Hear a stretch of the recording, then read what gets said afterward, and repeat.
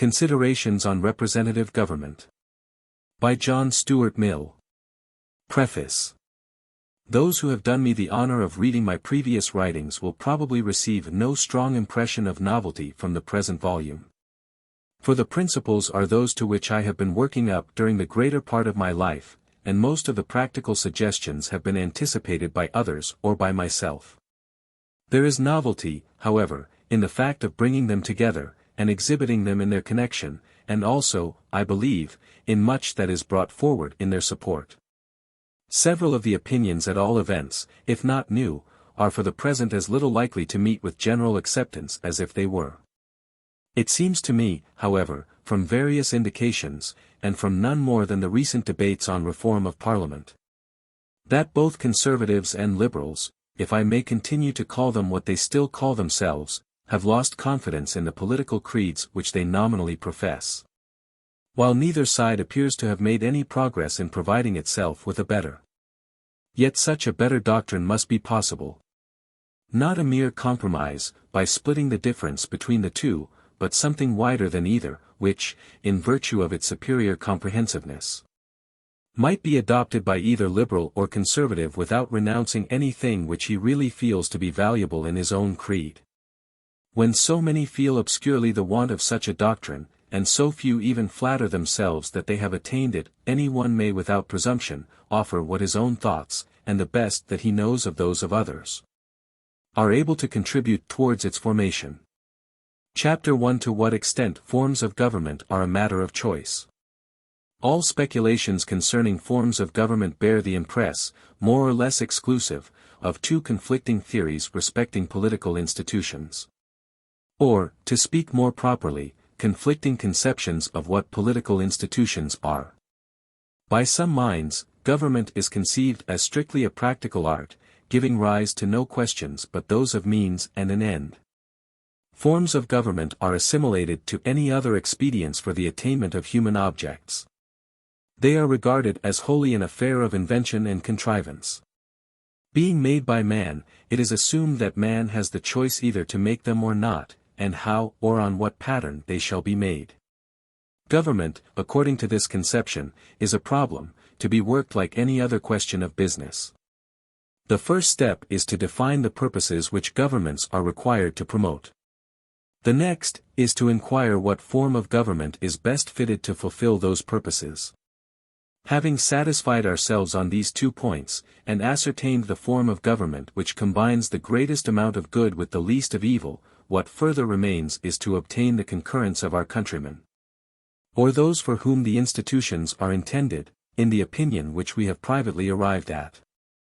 To find the best form of government, to persuade others that it is the best, and, having done so, to stir them up to insist on having it, is the order of ideas in the minds of those who adopt this view of political philosophy. They look upon a constitution in the same light, difference of scale being allowed for, as they would upon a steam plough, or a threshing machine. To these stand opposed another kind of political reasoners, who are so far from assimilating a form of government to a machine, that they regard it as a sort of spontaneous product, and the science of government as a branch, so to speak, of natural history. According to them, forms of government are not a matter of choice. We must take them, in the main, as we find them. Governments cannot be constructed by premeditated design. They are not made, but grow. Our business with them, as with the other facts of the universe, is to acquaint ourselves with their natural properties, and adapt ourselves to them. The fundamental political institutions of a people are considered by this school as a sort of organic growth from the nature and life of that people. A product of their habits, instincts, and unconscious wants and desires, scarcely at all of their deliberate purposes. Their will has had no part in the matter but that of meeting the necessities of the moment by the contrivances of the moment, which contrivances, if in sufficient conformity to the national feelings and character, commonly last, and, by successive aggregation, constitute a polity suited to the people who possess it, but which it would be vain to attempt to superinduce upon any people whose nature and circumstances had not spontaneously evolved it. It is difficult to decide which of these doctrines would be the most absurd, if we could suppose either of them held as an exclusive theory. But the principles which men profess, on any controverted subject, are usually a very incomplete exponent of the opinions they really hold. No one believes that every people is capable of working every sort of institution. Carry the analogy of mechanical contrivances as far as we will, a man does not choose even an instrument of timber and iron on the sole ground that it is in itself the best. He considers whether he possesses the other requisites which must be combined with it to render its employment advantageous, and, in particular, whether those by whom it will have to be worked possess the knowledge and skill necessary for its management. On the other hand, neither are those who speak of institutions as if they were a kind of living organisms really the political fatalists they give themselves out to be. They do not pretend that mankind have absolutely no range of choice as to the government they will live under, or that a consideration of the consequences which flow from different forms of polity is no element at all in deciding which of them should be preferred. But, though each side greatly exaggerates its own theory, out of opposition to the other, and no one holds without modification to either, the two doctrines correspond to a deep-seated difference between two modes of thought. And though it is evident that neither of these is entirely in the right, yet it being equally evident that neither is wholly in the wrong, we must endeavor to get down to what is at the root of each, and avail ourselves of the amount of truth which exists in either. Let us remember, then, in the first place, that political institutions, however the proposition may be at times ignored, are the work of men, owe their origin and their whole existence to human will. Men did not wake on a summer morning and find them sprung up. Neither do they resemble trees, which, once planted, are growing, while men are sleeping. In every stage of their existence they are made what they are by human voluntary agency. Like all things, therefore, which are made by men, they may be either well or ill made, judgment and skill may have been exercised in their production, or the reverse of these. And again, if a people have omitted, or from outward pressure have not had it in their power to give themselves a constitution by the tentative process of applying a corrective to each evil as it arose, or as the sufferers gained strength to resist it, this retardation of political progress is no doubt a great disadvantage to them, but it does not prove that what has been found good for others would not have been good also for them, and will not be so still when they think fit to adopt it. On the other hand, it is also to be borne in mind that political machinery does not act of itself. As it is first made, so it has to be worked, by men, and even by ordinary men. It needs, not their simple acquiescence, but their active participation, and must be adjusted to the capacities and qualities of such men as are available. This implies three conditions. The people for whom the form of government is intended must be willing to accept it, or, at least not so unwilling as to oppose an insurmountable obstacle to its establishment. They must be willing and able to do what is necessary to keep it standing. And they must be willing and able to do what it requires of them to enable it to fulfill its purposes. The word do is to be understood as including forbearances as well as acts. They must be capable of fulfilling the conditions of action and the conditions of self-restraint, which are necessary either for keeping the established polity in existence, or for enabling it to achieve the ends, its conduciveness to which forms its recommendation. The failure of any of these conditions renders a form of government, whatever favorable promise it may otherwise hold out, unsuitable to the particular case. The first obstacle, the repugnance of the people to the particular form of government, needs little illustration, because it never can in theory have been overlooked. The case is of perpetual occurrence. Nothing but foreign force would induce a tribe of North American Indians to submit to the restraints of a regular and civilized government. The same might have been said, though somewhat less absolutely, of the barbarians who overran the Roman Empire.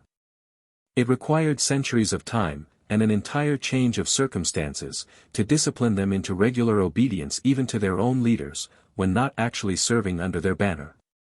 There are nations who will not voluntarily submit to any government but that of certain families, which have from time immemorial had the privilege of supplying them with chiefs. Some nations could not, except by foreign conquest, be made to endure a monarchy, others are equally averse to a republic. The hindrance often amounts, for the time being, to impracticability. But there are also cases in which, though not averse to a form of government, possibly even desiring it, a people may be unwilling or unable to fulfill its conditions.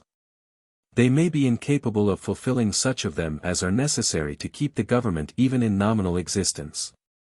Thus a people may prefer a free government. But if, from indolence, or carelessness, or cowardice, or want of public spirit, they are unequal to the exertions necessary for preserving it, if they will not fight for it when it is directly attacked. If they can be deluded by the artifices used to cheat them out of it. If, by momentary discouragement, or temporary panic, or a fit of enthusiasm for an individual, they can be induced to lay their liberties at the feet even of a great man. Or trust him with powers which enable him to subvert their institutions, in all these cases they are more or less unfit for liberty. And though it may be for their good to have had it even for a short time, they are unlikely long to enjoy it. Again, a people may be unwilling or unable to fulfill the duties which a particular form of government requires of them. A rude people, though in some degree alive to the benefits of civilized society, may be unable to practice the forbearances which it demands. Their passions may be too violent, or their personal pride too exacting, to forego private conflict, and leave to the laws the avenging of their real or supposed wrongs. In such a case, a civilized government, to be really advantageous to them, will require to be in a considerable degree despotic. One over which they do not themselves exercise control, and which imposes a great amount of forcible restraint upon their actions. Again, a people must be considered unfit for more than a limited and qualified freedom who will not cooperate actively with the law and the public authorities in the repression of evildoers. A people who are more disposed to shelter a criminal than to apprehend him. Who, like the Hindus, will perjure themselves to screen the man who has robbed them, rather than take trouble or expose themselves to vindictiveness by giving evidence against him. Who, like some nations of Europe down to a recent date, if a man poniards another in the public street, pass by on the other side, because it is the business of the police to look to the matter. And it is safer not to interfere in what does not concern them. A people who are revolted by an execution, but not shocked at an assassination, require that the public authorities should be armed with much sterner powers of repression than elsewhere. Since the first indispensable requisites of civilized life have nothing else to rest on. These deplorable states of feeling, in any people who have emerged from savage life, are, no doubt, usually the consequence of previous bad government, which has taught them to regard the law as made for other ends than their good, and its administrators as worse enemies than those who openly violate it. But, however little blame may be due to those in whom these mental habits have grown up, and however the habits may be ultimately conquerable by better government, yet, while they exist, a people so disposed cannot be governed with as little power exercised over them as a people whose sympathies are on the side of the law, and who are willing to give active assistance in its enforcement. Again, representative institutions are of little value, and may be a mere instrument of tyranny or intrigue, when the generality of electors are not sufficiently interested in their own government to give their vote, or, if they vote at all, do not bestow their suffrages on public grounds, but sell them for money, or vote at the beck of someone who has control over them, or whom for private reasons they desire to propitiate. Popular election thus practiced, instead of a security against misgovernment, is but an additional wheel in its machinery. Besides these moral hindrances, mechanical difficulties are often an insuperable impediment to forms of government. In the ancient world, though there might be, and often was, great individual or local independence, there could be nothing like a regulated popular government beyond the bounds of a single city community. Because there did not exist the physical conditions for the formation and propagation of a public opinion, except among those who could be brought together to discuss public matters in the same agora. This obstacle is generally thought to have ceased by the adoption of the representative system. But to surmount it completely, required the press, and even the newspaper press, the real equivalent, though not in all respects an adequate one, of the Nix and the Forum. There have been states of society in which even a monarchy of any great territorial extent could not subsist, but unavoidably broke up into petty principalities, either mutually independent, or held together by a loose tie like the feudal, because the machinery of authority was not perfect enough to carry orders into effect at a great distance from the person of the ruler. He depended mainly upon voluntary fidelity for the obedience even of his army, nor did there exist the means of making the people pay an amount of taxes sufficient for keeping up the force necessary to compel obedience throughout a large territory. In these and all similar cases, it must be understood that the amount of the hindrance may be either greater or less. It may be so great as to make the form of government work very ill, without absolutely precluding its existence, or hindering it from being practically preferable to any other which can be had. This last question mainly depends upon a consideration which we have not yet arrived at, the tendencies of different forms of government to promote progress. We have now examined the three fundamental conditions of the adaptation of forms of government to the people who are to be governed by them. If the supporters of what may be termed the naturalistic theory of politics mean but to insist on the necessity of these three conditions, if they only mean that no government can permanently exist which does not fulfill the first and second conditions, and, in some considerable measure, the third, their doctrine, thus limited, is incontestable. Whatever they mean more than this appears to me untenable. All that we are told about the necessity of an historical basis for institutions, of their being in harmony with the national usages and character, and the like, means either this, or nothing to the purpose. There is a great quantity of mere sentimentality connected with these and similar phrases, over and above the amount of rational meaning contained in them. But, considered practically, these alleged requisites of political institutions are merely so many facilities for realizing the three conditions.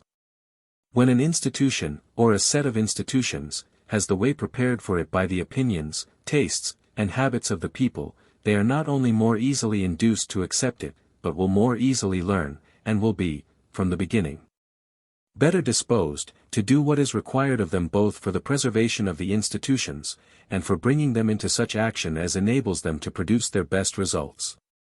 It would be a great mistake in any legislator not to shape his measures so as to take advantage of such pre-existing habits and feelings when available. On the other hand, it is an exaggeration to elevate these mere aids and facilities into necessary conditions. People are more easily induced to do, and do more easily, what they are already used to, but people also learn to do things new to them.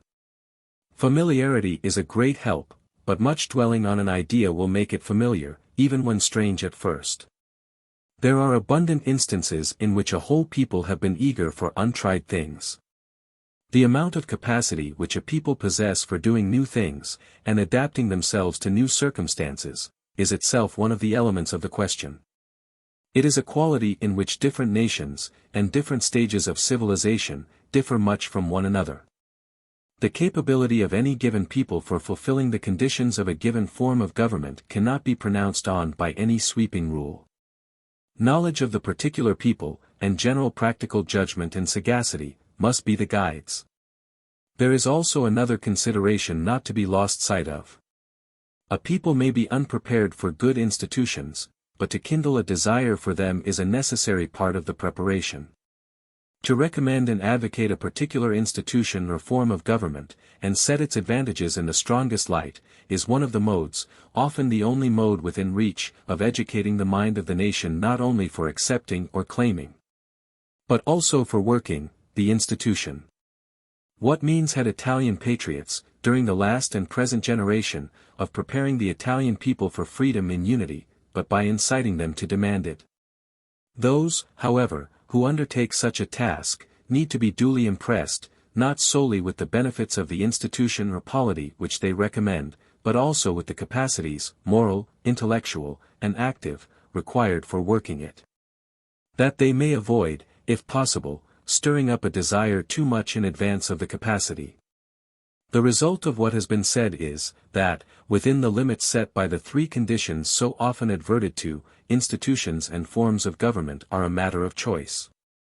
To inquire into the best form of government in the abstract, as it is called, is not a chimerical, but a highly practical employment of scientific intellect.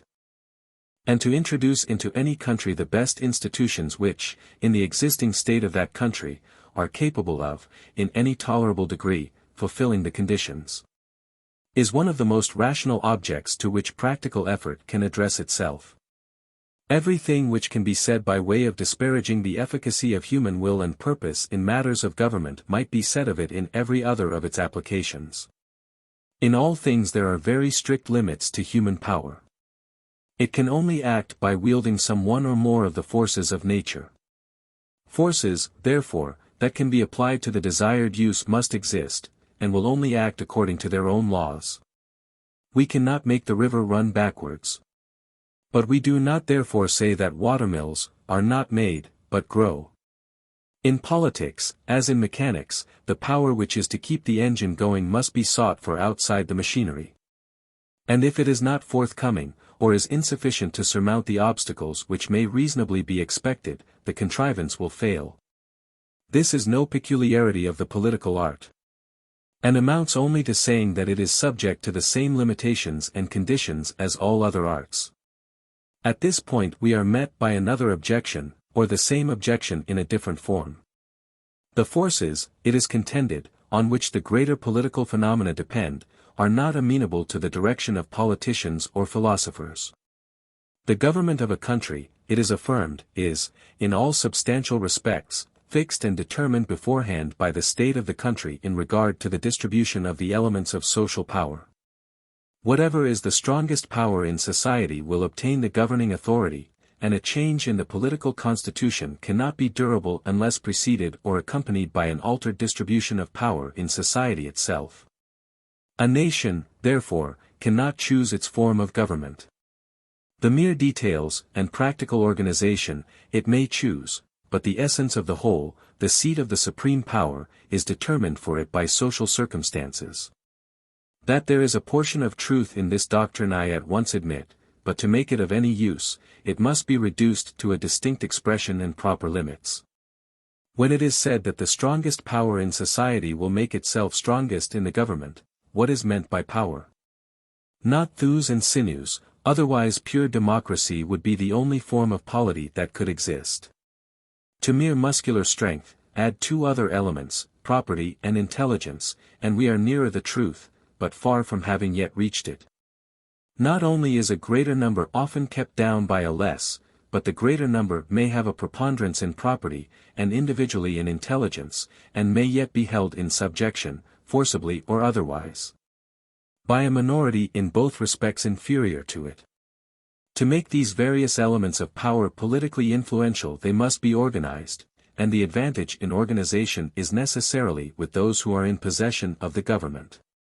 A much weaker party in all other elements of power may greatly preponderate when the powers of government are thrown into the scale, and may long retain its predominance through this alone, though, no doubt, a government so situated is in the condition called in mechanics unstable equilibrium, like a thing balanced on its smaller end, which, if once disturbed, tends more and more to depart from, instead of reverting to, its previous state.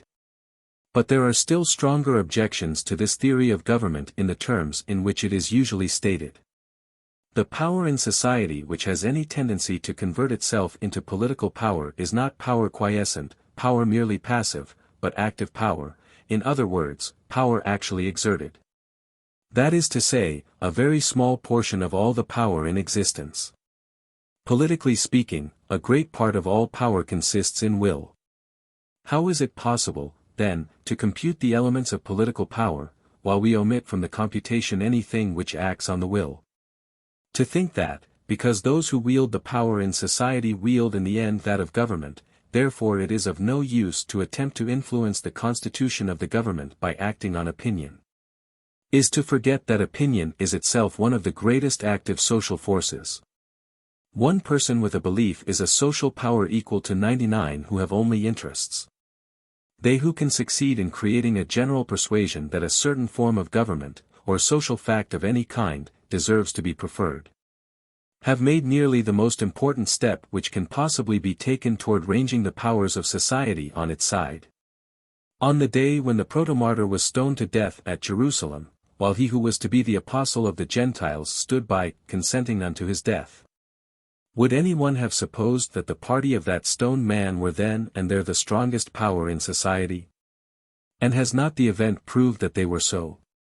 Because theirs was the most powerful of then existing beliefs. The same element made a monk of Wittenberg, at the meeting of the Diet of Worms, a more powerful social force than the Emperor Charles V, and all the princes there assembled. But these, it may be said, are cases in which religion was concerned, and religious convictions are something peculiar in their strength. Then let us take a case purely political, where religion, if concerned at all, was chiefly on the losing side. If any one requires to be convinced that speculative thought is one of the chief elements of social power, let him bethink himself of the age in which there was scarcely a throne in Europe which was not filled by a liberal and reforming king. A liberal and reforming emperor, or, strangest of all, a liberal and reforming pope. The age of Frederick the Great, of Catherine II, of Joseph II, of Peter Leopold, of Benedict XIV, of Ganganelli, of Pombal, of Duranda. When the very Bourbons of Naples were liberals and reformers, and all the active minds among the noblesse of France were filled with the ideas which were soon after to cost them so dear. Surely a conclusive example how far mere physical and economic power is from being the whole of social power. It was not by any change in the distribution of material interests, but by the spread of moral convictions, that Negro slavery has been put an end to in the British Empire and elsewhere. The serfs in Russia owe their emancipation, if not to a sentiment of duty, at least to the growth of a more enlightened opinion respecting the true interest of the state. It is what men think that determines how they act. And though the persuasions and convictions of average men are in a much greater degree determined by their personal position than by reason, no little power is exercised over them by the persuasions and convictions of those whose personal position is different, and by the united authority of the instructed. When, therefore, the instructed in general can be brought to recognize one social arrangement, or political or other institution, as good, and another as bad, one as desirable, another as condemnable. Very much has been done towards giving to the one, or withdrawing from the other, that preponderance of social force which enables it to subsist. And the maxim, that the government of a country is what the social forces in existence compel it to be, is true only in the sense in which it favors, instead of discouraging, the attempt to exercise. Among all forms of government practicable in the existing condition of society, a rational choice. Chapter 2, The Criterion of a Good Form of Government. The form of government for any given country being, within certain definite conditions, amenable to choice, it is now to be considered by what test the choice should be directed. What are the distinctive characteristics of the form of government best fitted to promote the interests of any given society? Before entering into this inquiry, it may seem necessary to decide what are the proper functions of government. For, government altogether being only a means, the eligibility of the means must depend on their adaptation to the end. But this mode of stating the problem gives less aid to its investigation than might be supposed, and does not even bring the whole of the question into view. For, in the first place, the proper functions of a government are not a fixed thing, but different in different states of society, much more extensive in a backward than in an advanced state. And, secondly, the character of a government or set of political institutions cannot be sufficiently estimated while we confine our attention to the legitimate sphere of governmental functions. For, though the goodness of a government is necessarily circumscribed within that sphere, its badness unhappily is not.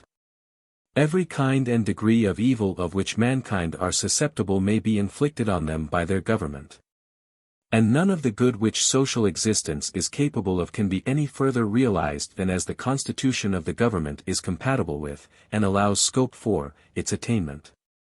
Not to speak of indirect effects, the direct meddling of the public authorities has no necessary limits but those of human life. And the influence of government on the well-being of society can be considered or estimated in reference to nothing less than the whole of the interests of humanity. Being thus obliged to place before ourselves, as the test of good and bad government, so complex an object as the aggregate interests of society, we would willingly attempt some kind of classification of those interests, which, bringing them before the mind in definite groups, might give indication of the qualities by which a form of government is fitted to promote those various interests respectively. It would be a great facility if we could say the good of society consists of such and such elements, one of these elements requires such conditions, another such others.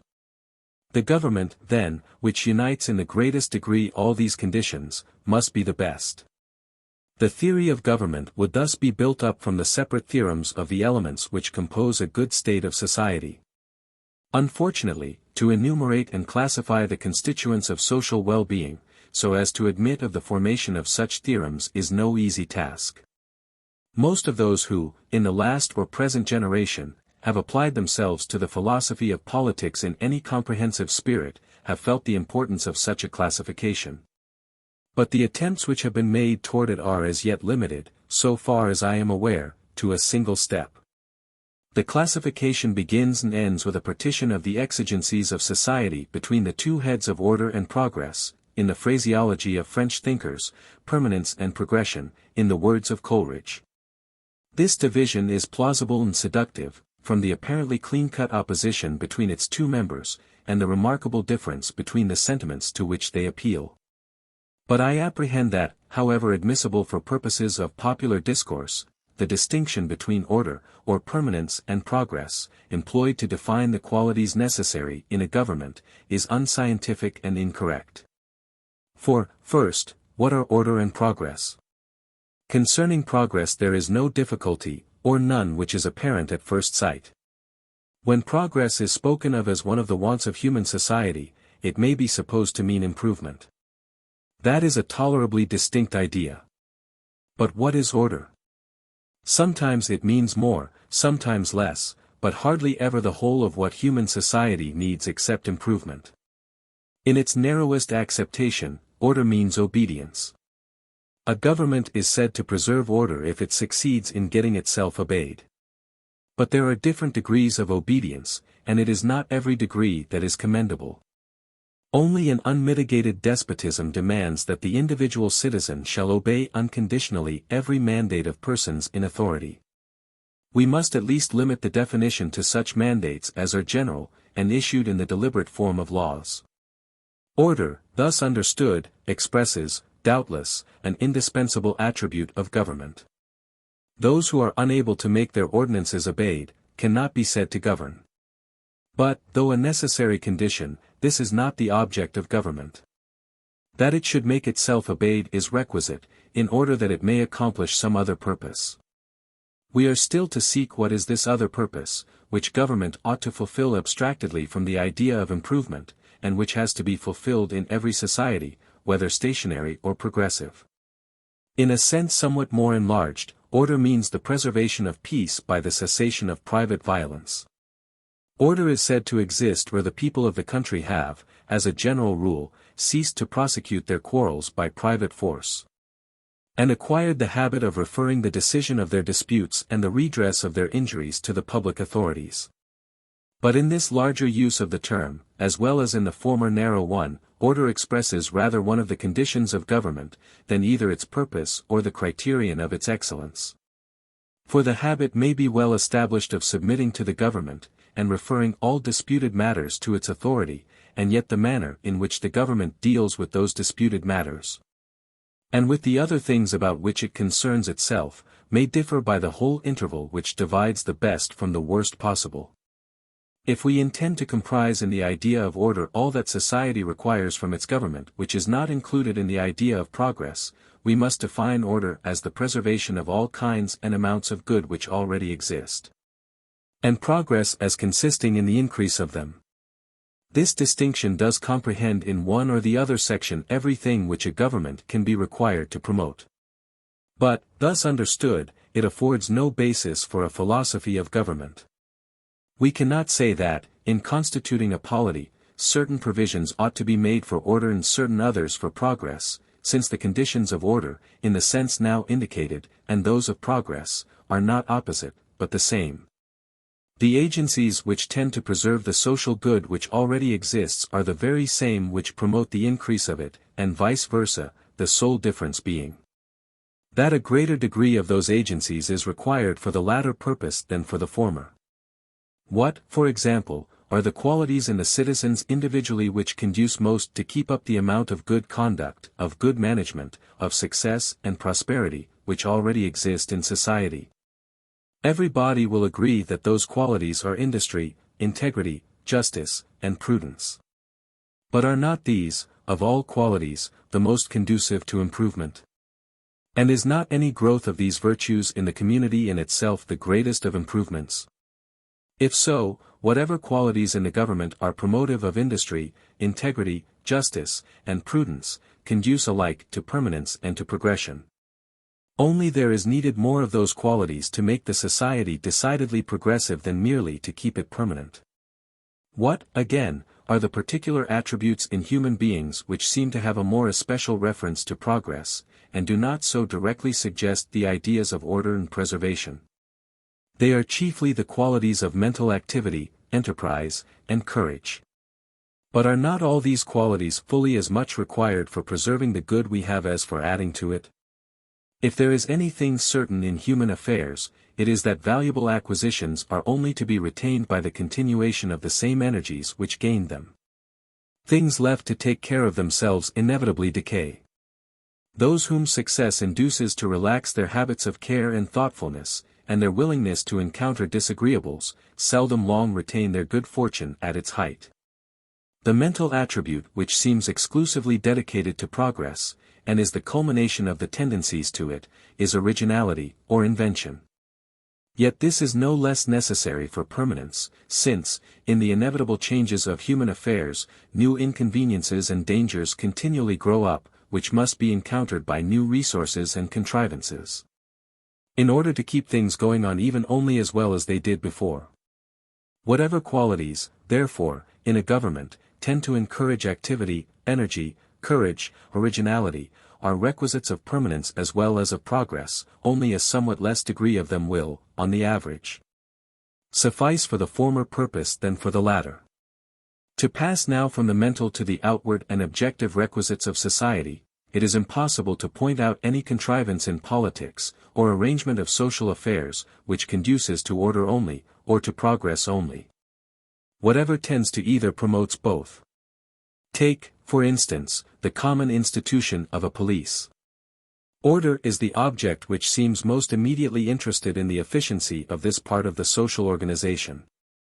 Yet, if it is effectual to promote order, that is, if it represses crime, and enables everyone to feel his person and property secure, can any state of things be more conducive to progress? The greater security of property is one of the main conditions and causes of greater production, which is progress in its most familiar and vulgarest aspect. The better repression of crime represses the dispositions which tend to crime, and this is progress in a somewhat higher sense. The release of the individual from the cares and anxieties of a state of imperfect protection sets his faculties free to be employed in any new effort for improving his own state and that of others, while the same cause, by attaching him to social existence, and making him no longer see present or prospective enemies in his fellow creatures, fosters all those feelings of kindness and fellowship towards others, and interest in the general well-being of the community, which are such important parts of social improvement. Take, again, such a familiar case as that of a good system of taxation and finance. This would generally be classed as belonging to the province of order. Yet what can be more conducive to progress? A financial system which promotes the one, conduces, by the very same excellences, to the other. Economy, for example, equally preserves the existing stock of national wealth, and favors the creation of more.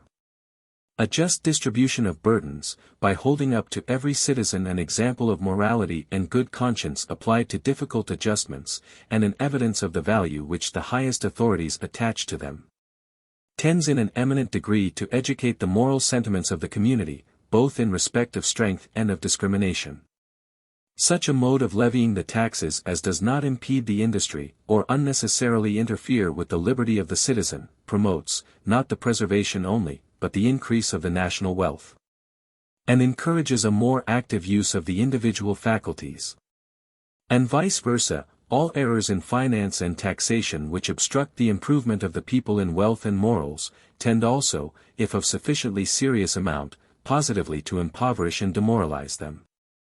It holds, in short, universally, that when order and permanence are taken in their widest sense for the stability of existing advantages, the requisites of progress are but the requisites of order in a greater degree. Those of permanence merely those of progress in a somewhat smaller measure. In support of the position that order is intrinsically different from progress, and that preservation of existing and acquisition of additional good are sufficiently distinct to afford the basis of a fundamental classification, we shall perhaps be reminded that progress may be at the expense of order. That while we are acquiring, or striving to acquire, good of one kind, we may be losing ground in respect to others, thus there may be progress in wealth, while there is deterioration in virtue. Granting this, what it proves is, not that progress is generically a different thing from permanence, but that wealth is a different thing from virtue. Progress is permanence and something more. And it is no answer to this to say that progress in one thing does not imply permanence in everything. No more does progress in one thing imply progress in everything. Progress of any kind includes permanence in that same kind. Whenever permanence is sacrificed to some particular kind of progress, other progress is still more sacrificed to it. And if it be not worth the sacrifice, not the interest of permanence alone has been disregarded, but the general interest of progress has been mistaken. If these improperly contrasted ideas are to be used at all in the attempt to give a first commencement of scientific precision to the notion of good government, it would be more philosophically correct to leave out of the definition the word order, and to say that the best government is that which is most conducive to progress. For progress includes order, but order does not include progress. Progress is a greater degree of that of which order is a less. Order, in any other sense, stands only for a part of the prerequisites of good government, not for its idea and essence. Order would find a more suitable place among the conditions of progress, since, if we would increase our sum of good, nothing is more indispensable than to take due care of what we already have. If we are endeavoring after more riches, our very first rule should be, not to squander uselessly our existing means. Order, thus considered, is not an additional end to be reconciled with progress, but a part and means of progress itself. If a gain in one respect is purchased by a more than equivalent loss in the same or in any other, there is not progress. Conduciveness to progress, thus understood, includes the whole excellence of a government. But, though metaphysically defensible, this definition of the criterion of good government is not appropriate, because, though it contains the whole of the truth, it recalls only a part. What is suggested by the term progress is the idea of moving onward, whereas the meaning of it here is quite as much the prevention of falling back. The very same social causes, the same beliefs, feelings, institutions, and practices, are as much required to prevent society from retrograding as to produce a further advance. Were there no improvement to be hoped for, life would not be the less an unceasing struggle against causes of deterioration, as it even now is. Politics, as conceived by the ancients, consisted wholly in this. The natural tendency of men and their works was to degenerate, which tendency, however, by good institutions virtuously administered, it might be possible for an indefinite length of time to counteract. Though we no longer hold this opinion. Though most men in the present age profess the contrary creed, believing that the tendency of things, on the whole, is toward improvement, we ought not to forget that there is an incessant and ever-flowing current of human affairs toward the worse, consisting of all the follies, all the vices, all the negligences, indolences, and supinenesses of mankind, which is only controlled, and kept from sweeping all before it, by the exertions which some persons constantly, and others by fits, put forth in the direction of good and worthy objects. It gives a very insufficient idea of the importance of the strivings which take place to improve and elevate human nature and life to suppose that their chief value consists in the amount of actual improvement realized by their means, and that the consequence of their cessation would merely be that we should remain as we are.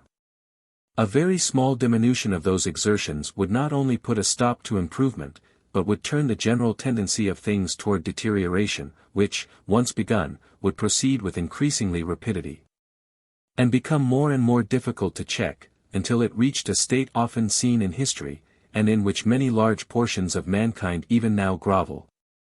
When hardly anything short of superhuman power seems sufficient to turn the tide, and give a fresh commencement to the upward movement. These reasons make the word progress as unapt as the terms order and permanence to become the basis for a classification of the requisites of a form of government. The fundamental antithesis which these words express does not lie in the things themselves, so much as in the types of human character which answer to them. There are, we know, some minds in which caution, and others in which boldness, predominates. In some, the desire to avoid imperiling what is already possessed is a stronger sentiment than that which prompts to improve the old and acquire new advantages. While there are others who lean the contrary way, and are more eager for future than careful of present good. The road to the ends of both is the same, but they are liable to wander from it in opposite directions. This consideration is of importance in composing the personnel of any political body. Persons of both types ought to be included in it, that the tendencies of each may be tempered, in so far as they are excessive, by a due proportion of the other. There needs no express provision to ensure this object, provided care is taken to admit nothing inconsistent with it. The natural and spontaneous admixture of the old and the young, of those whose position and reputation are made and those who have them still to make, will in general sufficiently answer the purpose. If only this natural balance is not disturbed by artificial regulation. Since the distinction most commonly adopted for the classification of social exigencies does not possess the properties needful for that use, we have to seek for some other leading distinction better adapted to the purpose. Such a distinction would seem to be indicated by the considerations to which I now proceed. If we ask ourselves on what causes and conditions good government in all its senses, from the humblest to the most exalted, depends, we find that the principal of them, the one which transcends all others, is the qualities of the human beings composing the society over which the government is exercised. We may take, as a first instance, the administration of justice. With the more propriety, since there is no part of public business in which the mere machinery, the rules and contrivances for conducting the details of the operation, are of such vital consequence. Yet even these yield in importance to the qualities of the human agents employed. Of what efficacy are rules of procedure in securing the ends of justice if the moral condition of the people is such that the witnesses generally lie, and the judges and their subordinates take bribes? Again, how can institutions provide a good municipal administration if there exists such indifference to the subject that those who would administer honestly and capably cannot be induced to serve? And the duties are left to those who undertake them because they have some private interest to be promoted? Of what avail is the most broadly popular representative system if the electors do not care to choose the best member of Parliament, but choose him who will spend most money to be elected? How can a representative assembly work for good if its members can be bought, or if their excitability of temperament, uncorrected by public discipline or private self-control, makes them incapable of calm deliberation? And they resort to manual violence on the floor of the House, or shoot at one another with rifles? How, again, can government, or any joint concern, be carried on in a tolerable manner by people so envious that, if one among them seems likely to succeed in anything, those who ought to cooperate with him form a tacit combination to make him fail? Whenever the general disposition of the people is such that each individual regards those only of his interests which are selfish, and does not dwell on, or concern himself for, his share of the general interest, in such a state of things good government is impossible. The influence of defects of intelligence in obstructing all the elements of good government requires no illustration. Government consists of acts done by human beings. And if the agents, or those who choose the agents, or those to whom the agents are responsible, or the lookers-on whose opinion ought to influence and check all these, are mere masses of ignorance, stupidity, and baleful prejudice, every operation of government will go wrong. While, in proportion as the men rise above this standard, so will the government improve in quality up to the point of excellence, attainable but nowhere attained, where the officers of government, themselves persons of superior virtue and intellect, are surrounded by the atmosphere of a virtuous and enlightened public opinion. The first element of good government, therefore, being the virtue and intelligence of the human beings composing the community. The most important point of excellence which any form of government can possess is to promote the virtue and intelligence of the people themselves. The first question in respect to any political institutions is how far they tend to foster in the members of the community the various desirable qualities, moral and intellectual, or rather, following Bentham's more complete classification, moral, intellectual, and active. The government which does this the best has every likelihood of being the best in all other respects, since it is on these qualities, so far as they exist in the people, that all possibility of goodness in the practical operations of the government depends. We may consider, then, as one criterion of the goodness of a government, the degree in which it tends to increase the sum of good qualities in the governed, collectively and individually, since, besides that their well-being is the sole object of government, their good qualities supply the moving force which works the machinery. This leaves, as the other constituent element of the merit of a government, the quality of the machinery itself. That is, the degree in which it is adapted to take advantage of the amount of good qualities which may at any time exist, and make them instrumental to the right purposes. Let us again take the subject of judicature as an example and illustration. The judicial system being given, the goodness of the administration of justice is in the compound ratio of the worth of the men composing the tribunals, and the worth of the public opinion which influences or controls them. But all the difference between a good and a bad system of judicature lies in the contrivances adopted for bringing whatever moral and intellectual worth exists in the community to bear upon the administration of justice, and making it duly operative on the result. The arrangements for rendering the choice of the judges such as to obtain the highest average of virtue and intelligence, the salutary forms of procedure, the publicity which allows observation and criticism of whatever is amiss, the liberty of discussion and censure through the press, the mode of taking evidence, according as it is well or ill adapted to elicit truth, the facilities, whatever be their amount, for obtaining access to the tribunals, the arrangements for detecting crimes and apprehending offenders, all these things are not the power, but the machinery for bringing the power into contact with the obstacle. And the machinery has no action of itself, but without it the power, let it be ever so ample, would be wasted and of no effect. A similar distinction exists in regard to the constitution of the executive departments of administration. Their machinery is good, when the proper tests are prescribed for the qualifications of officers, the proper rules for their promotion. When the business is conveniently distributed among those who are to transact it, a convenient and methodical order established for its transaction, a correct and intelligible record kept of it after being transacted. When each individual knows for what he is responsible, and is known to others as responsible for it, when the best contrived checks are provided against negligence, favoritism, or jobbery in any of the acts of the department. But political checks will no more act of themselves than a bridle will direct a horse without a rider. If the checking functionaries are as corrupt or as negligent as those whom they ought to check, and if the public, the mainspring of the whole checking machinery, are too ignorant, too passive, or too careless and inattentive to do their part, little benefit will be derived from the best administrative apparatus. Yet a good apparatus is always preferable to a bad. It enables such insufficient moving or checking power as exists to act at the greatest advantage, and without it, no amount of moving or checking power would be sufficient. Publicity, for instance, is no impediment to evil, nor stimulus to good, if the public will not look at what is done, but without publicity, how could they either check or encourage what they were not permitted to see?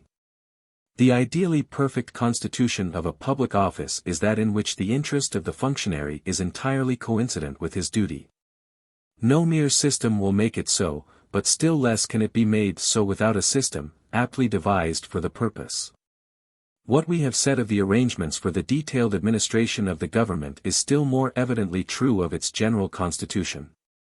All government which aims at being good is an organization of some part of the good qualities existing in the individual members of the community for the conduct of its collective affairs. A representative constitution is a means of bringing the general standard of intelligence and honesty existing in the community, and the individual intellect and virtue of its wisest members, more directly to bear upon the government, and investing them with greater influence in it than they would have under any other mode of organization. Though, under any such influence as they do have is the source of all good that there is in the government, and the hindrance of every evil that there is not. The greater the amount of these good qualities which the institutions of a country succeed in organizing, and the better the mode of organization, the better will be the government. We have now, therefore, obtained a foundation for a twofold division of the merit which any set of political institutions can possess. It consists partly of the degree in which they promote the general mental advancement of the community, including under that phrase advancement in intellect, in virtue, and in practical activity and efficiency. And partly of the degree of perfection with which they organize the moral, intellectual, and active worth already existing, so as to operate with the greatest effect on public affairs. A government is to be judged by its action upon men and by its action upon things, by what it makes of the citizens, and what it does with them. Its tendency to improve or deteriorate the people themselves, and the goodness or badness of the work it performs for them, and by means of them. Government is at once a great influence acting on the human mind, and a set of organized arrangements for public business. In the first capacity its beneficial action is chiefly indirect, but not therefore less vital, while its mischievous action may be direct. The difference between these two functions of a government is not, like that between order and progress, a difference merely in degree, but in kind. We must not, however, suppose that they have no intimate connection with one another. The institutions which ensure the best management of public affairs practicable in the existing state of cultivation tend by this alone to the further improvement of that state. A people which had the most just laws, the purest and most efficient judicature, the most enlightened administration, the most equitable and least onerous system of finance, compatible with the stage it had attained in moral and intellectual advancement, would be in a fair way to pass rapidly into a higher stage. Nor is there any mode in which political institutions can contribute more effectually to the improvement of the people than by doing their more direct work well. And reversely, if their machinery is so badly constructed that they do their own particular business ill, the effect is felt in 1,000 ways in lowering the morality and deadening the intelligence and activity of the people. But the distinction is nevertheless real, because this is only one of the means by which political institutions improve or deteriorate the human mind. And the causes and modes of that beneficial or injurious influence remain a distinct and much wider subject of study. Of the two modes of operation by which a form of government or set of political institutions affects the welfare of the community, its operation as an agency of national education, and its arrangements for conducting the collective affairs of the community in the state of education in which they already are, the last evidently varies much less, from difference of country and state of civilization, than the first. It has also much less to do with the fundamental constitution of the government. The mode of conducting the practical business of government, which is best under a free constitution, would generally be best also in an absolute monarchy, only an absolute monarchy is not so likely to practice it. The laws of property, for example, the principles of evidence and judicial procedure, the system of taxation and of financial administration, need not necessarily be different in different forms of government. Each of these matters has principles and rules of its own, which are a subject of separate study. General jurisprudence, civil and penal legislation, financial and commercial policy, are sciences in themselves, or, rather, separate members of the comprehensive science or art of government. And the most enlightened doctrines on all these subjects, though not equally likely to be understood and acted on under all forms of government, yet, if understood and acted on, would in general be equally beneficial under them all. It is true that these doctrines could not be applied without some modifications to all states of society and of the human mind. Nevertheless, by far the greater number of them would require modifications solely of detail to adapt them to any state of society sufficiently advanced to possess rulers capable of understanding them. A government to which they would be wholly unsuitable must be one so bad in itself, or so opposed to public feeling, as to be unable to maintain itself in existence by honest means. It is otherwise with that portion of the interests of the community which relate to the better or worse training of the people themselves. Considered as instrumental to this, institutions need to be radically different, according to the stage of advancement already reached. The recognition of this truth, though for the most part empirically rather than philosophically, may be regarded as the main point of superiority in the political theories of the present above those of the last age, in which it was customary to claim representative democracy for England or France by arguments which would equally have proved it the only fit form of government for Bedouins or Malays. The state of different communities, in point of culture and development, ranges downwards to a condition very little above the highest of the beasts. The upward range, too, is considerable, and the future possible extension vastly greater. A community can only be developed out of one of these states into a higher by a concourse of influences, among the principal of which is the government to which they are subject. In all states of human improvement ever yet attained, the nature and degree of authority exercised over individuals, the distribution of power, and the conditions of command and obedience, are the most powerful of the influences. Except their religious belief, which make them what they are, and enable them to become what they can be. They may be stopped short at any point in their progress by defective adaptation of their government to that particular stage of advancement. And the one indispensable merit of a government, in favor of which it may be forgiven almost any amount of other demerit compatible with progress, is that its operation on the people is favorable, or not unfavorable, to the next step which it is necessary for them to take in order to raise themselves to a higher level. Thus, to repeat a former example, a people in a state of savage independence, in which every one lives for himself, exempt, unless by fits, from any external control, is practically incapable of making any progress in civilization until it has learned to obey. The indispensable virtue, therefore, in a government which establishes itself over a people of this sort is that it make itself obeyed. To enable it to do this, the constitution of the government must be nearly, or quite despotic. A constitution in any degree popular, dependent on the voluntary surrender by the different members of the community of their individual freedom of action, would fail to enforce the first lesson which the pupils, in this stage of their progress, require. Accordingly, the civilization of such tribes, when not the result of juxtaposition with others already civilized, is almost always the work of an absolute ruler, deriving his power either from religion or military prowess, very often from foreign arms. Again, uncivilized races, and the bravest and most energetic still more than the rest, are averse to continuous labor of an unexciting kind. Yet all real civilization is at this price. Without such labor, neither can the mind be disciplined into the habits required by civilized society, nor the material world prepared to receive it. There needs a rare concurrence of circumstances, and for that reason often a vast length of time, to reconcile such a people to industry, unless they are for a while compelled to it. Hence even personal slavery, by giving a commencement to industrial life, and enforcing it as the exclusive occupation of the most numerous portion of the community, may accelerate the transition to a better freedom than that of fighting and rapine. It is almost needless to say that this excuse for slavery is only available in a very early state of society. A civilized people have far other means of imparting civilization to those under their influence.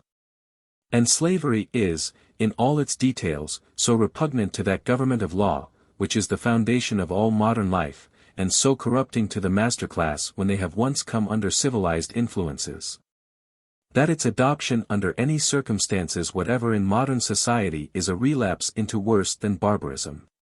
At some period, however, of their history, almost every people, now civilized, have consisted, in majority, of slaves. A people in that condition require to raise them out of it a very different polity from a nation of savages. If they are energetic by nature, and especially if there be associated with them in the same community an industrious class who are neither slaves nor slave owners, as was the case in Greece, they need, probably, no more to ensure their improvement than to make them free. When freed, they may often be fit, like Roman freedmen, to be admitted at once to the full rights of citizenship. This, however, is not the normal condition of slavery, and is generally a sign that it is becoming obsolete. A slave, properly so called, is a being who has not learned to help himself. He is, no doubt, one step in advance of a savage. He has not the first lesson of political society still to acquire. He has learned to obey. But what he obeys is only a direct command. It is the characteristic of born slaves to be incapable of conforming their conduct to a rule or law. They can only do what they are ordered, and only when they are ordered to do it. If a man whom they fear is standing over them and threatening them with punishment, they obey, but when his back is turned, the work remains undone. The motive determining them must appeal, not to their interests, but to their instincts, immediate hope or immediate terror. A despotism, which may tame the savage, will, in so far as it is a despotism, only confirm the slaves in their incapacities. Yet a government under their own control would be entirely unmanageable by them. Their improvement cannot come from themselves, but must be superinduced from without. The step which they have to take, and their only path to improvement, is to be raised from a government of will to one of law.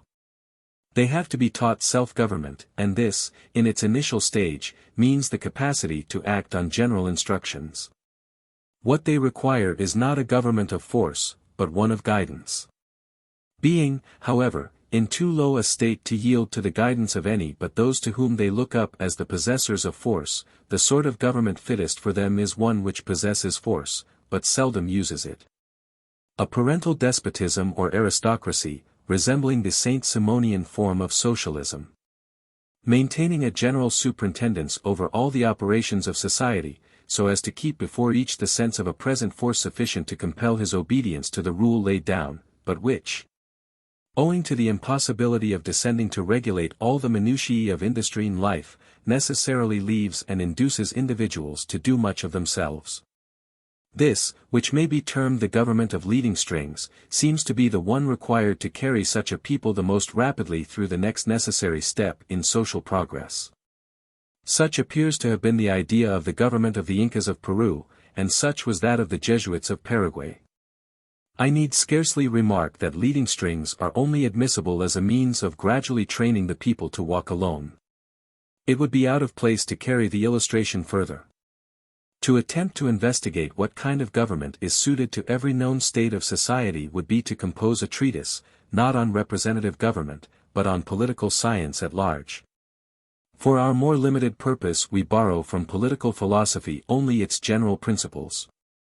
To determine the form of government most suited to any particular people, we must be able, among the defects and shortcomings which belong to that people, to distinguish those that are the immediate impediment to progress, to discover what it is which, as it were, stops the way. The best government for them is the one which tends most to give them that for want of which they cannot advance, or advance only in a lame and lopsided manner. We must not, however, forget the reservation necessary in all things which have for their object improvement or progress, namely, that in seeking the good which is needed, no damage, or as little as possible, be done to that already possessed. A people of savages should be taught obedience, but not in such a manner as to convert them into a people of slaves.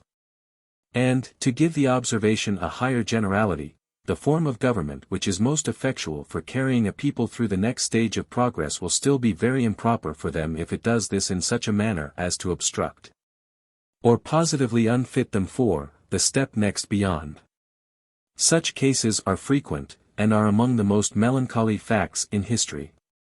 The Egyptian hierarchy, the paternal despotism of China, were very fit instruments for carrying those nations up to the point of civilization which they attained. But having reached that point, they were brought to a permanent halt for want of mental liberty and individuality, requisites of improvement which the institutions that had carried them thus far entirely incapacitated them from acquiring, and as the institutions did not break down and give place to others, further improvement stopped. In contrast with these nations, let us consider the example of an opposite character afforded by another and a comparatively insignificant Oriental people, the Jews. They, too, had an absolute monarchy and a hierarchy, and their organized institutions were as obviously of sacerdotal origin as those of the Hindus. These did for them what was done for other Oriental races by their institutions, subdued them to industry and order, and gave them a national life. But neither their kings nor their priests ever obtained, as in those other countries, the exclusive molding of their character. Their religion, which enabled persons of genius and a high religious tone to be regarded and to regard themselves as inspired from heaven. Gave existence to an inestimably precious unorganized institution, the order, if it may be so termed, of prophets. Under the protection, generally though not always effectual, of their sacred character, the prophets were a power in the nation, often more than a match for kings and priests, and kept up, in that little corner of the earth, the antagonism of influences which is the only real security for continued progress. Religion, consequently, was not there what it has been in so many other places, a consecration of all that was once established, and a barrier against further improvement. The remark of a distinguished Hebrew, M. Salvador, that the prophets were, in church and state, the equivalent of the modern liberty of the press, gives a just but not an adequate conception of the part fulfilled in national and universal history by this great element of Jewish life. By means of which, the canon of inspiration never being complete, the persons most eminent in genius and moral feeling could not only denounce and reprobate, with the direct authority of the Almighty, whatever appeared to them deserving of such treatment, but could give forth better and higher interpretations of the national religion, which thenceforth became part of the religion. Accordingly, whoever can divest himself of the habit of reading the Bible as if it was one book, which until lately was equally inveterate in Christians and in unbelievers, sees with admiration the vast interval between the morality and religion of the Pentateuch, or even of the historical books, the unmistakable work of Hebrew conservatives of the sacerdotal order, and the morality and religion of the prophecies, a distance as wide as between these last and the Gospels. Conditions more favorable to progress could not easily exist. Accordingly, the Jews, instead of being stationary like other Asiatics, were, next to the Greeks, the most progressive people of antiquity, and, jointly with them, have been the starting point and main propelling agency of modern cultivation. It is, then, impossible to understand the question of the adaptation of forms of government to states of society, without taking into account not only the next step, but all the steps which society has yet to make. Both those which can be foreseen, and the far wider indefinite range which is at present out of sight. It follows, that to judge of the merits of forms of government, an ideal must be constructed of the form of government most eligible in itself, that is, which, if the necessary conditions existed for giving effect to its beneficial tendencies, would, more than all others, favor and promote, not some one improvement, but all forms and degrees of it. This having been done, we must consider what are the mental conditions of all sorts necessary to enable this government to realize its tendencies, and what, therefore, are the various defects by which a people is made incapable of reaping its benefits. It would then be possible to construct a theorem of the circumstances in which that form of government may wisely be introduced, and also to judge, in cases in which it had better not be introduced, what inferior forms of polity will best carry those communities through the intermediate stages which they must traverse before they can become fit for the best form of government. Of these inquiries, the last does not concern us here, but the first is an essential part of our subject. For we may, without rashness, at once enunciate a proposition, the proofs and illustrations of which will present themselves in the ensuing pages. That this ideally best form of government will be found in some one or other variety of the representative system. Chapter 3, that the ideally best form of government is representative government.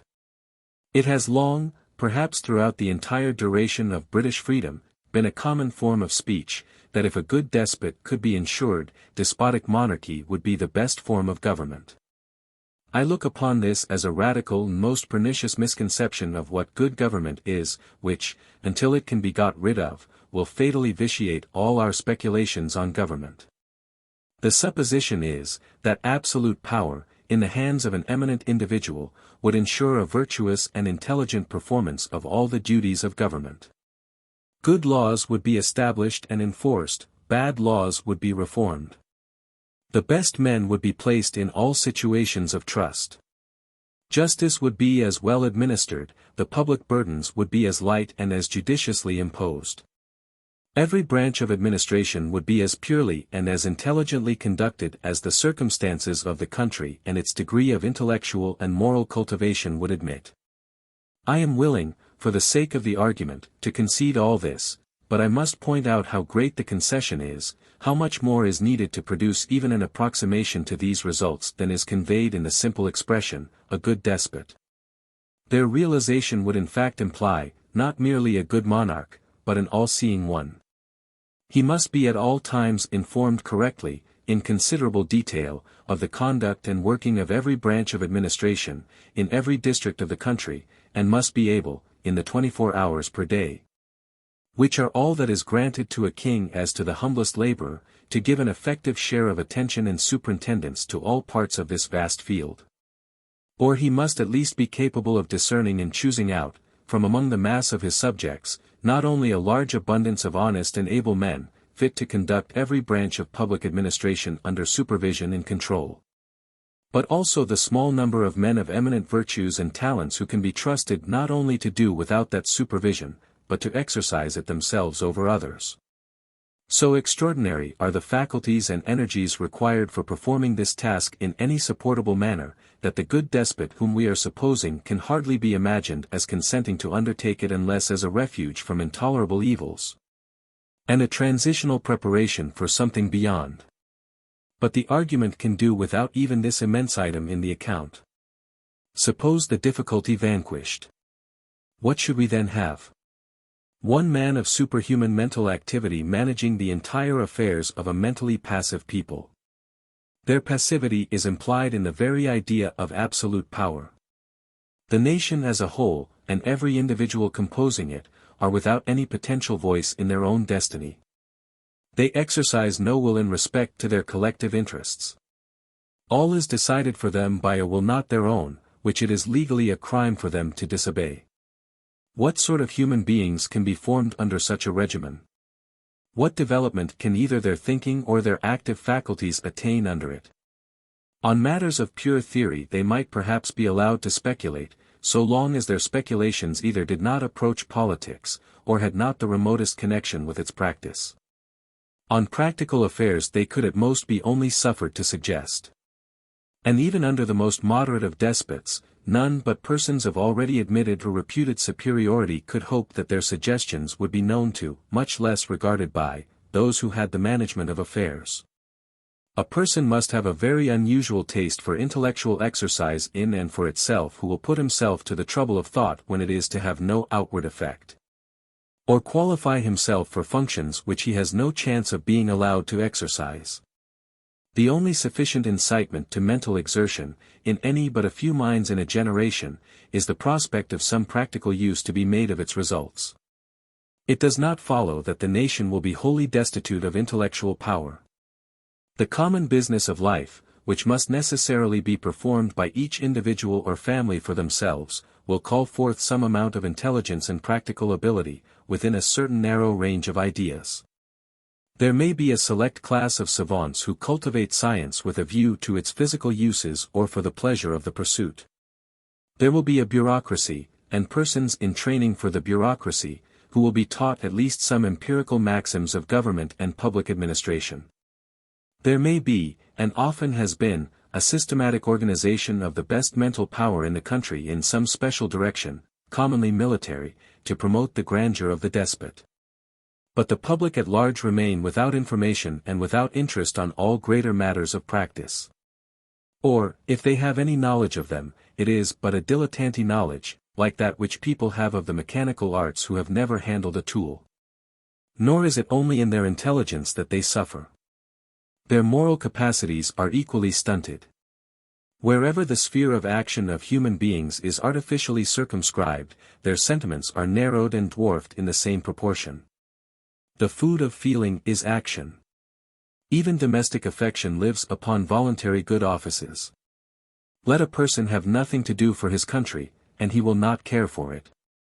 It has been said of old that in a despotism there is at most but one patriot, the despot himself. And the saying rests on a just appreciation of the effects of absolute subjection even to a good and wise master. Religion remains. And here, at least, it may be thought, is an agency that may be relied on for lifting men's eyes and minds above the dust at their feet.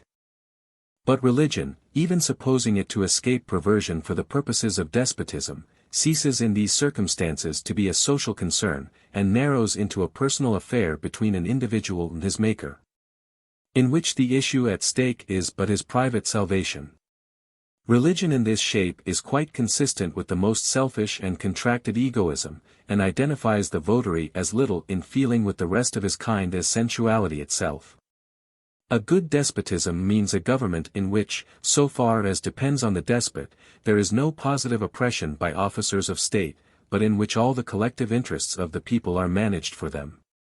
All the thinking that has relation to collective interests done for them, and in which their minds are formed by, and consenting to, this abdication of their own energies. Leaving things to the government, like leaving them to Providence, is synonymous with caring nothing about them, and accepting their results, when disagreeable, as visitations of nature. With the exception, therefore, of a few studious men who take an intellectual interest in speculation for its own sake, the intelligence and sentiments of the whole people are given up to the material interests, and when these are provided for, to the amusement and ornamentation of private life. But to say this is to say, if the whole testimony of history is worth anything, that the era of national decline has arrived, that is, if the nation had ever attained anything to decline from. If it has never risen above the condition of an Oriental people, in that condition it continues to stagnate. But if, like Greece or Rome, it had realized anything higher, through the energy, patriotism, and enlargement of mind, which, as national qualities, are the fruits solely of freedom, it relapses in a few generations into the Oriental state. And that state does not mean stupid tranquility, with security against change for the worse. It often means being overrun, conquered, and reduced to domestic slavery either by a stronger despot, or by the nearest barbarous people who retain along with their savage rudeness the energies of freedom. Such are not merely the natural tendencies, but the inherent necessities of despotic government, from which there is no outlet, unless in so far as the despotism consents not to be despotism.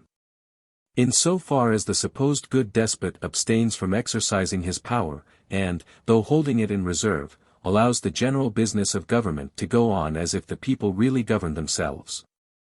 However little probable it may be, we may imagine a despot observing many of the rules and restraints of constitutional government. He might allow such freedom of the press and of discussion as would enable a public opinion to form and express itself on national affairs. He might suffer local interests to be managed, without the interference of authority, by the people themselves. He might even surround himself with a council or councils of government, freely chosen by the whole or some portion of the nation, retaining in his own hands the power of taxation, and the supreme legislative as well as executive authority. Were he to act thus, and so far abdicate as a despot, he would do away with a considerable part of the evils characteristic of despotism. Political activity and capacity for public affairs would no longer be prevented from growing up in the body of the nation, and a public opinion would form itself, not the mere echo of the government. But such improvement would be the beginning of new difficulties. This public opinion, independent of the monarch's dictation, must be either with him or against him. If not the one, it will be the other. All governments must displease many persons, and these having now regular organs, and being able to express their sentiments, opinions adverse to the measures of government would often be expressed. What is the monarch to do when these unfavorable opinions happen to be in the majority? Is he to alter his course? Is he to defer to the nation? If so, he is no longer a despot, but a constitutional king. An organ or first minister of the people, distinguished only by being irremovable. If not, he must either put down opposition by his despotic power, or there will arise a permanent antagonism between the people and one man, which can have but one possible ending. Not even a religious principle of passive obedience and right divine would long ward off the natural consequences of such a position. The monarch would have to succumb and conform to the conditions of constitutional royalty, or give place to someone who would. The despotism, being thus chiefly nominal, would possess few of the advantages supposed to belong to absolute monarchy, while it would realize in a very imperfect degree those of a free government, since, however great an amount of liberty the citizens might practically enjoy, they could never forget that they held it on sufferance, and by a concession which, under the existing constitution of the state might at any moment be resumed. That they were legally slaves, though of a prudent or indulgent master. It is not much to be wondered at if impatient or disappointed reformers, groaning under the impediments opposed to the most salutary public improvements by the ignorance, the indifference, the untractableness, the perverse obstinacy of a people, and the corrupt combinations of selfish private interests, armed with the powerful weapons afforded by free institutions, should at times sigh for a strong hand to bear down all these obstacles, and compel a recalcitrant people to be better governed. But, setting aside the fact that for one despot who now and then reforms an abuse, there are 99 who do nothing but create them, those who look in any such direction for the realization of their hopes leave out of the idea of good government its principal element, the improvement of the people themselves. One of the benefits of freedom is that under it the ruler cannot pass by the people's minds, and amend their affairs for them without amending them. If it were possible for the people to be well governed in spite of themselves, their good government would last no longer than the freedom of a people usually lasts who have been liberated by foreign arms without their own cooperation. It is true, a despot may educate the people, and to do so really would be the best apology for his despotism. But any education which aims at making human beings other than machines, in the long run makes them claim to have the control of their own actions. The leaders of French philosophy in the 18th century had been educated by the Jesuits. Even Jesuit education, it seems, was sufficiently real to call forth the appetite for freedom. Whatever invigorates the faculties, in however small a measure, creates an increased desire for their more unimpeded exercise. And a popular education is a failure if it educates the people for any state but that which it will certainly induce them to desire, and most probably to demand. I am far from condemning, in cases of extreme exigency, the assumption of absolute power in the form of a temporary dictatorship. Free nations have, in times of old, conferred such power by their own choice, as a necessary medicine for diseases of the body politic which could not be got rid of by less violent means. But its acceptance, even for a time strictly limited, can only be excused, if, like Solon or Pittacus, the dictator employs the whole power he assumes in removing the obstacles which debar the nation from the enjoyment of freedom. A good despotism is an altogether false ideal, which practically, except as a means to some temporary purpose, becomes the most senseless and dangerous of chimeras. Evil for evil, a good despotism, in a country at all advanced in civilization, is more noxious than a bad one, for it is far more relaxing and enervating to the thoughts, feelings, and energies of the people. The despotism of Augustus prepared the Romans for Tiberius. If the whole tone of their character had not first been prostrated by nearly 2 generations of that mild slavery, they would probably have had spirit enough left to rebel against the more odious one. There is no difficulty in showing that the ideally best form of government is that in which the sovereignty, or supreme controlling power in the last resort, is vested in the entire aggregate of the community. Every citizen not only having a voice in the exercise of that ultimate sovereignty, but being, at least occasionally, called on to take an actual part in the government by the personal discharge of some public function, local or general. To test this proposition, it has to be examined in reference to the 2 branches into which, as pointed out in the last chapter, the inquiry into the goodness of a government conveniently divides itself, namely, how far it promotes the good management of the affairs of society by means of the existing faculties, moral, intellectual, and active, of its various members, and what is its effect in improving or deteriorating those faculties. The ideally best form of government, it is scarcely necessary to say, does not mean one which is practicable or eligible in all states of civilization, but the one which, in the circumstances in which it is practicable and eligible, is attended with the greatest amount of beneficial consequences, immediate and prospective. A completely popular government is the only polity which can make out any claim to this character. It is preeminent in both the departments between which the excellence of a political constitution is divided. It is both more favorable to present good government, and promotes a better and higher form of national character than any other polity whatsoever. Its superiority in reference to present well-being rests upon two principles, of as universal truth and applicability as any general propositions which can be laid down respecting human affairs. The first is, that the rights and interests of every or any person are only secure from being disregarded when the person interested is himself able, and habitually disposed to stand up for them. The second is, that the general prosperity attains a greater height, and is more widely diffused, in proportion to the amount and variety of the personal energies enlisted in promoting it. Putting these two propositions into a shape more special to their present application, human beings are only secure from evil at the hands of others in proportion as they have the power of being, and are, self-protecting.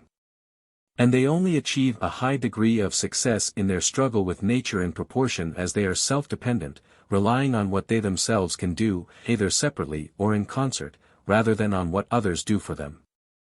The former proposition, that each is the only safe guardian of his own rights and interests, is one of those elementary maxims of prudence which every person capable of conducting his own affairs implicitly acts upon wherever he himself is interested.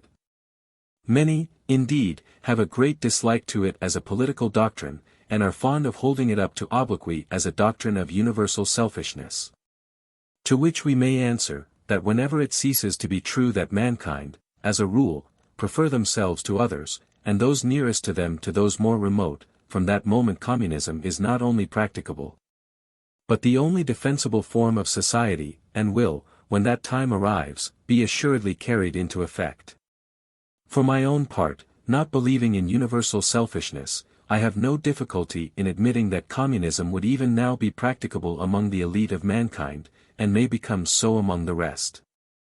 But as this opinion is anything but popular with those defenders of existing institutions who find fault with the doctrine of the general predominance of self-interest, I am inclined to think they do in reality believe that most men consider themselves before other people. It is not, however, necessary to affirm even thus much in order to support the claim of all to participate in the sovereign power. We need not suppose that when power resides in an exclusive class, that class will knowingly and deliberately sacrifice the other classes to themselves. It suffices that, in the absence of its natural defenders, the interest of the excluded is always in danger of being overlooked.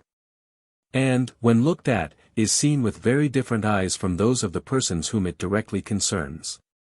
In this country, for example, what are called the working classes may be considered as excluded from all direct participation in the government. I do not believe that the classes who do participate in it have in general any intention of sacrificing the working classes to themselves. They once had that intention, witness the persevering attempts so long made to keep down wages by law. But in the present day, their ordinary disposition is the very opposite. They willingly make considerable sacrifices, especially of their pecuniary interest, for the benefit of the working classes. And err rather by too lavish and indiscriminating beneficence. Nor do I believe that any rulers in history have been actuated by a more sincere desire to do their duty towards the poorer portion of their countrymen. Yet does Parliament, or almost any of the members composing it, ever for an instant look at any question with the eyes of a working man? When a subject arises in which the laborers as such have an interest, is it regarded from any point of view but that of the employers of labor? I do not say that the working men's view of these questions is in general nearer to the truth than the other, but it is sometimes quite as near. And in any case it ought to be respectfully listened to, instead of being, as it is, not merely turned away from, but ignored. On the question of strikes, for instance, it is doubtful if there is so much as one among the leading members of either house who is not firmly convinced that the reason of the matter is unqualifiedly on the side of the masters, and that the men's view of it is simply absurd. Those who have studied the question know well how far this is from being the case, and in how different, and how infinitely less superficial a manner the point would have to be argued. If the classes who strike were able to make themselves heard in Parliament, it is an inherent condition of human affairs that no intention, however sincere, of protecting the interests of others can make it safe or salutary to tie up their own hands. Still more obviously true is it that by their own hands only can any positive and durable improvement of their circumstances in life be worked out. Through the joint influence of these two principles, all free communities have both been more exempt from social injustice and crime, and have attained more brilliant prosperity than any others, or than they themselves after they lost their freedom. Contrast the free states of the world, while their freedom lasted, with the contemporary subjects of monarchical or oligarchical despotism, the Greek cities with the Persian satrapies, the Italian republics and the free towns of Flanders and Germany, with the feudal monarchies of Europe, Switzerland, Holland, and England, with Austria or anti-revolutionary France. Their superior prosperity was too obvious ever to have been gainsaid, while their superiority in good government and social relations is proved by the prosperity, and is manifest besides in every page of history. If we compare, not one age with another, but the different governments which coexisted in the same age, no amount of disorder which exaggeration itself can pretend to have existed amidst the publicity of the free states can be compared for a moment with the contemptuous trampling upon the mass of the people which pervaded the whole life of the monarchical countries, or the disgusting individual tyranny which was of more than daily occurrence under the systems of plunder which they called fiscal arrangements, and in the secrecy of their frightful courts of justice. It must be acknowledged that the benefits of freedom, so far as they have hitherto been enjoyed, were obtained by the extension of its privileges to a part only of the community. And that a government in which they are extended impartially to all is a desideratum still unrealized. But, though every approach to this has an independent value, and in many cases more than an approach could not, in the existing state of general improvement, be made, the participation of all in these benefits is the ideally perfect conception of free government. In proportion as any, no matter who, are excluded from it, the interests of the excluded are left without the guarantee accorded to the rest. And they themselves have less scope and encouragement than they might otherwise have to that exertion of their energies for the good of themselves and of the community, to which the general prosperity is always proportioned. Thus stands the case as regards present well-being, the good management of the affairs of the existing generation. If we now pass to the influence of the form of government upon character, we shall find the superiority of popular government over every other to be, if possible, still more decided and indisputable. This question really depends upon a still more fundamental one, viz., which of two common types of character, for the general good of humanity, it is most desirable should predominate, the active or the passive type. That which struggles against evils, or that which endures them, that which bends to circumstances, or that which endeavors to make circumstances bend to itself. The commonplaces of moralists and the general sympathies of mankind are in favor of the passive type. Energetic characters may be admired, but the acquiescent and submissive are those which most men personally prefer. The passiveness of our neighbors increases our sense of security, and plays into the hands of our willfulness. Passive characters, if we do not happen to need their activity, seem an obstruction the less in our own path. A contented character is not a dangerous rival. Yet nothing is more certain than that improvement in human affairs is wholly the work of the uncontented characters. And, moreover, that it is much easier for an active mind to acquire the virtues of patience, than for a passive one to assume those of energy. Of the three varieties of mental excellence, intellectual, practical, and moral, there never could be any doubt in regard to the first two, which side had the advantage. All intellectual superiority is the fruit of active effort.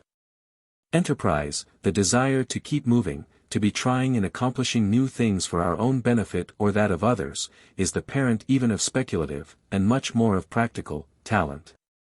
The intellectual culture compatible with the other type is of that feeble and vague description which belongs to a mind that stops at amusement or at simple contemplation. The test of real and vigorous thinking, the thinking which ascertains truths instead of dreaming dreams, is successful application to practice. Where that purpose does not exist, to give definiteness, precision, and an intelligible meaning to thought, it generates nothing better than the mystical metaphysics of the Pythagoreans or the Veds. With respect to practical improvement, the case is still more evident. The character which improves human life is that which struggles with natural powers and tendencies, not that which gives way to them. The self-benefiting qualities are all on the side of the active and energetic character. And the habits and conduct which promote the advantage of each individual member of the community must be at least a part of those which conduce most in the end to the advancement of the community as a whole. But on the point of moral preferability, there seems at first sight to be room for doubt. I am not referring to the religious feeling which has so generally existed in favor of the inactive character, as being more in harmony with the submission due to the divine will. Christianity, as well as other religions, has fostered this sentiment, but it is the prerogative of Christianity, as regards this and many other perversions, that it is able to throw them off. Abstractedly from religious considerations, a passive character, which yields to obstacles instead of striving to overcome them, may not indeed be very useful to others, no more than to itself, but it might be expected to be at least inoffensive. Contentment is always counted among the moral virtues. But it is a complete error to suppose that contentment is necessarily or naturally attendant on passivity of character, and useless it is, the moral consequences are mischievous. Where there exists a desire for advantages not possessed, the mind which does not potentially possess them by means of its own energies is apt to look with hatred and malice on those who do. The person bestirring himself with hopeful prospects to improve his circumstances is the one who feels goodwill towards others engaged in, or who have succeeded in the same pursuit. And where the majority are so engaged, those who do not attain the object have had the tone given to their feelings by the general habit of the country, and ascribe their failure to want of effort or opportunity, or to their personal ill luck. But those who, while desiring what others possess, put no energy into striving for it, are either incessantly grumbling that fortune does not do for them what they do not attempt to do for themselves, or overflowing with envy and ill will towards those who possess what they would like to have. In proportion as success in life is seen or believed to be the fruit of fatality or accident and not of exertion, in that same ratio does envy develop itself as a point of national character. The most envious of all mankind are the Orientals. In Oriental moralists, in Oriental tales, the envious man is remarkably prominent. In real life, he is the terror of all who possess anything desirable, be it a palace, a handsome child, or even good health and spirits. The supposed effect of his mere look constitutes the all-pervading superstition of the evil eye. Next to Orientals in envy, as in activity, are some of the southern Europeans. The Spaniards pursued all their great men with it, embittered their lives, and generally succeeded in putting an early stop to their successes. With the French, who are essentially a southern people, the double education of despotism and Catholicism has, in spite of their impulsive temperament, made submission and endurance the common character of the people, and their most received notion of wisdom and excellence. And if envy of one another, and of all superiority, is not more rife among them than it is, the circumstance must be ascribed to the many valuable counteracting elements in the French character, and most of all to the great individual energy which, though less persistent and more intermittent than in the self-helping and struggling Anglo-Saxons, has nevertheless manifested itself among the French in nearly every direction in which the operation of their institutions has been favorable to it. There are, no doubt, in all countries, really contented characters, who not merely do not seek, but do not desire, what they do not already possess, and these naturally bear no ill will towards such as have apparently a more favored lot. But the great mass of seeming contentment is real discontent, combined with indolence or self-indulgence, which, while taking no legitimate means of raising itself, delights in bringing others down to its own level. And if we look narrowly even at the cases of innocent contentment, we perceive that they only win our admiration when the indifference is solely to improvement in outward circumstances. And there is a striving for perpetual advancement in spiritual worth, or at least a disinterested zeal to benefit others. The contented man, or the contented family, who have no ambition to make any one else happier, to promote the good of their country or their neighborhood, or to improve themselves in moral excellence, excite in us neither admiration nor approval. We rightly ascribe this sort of contentment to mere unmanliness and want of spirit.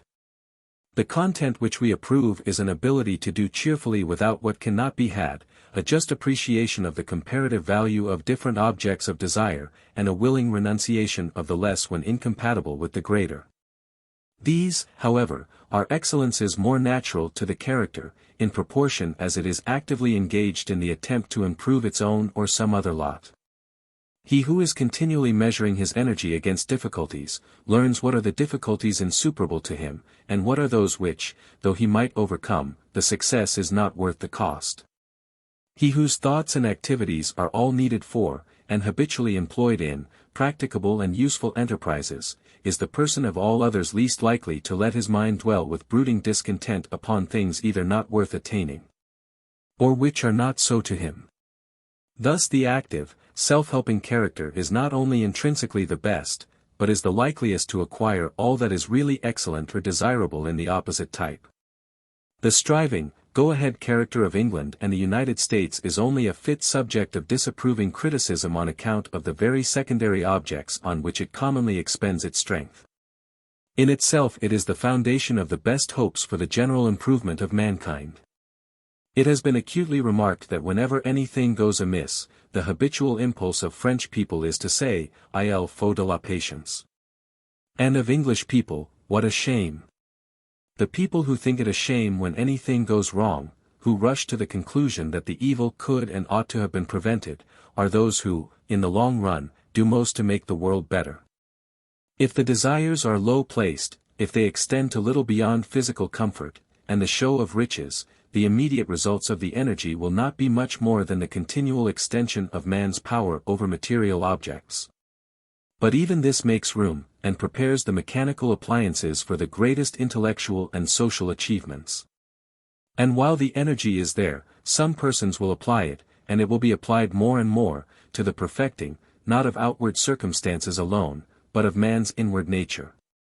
Inactivity, unaspiringness, absence of desire, are a more fatal hindrance to improvement than any misdirection of energy, and is that through which alone, when existing in the mass, any very formidable misdirection by an energetic few becomes possible.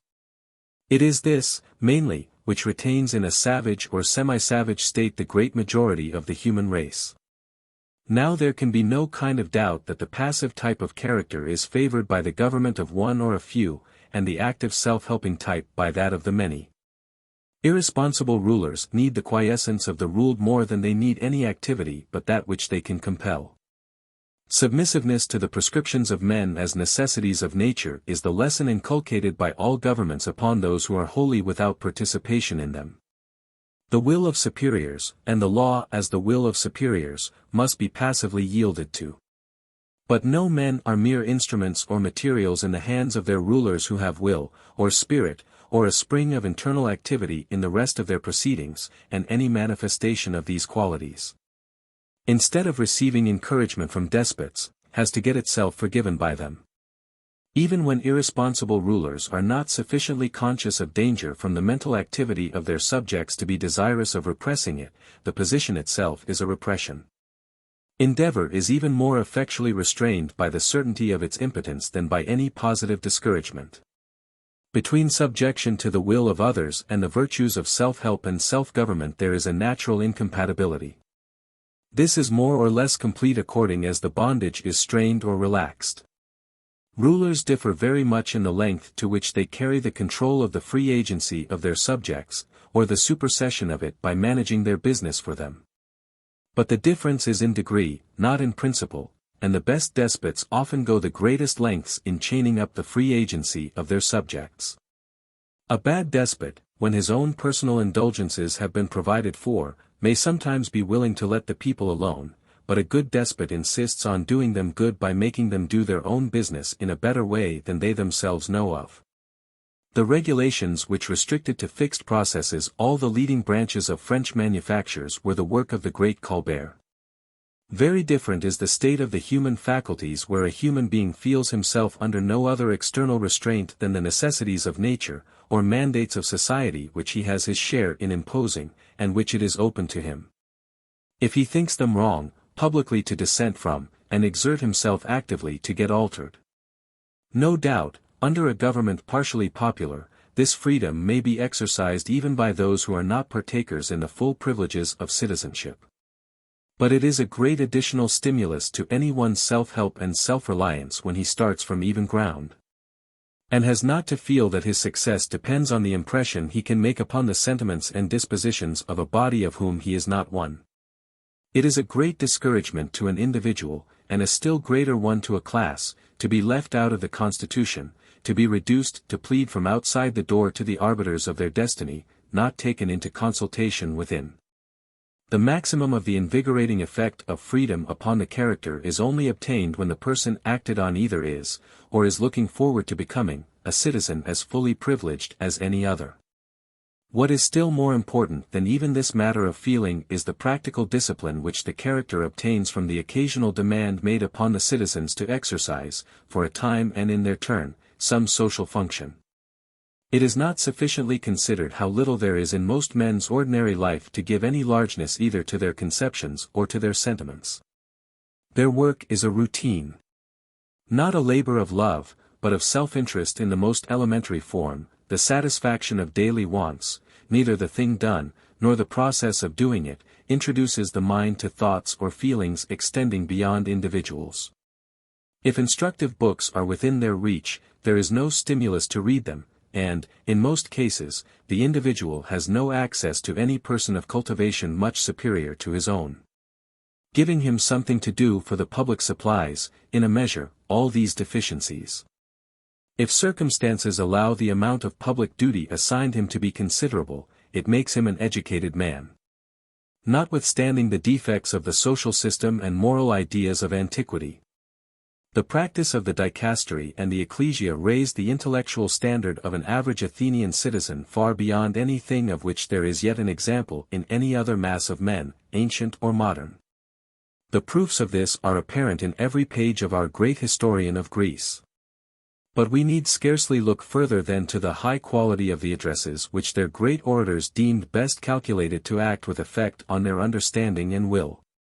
A benefit of the same kind, though far less in degree, is produced on Englishmen of the lower middle class by their liability to be placed on juries and to serve parish offices, which, though it does not occur to so many, nor is so continuous, nor introduces them to so great a variety of elevated considerations as to admit of comparison with the public education which every citizen of Athens obtained from her democratic institutions, makes them nevertheless very different beings, in range of ideas and development of faculties, from those who have done nothing in their lives but drive a quill, or sell goods over a counter. Still more salutary is the moral part of the instruction afforded by the participation of the private citizen, if even rarely, in public functions. He is called upon, while so engaged, to weigh interests not his own. To be guided, in case of conflicting claims, by another rule than his private partialities, to apply, at every turn, principles and maxims which have for their reason of existence the general good. And he usually finds associated with him in the same work minds more familiarized than his own with these ideas and operations, whose study it will be to supply reasons to his understanding, and stimulation to his feeling for the general interest. He is made to feel himself one of the public, and whatever is their interest to be his interest. Where this school of public spirit does not exist, scarcely any sense is entertained that private persons, in no eminent social situation, owe any duties to society except to obey the laws and submit to the government. There is no unselfish sentiment of identification with the public. Every thought or feeling, either of interest or of duty, is absorbed in the individual and in the family. The man never thinks of any collective interest, of any objects to be pursued jointly with others, but only in competition with them, and in some measure at their expense. A neighbor, not being an ally or an associate, since he is never engaged in any common undertaking for joint benefit, is therefore only a rival. Thus even private morality suffers, while public is actually extinct. Were this the universal and only possible state of things, the utmost aspirations of the lawgiver or the moralist could only stretch to make the bulk of the community a flock of sheep innocently nibbling the grass side by side. From these accumulated considerations, it is evident that the only government which can fully satisfy all the exigencies of the social state is one in which the whole people participate. That any participation, even in the smallest public function, is useful, that the participation should everywhere be as great as the general degree of improvement of the community will allow.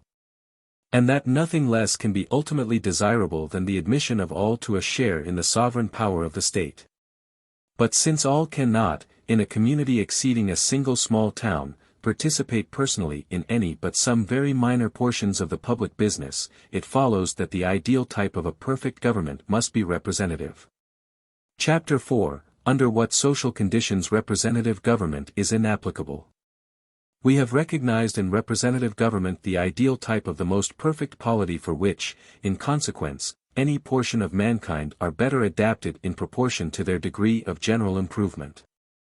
As they range lower and lower in development, that form of government will be, generally speaking, less suitable to them, though this is not true universally.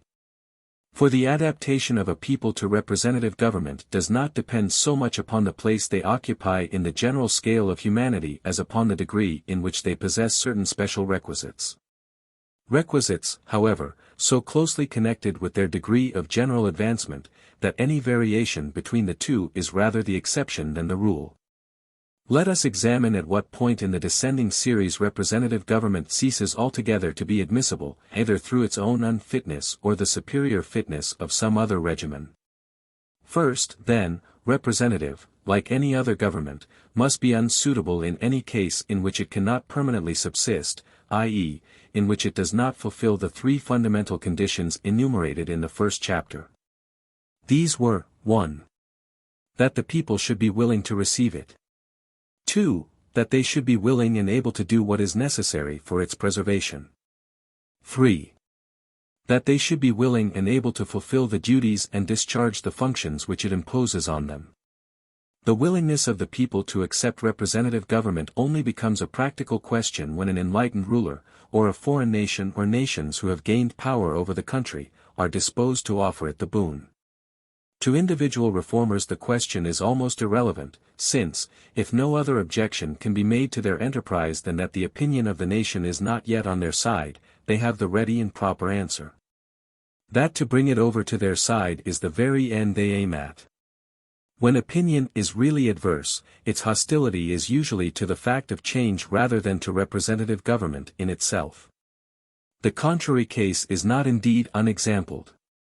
There has sometimes been a religious repugnance to any limitation of the power of a particular line of rulers.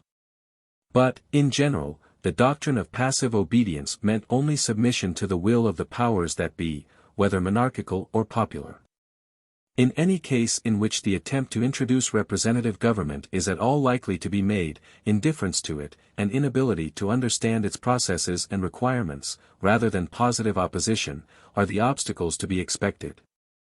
These, however, are as fatal, and may be as hard to be got rid of as actual aversion, it being easier, in most cases, to change the direction of an active feeling than to create one in a state previously passive. When a people have no sufficient value for, and attachment to, a representative constitution, they have next to no chance of retaining it. In every country, the executive is the branch of the government which wields the immediate power, and is in direct contact with the public. To it, principally, the hopes and fears of individuals are directed, and by it both the benefits, and the terrors, and prestige of government are mainly represented to the public eye. Unless, therefore, the authorities whose office it is to check the executive are backed by an effective opinion and feeling in the country, the executive has always the means of setting them aside or compelling them to subservience. And is sure to be well supported in doing so. Representative institutions necessarily depend for permanence upon the readiness of the people to fight for them in case of their being endangered. If too little valued for this, they seldom obtain a footing at all, and if they do, are almost sure to be overthrown as soon as the head of the government, or any party leader who can muster force for a coup de main, is willing to run some small risk for absolute power. These considerations relate to the first two causes of failure in a representative government. The third is when the people want either the will or the capacity to fulfill the part which belongs to them in a representative constitution. When nobody, or only some small fraction, feels the degree of interest in the general affairs of the state necessary to the formation of a public opinion. The electors will seldom make any use of the right of suffrage but to serve their private interest, or the interest of their locality, or of someone with whom they are connected as adherents or dependents. The small class who, in this state of public feeling, gain the command of the representative body, for the most part use it solely as a means of seeking their fortune. If the executive is weak, the country is distracted by mere struggles for place. If strong, it makes itself despotic, at the cheap price of appeasing the representatives, or such of them as are capable of giving trouble, by a share of the spoil. And the only fruit produced by national representation is, that in addition to those who really govern, there is an assembly quartered on the public, and no abuse in which a portion of the assembly are interested is at all likely to be removed. When, however, the evil stops here, the price may be worth paying for the publicity and discussion which, though not an invariable, are a natural accompaniment of any, even nominal, representation. In the modern kingdom of Greece, for example, it can hardly be doubted, that the place hunters who chiefly compose the representative assembly, though they contribute little or nothing directly to good government, nor even much temper the arbitrary power of the executive, yet keep up the idea of popular rights, and conduce greatly to the real liberty of the press which exists in that country. This benefit, however, is entirely dependent on the coexistence with the popular body of an hereditary king. If, instead of struggling for the favors of the chief ruler, these selfish and sordid factions struggled for the chief place itself, they would certainly, as in Spanish America, keep the country in a state of chronic revolution and civil war. A despotism, not even legal, but of illegal violence, would be alternately exercised by a succession of political adventurers. And the name and forms of representation would have no effect but to prevent despotism from attaining the stability and security by which alone its evils can be mitigated or its few advantages realized. The preceding are the cases in which representative government cannot permanently exist. There are others in which it possibly might exist, but in which some other form of government would be preferable. These are principally when the people, in order to advance in civilization, have some lesson to learn, some habit not yet acquired, to the acquisition of which representative government is likely to be an impediment. The most obvious of these cases is the one already considered, in which the people have still to learn the first lesson of civilization, that of obedience. A race who have been trained in energy and courage by struggles with nature and their neighbors, but who have not yet settled down into permanent obedience to any common superior, would be little likely to acquire this habit under the collective government of their own body. A representative assembly drawn from among themselves would simply reflect their own turbulent insubordination. It would refuse its authority to all proceedings which would impose, on their savage independence, any improving restraint. The mode in which such tribes are usually brought to submit to the primary conditions of civilized society is through the necessities of warfare, and the despotic authority indispensable to military command. A military leader is the only superior to whom they will submit, except occasionally some prophet supposed to be inspired from above, or conjurer regarded as possessing miraculous power. These may exercise a temporary ascendancy, but as it is merely personal, it rarely affects any change in the general habits of the people, unless the prophet, like Muhammad, is also a military chief, and goes forth the armed apostle of a new religion. Or unless the military chiefs ally themselves with his influence, and turn it into a prop for their own government. A people are no less unfitted for representative government by the contrary fault to that last specified, by extreme passiveness, and ready submission to tyranny. If a people thus prostrated by character and circumstances could obtain representative institutions, they would inevitably choose their tyrants as their representatives. And the yoke would be made heavier on them by the contrivance which prima facie might be expected to lighten it. On the contrary, many a people has gradually emerged from this condition by the aid of a central authority, whose position has made it the rival, and has ended by making it the master, of the local despots, and which, above all, has been single. French history, from Hugh Capet to Richelieu and Louis XIV, is a continued example of this course of things. Even when the king was scarcely so powerful as many of his chief feudatories, the great advantage which he derived from being but one has been recognized by French historians. To him the eyes of all the locally oppressed were turned. He was the object of hope and reliance throughout the kingdom, while each local potentate was only powerful within a more or less confined space. At his hands, refuge and protection were sought from every part of the country against first one, then another of the immediate oppressors. His progress to ascendancy was slow. But it resulted from successively taking advantage of opportunities which offered themselves only to him. It was, therefore, sure. And, in proportion as it was accomplished, it abetted, in the oppressed portion of the community, the habit of submitting to oppression. The king's interest lay in encouraging all partial attempts on the part of the serfs to emancipate themselves from their masters, and place themselves in immediate subordination to himself. Under his protection numerous communities were formed which knew no one above them but the king. Obedience to a distant monarch is liberty itself compared with the dominion of the lord of the neighboring castle. And the monarch was long compelled by necessities of position to exert his authority as the ally rather than the master of the classes whom he had aided in effecting their liberation. In this manner a central power, despotic in principle, though generally much restricted in practice, was mainly instrumental in carrying the people through a necessary stage of improvement, which representative government, if real, would most likely have prevented them from entering upon. There are parts of Europe where the same work is still to be done, and no prospect of its being done by any other means.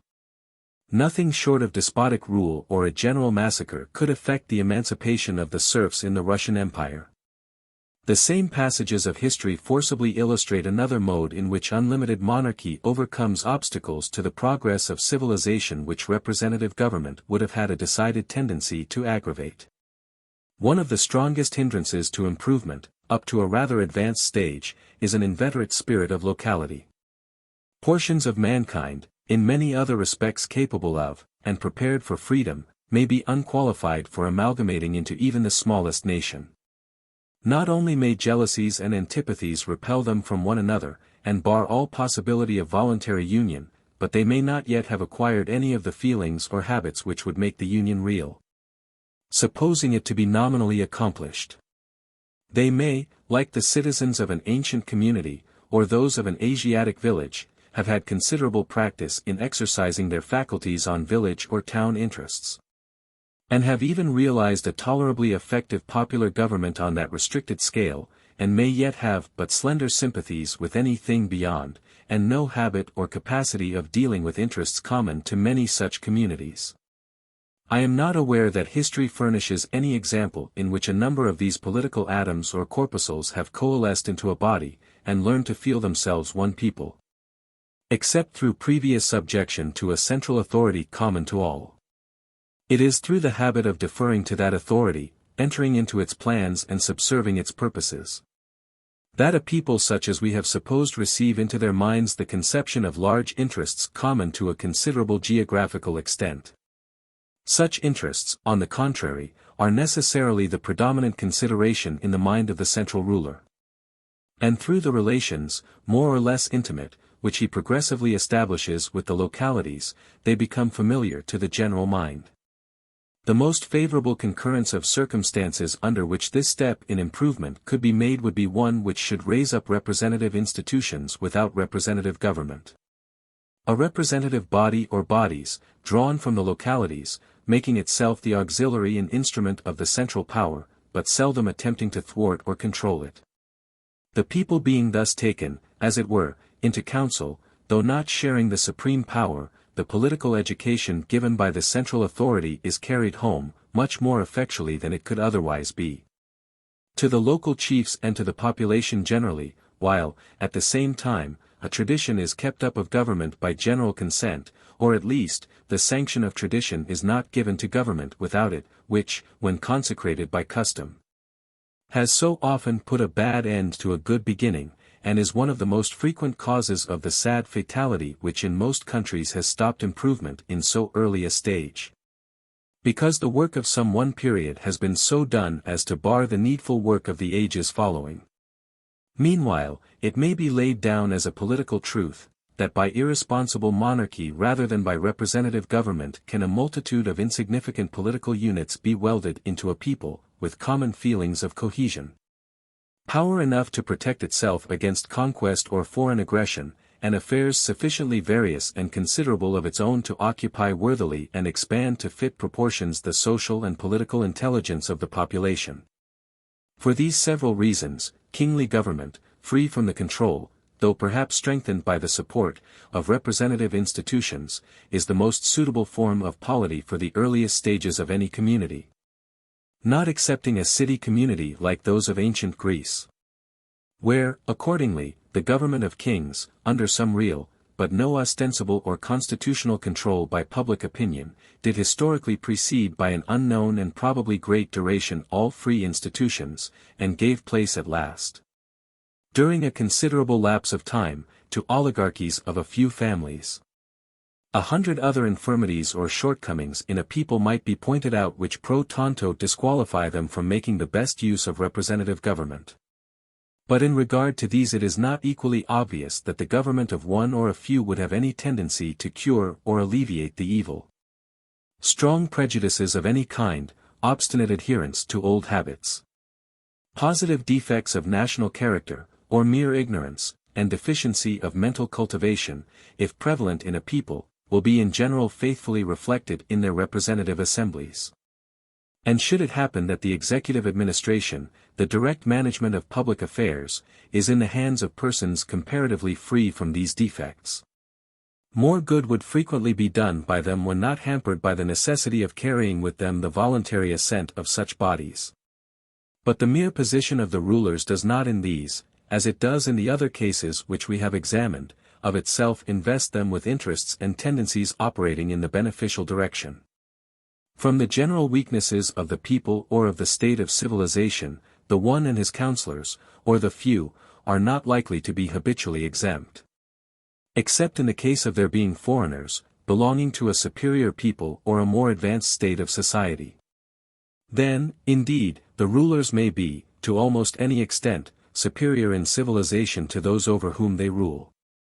And subjection to a foreign government of this description, notwithstanding its inevitable evils, is often of the greatest advantage to a people, carrying them rapidly through several stages of progress, and clearing away obstacles to improvement which might have lasted indefinitely if the subject population had been left unassisted to its native tendencies and chances. In a country not under the dominion of foreigners, the only cause adequate to producing similar benefits is the rare accident of a monarch of extraordinary genius. There have been in history a few of these who, happily for humanity, have reigned long enough to render some of their improvements permanent, by leaving them under the guardianship of a generation which had grown up under their influence. Charlemagne may be cited as one instance, Peter the Great is another.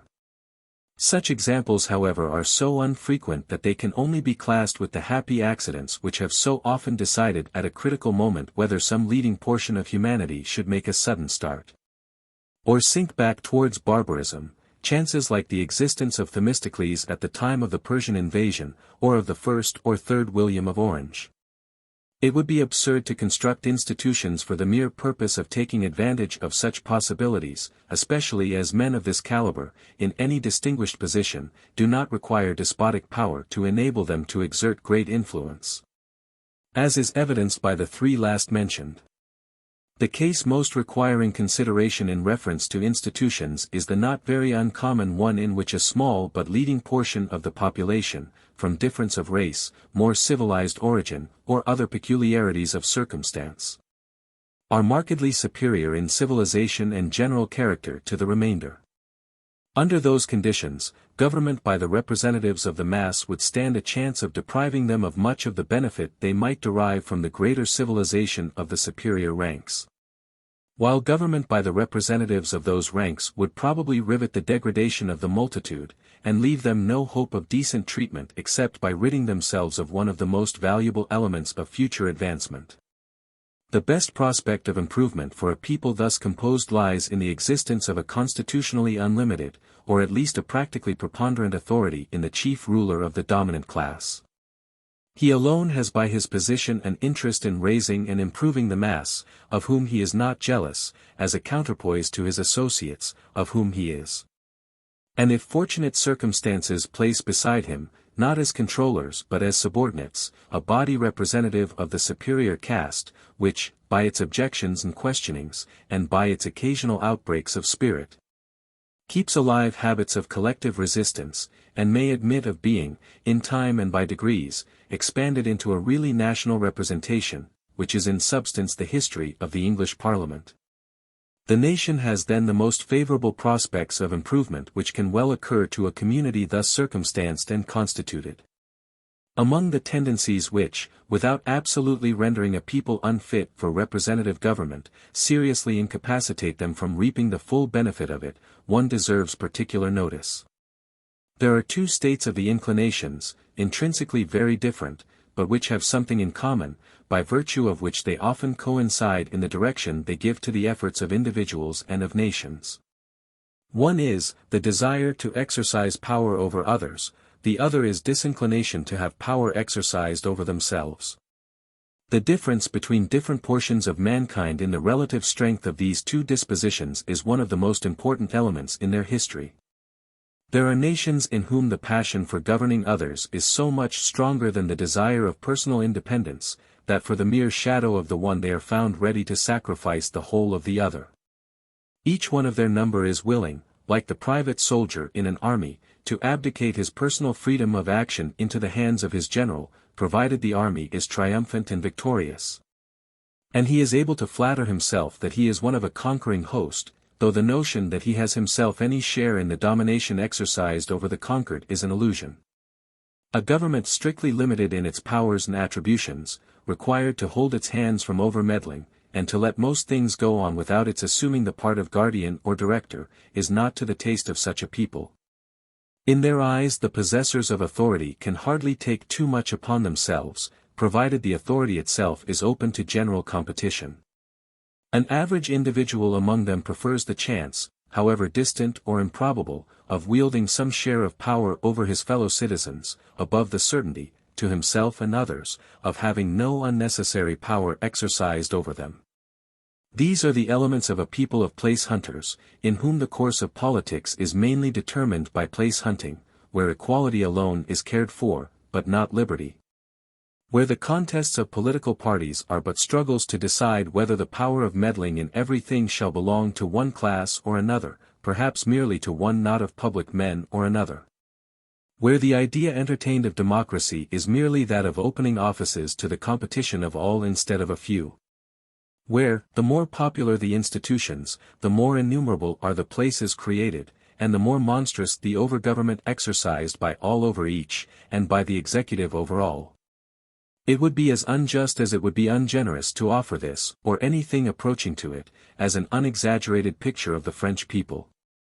Yet the degree in which they do participate in this type of character has caused representative government by a limited class to break down by excess of corruption.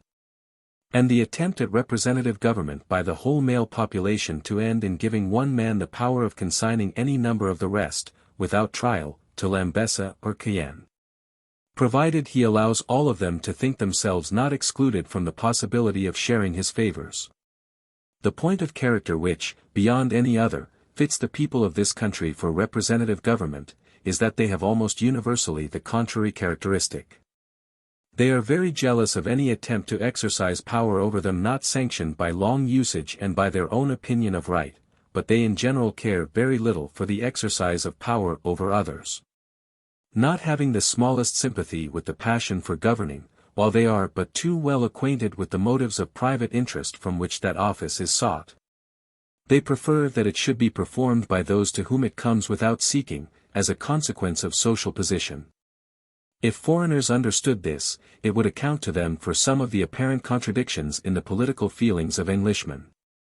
Their unhesitating readiness to let themselves be governed by the higher classes, coupled with so little personal subservience to them, that no people are so fond of resisting authority when it oversteps certain prescribed limits. Or so determined to make their rulers always remember that they will only be governed in the way they themselves like best. Place hunting, accordingly, is a form of ambition to which the English, considered nationally, are almost strangers. If we accept the few families or connections of whom official employment lies directly in the way, Englishmen's views of advancement in life take an altogether different direction, that of success in business or in a profession. They have the strongest distaste for any mere struggle for office by political parties or individuals, and there are few things to which they have a greater aversion than to the multiplication of public employments. A thing, on the contrary, always popular with the bureaucracy-ridden nations of the continent, who would rather pay higher taxes than diminish, by the smallest fraction, their individual chances of a place for themselves or their relatives. And among whom a cry for retrenchment never means abolition of offices, but the reduction of the salaries of those which are too considerable for the ordinary citizen to have any chance of being appointed to them. Chapter 5, of the proper functions of representative bodies.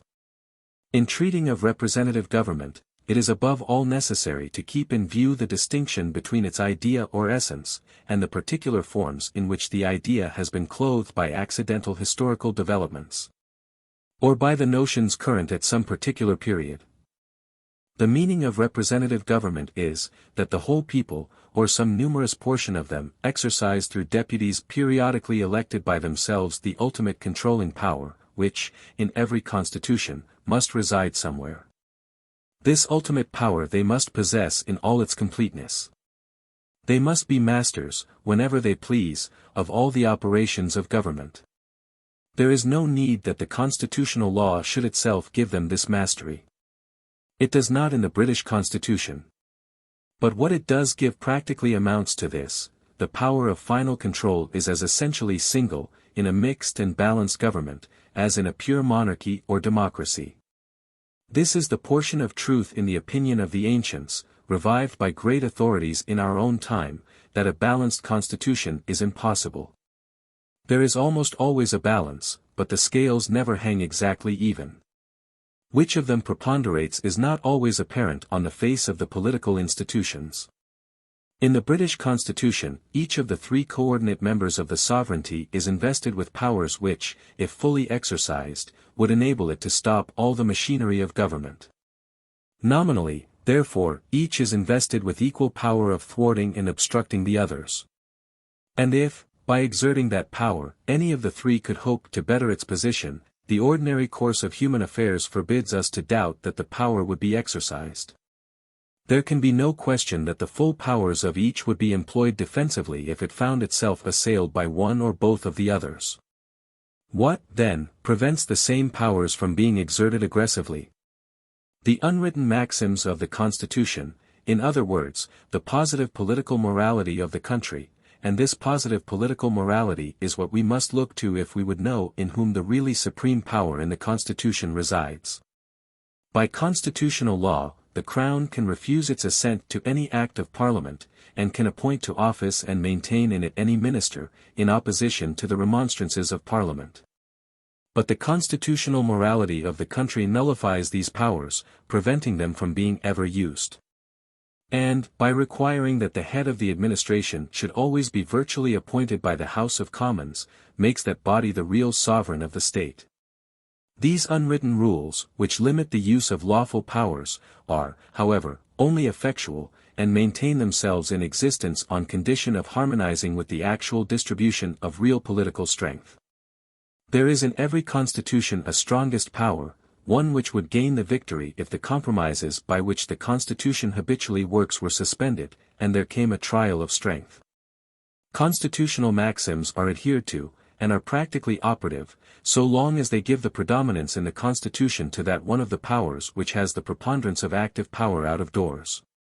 This, in England, is the popular power. If, therefore, the legal provisions of the British Constitution, together with the unwritten maxims by which the conduct of the different political authorities is in fact regulated, did not give to the popular element in the Constitution that substantial supremacy over every department of the government which corresponds to its real power in the country, the Constitution would not possess the stability which characterizes it. Either the laws or the unwritten maxims would soon have to be changed. The British government is thus a representative government in the correct sense of the term. And the powers which it leaves in hands not directly accountable to the people can only be considered as precautions which the ruling power is willing should be taken against its own errors. Such precautions have existed in all well-constructed democracies. The Athenian constitution had many such provisions, and so has that of the United States. But while it is essential to representative government that the practical supremacy in the state should reside in the representatives of the people, it is an open question what actual functions, what precise part in the machinery of government, shall be directly and personally discharged by the representative body. Great varieties in this respect are compatible with the essence of representative government, provided the functions are such as secure to the representative body the control of everything in the last resort. There is a radical distinction between controlling the business of government and actually doing it. The same person or body may be able to control everything, but cannot possibly do everything. And in many cases its control over everything will be more perfect the less it personally attempts to do. The commander of an army could not direct its movements effectually if he himself fought in the ranks or led an assault. It is the same with bodies of men. Some things cannot be done except by bodies, other things cannot be well done by them. It is one question, therefore, what a popular assembly should control, another what it should itself do. It should, as we have already seen, control all the operations of government. But, in order to determine through what channel this general control may most expediently be exercised, and what portion of the business of government the representative assembly should hold in its own hands, it is necessary to consider what kinds of business a numerous body is competent to perform properly. That alone which it can do well it ought to take personally upon itself. With regard to the rest, its proper province is not to do it, but to take means for having it well done by others. For example, the duty which is considered as belonging more peculiarly than any other to an assembly representative of the people is that of voting the taxes. Nevertheless, in no country does the representative body undertake, by itself or its delegated officers, to prepare the estimates. Though the supplies can only be voted by the House of Commons, and though the sanction of the House is also required for the appropriation of the revenues to the different items of the public expenditure, it is the maxim and the uniform practice of the Constitution that money can be granted only on the proposition of the Crown. It has, no doubt, been felt that moderation as to the amount, and care and judgment in the detail of its application, can only be expected when the executive government, through whose hands it is to pass, is made responsible for the plans and calculations on which the disbursements are grounded. Parliament, accordingly, is not expected, nor even permitted, to originate directly either taxation or expenditure. All it is asked for is its consent, and the sole power it possesses is that of refusal. The principles which are involved and recognized in this constitutional doctrine, if followed as far as they will go, are a guide to the limitation and definition of the general functions of representative assemblies. In the first place, it is admitted in all countries in which the representative system is practically understood, that numerous representative bodies ought not to administer. The maxim is grounded not only on the most essential principles of good government, but on those of the successful conduct of business of any description. No body of men, unless organized and under command, is fit for action, in the proper sense. Even a select board, composed of few members, and these specially conversant with the business to be done, is always an inferior instrument to some one individual who could be found among them, and would be improved in character if that one person were made the chief, and all the others reduced to subordinates. What can be done better by a body than by any individual is deliberation.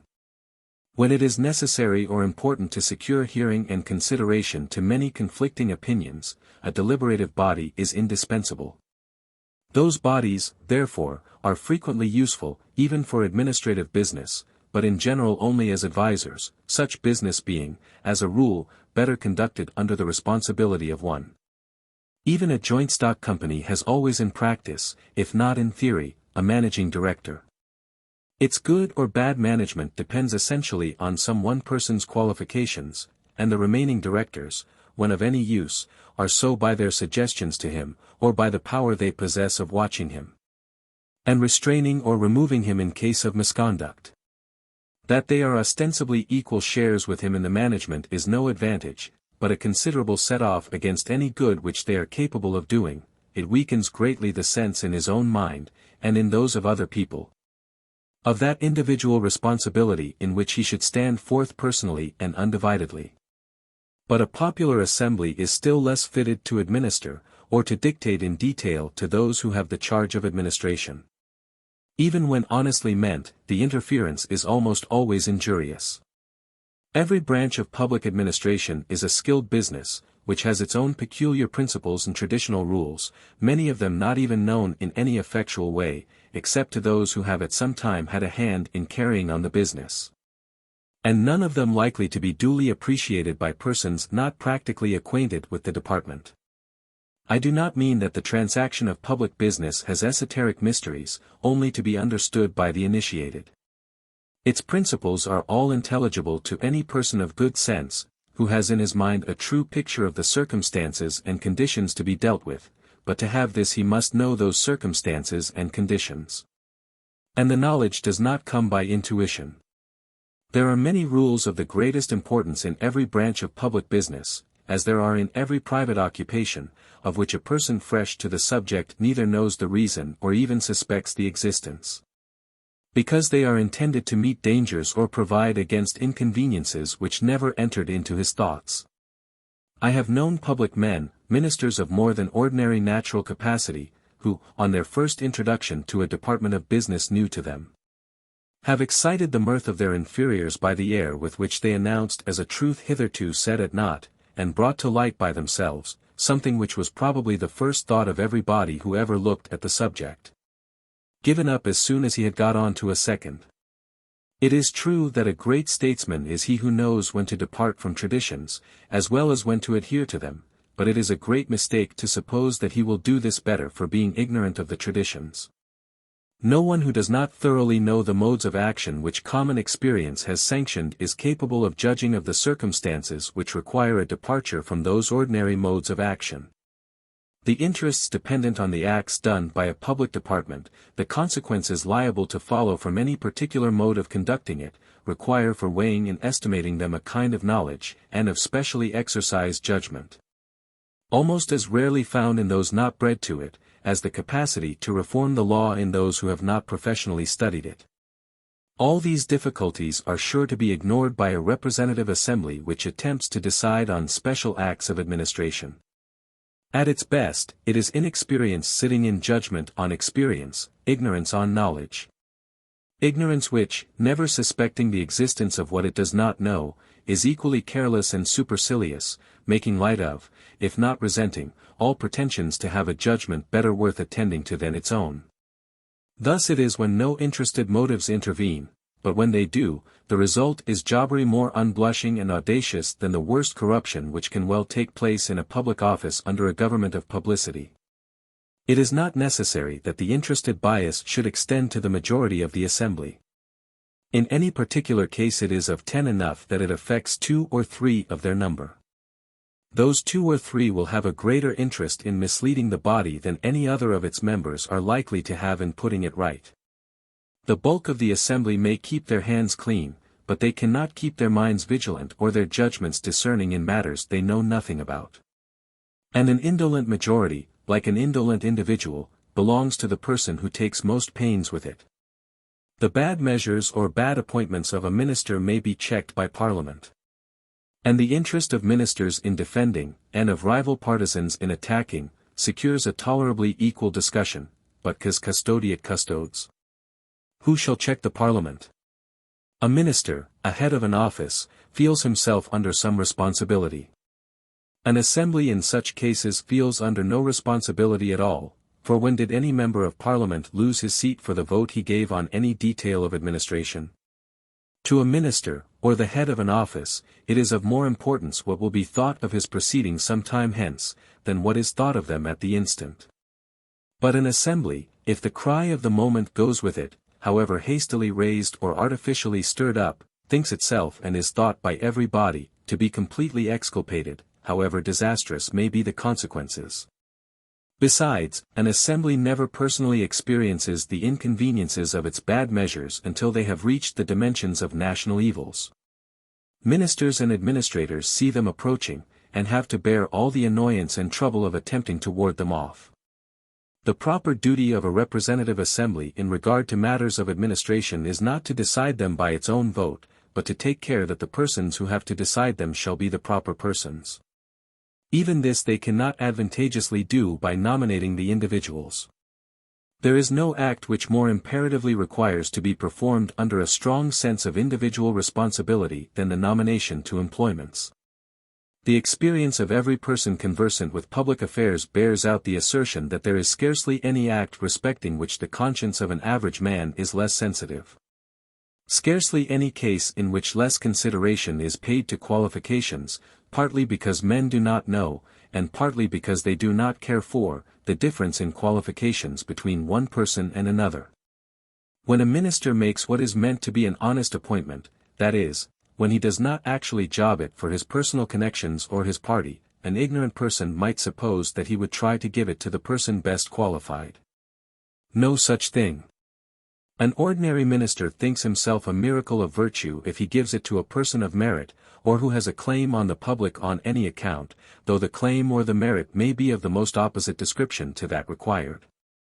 Il faut un calculateur, ce fut un don circa l'obtent, is hardly more of a caricature than in the days of Figaro, and the minister doubtless thinks himself not only blameless, but meritorious, if the man dances well.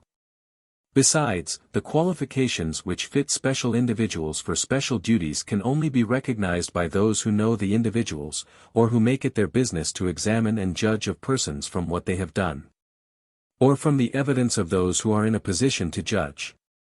When these conscientious obligations are so little regarded by great public officers who can be made responsible for their appointments, how must it be with assemblies who cannot? Even now, the worst appointments are those which are made for the sake of gaining support or disarming opposition in the representative body. What might we expect if they were made by the body itself? Numerous bodies never regard special qualifications at all. Unless a man is fit for the gallows, he is thought to be about as fit as other people for almost anything for which he can offer himself as a candidate. When appointments made by a public body are not decided, as they almost always are, by party connection or private jobbing, a man is appointed either because he has a reputation, often quite undeserved, for general ability, or oftener for no better reason than that he is personally popular. It has never been thought desirable that Parliament should itself nominate even the members of a cabinet. It is enough that it virtually decides who shall be Prime Minister, or who shall be the 2 or 3 individuals from whom the Prime Minister shall be chosen. In doing this, it merely recognizes the fact that a certain person is the candidate of the party whose general policy commands its support. In reality, the only thing which Parliament decides is, which of 2, or at most 3, parties or bodies of men shall furnish the executive government. The opinion of the party itself decides which of its members is fittest to be placed at the head. According to the existing practice of the British Constitution, these things seem to be on as good a footing as they can be. Parliament does not nominate any minister, but the Crown appoints the head of the administration in conformity to the general wishes and inclinations manifested by Parliament, and the other ministers on the recommendation of the chief. While every minister has the undivided moral responsibility of appointing fit persons to the other offices of administration which are not permanent. In a republic, some other arrangement would be necessary. But the nearer it approached in practice to that which has long existed in England, the more likely it would be to work well. Either, as in the American Republic, the head of the executive must be elected by some agency entirely independent of the representative body, or the body must content itself with naming the Prime Minister, and making him responsible for the choice of his associates and subordinates.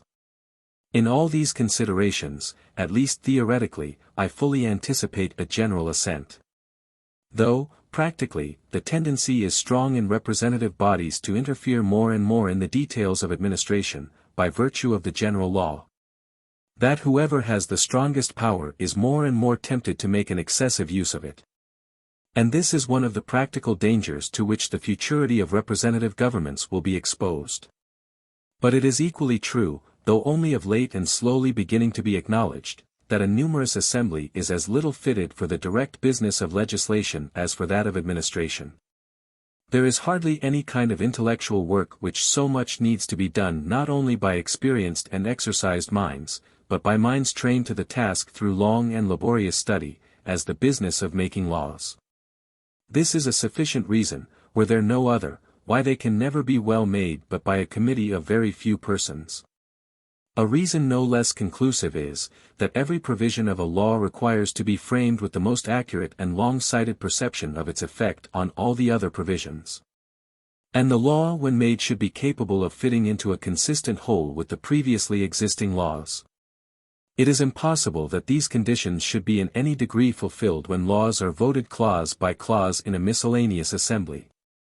The incongruity of such a mode of legislating would strike all minds, were it not that our laws are already, as to form and construction, such a chaos, that the confusion and contradiction seem incapable of being made greater by any addition to the mass.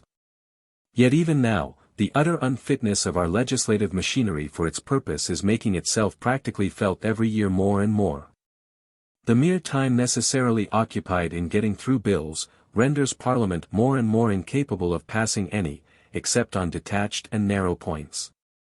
If a bill is prepared which even attempts to deal with the whole of any subject, and it is impossible to legislate properly on any part without having the whole present to the mind, it hangs over from session to session through sheer impossibility of finding time to dispose of it.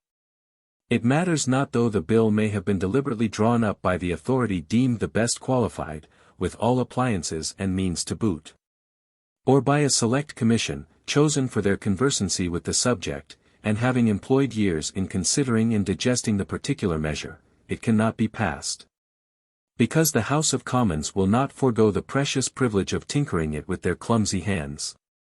The custom has of late been to some extent introduced, when the principle of a bill has been affirmed on the second reading, of referring it for consideration in detail to a select committee. But it has not been found that this practice causes much less time to be lost afterwards in carrying it through the committee of the whole House. The opinions or private crotchets which have been overruled by knowledge always insist on giving themselves a second chance before the tribunal of ignorance.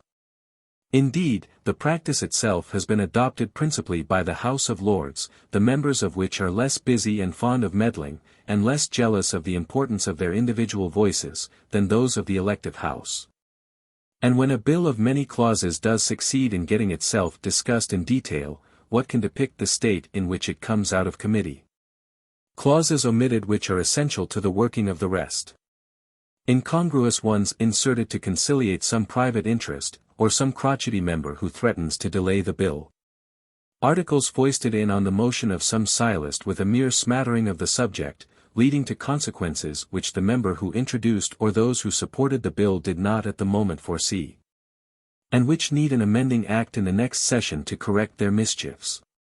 It is one of the evils of the present mode of managing these things, that the explaining and defending of a bill, and of its various provisions, is scarcely ever performed by the person from whose mind they emanated, who probably has not a seat in the House.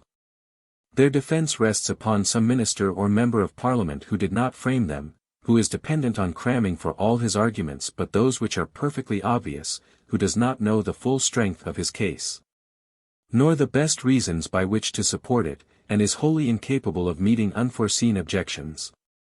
This evil, as far as government bills are concerned, admits of remedy, and has been remedied in some representative constitutions, by allowing the government to be represented in either house by persons in its confidence, having a right to speak, though not to vote.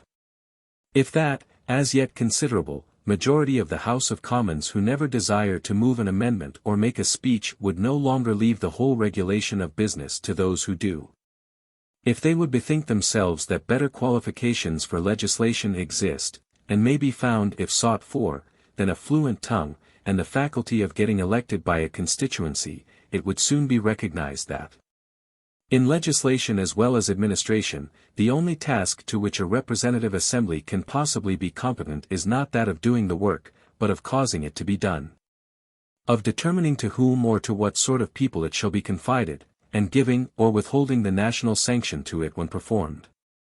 Any government fit for a high state of civilization would have as one of its fundamental elements a small body, not exceeding in number the members of a cabinet, who should act as a commission of legislation, having for its appointed office to make the laws. If the laws of this country were, as surely they will soon be, revised and put into a connected form, the commission of codification by which this is effected should remain as a permanent institution, to watch over the work, protect it from deterioration, and make further improvements as often as required. No one would wish that this body should of itself have any power of enacting laws. The Commission would only embody the element of intelligence in their construction, Parliament would represent that of will. No measure would become a law until expressly sanctioned by Parliament, and Parliament, or either House, would have the power not only of rejecting but of sending back a bill to the Commission for reconsideration or improvement.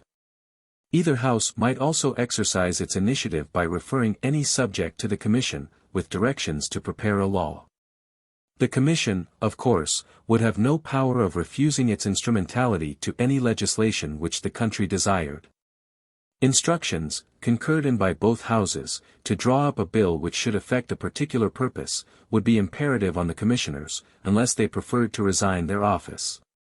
Once framed, however, Parliament should have no power to alter the measure, but solely to pass or reject it, or, if partially disapproved of, remit it to the Commission for reconsideration. The Commissioners should be appointed by the Crown, but should hold their offices for a time certain, say 5 years, unless removed on an address from the two Houses of Parliament, grounded either on personal misconduct, as in the case of judges, or on refusal to draw up a bill in obedience to the demands of Parliament. At the expiration of the 5 years a member should cease to hold office unless reappointed, in order to provide a convenient mode of getting rid of those who had not been found equal to their duties, and of infusing new and younger blood into the body.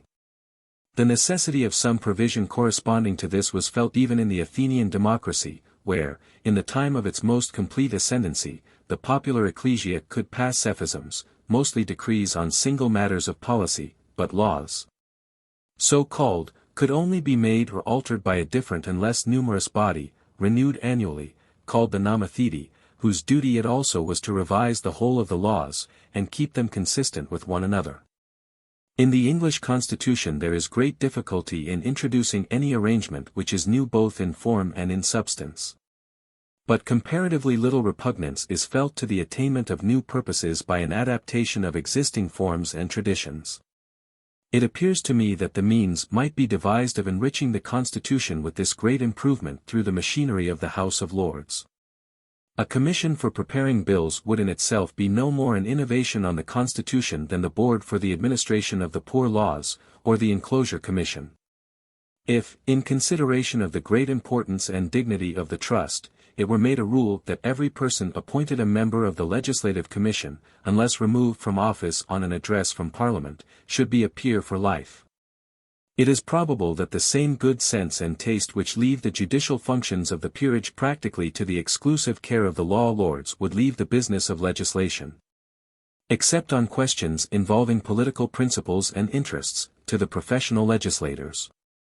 That bills originating in the upper house would always be drawn up by them, that the government would devolve on them the framing of all its bills, and that private members of the House of Commons would gradually find it convenient, and likely to facilitate the passing of their measures through the two houses, if, instead of bringing in a bill and submitting it directly to the House, they obtained leave to introduce it and have it referred to the Legislative Commission. For it would, of course, be open to the House to refer for the consideration of that body not a subject merely, but any specific proposal, or a draft of a bill in extenso, when any member thought himself capable of preparing one such as ought to pass. And the House would doubtless refer every such draft to the Commission, if only as materials, and for the benefit of the suggestions it might contain, as they would, in like manner, refer every amendment or objection which might be proposed in writing by any member of the House after a measure had left the Commissioners' hands. The alteration of bills by a committee of the whole House would cease, not by formal abolition, but by desuetude. The right not being abandoned, but laid up in the same armory with the royal veto, the right of withholding the supplies, and other ancient instruments of political warfare, which no one desires to see used, but no one likes to part with, lest they should any time be found to be still needed in an extraordinary emergency. By such arrangements as these, legislation would assume its proper place as a work of skilled labor and special study and experience.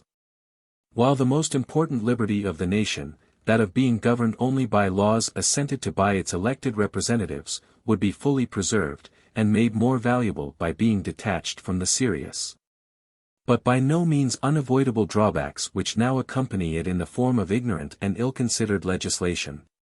Instead of the function of governing, for which it is radically unfit, the proper office of a representative assembly is to watch and control the government, to throw the light of publicity on its acts, to compel a full exposition and justification of all of them which any one considers questionable, to censure them if found condemnable, and, if the men who compose the government abuse their trust, or fulfill it in a manner which conflicts with the deliberate sense of the nation, to expel them from office, and either expressly or virtually appoint their successors. This is surely ample power, and security enough for the liberty of the nation. In addition to this, the Parliament has an office not inferior even to this in importance, to be at once the nation's committee of grievances and its congress of opinions. An arena in which not only the general opinion of the nation, but that of every section of it, and, as far as possible, of every eminent individual whom it contains, can produce itself in full light and challenge discussion. Where every person in the country may count upon finding somebody who speaks his mind as well or better than he could speak it himself, not to friends and partisans exclusively, but in the face of opponents, to be tested by adverse controversy. Where those whose opinion is overruled, feel satisfied that it is heard, and set aside not by a mere act of will, but for what are thought superior reasons, and commend themselves as such to the representatives of the majority of the nation. Where every party or opinion in the country can muster its strength, and be cured of any illusion concerning the number or power of its adherents. Where the opinion which prevails in the nation makes itself manifest as prevailing, and marshals its hosts in the presence of the government, which is thus enabled and compelled to give way to it on the mere manifestation, without the actual employment of its strength.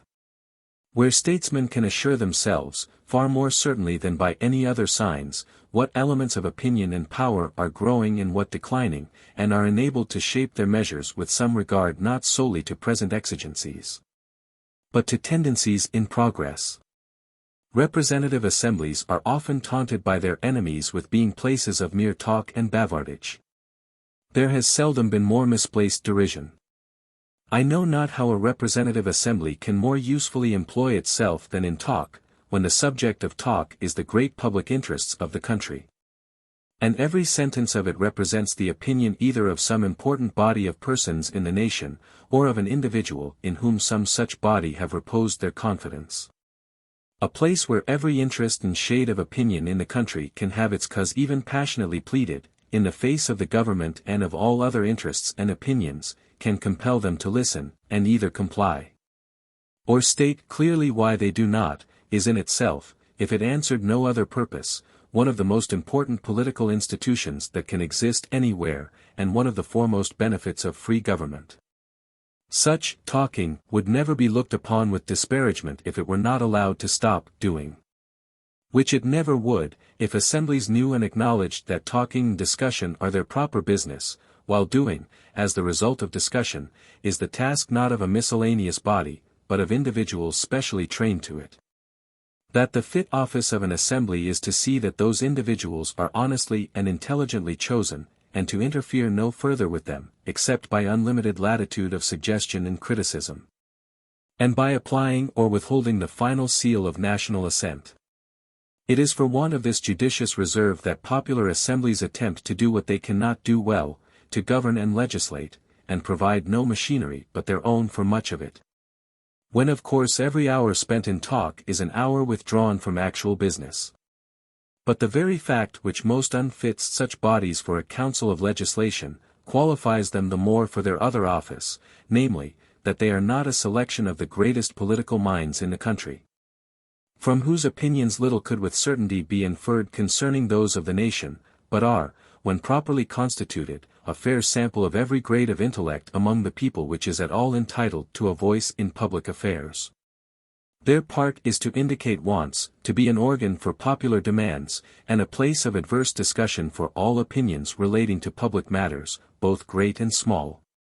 And, along with this, to check by criticism, and eventually by withdrawing their support, those high public officers who really conduct the public business, or who appoint those by whom it is conducted.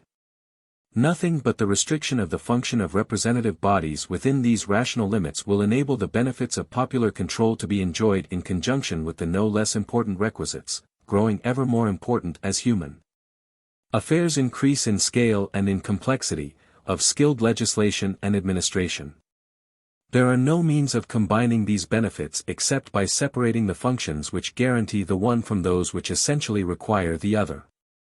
By disjoining the office of control and criticism from the actual conduct of affairs, and devolving the former on the representatives of the many, while securing for the latter, under strict responsibility to the nation, the acquired knowledge and practiced intelligence of a specially trained and experienced few.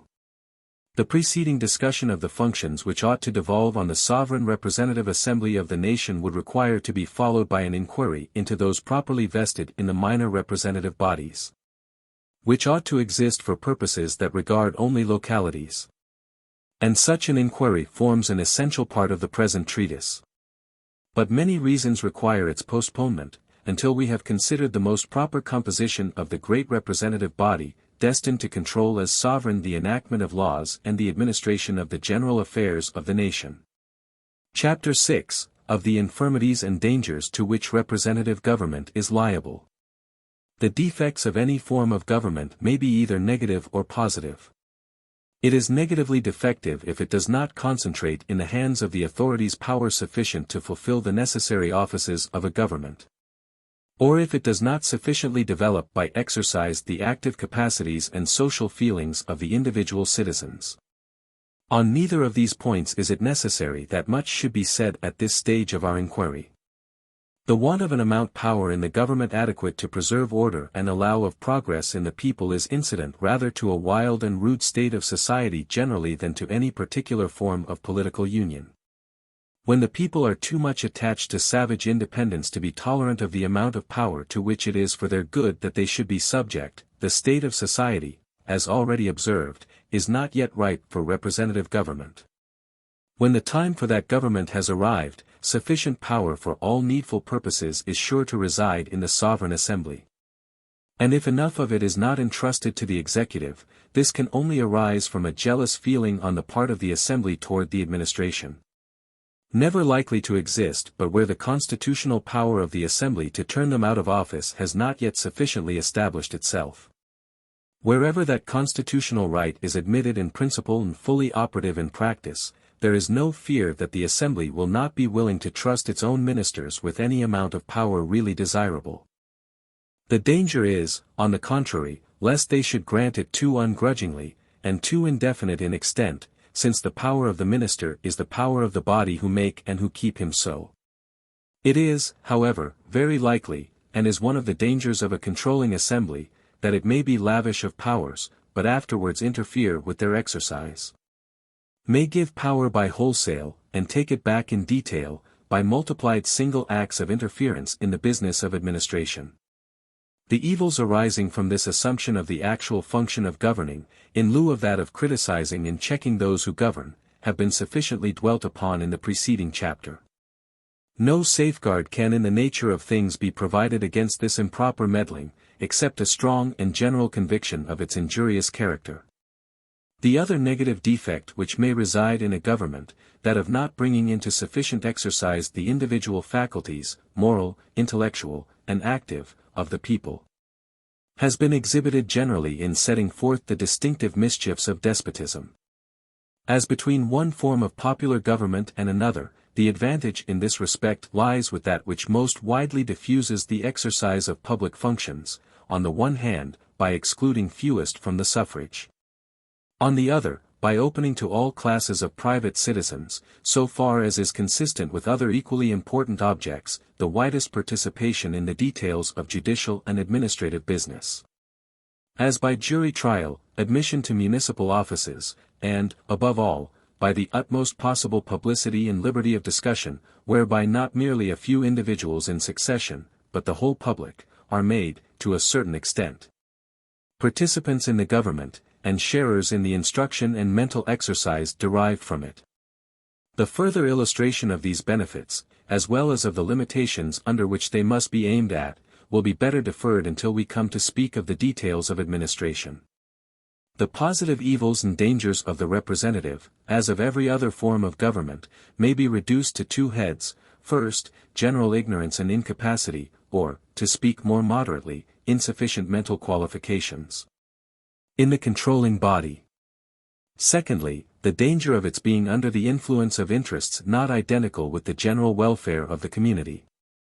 The former of these evils, deficiency in high mental qualifications, is one to which it is generally supposed that popular government is liable in a greater degree than any other. The energy of a monarch, the steadiness and prudence of an aristocracy, are thought to contrast most favorably with the vacillation and short-sightedness of even the most qualified democracy. These propositions, however, are not by any means so well founded as they at first sight appear. Compared with simple monarchy, representative government is in these respects at no disadvantage. Except in a rude age, hereditary monarchy, when it is really such, and not aristocracy in disguise, far surpasses democracy in all the forms of incapacity supposed to be characteristic of the last. I say, except in a rude age, because in a really rude state of society there is a considerable guarantee for the intellectual and active capacities of the sovereign. His personal will is constantly encountering obstacles from the willfulness of his subjects, and of powerful individuals among their number. The circumstances of society do not afford him much temptation to mere luxurious self-indulgence. Mental and bodily activity, especially political and military, are his principal excitements. And among turbulent chiefs and lawless followers he has little authority, and is seldom long secure even of his throne, unless he possesses a considerable amount of personal daring, dexterity, and energy. The reason why the average of talent is so high among the Henrys and Edwards of our history may be read in the tragical fate of the second Edward and the second Richard, and the civil wars and disturbances of the reigns of John and his incapable successor. The troubled period of the Reformation also produced several eminent hereditary monarchs: Elizabeth, Henri Cotter, Gustavus Adolphus. But they were mostly bred up in adversity, succeeded to the throne by the unexpected failure of nearer heirs, or had to contend with great difficulties in the commencement of their reign. Since European life assumed a settled aspect, anything above mediocrity in an hereditary king has become extremely rare, while the general average has been even below mediocrity, both in talent and in vigor of character. A monarchy constitutionally absolute now only maintains itself in existence, except temporarily in the hands of some active-minded usurper, through the mental qualifications of a permanent bureaucracy. The Russian and Austrian governments, and even the French government in its normal condition, are oligarchies of officials, of whom the head of the state does little more than select the chiefs. I am speaking of the regular course of their administration, for the will of the master of course determines many of their particular acts. The governments which have been remarkable in history for sustained mental ability and vigor in the conduct of affairs have generally been aristocracies. But they have been, without any exception, aristocracies of public functionaries. The ruling bodies have been so narrow, that each member, or at least each influential member of the body, was able to make, and did make, public business an active profession, and the principal occupation of his life. The only aristocracies which have manifested high governing capacities, and acted on steady maxims of policy through many generations, are those of Rome and Venice. But, at Venice, though the privileged order was numerous, the actual management of affairs was rigidly concentrated in a small oligarchy within the oligarchy, whose whole lives were devoted to the study and conduct of the affairs of the state. The Roman government partook more of the character of an open aristocracy like our own.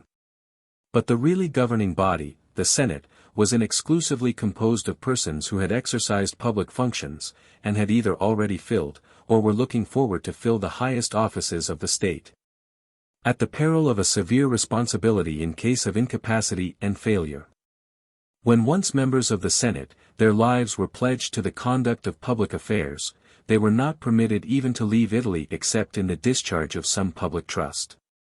And unless turned out of the Senate by the censors for character or conduct deemed disgraceful, they retained their powers and responsibilities to the end of life. In an aristocracy thus constituted, every member felt his personal importance entirely bound up with the dignity and estimation of the commonwealth which he administered, and with the part he was able to play in its councils. This dignity and estimation were quite different things from the prosperity or happiness of the general body of the citizens, and were often wholly incompatible with it. But they were closely linked with the external success and aggrandizement of the state. And it was, consequently, in the pursuit of that object almost exclusively, that either the Roman or the Venetian aristocracies manifested the systematically wise collective policy and the great individual capacities for government for which history has deservedly given them credit. It thus appears that the only governments, not representative, in which high political skill and ability have been other than exceptional, whether under monarchical or aristocratic forms, have been essentially bureaucracies.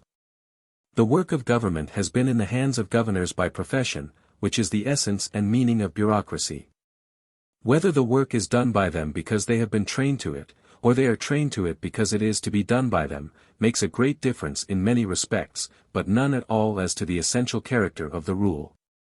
Aristocracies, on the other hand, like that of England, in which the class who possessed the power derived it merely from their social position, without being specially trained or devoting themselves exclusively to it, and in which, therefore, the power was not exercised directly, but through representative institutions oligarchically constituted, have been, in respect to intellectual endowments, much on a par with democracies. That is, they have manifested such qualities in any considerable degree only during the temporary ascendancy which great and popular talents, united with a distinguished position, have given to some one man. Themistocles and Pericles, Washington and Jefferson, were not more completely exceptions in their several democracies, and were assuredly much more splendid exceptions, than the Chathams and Peels of the representative aristocracy of Great Britain, or even the Sullas and Colberts of the aristocratic monarchy of France. A great minister, in the aristocratic governments of modern Europe, is almost as rare a phenomenon as a great king. The comparison, therefore, as to the intellectual attributes of a government has to be made between a representative democracy and a bureaucracy. All other governments may be left out of the account. And here it must be acknowledged that a bureaucratic government has, in some important respects, greatly the advantage. It accumulates experience, acquires well-tried and well-considered traditional maxims, and makes provision for appropriate practical knowledge in those who have the actual conduct of affairs. But it is not equally favorable to individual energy of mind. The disease which afflicts bureaucratic governments, and which they usually die of, is routine. They perish by the immutability of their maxims, and, still more, by the universal law that whatever becomes a routine loses its vital principle, and, having no longer a mind acting within it, goes on revolving mechanically, though the work it is intended to do remains undone.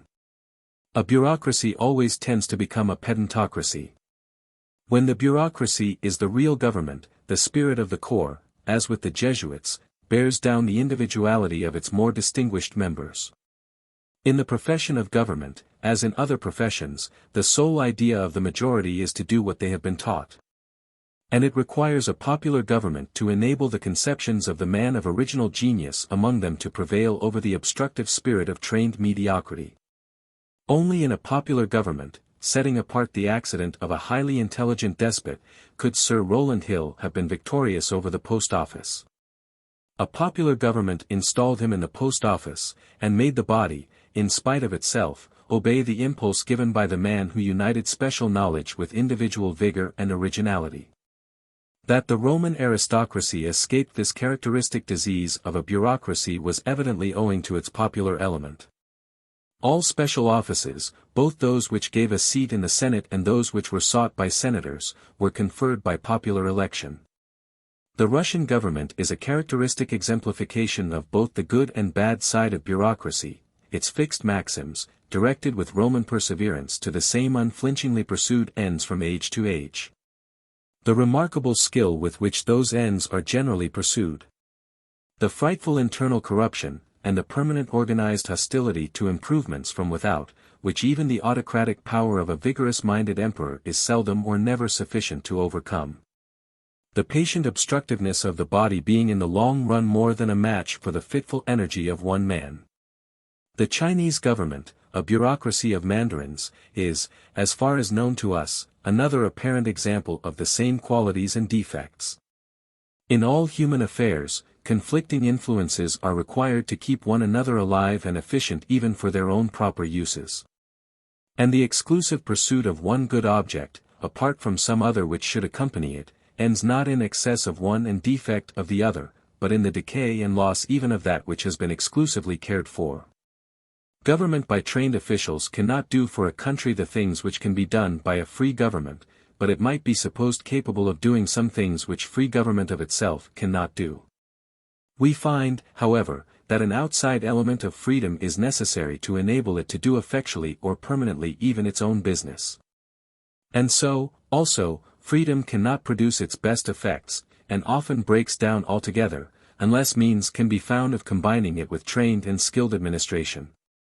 There could not be a moment's hesitation between representative government, among a people in any degree ripe for it, and the most perfect imaginable bureaucracy. But it is, at the same time, one of the most important ends of political institutions, to attain as many of the qualities of the one as are consistent with the other. To secure, as far as they can be made compatible, the great advantage of the conduct of affairs by skilled persons, bred to it as an intellectual profession, along with that of a general control vested in, and seriously exercised by bodies representative of the entire people. Much would be done towards this end by recognizing the line of separation, discussed in the preceding chapter, between the work of government properly so called, which can only be well performed after special cultivation, and that of selecting, watching, and, when needful, controlling the governors, which in this case, as in all others, properly devolves, not on those who do the work, but on those for whose benefit it ought to be done. No progress at all can be made towards obtaining a skilled democracy, unless the democracy are willing that the work which requires skill should be done by those who possess it. A democracy has enough to do in providing itself with an amount of mental competency sufficient for its own proper work, that of superintendence and check. How to obtain and secure this amount is one of the questions to be taken into consideration in judging of the proper constitution of a representative body. In proportion as its composition fails to secure this amount, the Assembly will encroach, by special acts, on the province of the executive. It will expel a good, or elevate and uphold a bad ministry. It will connive at, or overlook in them, abuses of trust, will be deluded by their false pretenses, or will withhold support from those who endeavor to fulfill their trust conscientiously. It will countenance or impose a selfish, a capricious and impulsive, a short-sighted, ignorant, and prejudiced general policy, foreign and domestic. It will abrogate good laws, or enact bad ones. Let in new evils, or cling with perverse obstinacy to old. It will even, perhaps, under misleading impulses, momentary or permanent, emanating from itself or from its constituents, tolerate or connive at proceedings which set law aside altogether. In cases where equal justice would not be agreeable to popular feeling. Such are among the dangers of representative government, arising from a constitution of the representation which does not secure an adequate amount of intelligence and knowledge in the representative assembly. We next proceed to the evils arising from the prevalence of modes of action in the representative body, dictated by sinister interests, to employ the useful phrase introduced by Bentham, that is, interests conflicting more or less with the general good of the community. It is universally admitted that, of the evils incident to monarchical and aristocratic governments, a large proportion arise from this cause. The interest of the monarch, or the interest of the aristocracy, either collective or that of its individual members, is promoted, or they themselves think that it will be promoted, by conduct opposed to that which the general interest of the community requires. The interest, for example, of the government is to tax heavily, that of the community is to be as little taxed as the necessary expenses of good government permit. The interest of the king and of the governing aristocracy is to possess and exercise unlimited power over the people, to enforce, on their part, complete conformity to the will and preferences of the rulers. The interest of the people is to have as little control exercised over them in any respect as is consistent with attaining the legitimate ends of government. The interest, or apparent and supposed interest of the king or aristocracy, is to permit no censure of themselves, at least in any form which they may consider either to threaten their power or seriously to interfere with their free agency. The interest of the people is that there should be full liberty of censure on every public officer, and on every public act or measure. The interest of a ruling class, whether in an aristocracy or an aristocratic monarchy, is to assume to themselves an endless variety of unjust privileges, sometimes benefiting their pockets at the expense of the people, sometimes merely tending to exalt them above others, or, what is the same thing in different words, to degrade others below themselves. If the people are disaffected, which under such a government they are very likely to be, it is the interest of the king or aristocracy to keep them at a low level of intelligence and education, foment dissensions among them, and even prevent them from being too well off, lest they should wax fat, and kick, agreeably to the maxim of Cardinal Richelieu in his celebrated Testament Politique. All these things are for the interest of a king or aristocracy, in a purely selfish point of view, unless a sufficiently strong counter-interest is created by the fear of provoking resistance. All these evils have been, and many of them still are, produced by the sinister interests of kings and aristocracies, where their power is sufficient to raise them above the opinion of the rest of the community. Nor is it rational to expect, as a consequence of such a position, any other conduct. These things are superabundantly evident in the case of a monarchy or an aristocracy. But it is sometimes rather gratuitously assumed that the same kind of injurious influences do not operate in a democracy. Looking at democracy in the way in which it is commonly conceived, as the rule of the numerical majority, it is surely possible that the ruling power may be under the dominion of sectional or class interests, pointing to conduct different from that which would be dictated by impartial regard for the interest of all. Suppose the majority to be whites, the minority Negroes, or vice versa, is it likely that the majority would allow equal justice to the minority? Suppose the majority Catholics, the minority Protestants, or the reverse. Will there not be the same danger? Or let the majority be English, the minority Irish, or the contrary, is there not a great probability of similar evil? In all countries there is a majority of poor, a minority who, in contradistinction, may be called rich. Between these two classes, on many questions, there is complete opposition of apparent interest. We will suppose the majority sufficiently intelligent to be aware that it is not for their advantage to weaken the security of property, and that it would be weakened by any act of arbitrary spoliation. But is there not a considerable danger lest they should throw upon the possessors of what is called realized property, and upon the larger incomes, an unfair share, or even the whole, of the burden of taxation, and having done so, add to the amount without scruple, expending the proceeds in modes supposed to conduce to the profit and advantage of the laboring class?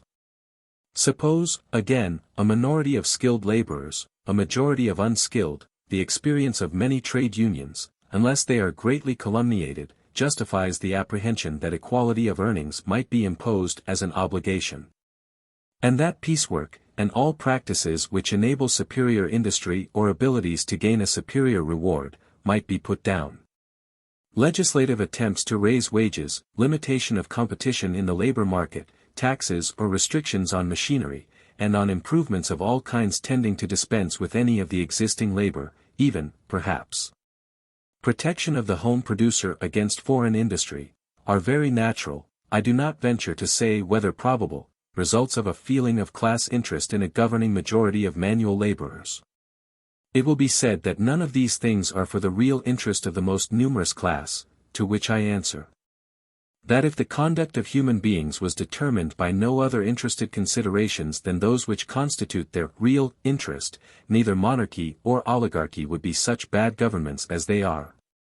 For assuredly very strong arguments may be, and often have been, adduced to show that either a king or a governing senate are in much the most enviable position when ruling justly and vigilantly over an active, wealthy, enlightened, and high-minded people.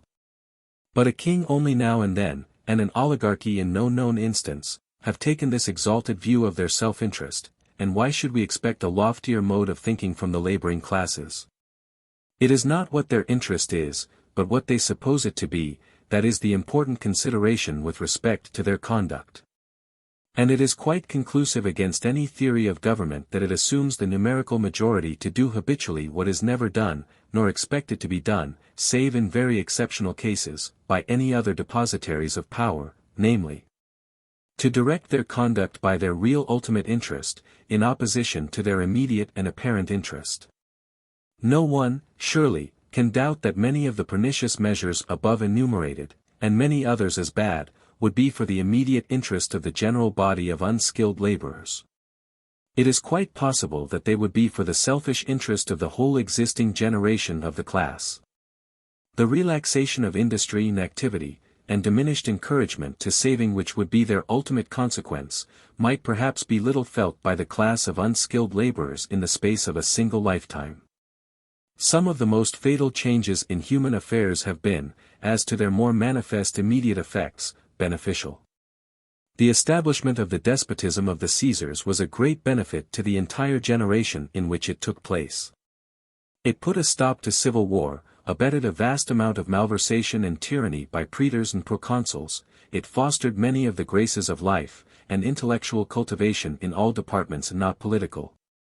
It produced monuments of literary genius dazzling to the imaginations of shallow readers of history, who do not reflect that the men to whom the despotism of Augustus, as well as of Lorenzo de' Medici and of Louis XIV, owes its brilliancy were all formed in the generation preceding. The accumulated riches, and the mental energy and activity produced by centuries of freedom, remained for the benefit of the first generation of slaves. Yet this was the commencement of a regime by whose gradual operation all the civilization which had been gained insensibly faded away, until the empire, which had conquered and embraced the world in its grasp so completely lost even its military efficiency that invaders whom 3 or 4 legions had always sufficed to coerce were able to overrun and occupy nearly the whole of its vast territory. The fresh impulse given by Christianity came but just in time to save arts and letters from perishing, and the human race from sinking back into perhaps endless night. When we talk of the interest of a body of men, or even of an individual man, as a principle determining their actions, the question what would be considered their interest by an unprejudiced observer is one of the least important parts of the whole matter. As Coleridge observes, the man makes the motive, not the motive the man. What it is the man's interest to do or refrain from depends less on any outward circumstances than upon what sort of man he is. If you wish to know what is practically a man's interest, you must know the cast of his habitual feelings and thoughts. Every body has 2 kinds of interests which he cares for and interests which he does not care for. Every body has selfish and unselfish interests, and a selfish man has cultivated the habit of caring for the former and not caring for the latter. Every one has present and distant interests, and the improvident man is he who cares for the present interests and does not care for the distant. It matters little that on any correct calculation the latter may be the more considerable, if the habits of his mind lead him to fix his thoughts and wishes solely on the former. It would be vain to attempt to persuade a man who beats his wife and ill-treats his children that he would be happier if he lived in love and kindness with them. He would be happier if he were the kind of person who could so live. But he is not, and it is probably too late for him to become that kind of person. Being what he is, the gratification of his love of domineering and the indulgence of his ferocious temper are to his perceptions a greater good to himself than he would be capable of deriving from the pleasure and affection of those dependent on him. He has no pleasure in their pleasure, and does not care for their affection. His neighbor, who does, is probably a happier man than he. But could he be persuaded of this, the persuasion would, most likely, only still further exasperate his malignity or his irritability. On the average, a person who cares for other people, for his country, or for mankind, is a happier man than one who does not, but of what use is it to preach this doctrine to a man who cares for nothing but his own ease or his own pocket? He cannot care for other people if he would. It is like preaching to the worm who crawls on the ground how much better it would be for him if he were an eagle. Now it is a universally observed fact that the two evil dispositions in question, the disposition to prefer a man's selfish interests to those which he shares with other people, and his immediate and direct interests to those which are indirect and remote, are characteristics most especially called forth and fostered by the possession of power. The moment a man, or a class of men, find themselves with power in their hands, the man's individual interest, or the class's separate interest, acquires an entirely new degree of importance in their eyes. Finding themselves worshipped by others, they become worshippers of themselves, and think themselves entitled to be counted at 100 times the value of other people. While the facility they acquire of doing as they like without regard to consequences insensibly weakens the habits which make men look forward even to such consequences as affect themselves. This is the meaning of the universal tradition, grounded on universal experience, of men's being corrupted by power. Every one knows how absurd it would be to infer from what a man is or does when in a private station, that he will be and do exactly the like when a despot on a throne. Where the bad parts of his human nature, instead of being restrained and kept in subordination by every circumstance of his life and by every person surrounding him, are courted by all persons, and ministered to by all circumstances. It would be quite as absurd to entertain a similar expectation in regard to a class of men, the demos, or any other. Let them be ever so modest and amenable to reason while there is a power over them stronger than they, we ought to expect a total change in this respect and they themselves become the strongest power. Governments must be made for human beings as they are, or as they are capable of speedily becoming. And in any state of cultivation which mankind, or any class among them, have yet attained, or are likely soon to attain, the interests by which they will be led, when they are thinking only of self-interest, will be almost exclusively those which are obvious at first sight, and which operate on their present condition. It is only a disinterested regard for others, and especially for what comes after them, for the idea of posterity, of their country, or of mankind, whether grounded on sympathy or on a conscientious feeling, whichever directs the minds and purposes of classes or bodies of men towards distant or unobvious interests. And it cannot be maintained that any form of government would be rational which required as a condition that these exalted principles of action should be the guiding and master motives in the conduct of average human beings. A certain amount of conscience and of disinterested public spirit may fairly be calculated on in the citizens of any community ripe for representative government. But it would be ridiculous to expect such a degree of it, combined with such intellectual discernment, as would be proof against any plausible fallacy tending to make that which was for their class interest appear the dictate of justice and of the general good. We all know what specious fallacies may be urged in defense of every act of injustice yet proposed for the imaginary benefit of the mass. We know how many, not otherwise fools or bad men, have thought it justifiable to repudiate the national debt. We know how many, not destitute of ability and of considerable popular influence, think it fair to throw the whole burden of taxation upon savings, under the name of realized property, allowing those whose progenitors and themselves have always spent all they received, to remain, as a reward for such exemplary conduct, wholly untaxed.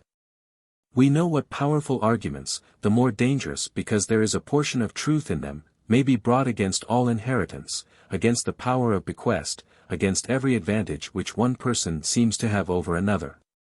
We know how easily the uselessness of almost every branch of knowledge may be proved to the complete satisfaction of those who do not possess it. How many, not altogether stupid men, think the scientific study of languages useless, think ancient literature useless, all erudition useless, logic and metaphysics useless, poetry in the fine arts idle and frivolous, political economy purely mischievous. Even history has been pronounced useless and mischievous by able men. Nothing but that acquaintance with external nature, empirically acquired, which serves directly for the production of objects necessary to existence or agreeable to the senses, would get its utility recognized if people had the least encouragement to disbelieve it. Is it reasonable to think that even much more cultivated minds than those of the numerical majority can be expected to be, will have so delicate a conscience, and so just an appreciation of what is against their own apparent interest, that they will reject these and the innumerable other fallacies which will press in upon them from all quarters as soon as they come into power, to induce them to follow their own selfish inclinations and short-sighted notions of their own good, in opposition to justice, at the expense of all other classes and of posterity? One of the greatest dangers, therefore, of democracy, as of all other forms of government, lies in the sinister interest of the holders of power. It is the danger of class legislation. Of government intended for, whether really affecting it or not, the immediate benefit of the dominant class, to the lasting detriment of the whole. And one of the most important questions demanding consideration in determining the best constitution of a representative government is how to provide efficacious securities against this evil. If we consider as a class, politically speaking, any number of persons who have the same sinister interest, that is, whose direct and apparent interest points towards the same description of bad measures, the desirable object would be that no class, and no combination of classes likely to combine, shall be able to exercise a preponderant influence in the government. A modern community, not divided within itself by strong antipathies of race, language, or nationality, may be considered as in the main divisible into two sections, which, in spite of partial variations, correspond on the whole with two divergent directions of apparent interest. Let us call them, in brief general terms, laborers on the one hand, employers of labor on the other. Including, however, along with employers of labor not only retired capitalists and the possessors of inherited wealth, but all that highly paid description of laborers, such as the professions, whose education and way of life assimilate them with the rich, and whose prospect and ambition it is to raise themselves into that class. With the laborers, on the other hand, may be ranked those smaller employers of labor who by interests, habits, and educational impressions are assimilated in wishes, tastes, and objects to the laboring classes, comprehending a large proportion of petty tradesmen. In a state of society thus composed, if the representative system could be made ideally perfect, and if it were possible to maintain it in that state, its organization must be such that these two classes, manual laborers and their affinities on one side, employers of labor and their affinities on the other, should be, in the arrangement of the representative system, equally balanced, each influencing about an equal number of votes in Parliament. Since, assuming that the majority of each class, in any difference between them, would be mainly governed by their class interests, there would be a minority of each in whom that consideration would be subordinate to reason, justice, and the good of the whole. And this minority of either, joining with the whole of the other, would turn the scale against any demands of their own majority which were not such as ought to prevail. The reason why, in any tolerable constituted society, justice and the general interest mostly in the end carry their point, is that the separate and selfish interests of mankind are almost always divided. Some are interested in what is wrong, but some, also, have their private interest on the side of what is right. And those who are governed by higher considerations, though too few and weak to prevail alone, usually, after sufficient discussion and agitation, become strong enough to turn the balance in favor of the body of private interests which is on the same side with them. The representative system ought to be so constituted as to maintain this state of things. It ought not to allow any of the various sectional interests to be so powerful as to be capable of prevailing against truth and justice, and the other sectional interests combined. There ought always to be such a balance preserved among personal interests as may render any one of them dependent for its successes on carrying with it at least a large proportion of those who act on higher motives and more comprehensive and distant views. Chapter 7, of True and False Democracy, Representation of All, and Representation of the Majority Only. It has been seen that the dangers incident to a representative democracy are of two kinds: danger of a low grade of intelligence in the representative body, and in the popular opinion which controls it, and danger of class legislation on the part of the numerical majority, these being all composed of the same class. We have next to consider how far it is possible so to organize the democracy as, without interfering materially with the characteristic benefits of democratic government, to do away with these two great evils. Or at least to abate them in the utmost degree attainable by human contrivance. The common mode of attempting this is by limiting the democratic character of the representation through a more or less restricted suffrage. But there is a previous consideration which, duly kept in view, considerably modifies the circumstances which are supposed to render such a restriction necessary. A completely equal democracy, in a nation in which a single class composes the numerical majority, cannot be divested of certain evils. But those evils are greatly aggravated by the fact that the democracies which at present exist are not equal, but systematically unequal in favor of the predominant class. Two very different ideas are usually confounded under the name democracy. The pure idea of democracy, according to its definition, is the government of the whole people by the whole people, equally represented. Democracy, as commonly conceived and hitherto practiced, is the government of the whole people by a mere majority of the people exclusively represented. The former is synonymous with the equality of all citizens. The latter, strangely confounded with it, is a government of privilege in favor of the numerical majority, who alone possess practically any voice in the state. This is the inevitable consequence of the manner in which the votes are now taken, to the complete disfranchisement of minorities. The confusion of ideas here is great, but it is so easily cleared up that one would suppose the slightest indication would be sufficient to place the matter in its true light before any mind of average intelligence. It would be so but for the power of habit, owing to which, the simplest idea, if unfamiliar, has as great difficulty in making its way to the mind as a far more complicated one. That the minority must yield to the majority, the smaller number to the greater, is a familiar idea. And accordingly, men think there is no necessity for using their minds any further, and it does not occur to them that there is any medium between allowing the smaller number to be equally powerful with the greater, and blotting out the smaller number altogether.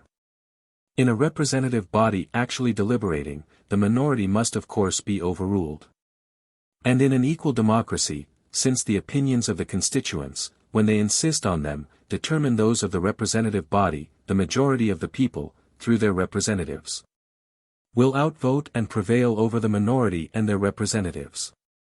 But does it follow that the minority should have no representatives at all? Because the majority ought to prevail over the minority, must the majority have all the votes, the minority none? Is it necessary that the minority should not even be heard? Nothing but habit and old association can reconcile any reasonable being to the needless injustice. In a really equal democracy, every or any section would be represented, not disproportionately, but proportionately. A majority of the electors would always have a majority of the representatives, but a minority of the electors would always have a minority of the representatives. Man for man, they would be as fully represented as the majority. Unless they are, there is not equal government, but a government of inequality and privilege. One part of the people rule over the rest, there is a part whose fair and equal share of influence in the representation is withheld from them. Contrary to all just government, but, above all, contrary to the principle of democracy, which professes equality as its very root and foundation. The injustice and violation of principle are not less flagrant because those who suffer by them are a minority, for there is not equal suffrage where every single individual does not count for as much as any other single individual in the community. But it is not only a minority who suffer. Democracy, thus constituted, does not even attain its ostensible object, that of giving the powers of government in all cases to the numerical majority. It does something very different. It gives them to a majority of the majority, who may be, and often are, but a minority of the whole. All principles are most effectually tested by extreme cases. Suppose, then, that, in a country governed by equal and universal suffrage, there is a contested election in every constituency, and every election is carried by a small majority. The parliament thus brought together represents little more than a bare majority of the people. This parliament proceeds to legislate, and adopts important measures by a bare majority of itself. What guarantee is there that these measures accord with the wishes of a majority of the people? Nearly half the electors, having been outvoted at the hustings, have had no influence at all in the decision. And the whole of these may be, a majority of them probably are, hostile to the measures, having voted against those by whom they have been carried. Of the remaining electors, nearly half have chosen representatives who, by supposition, have voted against the measures. It is possible, therefore, and even probable, that the opinion which has prevailed was agreeable only to a minority of the nation, though a majority of that portion of it whom the institutions of the country have erected into a ruling class. If democracy means the certain ascendancy of the majority, there are no means of ensuring that, but by allowing every individual figure to tell equally in the summing up. Any minority left out, either purposely or by the play of the machinery, gives the power not to the majority, but to a minority in some other part of the scale. The only answer which can possibly be made to this reasoning is, that as different opinions predominate in different localities, the opinion which is in a minority in some places has a majority in others. And on the whole every opinion which exists in the constituencies obtains its fair share of voices in the representation. And this is roughly true in the present state of the constituency. If it were not, the discordance of the House with the general sentiment of the country would soon become evident. But it would be no longer true if the present constituency were much enlarged, still less if made coextensive with the whole population, for in that case the majority in every locality would consist of manual laborers. And when there was any question pending on which these classes were at issue with the rest of the community, no other class could succeed in getting represented anywhere. Even now, is it not a great grievance that in every parliament a very numerous portion of the electors, willing and anxious to be represented, have no member in the House for whom they have voted? Is it just that every elector of Marylebone is obliged to be represented by 2 nominees of the vestries, every elector of Finsbury or Lambeth by those, as is generally believed, of the publicans? The constituencies to which most of the highly educated and public-spirited persons in the country belong, those of the large towns, are now, in great part, either unrepresented or misrepresented. The electors who are on a different side in party politics from the local majority are unrepresented. Of those who are on the same side, a large proportion are misrepresented. Having been obliged to accept the man who had the greatest number of supporters in their political party, though his opinions may differ from theirs on every other point. The state of things is, in some respects, even worse than if the minority were not allowed to vote at all, for then, at least, the majority might have a member who would represent their own best mind. While now, the necessity of not dividing the party, for fear of letting in its opponents, induces all to vote either for the first person who presents himself wearing their colors, or for the one brought forward by their local leaders. And these, if we pay them the compliment, which they very seldom deserve, of supposing their choice to be unbiased by their personal interests, are compelled, that they may be sure of mustering their whole strength, to bring forward a candidate whom none of the party will strongly object to, that is, a man without any distinctive peculiarity, any known opinions except the shibboleth of the party. This is strikingly exemplified in the United States, where, at the election of president, the strongest party never dares put forward any of its strongest men, because every one of these, from the mere fact that he has been long in the public eye, has made himself objectionable to some portion or other of the party, and is therefore not so sure a card for rallying all their votes as a person who has never been heard of by the public at all until he is produced as the candidate.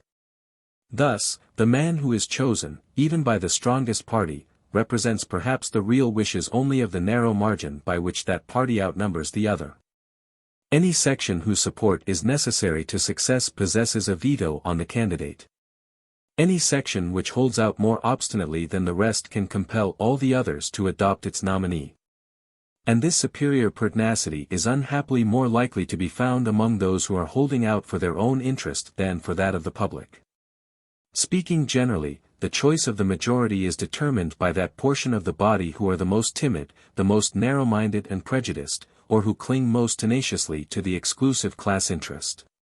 And the electoral rights of the minority, while useless for the purposes for which votes are given, serve only for compelling the majority to accept the candidate of the weakest or worst portion of themselves. That, while recognizing these evils, many should consider them as the necessary price paid for a free government, is in no way surprising. It was the opinion of all the friends of freedom up to a recent period. But the habit of passing them over as irremediable has become so inveterate, that many persons seem to have lost the capacity of looking at them as things which they would be glad to remedy if they could. From despairing of a cure, there is too often but one step to denying the disease, and from this follows dislike to having a remedy proposed, as if the proposer were creating a mischief instead of offering relief from one. People are so inured to the evils that they feel as if it were unreasonable, if not wrong, to complain of them. Yet, avoidable or not, he must be a purblind lover of liberty on whose mind they do not weigh. Who would not rejoice at the discovery that they could be dispensed with? Now, nothing is more certain than that the virtual blotting out of the minority is no necessary or natural consequence of freedom. That, far from having any connection with democracy, it is diametrically opposed to the first principle of democracy, representation in proportion to numbers. It is an essential part of democracy that minorities should be adequately represented. No real democracy, nothing but a false show of democracy, is possible without it. Those who have seen and felt, in some degree, the force of these considerations, have proposed various expedients by which the evil may be, in a greater or less degree, mitigated. Lord John Russell, in one of his Reform Bills, introduced a provision that certain constituencies should return 3 members, and that in these each elector should be allowed to vote only for 2, and Mr. Disraeli, in the recent debates, revived the memory of the fact by reproaching him for it, being of opinion, apparently, that it befits a conservative statesman to regard only means, and to disown scornfully all fellow feeling with anyone who is betrayed, even once, into thinking of ends. Others have proposed that each elector should be allowed to vote only for 1. By either of these plans, a minority equaling or exceeding a third of the local constituency, would be able, if it attempted no more, to return 1 out of 3 members. The same result might be attained in a still better way if, as proposed in an able pamphlet by Mr. James Garth Marshall, the elector retained his 3 votes, but was at liberty to bestow them all upon the same candidate. These schemes, though infinitely better than none at all, are yet but makeshifts, and attain the end in a very imperfect manner, since all local minorities of less than a third, and all minorities, however numerous, which are made up from several constituencies, would remain unrepresented. It is much to be lamented, however, that none of these plans have been carried into effect, as any of them would have recognized the right principle, and prepared the way for its more complete application. But real equality of representation is not obtained unless any set of electors amounting to the average number of a constituency, wherever in the country they happen to reside, have the power of combining with one another to return a representative. This degree of perfection in representation appeared impracticable until a man of great capacity, fitted alike for large general views and for the contrivance of practical details, Mr. Thomas Hare, had proved its possibility by drawing up a scheme for its accomplishment, embodied in a draft of an Act of Parliament. A scheme which has the almost unparalleled merit of carrying out a great principle of government in a manner approaching to ideal perfection as regards the special object in view, while it attains incidentally several other ends of scarcely inferior importance. According to this plan, the unit of representation, the quota of electors who would be entitled to have a member to themselves, would be ascertained by the ordinary process of taking averages, the number of voters being divided by the number of seats in the House. And every candidate who obtained that quota would be returned, from however great a number of local constituencies it might be gathered. The votes would, as at present, be given locally. But any elector would be at liberty to vote for any candidate, in whatever part of the country he might offer himself. Those electors, therefore, who did not wish to be represented by any of the local candidates, might aid by their vote in the return of the person they liked best among all those throughout the country who had expressed a willingness to be chosen. This would so far give reality to the electoral rights of the otherwise virtually disfranchised minority.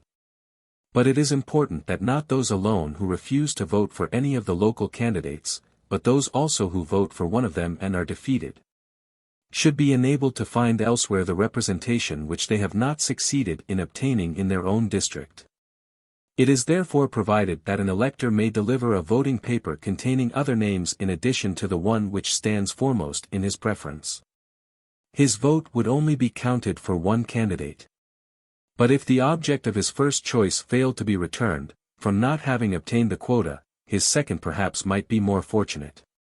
He may extend his list to a greater number in the order of his preference, so that if the names which stand near the top of the list either cannot make up the quota, or are able to make it up without his vote, the vote may still be used for someone whom it may assist in returning. To obtain the full number of members required to complete the House, as well as to prevent very popular candidates from engrossing nearly all the suffrages, it is necessary, however many votes a candidate may obtain, that no more of them than the quota should be counted for his return. The remainder of those who voted for him would have their votes counted for the next person on their respective lists who needed them, and could by their aid complete the quota. To determine which of a candidate's votes should be used for his return, and which set free for others, several methods are proposed, into which we shall not here enter. He would, of course, retain the votes of all those who would not otherwise be represented, and for the remainder, drawing lots, in default of better, would be an unobjectionable expedient. The voting papers would be conveyed to a central office, where the votes would be counted, the number of first, second, third, and other votes given for each candidate ascertained, and the quota would be allotted to every one who could make it up, until the number of the House was complete. First votes being preferred to second, second to third, and so forth. The voting papers, and all the elements of the calculation, would be placed in public repositories, accessible to all whom they concerned. And if any one who had obtained the quota was not duly returned, it would be in his power easily to prove it. These are the main provisions of the scheme. For a more minute knowledge of its very simple machinery, I must refer to Mr. Hare's Treatise on the Election of Representatives, a small volume published in 1859, and to a pamphlet by Mr. Henry Fawcett, published in 1860, and entitled, Mr. Hare's Reform Bill Simplified and Explained. This last is a very clear and concise exposition of the plan, reduced to its simplest elements by the omission of some of Mr. Hare's original provisions, which, though in themselves beneficial, were thought to take more from the simplicity of the scheme than they added to its practical advantages. The more these works are studied, the stronger, I venture to predict, will be the impression of the perfect feasibility of the scheme and its transcendent advantages. Such and so numerous are these, that, in my conviction, they place Mr. Hare's plan among the very greatest improvements yet made in the theory and practice of government. In the first place, it secures a representation, in proportion to numbers, of every division of the electoral body, not two great parties alone, with perhaps a few large sectional minorities in particular places, but every minority in the whole nation, consisting of a sufficiently large number to be, on principles of equal justice, entitled to a representative. Secondly, no elector would, as at present, be nominally represented by someone whom he had not chosen. Every member of the House would be the representative of a unanimous constituency. He would represent 1,000 electors, or 2,000, or 5,000, or 10,000, as the quota might be, every one of whom would have not only voted for him, but selected him from the whole country. Not merely from the assortment of 2 or 3 perhaps rotten oranges, which may be the only choice offered to him in his local market. Under this relation the tie between the elector and the representative would be of a strength and a value of which at present we have no experience. Every one of the electors would be personally identified with his representative, and the representative with his constituents. Every elector who voted for him would have done so either because he is the person, in the whole list of candidates for Parliament, who best expresses the voter's own opinions, or because he is one of those whose abilities and character the voter most respects, and whom he most willingly trusts to think for him. The member would represent persons, not the mere bricks and mortar of the town, the voters themselves, not a few vestrymen or parish notabilities merely. All, however, that is worth preserving in the representation of places would be preserved. Though the Parliament of the nation ought to have as little as possible to do with purely local affairs, yet, while it has to do with them, there ought to be members specially commissioned to look after the interests of every important locality. And these there would still be. In every locality which contained many more voters than the quota, and there probably ought to be no local constituency which does not, the majority would generally prefer to be represented by one of themselves. By a person of local knowledge, and residing in the locality, if there is any such person to be found among the candidates, who is otherwise eligible as their representative. It would be the minorities chiefly, who, being unable to return the local member, would look out elsewhere for a candidate likely to obtain other votes in addition to their own. Of all modes in which a national representation can possibly be constituted, this one affords the best security for the intellectual qualifications desirable in the representatives. At present, by universal admission, it is becoming more and more difficult for anyone who has only talents and character to gain admission into the House of Commons. The only persons who can get elected are those who possess local influence, or make their way by lavish expenditure, or who, on the invitation of 3 or 4 tradesmen or attorneys, are sent down by one of the 2 great parties from their London clubs, as men whose votes the party can depend on under all circumstances. On Mr. Hare's system, those who did not like the local candidates would fill up their voting papers by a selection from all the persons of national reputation on the list of candidates with whose general political principles they were in sympathy. Almost every person, therefore, who had made himself in any way honorably distinguished, though devoid of local influence, and having sworn allegiance to no political party, would have a fair chance of making up the quota. And with this encouragement such persons might be expected to offer themselves in numbers hitherto undreamed of. Hundreds of able men of independent thought, who would have no chance whatever of being chosen by the majority of any existing constituency, have by their writings, or their exertions in some field of public usefulness, made themselves known and approved by a few persons in almost every district of the kingdom. And if every vote that would be given for them in every place could be counted for their election, they might be able to complete the number of the quota. In no other way which it seems possible to suggest would Parliament be so certain of containing the very elite of the country. And it is not solely through the votes of minorities that this system of election would raise the intellectual standard of the House of Commons. Majorities would be compelled to look out for members of a much higher caliber.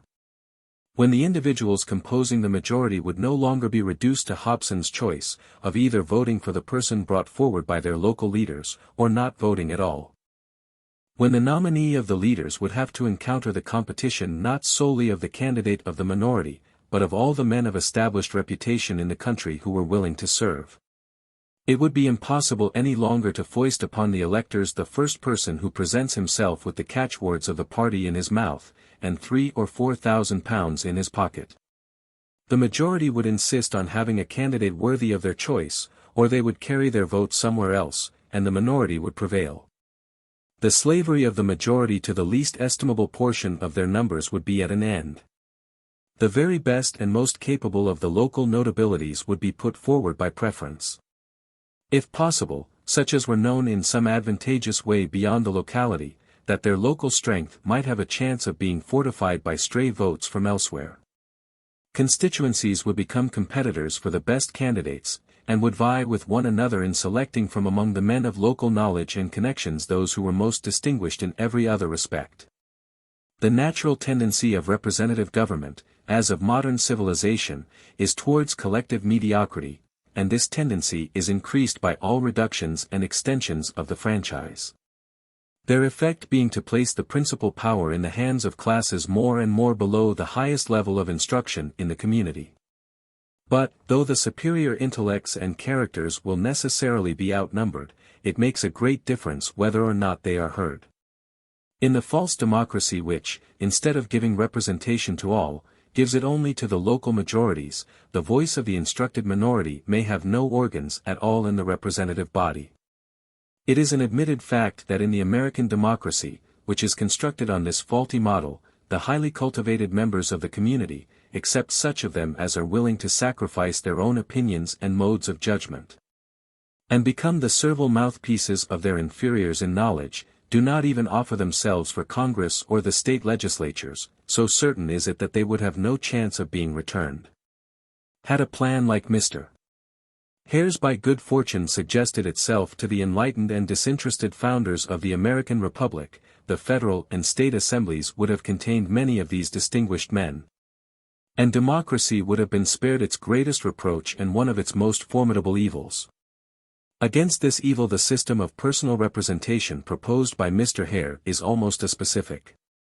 The minority of instructed minds scattered through the local constituencies would unite to return a number, proportioned to their own numbers, of the very ablest men the country contains. They would be under the strongest inducement to choose such men, since in no other mode could they make their small numerical strength tell for anything considerable.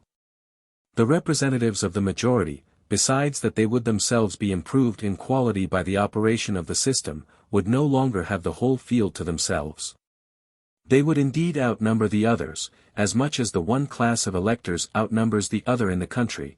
They could always outvote them, but they would speak and vote in their presence, and subject to their criticism. When any difference arose, they would have to meet the arguments of the instructed few by reasons, at least apparently, as cogent. And since they could not, as those do who are speaking to persons already unanimous, simply assume that they are in the right, it would occasionally happen to them to become convinced that they were in the wrong. As they would in general be well-meaning, for thus much may reasonably be expected from a fairly chosen national representation, their own minds would be insensibly raised by the influence of the minds with which they were in contact. Or even in conflict. The champions of unpopular doctrines would not put forth their arguments merely in books and periodicals, read only by their own side. The opposing ranks would meet face to face and hand to hand, and there would be a fair comparison of their intellectual strength in the presence of the country. It would then be found out whether the opinion which prevailed by counting votes would also prevail if the votes were weighed as well as counted. The multitude have often a true instinct for distinguishing an able man when he has the means of displaying his ability in a fair field before them. If such a man fails to obtain any portion of his just weight, it is through institutions or usages which keep him out of sight. In the old democracies there were no means of keeping out of sight any able man. The bema was open to him. He needed nobody's consent to become a public adviser. It is not so in a representative government. And the best friends of representative democracy can hardly be without misgivings that the Themistocles or Demosthenes whose counsels would have saved the nation, might be unable during his whole life ever to obtain a seat.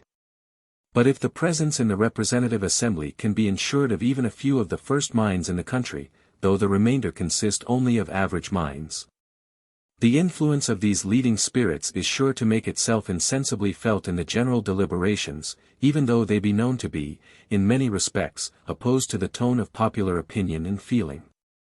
I am unable to conceive any mode by which the presence of such minds can be so positively ensured as by that proposed by Mr. Hare. This portion of the assembly would also be the appropriate organ of a great social function, for which there is no provision in any existing democracy, but which in no government can remain permanently unfulfilled without condemning that government to infallible degeneracy and decay. This may be called the function of antagonism. In every government there is some power stronger than all the rest, and the power which is strongest tends perpetually to become the sole power. Partly by intention and partly unconsciously, it is ever striving to make all other things bend to itself, and is not content while there is any thing which makes permanent head against it, any influence not in agreement with its spirit. Yet, if it succeeds in suppressing all rival influences, and molding everything after its own model, improvement, in that country, is at an end, and decline commences. Human improvement is a product of many factors, and no power ever yet constituted among mankind includes them all. Even the most beneficent power only contains in itself some of the requisites of good, and the remainder, if progress is to continue, must be derived from some other source. No community has ever long continued progressive but while a conflict was going on between the strongest power in the community and some rival power, between the spiritual and temporal authorities, the military or territorial and the industrious classes, the king and the people, the orthodox and religious reformers. When the victory on either side was so complete as to put an end to the strife, and no other conflict took its place, first stagnation followed, and then decay. The ascendancy of the numerical majority is less unjust, and, on the whole, less mischievous than many others, but it is attended with the very same kind of dangers, and even more certainly. For when the government is in the hands of one or a few, the many are always existent as a rival power, which may not be strong enough ever to control the other, but whose opinion and sentiment are a moral, and even a social support to all who, either from conviction or contrariety of interest, are opposed to any of the tendencies of the ruling authority. But when the democracy is supreme, there is no one or few strong enough for dissentient opinions and injured or menaced interests to lean upon. The great difficulty of democratic government has hitherto seemed to be, how to provide in a democratic society, what circumstances have provided hitherto in all the societies which have maintained themselves ahead of others, a social support, a point d'appui, for individual resistance to the tendencies of the ruling power, a protection, a rallying point, for opinions and interests which the ascendant public opinion views with disfavor. For want of such a point d'appui, the older societies, and all but a few modern ones, either fell into dissolution or became stationary, which means slow deterioration, through the exclusive predominance of a part only of the conditions of social and mental well-being. Now, this great want the system of personal representation is fitted to supply in the most perfect manner which the circumstances of modern society admit of. The only quarter in which to look for a supplement, or completing corrective to the instincts of a democratic majority, is the instructed minority, but, in the ordinary mode of constituting democracy, this minority has no organ. Mr. Hare's system provides one. The representatives who would be returned to Parliament by the aggregate of minorities would afford that organ in its greatest perfection. A separate organization of the instructed classes, even if practicable, would be invidious, and could only escape from being offensive by being totally without influence. But if the elite of these classes formed part of the Parliament, by the same title as any other of its members, by representing the same number of citizens, the same numerical fraction of the national will, their presence could give umbrage to nobody. While they would be in the position of highest vantage, both for making their opinions and counsels heard on all important subjects, and for taking an active part in public business. Their abilities would probably draw to them more than their numerical share of the actual administration of government. As the Athenians did not confide responsible public functions to Cleon or Hyperbolus, the employment of Cleon at Pylos and Amphipolis was purely exceptional, but Nicias, and Thyramines, and Alcibiades were in constant employment both at home and abroad, though known to sympathize more with oligarchy than with democracy. The instructed minority would, in the actual voting, count only for their numbers, but as a moral power they would count for much more, in virtue of their knowledge, and of the influence it would give them over the rest. An arrangement better adapted to keep popular opinion within reason and justice, and to guard it from the various deteriorating influences which assail the weak side of democracy, could scarcely by human ingenuity be devised. A democratic people would in this way be provided with what in any other way it would almost certainly miss, leaders of a higher grade of intellect and character than itself. Modern democracy would have its occasional Pericles, and its habitual group of superior and guiding minds. With all this array of reasons, of the most fundamental character, on the affirmative side of the question, what is there on the negative? Nothing that will sustain examination, when people can once be induced to bestow any real examination upon a new thing.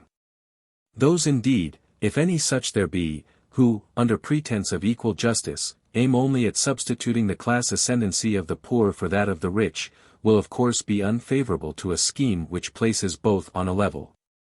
But I do not believe that any such wish exists at present among the working classes of this country, though I would not answer for the effect which opportunity and demagogic artifices may hereafter have in exciting it.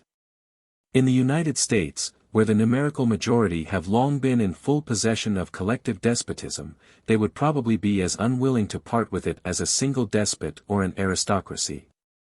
But I believe that the English democracy would as yet be content with protection against the class legislation of others, without claiming the power to exercise it in their turn. Among the ostensible objectors to Mr. Hare's scheme, some profess to think the plan unworkable, but these, it will be found, are generally people who have barely heard of it, or have given it a very slight and cursory examination. Others are unable to reconcile themselves to the loss of what they term the local character of the representation. A nation does not seem to them to consist of persons, but of artificial units, the creation of geography and statistics. Parliament must represent towns and counties, not human beings. But no one seeks to annihilate towns and counties. Towns and counties, it may be presumed, are represented when the human beings who inhabit them are represented. Local feelings cannot exist without somebody who feels them, nor local interests without somebody interested in them. If the human beings whose feelings and interests these are have their proper share of representation, these feelings and interests are represented in common with all other feelings and interests of those persons. But I cannot see why the feelings and interests which arrange mankind according to localities should be the only one thought worthy of being represented.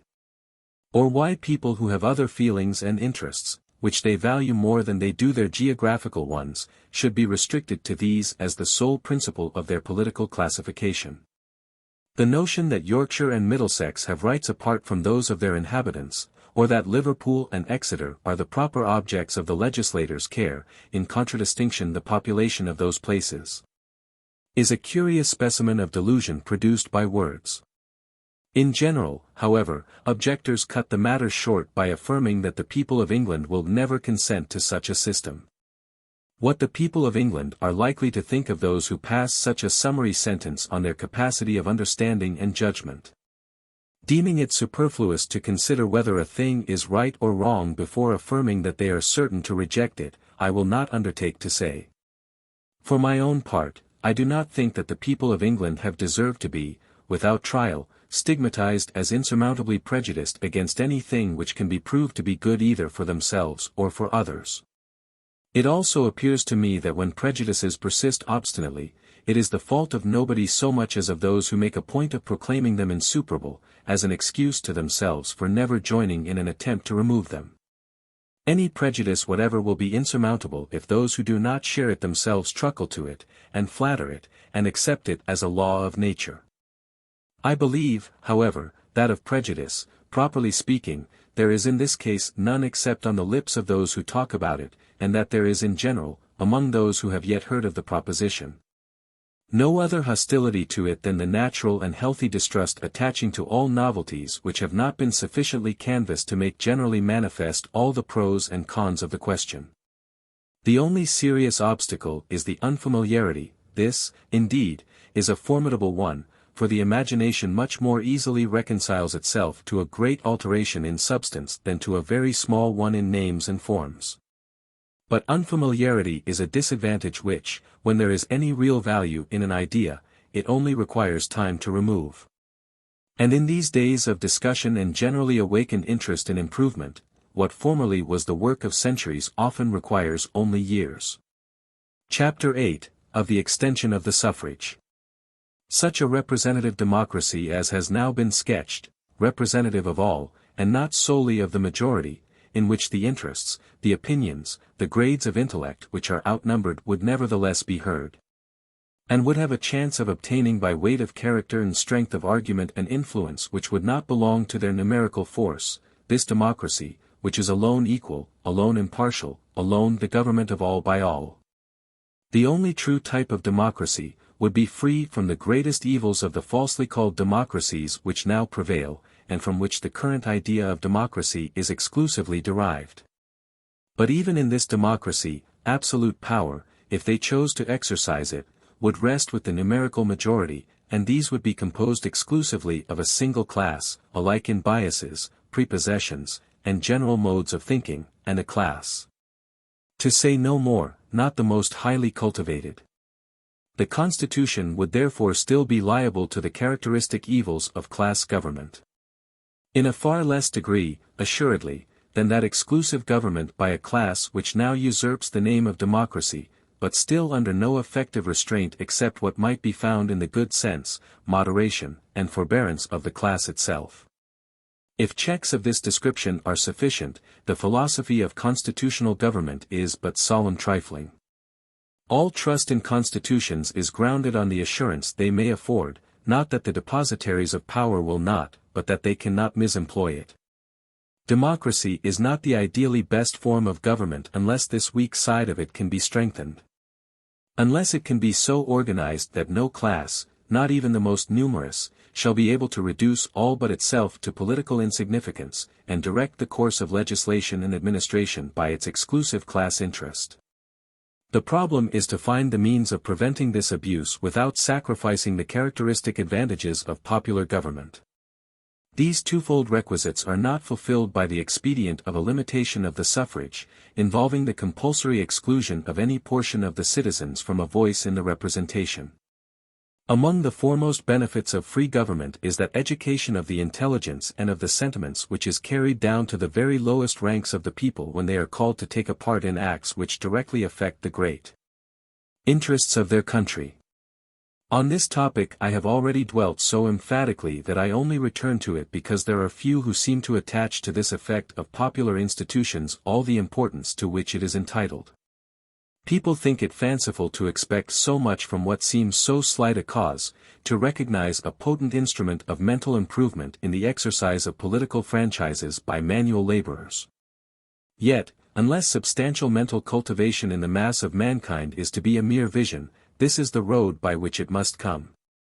If any one supposes that this road will not bring it, I call to witness the entire contents of M. de Tocqueville's great work, and especially his estimate of the Americans. Almost all travelers are struck by the fact that every American is in some sense both a patriot and a person of cultivated intelligence, and M. de Tocqueville has shown how close the connection is between these qualities and their democratic institutions. No such wide diffusion of the ideas, tastes, and sentiments of educated minds has ever been seen elsewhere, or even conceived as attainable. Yet this is nothing to what we might look for in a government equally democratic in its unexclusiveness, but better organized in other important points. For political life is indeed in America a most valuable school, but it is a school from which the ablest teachers are excluded. The first minds in the country being as effectually shut out from the national representation, and from public functions generally, as if they were under a formal disqualification. The demos, too, being in America the one source of power, all the selfish ambition of the country gravitates towards it, as it does in despotic countries towards the monarch. The people, like the despot, is pursued with adulation and sycophancy, and the corrupting effects of power fully keep pace with its improving and ennobling influences. If, even with this alloy, democratic institutions produce so marked a superiority of mental development in the lowest class of Americans, compared with the corresponding classes in England and elsewhere, what would it be if the good portion of the influence could be retained without the bad? And this, to a certain extent, may be done, but not by excluding that portion of the people who have fewest intellectual stimuli of other kinds from so inestimable an introduction to large, distant, and complicated interests as is afforded by the attention they may be induced to bestow on political affairs. It is by political discussion that the manual laborer, whose employment is a routine, and whose way of life brings him in contact with no variety of impressions, circumstances, or ideas, is taught that remote causes, and events which take place far off, have a most sensible effect even on his personal interests. And it is from political discussion and collective political action that one whose daily occupations concentrate his interests in a small circle round himself, learns to feel for and with his fellow citizens, and becomes consciously a member of a great community. But political discussions fly over the heads of those who have no votes, and are not endeavoring to acquire them. Their position, in comparison with the electors, is that of the audience in a court of justice compared with the 12 men in the jury box. It is not their suffrages that are asked, it is not their opinion that is sought to be influenced. The appeals are made, the arguments addressed, to others than them, nothing depends on the decision they may arrive at, and there is no necessity and very little inducement to them to come to any. Whoever, in an otherwise popular government, has no vote, and no prospect of obtaining it, will either be a permanent malcontent, or will feel as one whom the general affairs of society do not concern, for whom they are to be managed by others. Who has no business with the laws except to obey them, nor with public interests and concerns except as a looker-on. What he will know or care about them from this position may partly be measured by what an average woman of the middle class knows and cares about politics compared with her husband or brothers. Independently of all these considerations, it is a personal injustice to withhold from any one, unless for the prevention of greater evils. The ordinary privilege of having his voice reckoned in the disposal of affairs in which he has the same interest as other people. If he is compelled to pay, if he may be compelled to fight, if he is required implicitly to obey, he should be legally entitled to be told what for, to have his consent asked, and his opinion counted at its worth, though not at more than its worth.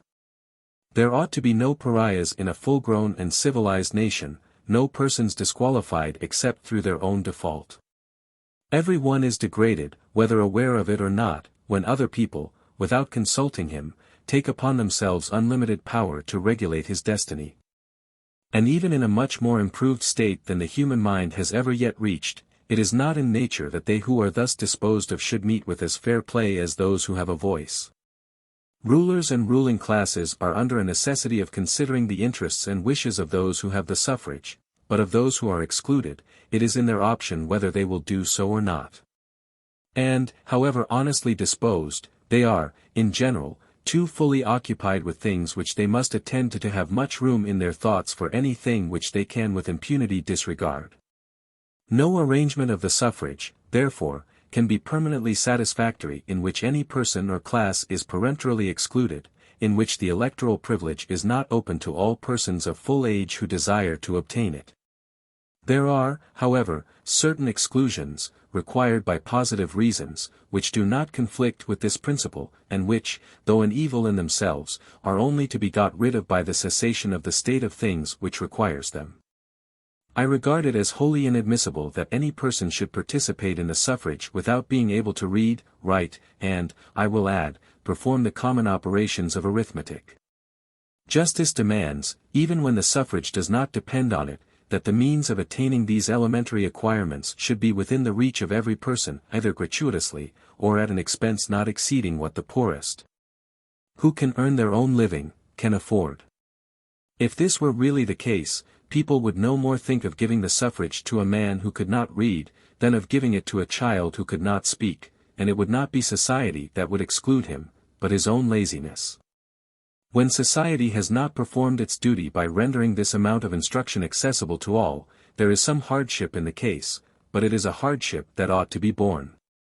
If society has neglected to discharge two solemn obligations, the more important and more fundamental of the two must be fulfilled first. Universal teaching must precede universal enfranchisement.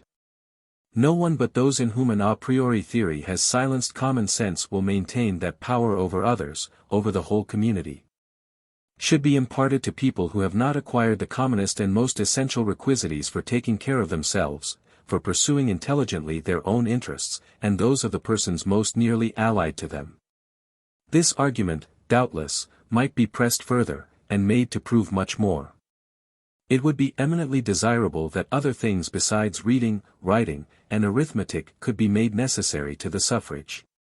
That some knowledge of the conformation of the earth, its natural and political divisions, the elements of general history, and of the history and institutions of their own country, could be required from all electors.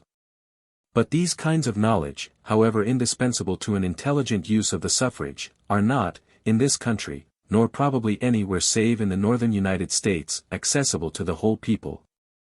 Nor does there exist any trustworthy machinery for ascertaining whether they have been acquired or not. The attempt, at present, would lead to partiality, chicanery, and every kind of fraud. It is better that the suffrage should be conferred indiscriminately, or even withheld indiscriminately, than that it should be given to one and withheld from another at the discretion of a public officer. In regard, however, to reading, writing, and calculating, there need be no difficulty. It would be easy to require from every one who presented himself for registry that he should, in the presence of the registrar, copy a sentence from an English book, and perform a sum in the rule of 3. And to secure, by fixed rules and complete publicity, the honest application of so very simple a test. This condition, therefore, should in all cases accompany universal suffrage. And it would, after a few years, exclude none but those who cared so little for the privilege, that their vote, if given, would not in general be an indication of any real political opinion. It is also important, that the assembly which votes the taxes, either general or local, should be elected exclusively by those who pay something towards the taxes imposed. Those who pay no taxes, disposing by their votes of other people's money, have every motive to be lavish and none to economize. As far as money matters are concerned, any power of voting possessed by them is a violation of the fundamental principle of free government, a severance of the power of control from the interest in its beneficial exercise. It amounts to allowing them to put their hands into other people's pockets for any purpose which they think fit to call a public one, which, in the great towns of the United States, is known to have produced a scale of local taxation onerous beyond example, and wholly borne by the wealthier classes. That representation should be coextensive with taxation, not stopping short of it, but also not going beyond it, is in accordance with the theory of British institutions. But to reconcile this, as a condition annexed to the representation, with universality, it is essential, as it is on many other accounts desirable, that taxation, in a visible shape, should descend to the poorest class. In this country, and in most others, there is probably no laboring family which does not contribute to the indirect taxes, by the purchase of tea, coffee, sugar, not to mention narcotics or stimulants. But this mode of defraying a share of the public expenses is hardly felt, the payer, unless a person of education and reflection does not identify his interest with a low scale of public expenditure as closely as when money for its support is demanded directly from himself. And even supposing him to do so, he would doubtless take care that, however lavish an expenditure he might, by his vote, assist in imposing upon the government, it should not be defrayed by any additional taxes on the articles which he himself consumes. It would be better that a direct tax, in the simple form of a capitation, should be levied on every grown person in the community. Or that every such person should be admitted an elector on allowing himself to be rated extra ordinem to the assessed taxes. Or that a small annual payment, rising and falling with the gross expenditure of the country, should be required from every registered elector, that so every one might feel that the money which he assisted in voting was partly his own, and that he was interested in keeping down its amount. However this may be, I regard it as required by first principles that the receipt of parish relief should be a peremptory disqualification for the franchise. He who cannot by his labor suffice for his own support, has no claim to the privilege of helping himself to the money of others. By becoming dependent on the remaining members of the community for actual subsistence, he abdicates his claim to equal rights with them in other respects. Those to whom he is indebted for the continuance of his very existence may justly claim the exclusive management of those common concerns to which he now brings nothing, or less than he takes away. As a condition of the franchise, a term should be fixed, say 5 years previous to the registry, during which the applicant's name has not been on the parish books as a recipient of relief. To be an uncertificated bankrupt, or to have taken the benefit of the Insolvent Act, should disqualify for the franchise until the person has paid his debts, or at least proved that he is not now, and has not for some long period been dependent on eleemosynary support. Non-payment of taxes, when so long persisted in that it cannot have arisen from inadvertence, should disqualify while it lasts. These exclusions are not in their nature permanent. They exact such conditions only as all are able, or ought to be able, to fulfill if they choose. They leave the suffrage accessible to all who are in the normal condition of a human being. And if any one has to forego it, he either does not care sufficiently for it to do for its sake what he is already bound to do, or he is in a general condition of depression and degradation in which this slight addition, necessary for the security of others, would be unfelt, and on emerging from which this mark of inferiority would disappear with the rest. In the long run, therefore, supposing no restrictions to exist but those of which we have now treated, we might expect that all, except that, it is to be hoped, progressively diminishing class, the recipients of parish relief, would be in possession of votes, so that the suffrage would be, with that slight abatement, universal. That it should be thus widely expanded is, as we have seen, absolutely necessary to an enlarged and elevated conception of good government. Yet in this state of things, the great majority of voters in most countries, and emphatically in this, would be manual laborers, and the twofold danger, that of too low a standard of political intelligence, and that of class legislation, would still exist in a very perilous degree.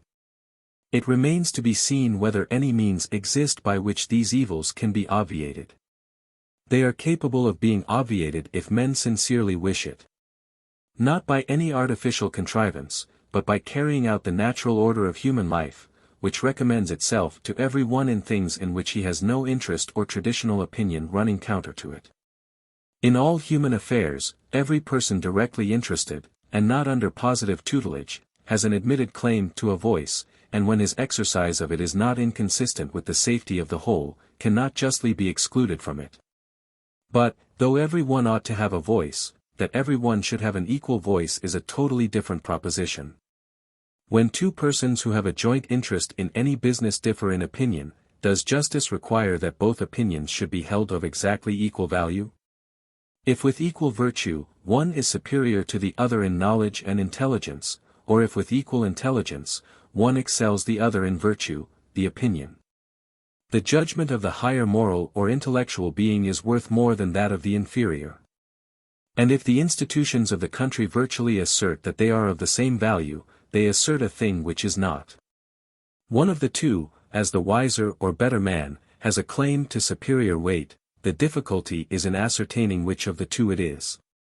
A thing impossible as between individuals, but, taking men in bodies and in numbers, it can be done with a certain approach to accuracy. There would be no pretense for applying this doctrine to any case which can with reason be considered as one of individual and private right. In an affair which concerns only one of two persons, that one is entitled to follow his own opinion, however much wiser the other may be than himself. But we are speaking of things which equally concern them both. Where, if the more ignorant does not yield his share of the matter to the guidance of the wiser man must resign his to that of the more ignorant.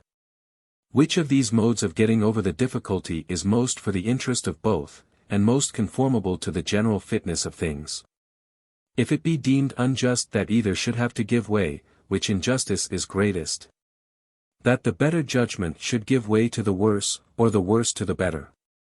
Now national affairs are exactly such a joint concern, with the difference that no one needs ever be called upon for a complete sacrifice of his own opinion. It can always be taken into the calculation, and counted at a certain figure, a higher figure being assigned to the suffrages of those whose opinion is entitled to greater weight. There is not in this arrangement anything necessarily invidious to those to whom it assigns the lower degrees of influence.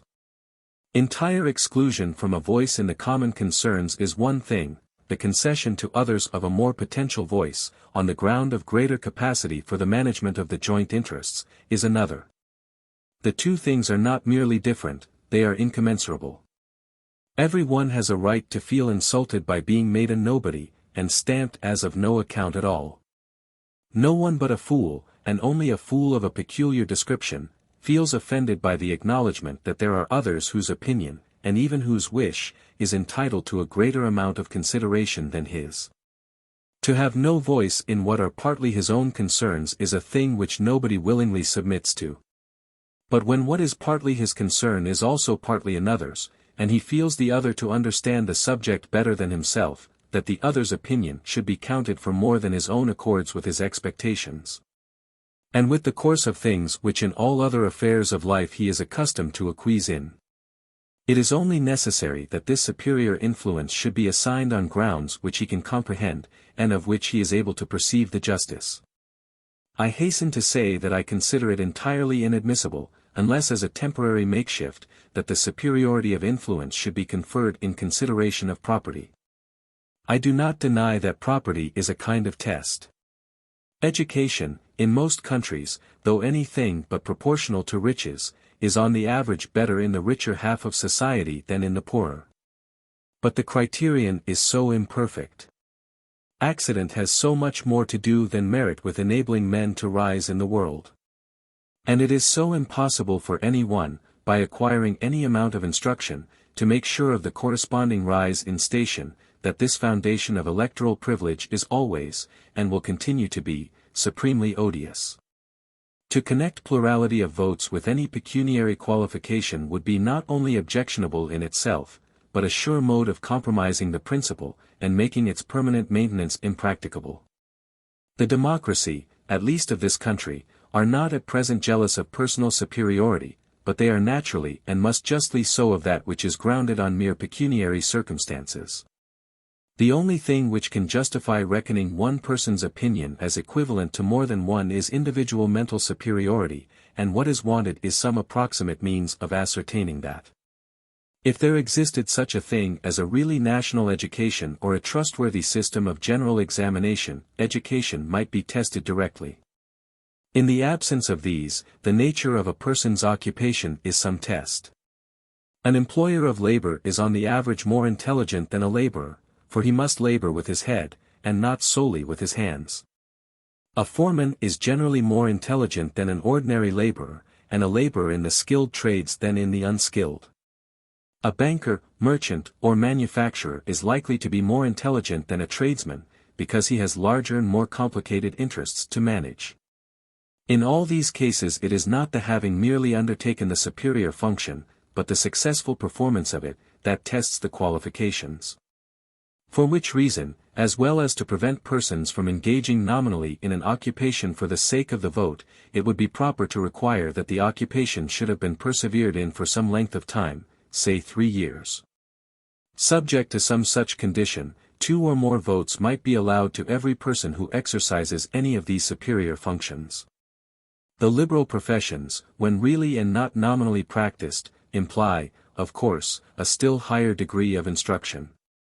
And wherever a sufficient examination, or any serious conditions of education, are required before entering on a profession, its members could be admitted at once to a plurality of votes.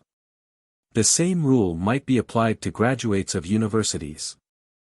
And even to those who bring satisfactory certificates of having passed through the course of study required by any school at which the higher branches of knowledge are taught, under proper securities that the teaching is real, and not a mere pretense. The local, or middle-class, examination for the degree of associate, so laudably and public-spiritedly established by the University of Oxford, and any similar ones which may be instituted by other competent bodies, provided they are fairly open to all comers, afford a ground on which plurality of votes might with great advantage be accorded to those who have passed the test. All these suggestions are open to much discussion in the detail, and to objections which it is of no use to anticipate.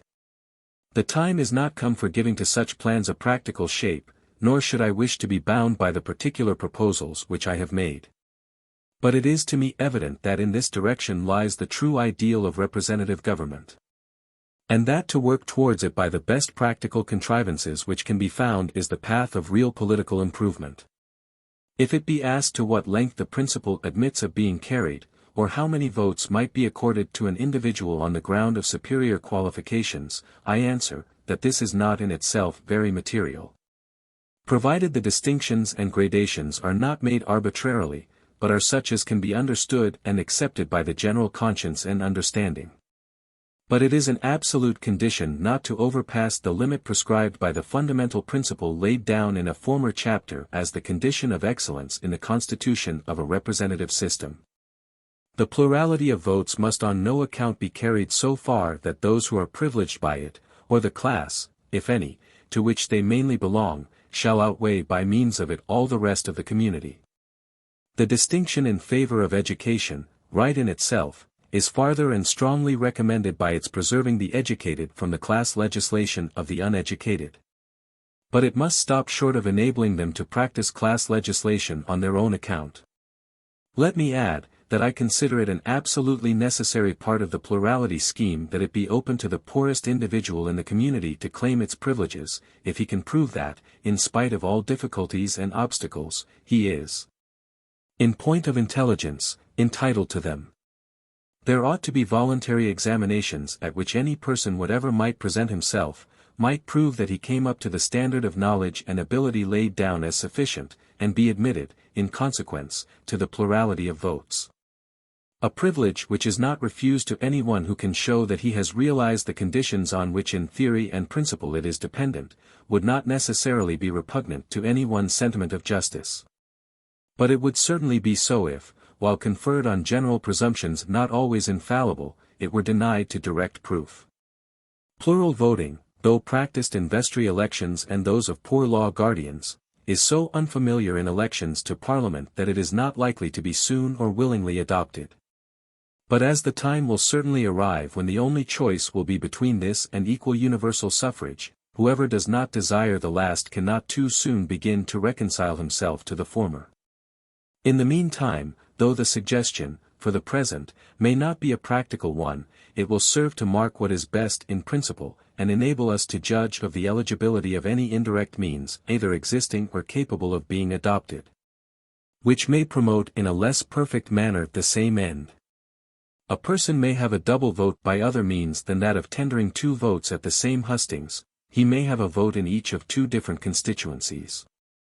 And though this exceptional privilege at present belongs rather to superiority of means than of intelligence, I would not abolish it where it exists, since, until a truer test of education is adopted, it would be unwise to dispense with even so imperfect a one as is afforded by pecuniary circumstances. Means might be found of giving a farther extension to the privilege, which would connect it in a more direct manner with superior education. In any future reform bill which lowers greatly the pecuniary conditions of the suffrage, it might be a wise provision to allow all graduates of universities, all persons who have passed creditably through the higher schools, all members of the liberal professions, and perhaps some others, to be registered specifically in those characters, and to give their votes as such in any constituency in which they choose to register, retaining, in addition, their votes as simple citizens in the localities in which they reside.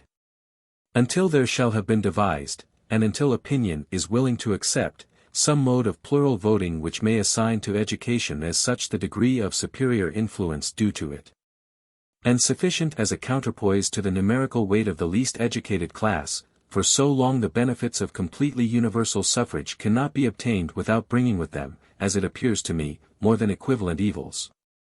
It is possible, indeed, and this is perhaps one of the transitions through which we may have to pass in our progress to a really good representative system, that the barriers which restrict the suffrage might be entirely leveled in some particular constituencies, whose members, consequently, would be returned principally by manual laborers, the existing electoral qualification being maintained elsewhere, or any alteration in it being accompanied by such a grouping of the constituencies as to prevent the laboring class from becoming preponderant in Parliament.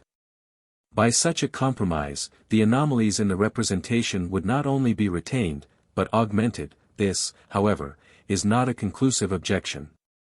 For if the country does not choose to pursue the right ends by a regular system directly leading to them, it must be content with an irregular makeshift, as being greatly preferable to a system free from irregularities, but regularly adapted to wrong ends, or in which some ends equally necessary with the others have been left out. It is a far graver objection, that this adjustment is incompatible with the intercommunity of local constituencies which Mr. Hare's plan requires. That under it every voter would remain imprisoned within the one or more constituencies in which his name is registered, and, unless willing to be represented by one of the candidates for those localities, would not be represented at all. So much importance do I attach to the emancipation of those who already have votes, but whose votes are useless, because always outnumbered, so much should I hope from the natural influence of truth and reason. If only secured a hearing and a competent advocacy, that I should not despair of the operation even of equal and universal suffrage, if made real by the proportional representation of all minorities, on Mr. Hare's principle. But if the best hopes which can be formed on this subject were certainties, I should still contend for the principle of plural voting. I do not propose the plurality as a thing in itself undesirable, which, like the exclusion of part of the community from the suffrage, may be temporarily tolerated while necessary to prevent greater evils. I do not look upon equal voting as among the things which are good in themselves, provided they can be guarded against inconveniences. I look upon it as only relatively good. Less objectionable than inequality of privilege grounded on irrelevant or adventitious circumstances, but in principle wrong, because recognizing a wrong standard, and exercising a bad influence on the voter's mind. It is not useful, but hurtful, that the constitution of the country should declare ignorance to be entitled to as much political power as knowledge. The national institutions should place all things that they are concerned with before the mind of the citizen in the light in which it is for his good that he should regard them. And as it is for his good that he should think that every one is entitled to some influence, but the better and wiser to more than others, it is important that this conviction should be professed by the state and embodied in the national institutions. Such things constitute the spirit of the institutions of a country. That portion of their influence which is least regarded by common, and especially by English thinkers, though the institutions of every country, not under great positive oppression, produce more effect by their spirit than by any of their direct provisions, since by it they shape the national character. The American institutions have imprinted strongly on the American mind that any one man, with a white skin, is as good as any other. And it is felt that this false creed is nearly connected with some of the more unfavorable points in American character. It is not small mischief that the Constitution of any country should sanction this creed. For the belief in it, whether express or tacit, is almost as detrimental to moral and intellectual excellence any effect which most forms of government can produce. It may, perhaps, be said, that a constitution which gives equal influence, man for man, to the most and to the least instructed, is nevertheless conducive to progress, because the appeals constantly made to the less instructed classes, the exercise given to their mental powers, and the exertions which the more instructed are obliged to make for enlightening their judgment and ridding them of errors and prejudices, are powerful stimulants to their advance in intelligence. That this most desirable effect really attends the admission of the less educated classes to some, and even to a large share of power, I admit, and have already strenuously maintained. But theory and experience alike prove that a counter-current sets in when they are made the possessors of all power. Those who are supreme over everything, whether they be one, or few, or many, have no longer need of the arms of reason. They can make their mere will prevail, and those who cannot be resisted are usually far too well satisfied with their own opinions to be willing to change them, or listen without impatience to anyone who tells them that they are in the wrong. The position which gives the strongest stimulus to the growth of intelligence is that of rising into power, not that of having achieved it. And of all resting points, temporary or permanent, in the way to ascendancy, the one which develops the best and highest qualities is the position of those who are strong enough to make reason prevail, but not strong enough to prevail against reason.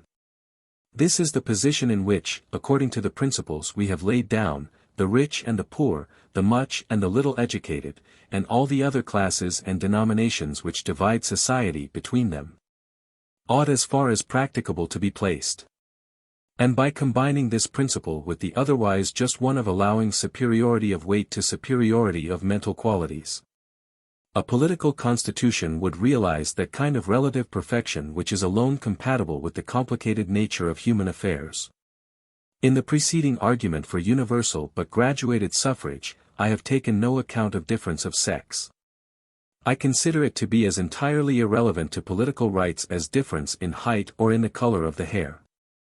All human beings have the same interest in good government, the welfare of all is alike affected by it, and they have equal need of a voice in it to secure their share of its benefits.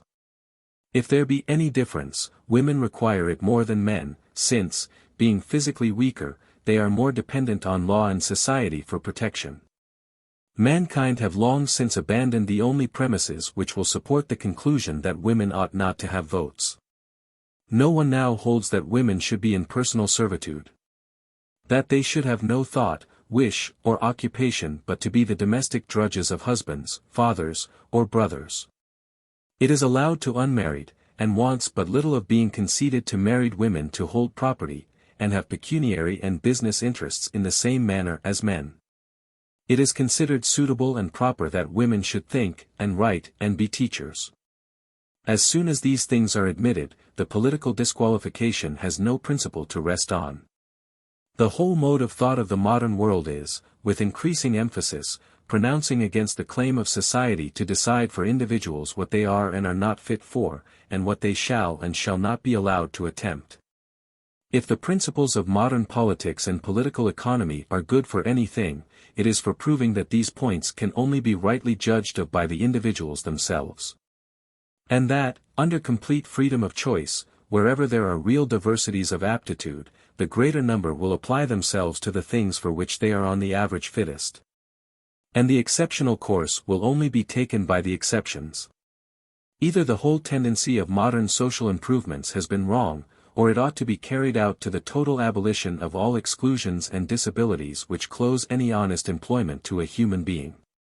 But it is not even necessary to maintain so much in order to prove that women should have the suffrage. Were it as right as it is wrong that they should be a subordinate class, confined to domestic occupations and subject to domestic authority, they would not the less require the protection of the suffrage to secure them from the abuse of that authority.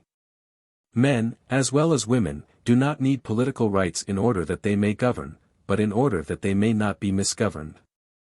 The majority of the male sex are, and will be all their lives, nothing else than laborers in cornfields or manufactories. But this does not render the suffrage less desirable for them, nor their claim to it less irresistible, when not likely to make a bad use of it. Nobody pretends to think that woman would make a bad use of the suffrage. The worst that is said is that they would vote as mere dependents, the bidding of their male relations. If it be so, so let it be. If they think for themselves, great good will be done, and if they do not, no harm. It is a benefit to human beings to take off their fetters, even if they do not desire to walk. It would already be a great improvement in the moral position of women to be no longer declared by law incapable of an opinion, and not entitled to a preference, respecting the most important concerns of humanity. There would be some benefit to them individually in having something to bestow which their male relatives cannot exact, and are yet desirous to have. It would also be no small matter that the husband would necessarily discuss the matter with his wife, and that the vote would not be his exclusive affair, but a joint concern. People do not sufficiently consider how markedly the fact that she is able to have some action on the outward world independently of him, raises her dignity and value in a vulgar man's eyes, and makes her the object of a respect which no personal qualities would ever obtain for one whose social existence he can entirely appropriate. The vote itself, too, would be improved in quality. The man would often be obliged to find honest reasons for his vote, such as might induce a more upright and impartial character to serve with him under the same banner. The wife's influence would often keep him true to his own sincere opinion. Often, indeed, it would be used, not on the side of public principle, but of the personal interest or worldly vanity of the family. But, wherever this would be the tendency of the wife's influence, it is exerted to the full already in that bad direction, and with the more certainty. Since under the present law and custom she is generally too utter a stranger to politics in any sense in which they involve principle to be able to realize to herself that there is a point of honor in them. And most people have as little sympathy in the point of honor of others, when their own is not placed in the same thing, as they have in the religious feelings of those whose religion differs from theirs.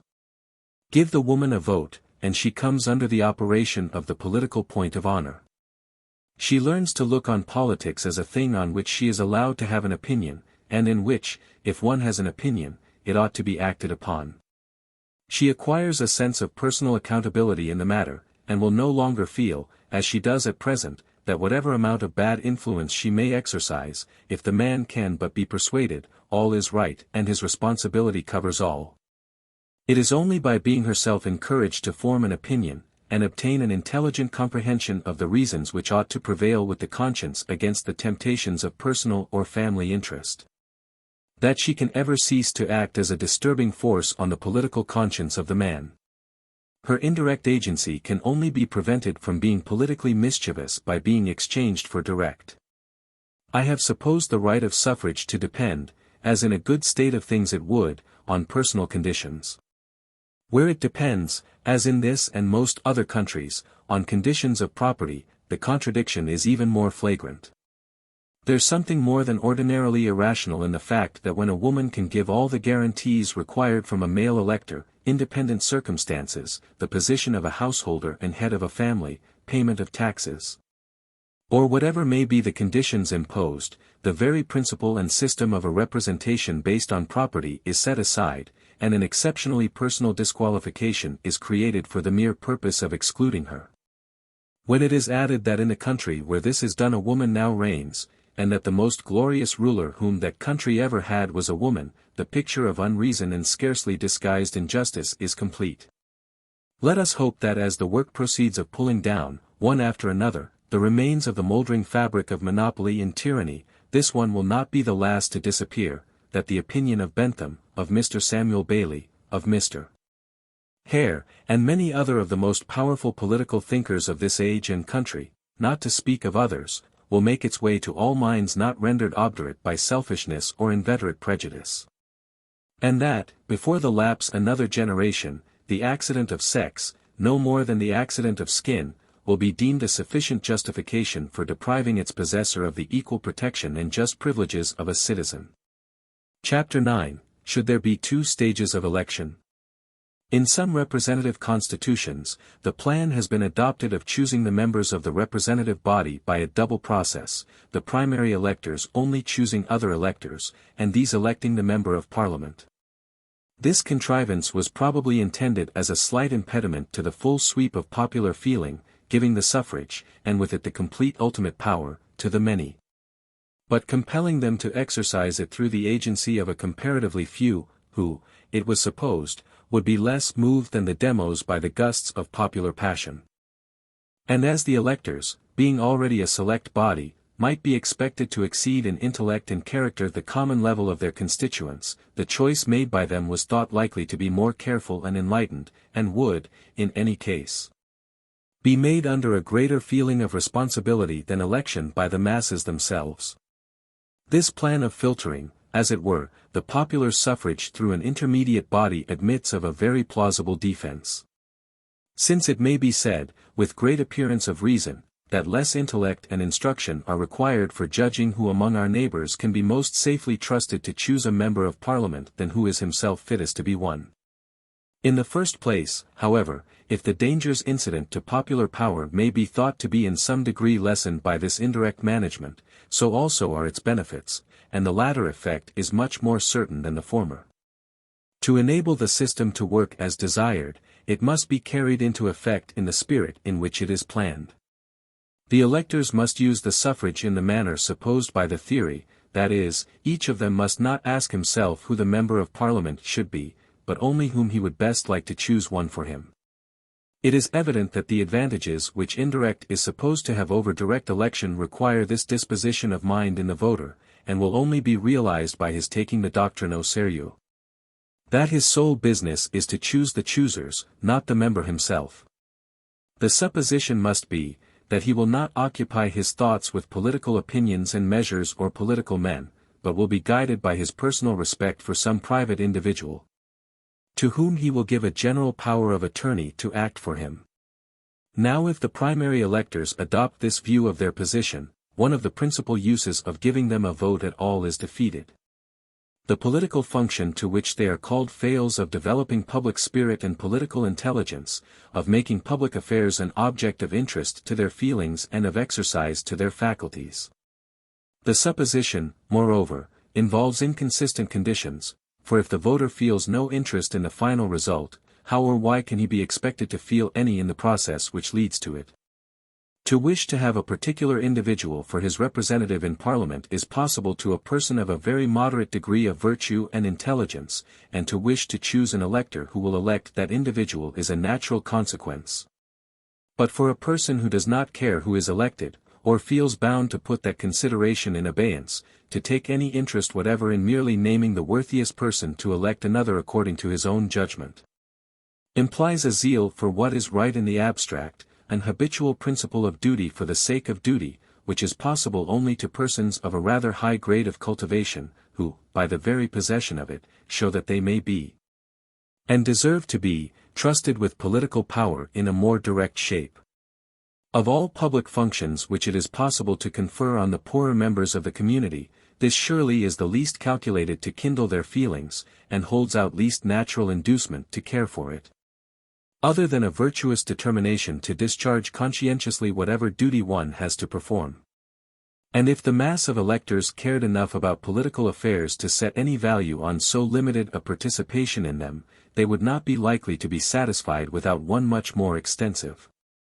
In the next place, admitting that a person who, from his narrow range of cultivation, cannot judge well of the qualifications of a candidate for Parliament, may be a sufficient judge of the honesty and general capacity of somebody whom he may depute to choose a member of Parliament for him, I may remark, that if the voter acquiesces in this estimate of his capabilities, and really wishes to have the choice made for him by a person in whom he places reliance, there is no need of any constitutional provision for the purpose. He has only to ask this confidential person privately what candidate he had better vote for.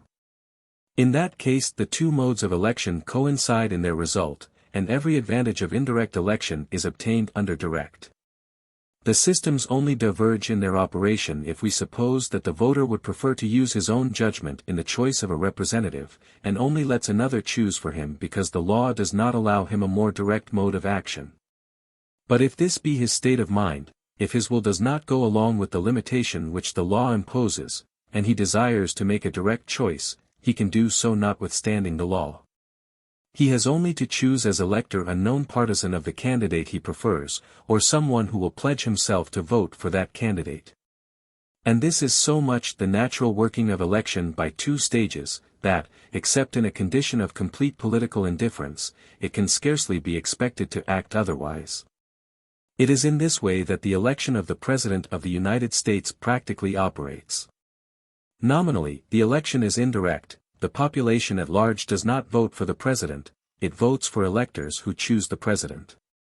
But the electors are always chosen under an express engagement to vote for a particular candidate, nor does a citizen ever vote for an elector because of any preference for the man, he votes for the Breckinridge ticket or the Lincoln ticket. It must be remembered that the electors are not chosen in order that they may search the country and find the fittest person in it to be President or to be a member of Parliament. There would be something to be said for the practice if this were so. But it is not so, nor ever will be, until mankind in general are of opinion, with Plato, that the proper person to be entrusted with power is the person most unwilling to accept it. The electors are to make choice of one of those who have offered themselves as candidates, and those who choose the electors already know who these are. If there is any political activity in the country, all electors who care to vote at all have made up their minds which of these candidates they would like to have, and will make that the sole consideration in giving their vote. The partisans of each candidate will have their list of electors ready, all pledged to vote for that individual, and the only question practically asked of the primary elector will be, which of these lists he will support. The case in which election by two stages answers well in practice is when the electors are not chosen solely as electors, but have other important functions to discharge, which precludes their being selected solely as delegates to give a particular vote. This combination of circumstances exemplifies itself in another American institution, the Senate of the United States. That assembly, the upper house, as it were, of Congress, is considered to represent not the people directly, but the states as such, and to be the guardian of that portion of their sovereign rights which they have not alienated. As the internal sovereignty of each state is, by the nature of an equal federation, equally sacred whatever be the size or importance of the state, each returns to the Senate the same number of members, too. Whether it be Little Delaware or the Empire State of New York. These members are not chosen by the population, but by the state legislatures, themselves elected by the people of each state. But as the whole ordinary business of a legislative assembly, internal legislation and the control of the executive, devolves upon these bodies, they are elected with a view to those objects more than to the other. And in naming two persons to represent the state in the federal Senate they for the most part exercise their own judgment, with only that general reference to public opinion necessary in all acts of the government of a democracy. The elections thus made have proved eminently successful, and are conspicuously the best of all the elections in the United States. The Senate invariably consisting of the most distinguished men among those who have made themselves sufficiently known in public life. After such an example, it cannot be said that indirect popular election is never advantageous. Under certain conditions it is the very best system that can be adopted. But those conditions are hardly to be obtained in practice except in a federal government like that of the United States, where the election can be entrusted to local bodies whose other functions extend to the most important concerns of the nation. The only bodies in any analogous position which exist, or are likely to exist, in this country, are the municipalities, or any other boards which have been or may be created for similar local purposes. Few persons, however, would think it any improvement in our parliamentary constitution if the members for the City of London were chosen by the Aldermen and Common Council, and those for the borough of Marylebone avowedly, as they already are virtually, by the vestries of the component parishes. Even if those bodies, considered merely as local boards, were far less objectionable than they are. The qualities that would fit them for the limited and peculiar duties of municipal or parochial aedileship are no guarantee of any special fitness to judge of the comparative qualifications of candidates for a seat in Parliament.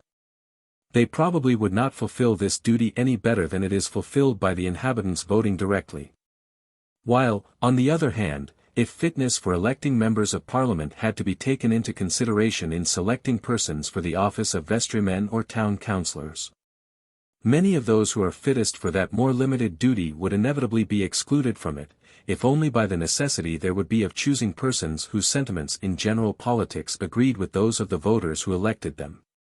The mere indirect political influence of town councils has already led to a considerable perversion of municipal elections from their intended purpose, by making them a matter of party politics. If it were part of the duty of a man's bookkeeper or steward to choose his physician, he would not be likely to have a better medical attendant than if he chose one for himself. While he would be restricted in his choice of a steward or bookkeeper to such as might, without too great danger to his health, be entrusted with the other office. It appears, therefore, that every benefit of indirect election which is attainable at all is attainable under direct. That such of the benefits expected from it as would not be obtained under direct election will just as much fail to be obtained under indirect, while the latter has considerable disadvantages peculiar to itself. The mere fact that it is an additional and superfluous wheel in the machinery is no trifling objection. Its decided inferiority as a means of cultivating public spirit and political intelligence has already been dwelt upon. And if it had any effective operation at all, that is, if the primary electors did to any extent leave to their nominees the selection of their parliamentary representative, the voter would be prevented from identifying himself with his member of Parliament, and the member would feel a much less active sense of responsibility to his constituents. In addition to all this, the comparatively small number of persons in whose hands, at last, the election of a member of Parliament would reside, could not but afford great additional facilities to intrigue, and to every form of corruption compatible with the station in life of the electors. The constituencies would universally be reduced, in point of conveniences for bribery, to the condition of the small boroughs at present.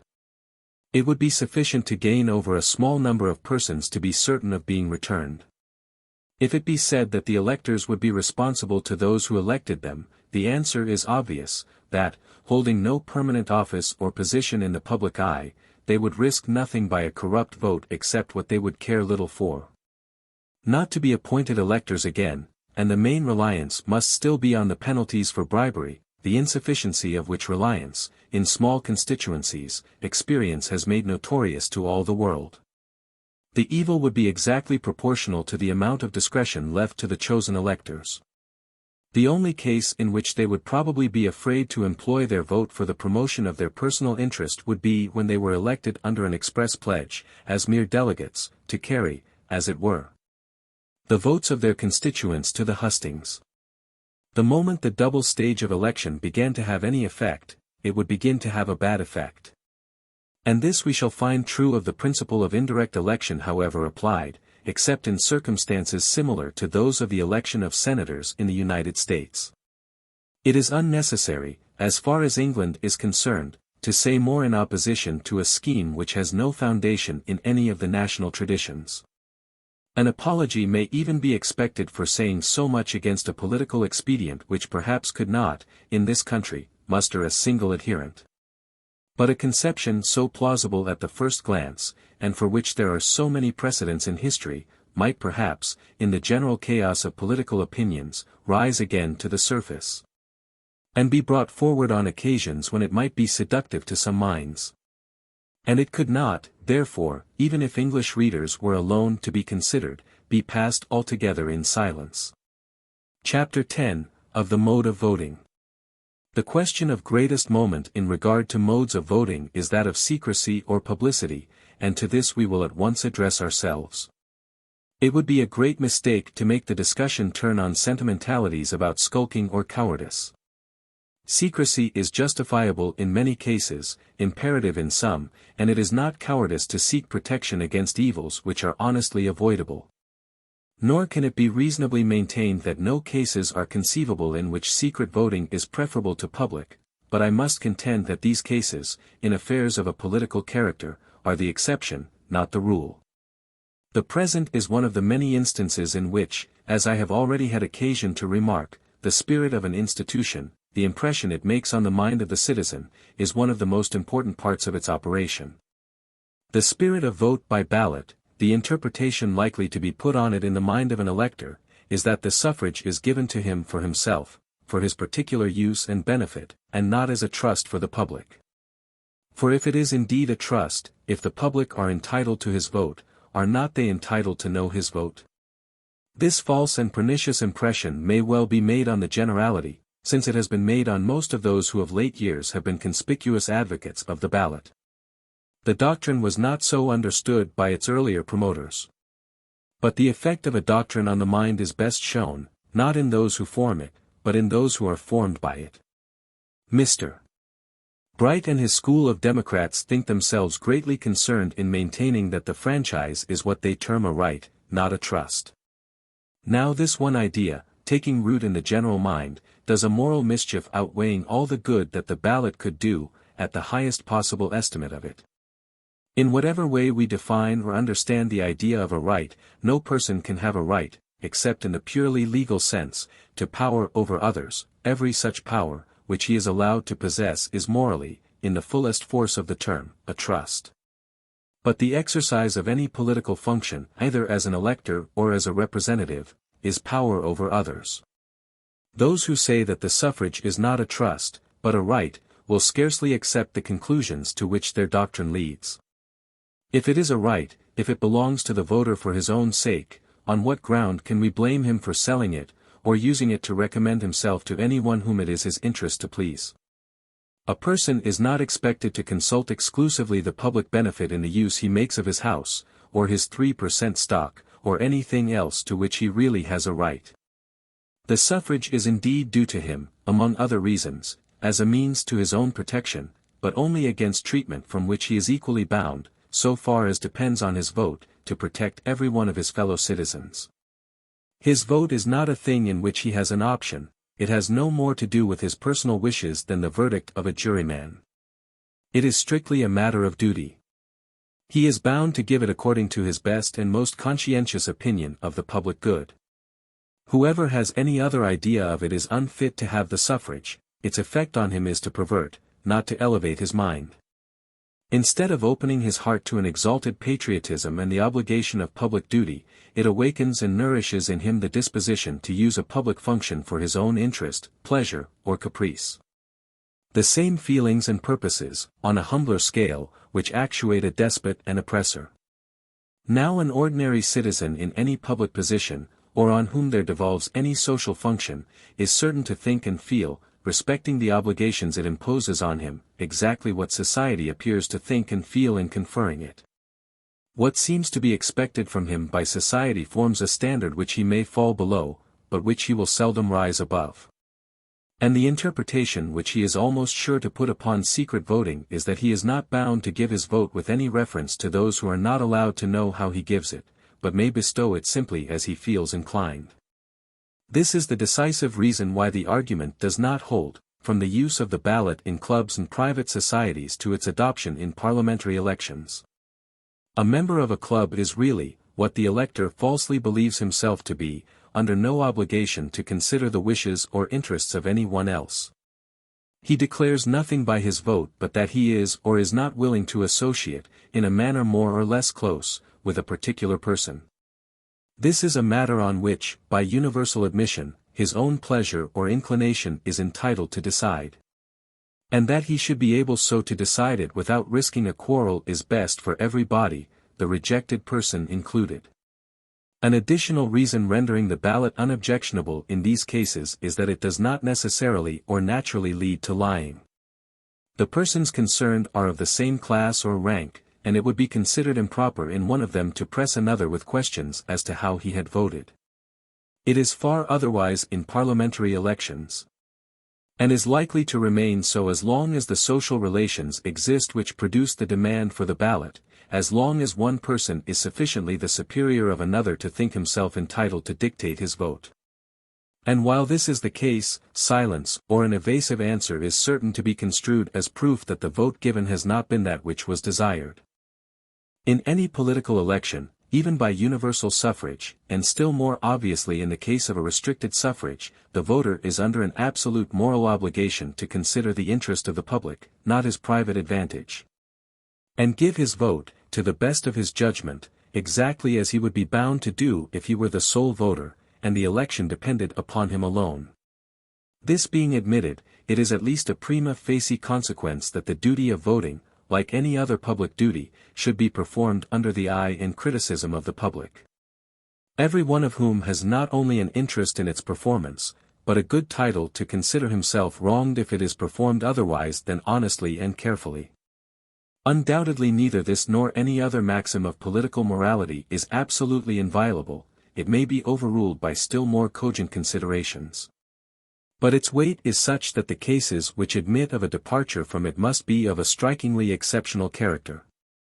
It may unquestionably be the fact, that if we attempt, by publicity, to make the voter responsible to the public for his vote, he will practically be made responsible for it to some powerful individual, whose interest is more opposed to the general interest of the community than that of the voter himself would be, if, by the shield of secrecy, he were released from responsibility altogether. When this is the condition, in a high degree, of a large proportion of the voters, the ballot may be the smaller evil. When the voters are slaves, anything may be tolerated which enables them to throw off the yoke. The strongest case for the ballot is when the mischievous power of the few over the many is increasing. In the decline of the Roman Republic, the reasons for the ballot were irresistible. The oligarchy was yearly becoming richer and more tyrannical, the people poorer and more dependent. And it was necessary to erect stronger and stronger barriers against such abuse of the franchise as rendered it but an instrument the more in the hands of unprincipled persons of consequence. As little can it be doubted that the ballot, so far as it existed, had a beneficial operation in the Athenian constitution. Even in the least unstable of the Grecian commonwealths, freedom might be for the time destroyed by a single unfairly obtained popular vote.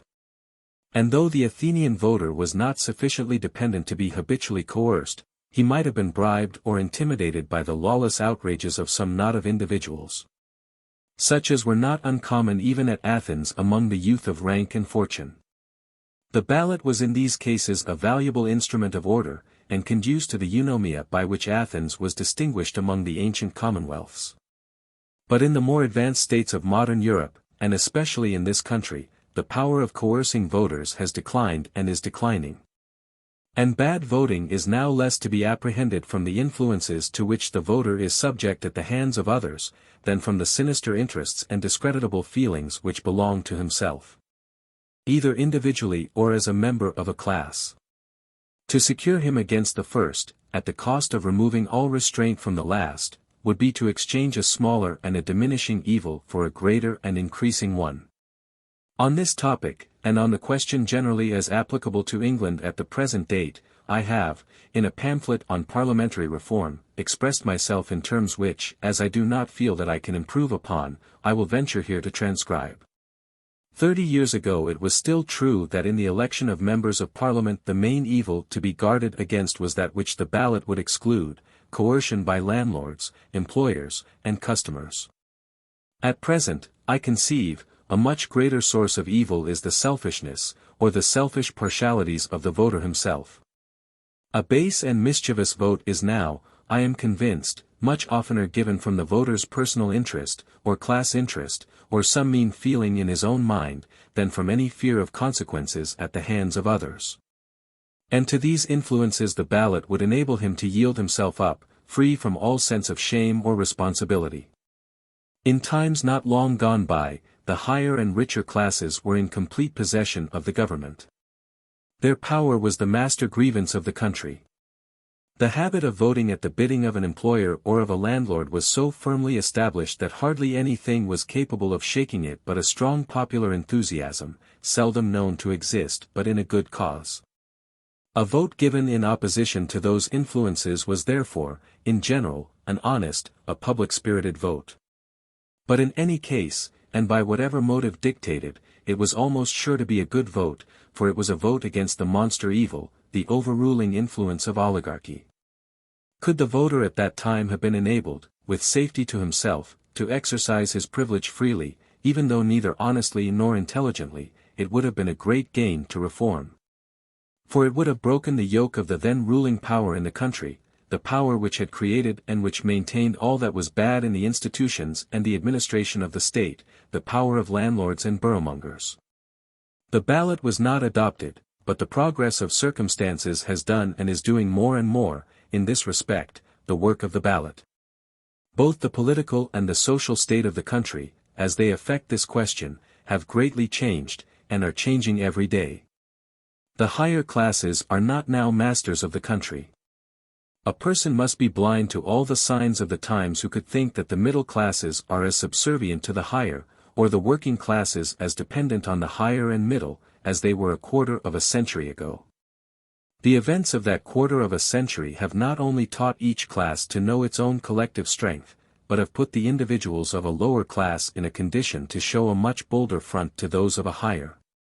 In a majority of cases, the vote of the electors, whether in opposition to or in accordance with the wishes of their superiors, is not now the effect of coercion, which there are no longer the same means of applying, but the expression of their own personal or political partialities.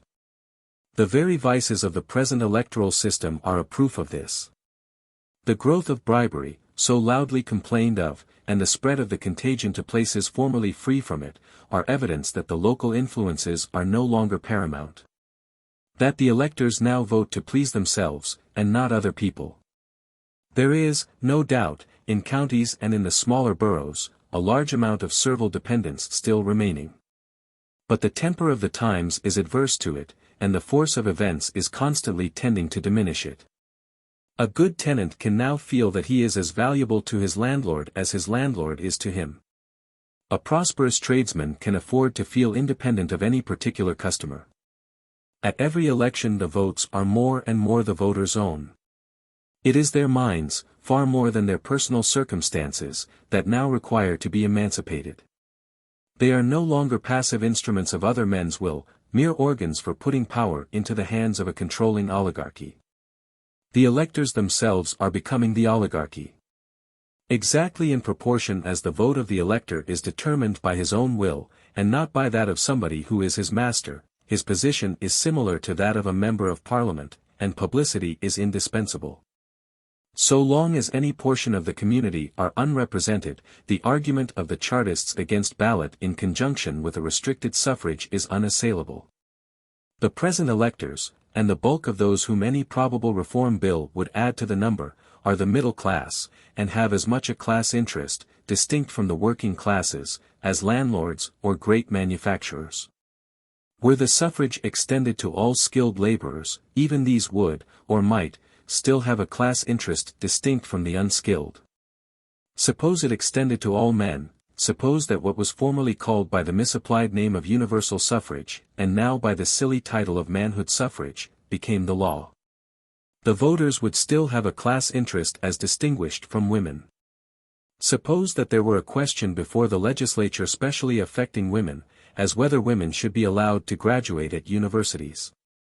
Whether the mild penalties inflicted on ruffians who beat their wives daily almost to death's door should be exchanged for something more effectual. Or suppose that any one should propose in the British Parliament what one state after another in America is enacting, not by a mere law, but by a provision of their revised constitutions. That married women should have a right to their own property. Are not a man's wife and daughters entitled to know whether he votes for or against a candidate who will support these propositions? It will of course be objected that these arguments derive all their weight from the supposition of an unjust state of the suffrage, that if the opinion of the non-electors is likely to make the elector vote more honestly or more beneficially than he would vote if left to himself, they are more fit to be electors than he is, and ought to have the franchise. That whoever is fit to influence electors is fit to be an elector. That those to whom voters ought to be responsible should be themselves voters, and, being such, should have the safeguard of the ballot. To shield them from the undue influence of powerful individuals or classes to whom they ought not to be responsible. This argument is specious, and I once thought it conclusive. It now appears to me fallacious. All who are fit to influence electors are not, for that reason, fit to be themselves electors. This last is a much greater power than the former, and those may be ripe for the minor political function who could not as yet be safely trusted with the superior. The opinions and wishes of the poorest and rudest class of laborers may be very useful as one influence among others on the minds of the voters, as well as on those of the legislature. And yet it might be highly mischievous to give them the preponderant influence, by admitting them, in their present state of morals and intelligence, to the full exercise of the suffrage.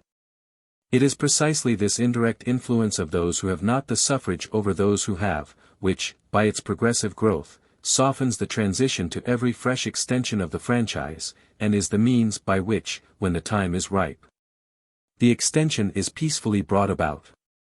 But there is another and a still deeper consideration, which should never be left out of the account in political speculations. The notion is itself unfounded that publicity, and the sense of being answerable to the public, are of no use unless the public are qualified to form a sound judgment. It is a very superficial view of the utility of public opinion to suppose that it does good only when it succeeds in enforcing a servile conformity to itself.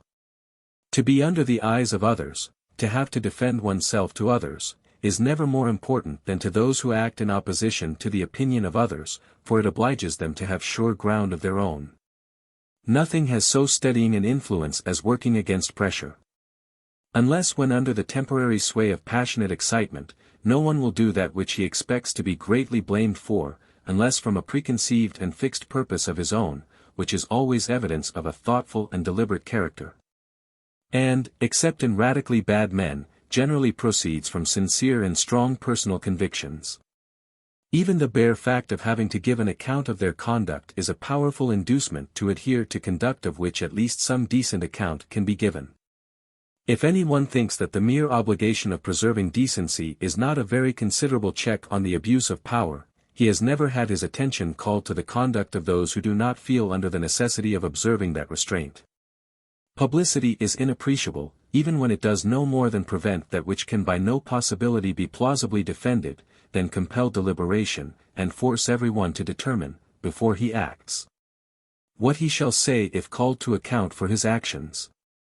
But, if not now, it may be said, at least hereafter, when all are fit to have votes, and when all men and women are admitted to vote in virtue of their fitness, then there can no longer be danger of class legislation. Then the electors, being the nation, can have no interest apart from the general interest. Even if individuals still vote according to private or class inducements, the majority will have no such inducement. And as there will then be no non-electors to whom they ought to be responsible, the effect of the ballot, excluding none but the sinister influences, will be wholly beneficial. Even in this I do not agree. I cannot think that even if the people were fit for, and had obtained universal suffrage, the ballot would be desirable. First, because it could not, in such circumstances, be supposed to be needful. Let us only conceive the state of things which the hypothesis implies, a people universally educated, and every grown-up human being possessed of a vote. If, even when only a small proportion are electors, and the majority of the population almost uneducated, public opinion is already, as every one now sees that it is, the ruling power in the last resort. It is a chimera to suppose that over a community who all read, and who all have votes, any power could be exercised by landlords and rich people against their own inclination, which it would be at all difficult for them to throw off. But, though the protection of secrecy would then be needless, the control of publicity would be as needful as ever. The universal observation of mankind has been very fallacious, if the mere fact of being one of the community, and not being in a position of pronounced contrariety of interest to the public at large, is enough to ensure the performance of a public duty, without either the stimulus or the restraint derived from the opinion of our fellow creatures. A man's own particular share of the public interest, even though he may have no private interest drawing him in the opposite direction, is not, as a general rule, found sufficient to make him do his duty to the public without other external inducements. Neither can it be admitted that, even if all had votes, they would give their votes as honestly in secret as in public. The proposition that the electors, when they compose the whole of the community, cannot have an interest in voting against the interest of the community, will be found, on examination, to have more sound than meaning in it. Though the community, as a whole, can have, as the terms imply, no other interest than its collective interest, any or every individual in it may. A man's interest consists of whatever he takes an interest in. Every body has as many different interests as he has feelings, likings or dislikings, either of a selfish or of a better kind. It cannot be said that any of these, taken by itself, constitutes his interest. He is a good man or a bad according as he prefers one class of his interests or another. A man who is a tyrant at home will be apt to sympathize with tyranny, when not exercised over himself. He will be almost certain not to sympathize with resistance to tyranny. An envious man will vote against Aristides because he is called the just. A selfish man will prefer even a trifling individual benefit to his share of the advantage which his country would derive from a good law. Because interests peculiar to himself are those which the habits of his mind both dispose him to dwell on and make him best able to estimate. A great number of the electors will have two sets of preferences, those on private and those on public grounds. The last are the only ones which the elector would like to avow. The best side of their character is that which people are anxious to show, even to those who are no better than themselves. People will give dishonest or mean votes from lucre, from malice, from pique, from personal rivalry, even from the interests or prejudices of class or sect, more readily in secret than in public. And cases exist, they may come to be more frequent, in which almost the only restraint upon a majority of knaves consists in their involuntary respect for the opinion of an honest minority. In such a case as that of the repudiating states of North America, is there not some check to the unprincipled voter in the shame of looking an honest man in the face? Since all this good would be sacrificed by the ballot, even in the circumstances most favorable to it, a much stronger case is requisite than can now be made out for its necessity, and the case is continually becoming still weaker, to make its adoption desirable. On the other debatable points connected with the mode of voting, it is not necessary to expend so many words. The system of personal representation, as organized by Mr. Hare, renders necessary the employment of voting papers. But it appears to me indispensable that the signature of the elector should be affixed to the paper at a public polling place, or if there be no such place conveniently accessible, at some office open to all the world, and in the presence of a responsible public officer. The proposal which has been thrown out of allowing the voting papers to be filled up at the voter's own residence, and sent by the post, or called for by a public officer, I should regard as fatal. The act would be done in the absence of the salutary and the presence of all the pernicious influences.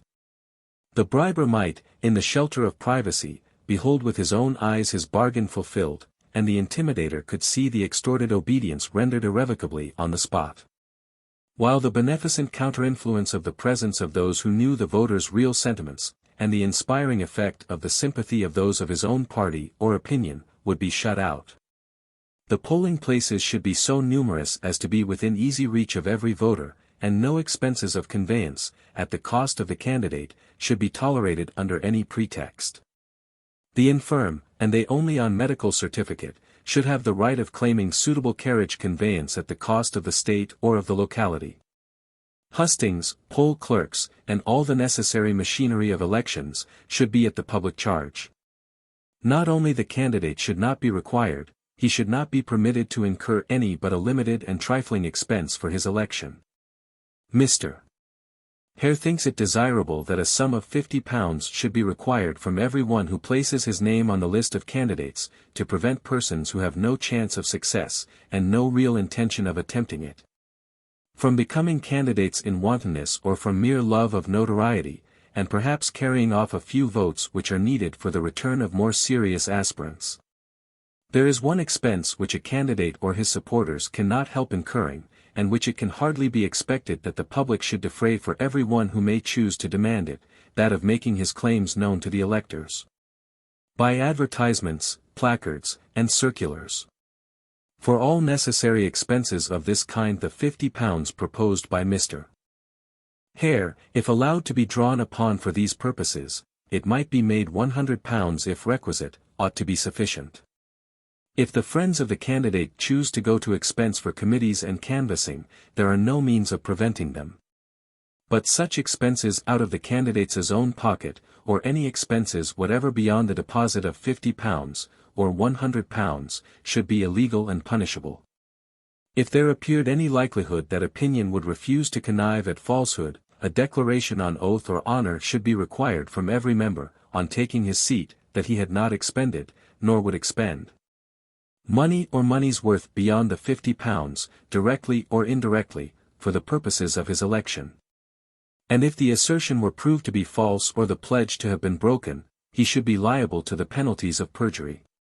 It is probable that those penalties, by showing that the legislature was in earnest, would turn the course of opinion in the same direction, and would hinder it from regarding, as has hitherto done, this most serious crime against society as a venial peccadillo.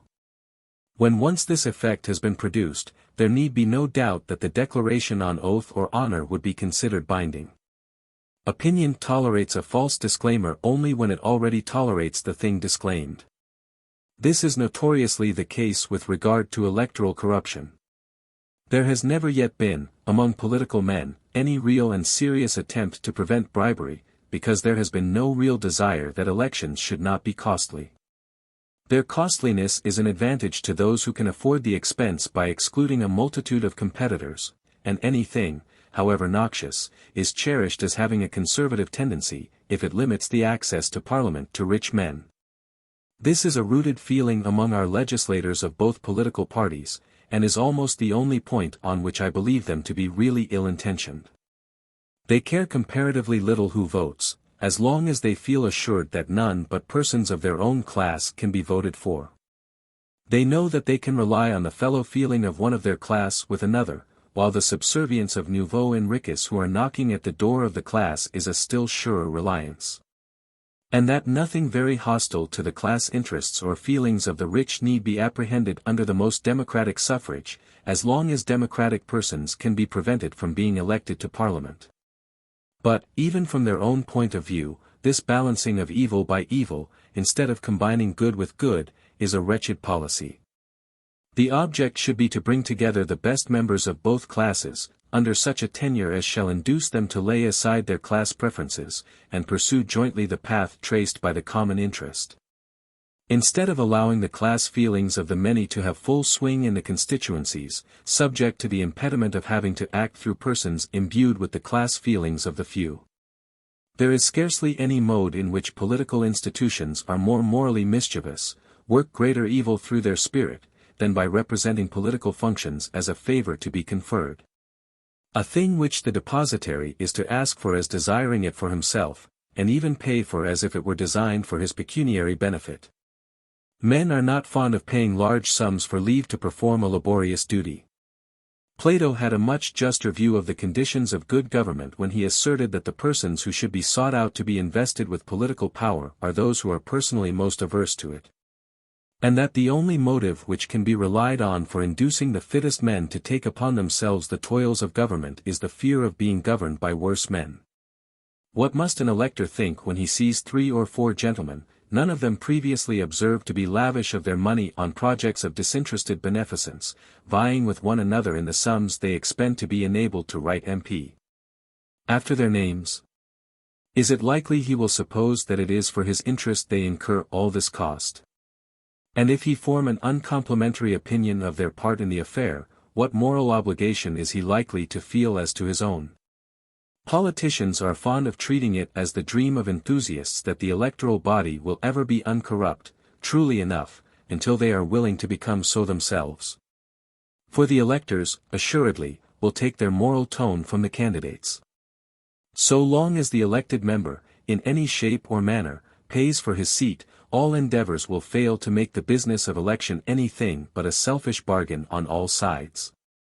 So long as the candidate himself, and the customs of the world, seem to regard the function of a member of Parliament less as a duty to be discharged than a personal favour to be solicited. No effort will avail to implant in an ordinary voter the feeling that the election of a member of Parliament is also a matter of duty, and that he is not at liberty to bestow his vote on any other consideration than that of personal fitness. The same principle which demands that no payment of money for election purposes should be either required or tolerated on the part of the person elected, dictates another conclusion, apparently of contrary tendency, but really directed to the same object. It negatives what has often been proposed as a means of rendering Parliament accessible to persons of all ranks and circumstances, the payment of members of Parliament. If, as in some of our colonies, there are scarcely any fit persons who can afford to attend to an unpaid occupation, the payment should be an indemnity for loss of time or money, not a salary. The greater latitude of choice which a salary would give is an illusory advantage. No remuneration which any one would think of attaching to the post would attract to it those who were seriously engaged in other lucrative professions, with a prospect of succeeding in them. The occupation of a member of Parliament would therefore become an occupation in itself, carried on, like other professions, with a view chiefly to its pecuniary returns, and under the demoralizing influences of an occupation essentially precarious. It would become an object of desire to adventurers of a low class. And 658 persons in possession, with 10 or 20 times as many in expectancy, would be incessantly bidding to attract or retain the suffrages of the electors, by promising all things, honest or dishonest, possible or impossible, and rivaling each other in pandering to the meanest feelings and most ignorant prejudices of the vulgarest part of the crowd. The auction between Cleon and the sausage seller in Aristophanes is a fair caricature of what would be always going on. Such an institution would be a perpetual blister applied to the most peccant parts of human nature.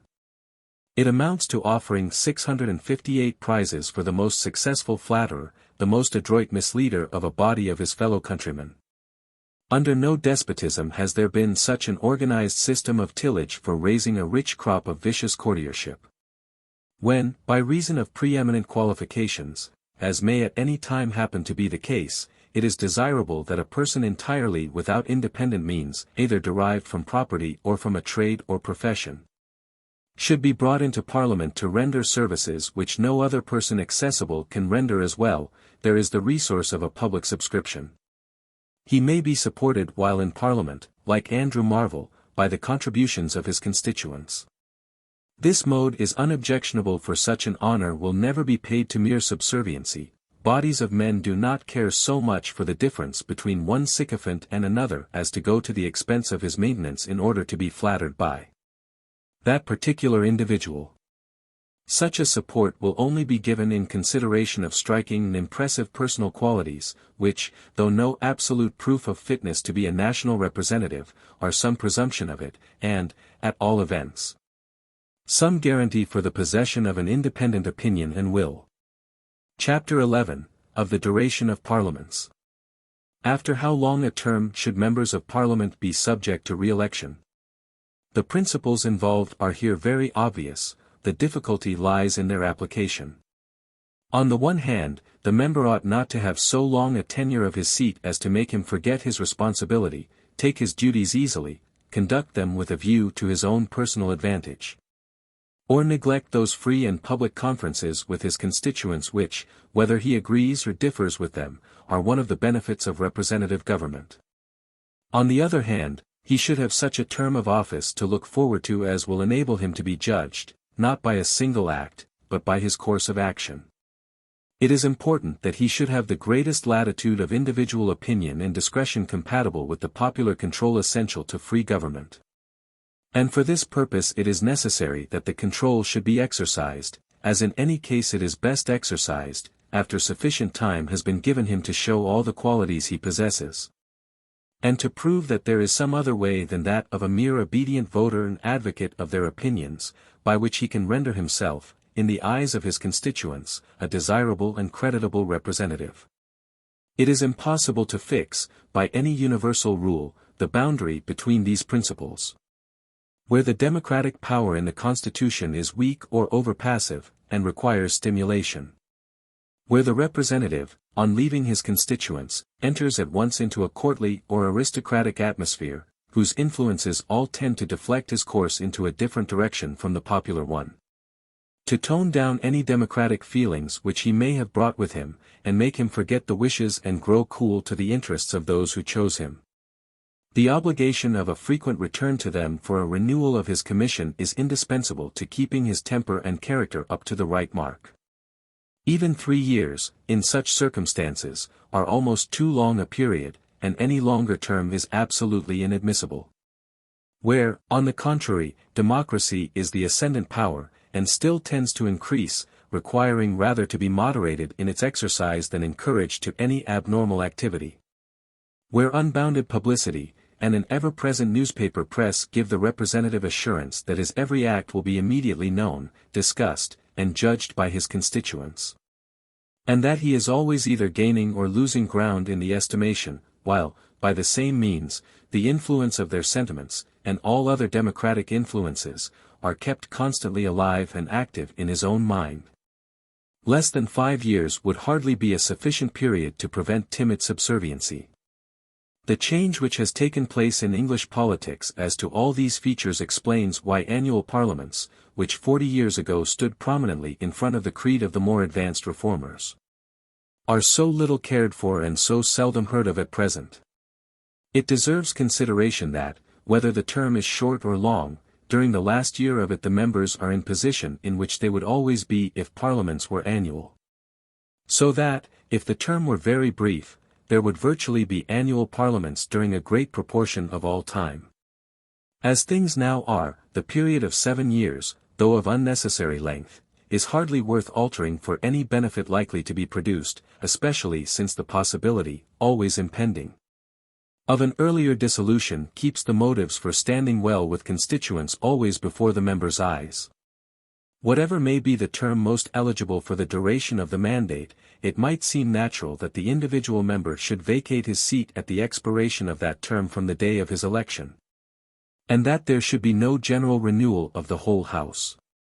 A great deal might be said for this system if there were any practical object in recommending it. But it is condemned by much stronger reasons than can be alleged in its support. One is, that there would be no means of promptly getting rid of a majority which had pursued a course offensive to the nation. The certainty of a general election after a limited, which would often be a nearly expired period, and the possibility of it at any time when the minister either desires it for his own sake, or thinks that it would make him popular with the country, tend to prevent that wide divergence between the feelings of the assembly and those of the constituency, which might subsist indefinitely if the majority of the House had always several years of their term still to run, if it received new infusions drop by drop, which would be more likely to assume than to modify the qualities of the mass they were joined to. It is as essential that the general sense of the House should accord in the main with that of the nation as is that distinguished individuals should be able, without forfeiting their seats, to give free utterance to the most unpopular sentiments. There is another reason, of much weight, against the gradual and partial renewal of a representative assembly. It is useful that there should be a periodical general muster of opposing forces to gauge the state of the national mind, and ascertain, beyond dispute, the relative strength of different parties and opinions. This is not done conclusively by any partial renewal, even where, as in some of the French constitutions, a large fraction, a fifth or a third, go out at once. The reasons for allowing to the executive the power of dissolution will be considered in a subsequent chapter, relating to the constitution and functions of the executive in a representative government. Chapter 12, Ought pledges to be required from members of Parliament? Should a member of the legislature be bound by the instructions of his constituents? Should he be the organ of their sentiments or of his own? Their ambassador to a Congress, or their professional agent, empowered not only to act for them, but to judge for them what ought to be done. These two theories of the duty of a legislator in a representative government have each its supporters, and each is the recognized doctrine of some representative governments. In the Dutch United Provinces, the members of the States General were mere delegates. And to such a length was the doctrine carried, that when any important question arose which had not been provided for in their instructions, they had to refer back to their constituents. Exactly as an ambassador does to the government from which he is accredited. In this and most other countries which possess representative constitutions, law and custom warrant a member of parliament in voting according to his opinion of right, however different from that of his constituents. But there is a floating notion of the opposite kind, which has considerable practical operation on many minds, even of members of parliament, and often makes them, independently of desire for popularity or concern for their re-election, feel bound in conscience to let their conduct on questions on which their constituents have a decided opinion be the expression of that opinion rather than of their own. Abstractedly from positive law, and from the historical traditions of any particular people, which of these notions of the duty of a representative is the true one? Unlike the questions which we have hitherto treated, this is not a question of constitutional legislation, but of what may more properly be called constitutional morality, the ethics of representative government. It does not so much concern institutions as the temper of mind which the electors ought to bring to the discharge of their functions, the ideas which should prevail as to the moral duties of an elector. For, let the system of representation be what it may, it will be converted into one of mere delegation if the electors so choose. As long as they are free not to vote, and free to vote as they like, they cannot be prevented from making their vote depend on any condition they think fit to annex to it. By refusing to elect anyone who will not pledge himself to all their opinions, and even, if they please, to consult with them before voting on any important subject not foreseen, they can reduce their representative to their mere mouthpiece. Or compel him in honor, when no longer willing to act in that capacity, to resign his seat. And since they have the power of doing this, the theory of the Constitution ought to suppose that they will wish to do it. Since the very principle of constitutional government requires it to be assumed that political power will be abused to promote the particular purposes of the holder. Not because it always is so, but because such is the natural tendency of things, to guard against which is the especial use of free institutions. However wrong, therefore, or however foolish, we may think it in the electors to convert their representative into a delegate, that stretch of the electoral privilege being a natural and not improbable one. The same precautions ought to be taken as if it were certain. We may hope that the electors will not act on this notion of the use of the suffrage. But a representative government needs to be so framed that even if they do, they shall not be able to effect what ought not to be in the power of any body of persons, class legislation for their own benefit. When it is said that the question is only one of political morality, this does not extenuate its importance. Questions of constitutional morality are of no less practical moment than those relating to the Constitution itself. The very existence of some governments, and all that renders others endurable, rests on the practical observance of doctrines of constitutional morality. Traditional notions in the minds of the several constituted authorities, which modify the use that might otherwise be made of their powers. In unbalanced governments, pure monarchy, pure aristocracy, pure democracy, such maxims are the only barrier which restrains the government from the utmost excesses in the direction of its characteristic tendency. In imperfectly balanced governments, where some attempt is made to set constitutional limits to the impulses of the strongest power, but where that power is strong enough to overstep them with at least temporary impunity. It is only by doctrines of constitutional morality, recognized and sustained by opinion, that any regard at all is preserved for the checks and limitations of the Constitution. In well-balanced governments, in which the supreme power is divided, and each sharer is protected against the usurpations of the others in the only manner possible, namely, by being armed for defense with weapons as strong as the others can wield for attack, the government can only be carried on by forbearance on all sides to exercise those extreme powers.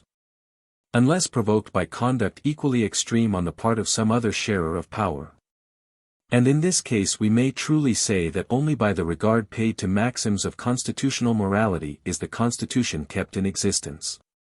The question of pledges is not one of those which vitally concern the existence of representative governments, but it is very material to their beneficial operation. The laws cannot prescribe to the electors the principles by which they shall direct their choice, but it makes a great practical difference by what principles they think they ought to direct it. And the whole of that great question is involved in the inquiry whether they should make it a condition that the representative shall adhere to certain opinions laid down for him by his constituents. No reader of this treatise can doubt what conclusion, as to this matter, results from the general principles which it professes. We have from the first affirmed, and unvaryingly kept in view, the coequal importance of two great requisites of government: responsibility to those for whose benefit political power ought to be, and always professes to be, employed. And jointly therewith, to obtain, in the greatest measure possible, for the function of government, the benefits of superior intellect, trained by long meditation and practical discipline to that special task. If this second purpose is worth attaining, it is worth the necessary price. Superior powers of mind and profound study are of no use, if they do not sometimes lead a person to different conclusions from those which are formed by ordinary powers of mind without study. And if it be an object to possess representatives in any intellectual respect superior to average electors, it must be counted upon that the representative will sometimes differ in opinion from the majority of his constituents. And that when he does, his opinion will be the oftenest right of the two. It follows that the electors will not do wisely if they insist on absolute conformity to their opinions as the condition of his retaining his seat. The principle is thus far obvious. But there are real difficulties in its application, and we will begin by stating them in their greatest force. If it is important that the electors should choose a representative more highly instructed than themselves, it is no less necessary that this wiser man should be responsible to them. In other words, they are the judges of the manner in which he fulfills his trust, and how are they to judge, except by the standard of their own opinions? How are they even to select him in the first instance but by the same standard? It will not do to choose by mere brilliancy, by superiority of showy talent. The tests by which an ordinary man can judge beforehand of mere ability are very imperfect. Such as they are, they have almost exclusive reference to the arts of expression, and little or none to the worth of what is expressed. The latter cannot be inferred from the former. And if the electors are to put their own opinions in abeyance, what criterion remains to them of the ability to govern well? Neither, if they could ascertain, even infallibly, the ablest man, ought they to allow him altogether to judge for them, without any reference to their own opinions. The ablest candidate may be a Tory, and the electors liberals. Or a liberal, and they may be Tories. The political questions of the day may be church questions, and he may be a high churchman or a rationalist, while they may be dissenters or evangelicals, and vice versa. His abilities, in these cases, might only enable him to go greater lengths, and act with greater effect, in what they may conscientiously believe to be a wrong course. And they may be bound, by their sincere convictions, to think it more important that their representative should be kept, on these points, to what they deem the dictate of duty, than that they should be represented by a person of more than average abilities. They may also have to consider, not solely how they can be most ably represented, but how their particular moral position and mental point of view shall be represented at all. The influence of every mode of thinking which is shared by numbers ought to be felt in the legislature. And the Constitution being supposed to have made due provision that other and conflicting modes of thinking shall be represented likewise. To secure the proper representation for their own mode may be the most important matter which the electors on the particular occasion have to attend to. In some cases, too, it may be necessary that the representative should have his hands tied to keep him true to their interest, or rather to the public interest as they conceive it. This would not be needful under a political system which assured them an indefinite choice of honest and unprejudiced candidates. But under the existing system, in which the electors are almost always obliged, by the expenses of election and the general circumstances of society, to select their representative from persons of a station in life widely different from theirs, and having a different class interest, who will affirm that they ought to abandon themselves to his discretion? Can we blame an elector of the poorer classes, who has only the choice among 2 or 3 rich men, for requiring from the one he votes for a pledge to those measures which he considers as a test of emancipation from the class interests of the rich? It will, moreover, always happens to some members of the electoral body to be obliged to accept the representative selected by a majority of their own side. But, though a candidate of their own choosing would have no chance, their votes may be necessary to the success of the one chosen for them. And their only means of exerting their share of influence on his subsequent conduct may be to make their support of him dependent on his pledging himself to certain conditions. These considerations and counter-considerations are so intimately interwoven with one another. It is so important that the electors should choose as their representatives wiser men than themselves, and should consent to be governed according to that superior wisdom, while it is impossible that conformity to their own opinions, when they have opinions, should not enter largely into their judgment as to who possesses the wisdom, and how far its presumed possessor has verified the presumption by his conduct. That it seems quite impracticable to lay down for the elector any positive rule of duty. And the result will depend less on any exact prescription or authoritative doctrine of political morality than on the general tone of mind of the electoral body in respect to the important requisite of deference to mental superiority. Individuals and peoples who are acutely sensible of the value of superior wisdom are likely to recognize it, where it exists, by other signs than thinking exactly as they do, and even in spite of considerable differences of opinion. And when they have recognized it, they will be far too desirous to secure it, at any admissible cost, to be prone to impose their own opinion as a law upon persons whom they look up to as wiser than themselves. On the other hand, there is a character of mind which does not look up to any one, which thinks no other person's opinion much better than its own, or nearly so good as that of 100 or 1,000 persons like itself. Where this is the turn of mind of the electors, they will elect no one who is not, or at least who does not profess to be, the image of their own sentiments, and will continue him no longer than while he reflects those sentiments in his conduct. And all aspirants to political honors will endeavor, as Plato says in the Gorgias, to fashion themselves after the model of the demos, and make themselves as like to it as possible. It cannot be denied that a complete democracy has a strong tendency to cast the sentiments of the electors in this mold. Democracy is not favorable to the reverential spirit. That it destroys reverence for mere social position must be counted among the good, not the bad part of its influences, though by doing this it closes the principal school of reverence, as to merely human relations, which exists in society. But also democracy, in its very essence, insists so much more forcibly on the things in which all are entitled to be considered equally than on those in which one person is entitled to more consideration than another. That respect for even personal superiority is likely to be below the mark.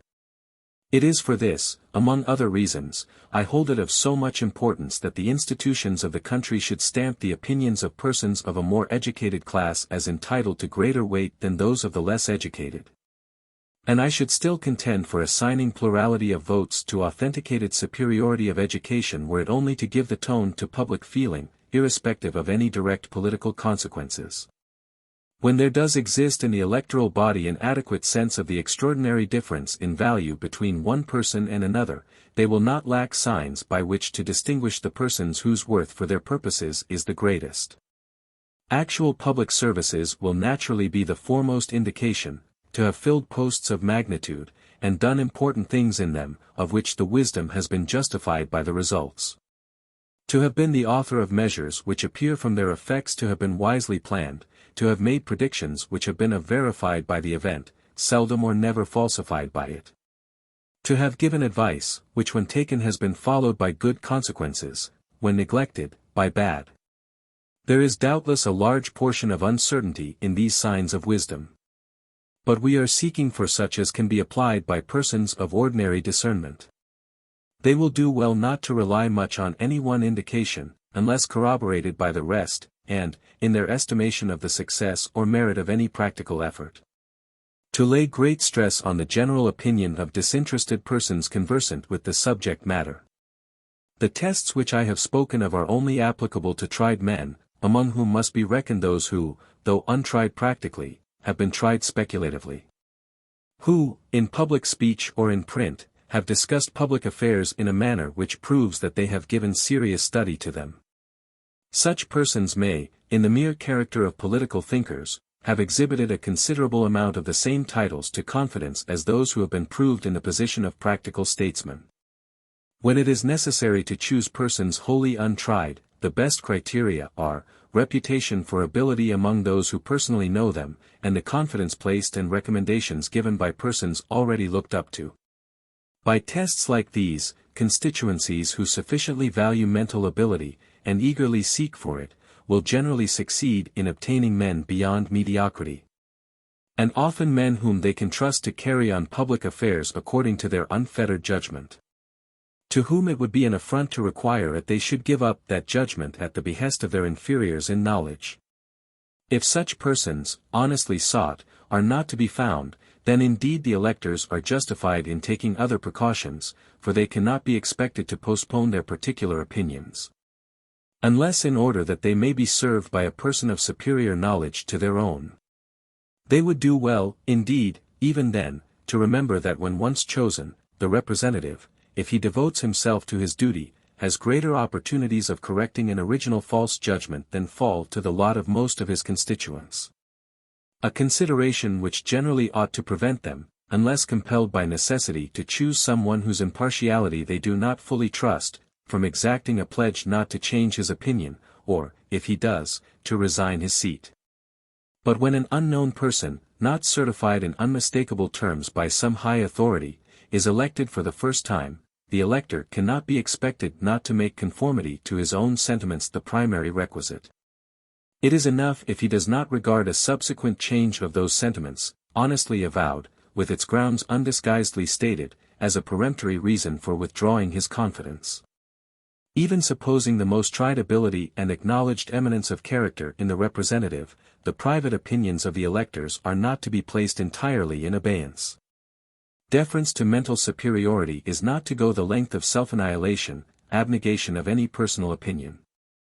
But when the difference does not relate to the fundamentals of politics, however decided the elector may be in his own sentiments, he ought to consider that when an able man differs from him there is at least a considerable chance of his being in the wrong, and that even if otherwise, it is worth while to give up his opinion in things not absolutely essential.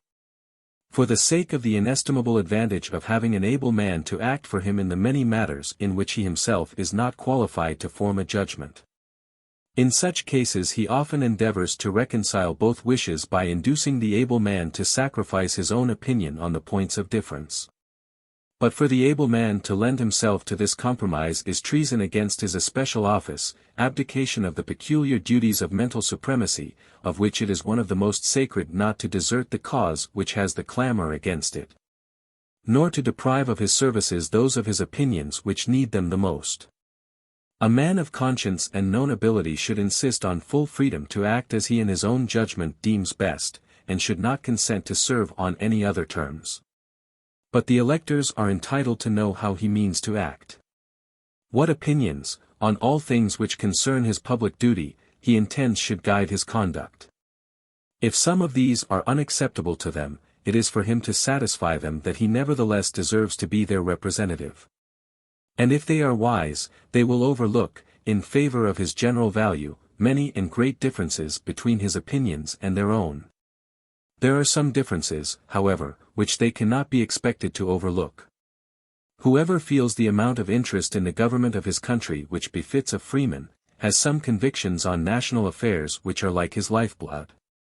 Which the strength of his belief in their truth, together with the importance he attaches to them, forbid him to make a subject of compromise, or postpone to the judgment of any person, however greatly his superior. Such convictions, when they exist in a people, or in any appreciable portion of one, are entitled to influence in virtue of their mere existence, and not solely in that of the probability of their being grounded in truth. A people cannot be well governed in opposition to their primary notions of right, even though these may be in some points erroneous. A correct estimate of the relation which should subsist between governors and governed does not require the electors to consent to be represented by one who intends to govern them in opposition to their fundamental convictions. If they avail themselves of his capacities of useful service in other respects at a time when the points on which he is vitally at issue with them are not likely to be mooted, they are justified in dismissing him at the first moment when a question arises involving these, and on which there is not so assured a majority for what they deem right as to make the dissenting voice of that particular individual unimportant. Thus, I mention names to illustrate my meaning, not for any personal application. The opinion supposed to be entertained by Mr. Cobden and Mr. Bright on resistance to foreign aggression might be overlooked during the Crimean War, when there was an overwhelming national feeling on the contrary side, and might yet very properly lead to their rejection by the electors at the time of the Chinese quarrel, though in itself a more doubtful question, because it was then for some time a moot point whether their view of the case might not prevail. As the general result of what precedes, we may affirm that actual pledges should not be required unless, from unfavorable social circumstances or family institutions, the electors are so narrowed in their choice as to be compelled to fix it on a person presumptively under the influence of partialities hostile to their interest, that they are entitled to a full knowledge of the political opinions and sentiments of the candidate. And not only entitled, but often bound to reject one who differs from themselves on the few articles which are the foundation of their political belief, that, in proportion to the opinion they entertain of the mental superiority of a candidate, they ought to put up with his expressing and acting on opinions different from theirs on any number of things not included in their fundamental articles of belief, that they ought to be unremitting in their search for a representative of such caliber as to be entrusted with full power of obeying the dictates of his own judgment, that they should consider it a duty which they owe to their fellow countrymen, to do their utmost toward placing men of this quality in the legislature, and that it is of much greater importance to themselves to be represented by such a man than by one who professes agreement in a greater number of their opinions. For the benefits of his ability are certain, while the hypothesis of his being wrong and their being right on the points of difference is a very doubtful one. I have discussed this question on the assumption that the electoral system, in all that depends on positive institution, conforms to the principles laid down in the preceding chapters. Even on this hypothesis, the delegation theory of representation seems to me false, and its practical operation hurtful, though the mischief would in that case be confined within certain bounds. But if the securities by which I have endeavored to guard the representative principle are not recognized by the Constitution, if provision is not made for the representation of minorities, nor any difference admitted in the numerical value of votes, according to some criterion of the amount of education possessed by the voters, in that case, no words can exaggerate the importance in principle of leaving an unfettered discretion to the representative. For it would then be the only chance, under universal suffrage, for any other opinions than those of the majority to be heard in Parliament. In that falsely called democracy which is really the exclusive rule of the operative classes, all others being unrepresented and unheard, the only escape from class legislation in its narrowest, and political ignorance in its most dangerous form, would lie in such disposition as the uneducated might have to choose educated representatives, and to defer to their opinions. Some willingness to do this might reasonably be expected, and everything would depend upon cultivating it to the highest point. But, once invested with political omnipotence, if the operative classes voluntarily concurred in imposing in this or any other manner any considerable limitation upon their self-opinion and self-will, they would prove themselves wiser than any class possessed of absolute power has shown itself, or, we may venture to say, is ever likely to show itself under that corrupting influence. Chapter 13, of a Second Chamber. Of all topics relating to the theory of representative government, none have been the subject of more discussion, especially on the continent, than what is known as the question of the two chambers. It has occupied a greater amount of the attention of thinkers than many questions of 10 times its importance, and has been regarded as a sort of touchstone which distinguishes the partisans of limited from those of uncontrolled democracy. For my own part, I set little value on any check which a second chamber can apply to a democracy otherwise unchecked. And I am inclined to think that if all other constitutional questions are rightly decided, it is of comparatively little importance whether the parliament consists of 2 chambers or only of 1. If there are 2 chambers, they may either be of similar or of dissimilar composition. If of similar, both will obey the same influences, and whatever has a majority in one of the houses will be likely to have it in the other. It is true that the necessity of obtaining the consent of both to the passing of any measure may at times be a material obstacle to improvement, since, assuming both the houses to be representative and equal in their numbers, a number slightly exceeding a fourth of the entire representation may prevent the passing of a bill. While, if there is but one house, a bill is secure of passing if it has a bare majority. But the case supposed is rather abstractedly possible than likely to occur in practice. It will not often happen that, of 2 houses similarly composed, one will be almost unanimous, and the other nearly equally divided. If a majority in one rejects a measure, there will generally have been a large minority unfavorable to it in the other.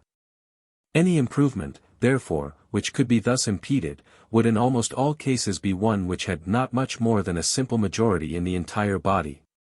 And the worst consequence that could ensue would be to delay for a short time the passing of the measure, or give rise to a fresh appeal to the electors to ascertain if the small majority in Parliament corresponded to an effective one in the country. The inconvenience of delay, and the advantages of the appeal to the nation, might be regarded in this case as about equally balanced. I attach little weight to the argument oftenest urged for having 2 chambers, to prevent precipitancy, and compel a second deliberation. For it must be a very ill-constituted representative assembly in which the established forms of business do not require many more than 2 deliberations. The consideration which tells most, in my judgment, in favor of 2 chambers, and this I do regard as of some moment, is the evil effect produced upon the mind of any holder of power, whether an individual or an assembly, by the consciousness of having only themselves to consult. It is important that no set of persons should be able, even temporarily, to make their sic volo prevail without asking any one else for his consent. A majority in a single assembly, when it has assumed a permanent character, when composed of the same persons habitually acting together, and always assured of victory in their own house, easily becomes despotic and overweening if released from the necessity of considering whether its acts will be concurred in by another constituted authority. The same reason which induced the Romans to have 2 consuls makes it desirable there should be 2 chambers, that neither of them may be exposed to the corrupting influence of undivided power even for the space of a single year. One of the most indispensable requisites in the practical conduct of politics, especially in the management of free institutions, is conciliation, a readiness to compromise, a willingness to concede something to opponents, and to shape good measures so as to be as little offensive as possible to persons of opposite views. And of this salutary habit, the mutual give and take, as it has been called, between 2 houses is a perpetual school, useful as such even now, and its utility would probably be even more felt in a more democratic constitution of the legislature. But the houses need not both be of the same composition, they may be intended as a check on one another. One being supposed democratic, the other will naturally be constituted with a view to its being some restraint upon the democracy. But its efficacy in this respect wholly depends on the social support which it can command outside the House. An assembly which does not rest on the basis of some great power in the country is ineffectual against one which does. An aristocratic house is only powerful in an aristocratic state of society. The House of Lords was once the strongest power in our Constitution, and the Commons only a checking body. But this was when the barons were almost the only power out of doors. I cannot believe that, in a really democratic state of society, the House of Lords would be of any practical value as a moderator of democracy. When the force on one side is feeble in comparison with that on the other, the way to give it effect is not to draw both out in line, and muster their strength in open field over against one another. Such tactics would ensure the utter defeat of the less powerful. It can only act to advantage by not holding itself apart, and compelling everyone to declare himself either with or against it, but taking a position among the crowd rather than in opposition to it, and drawing to itself the elements most capable of allying themselves with it on any given point.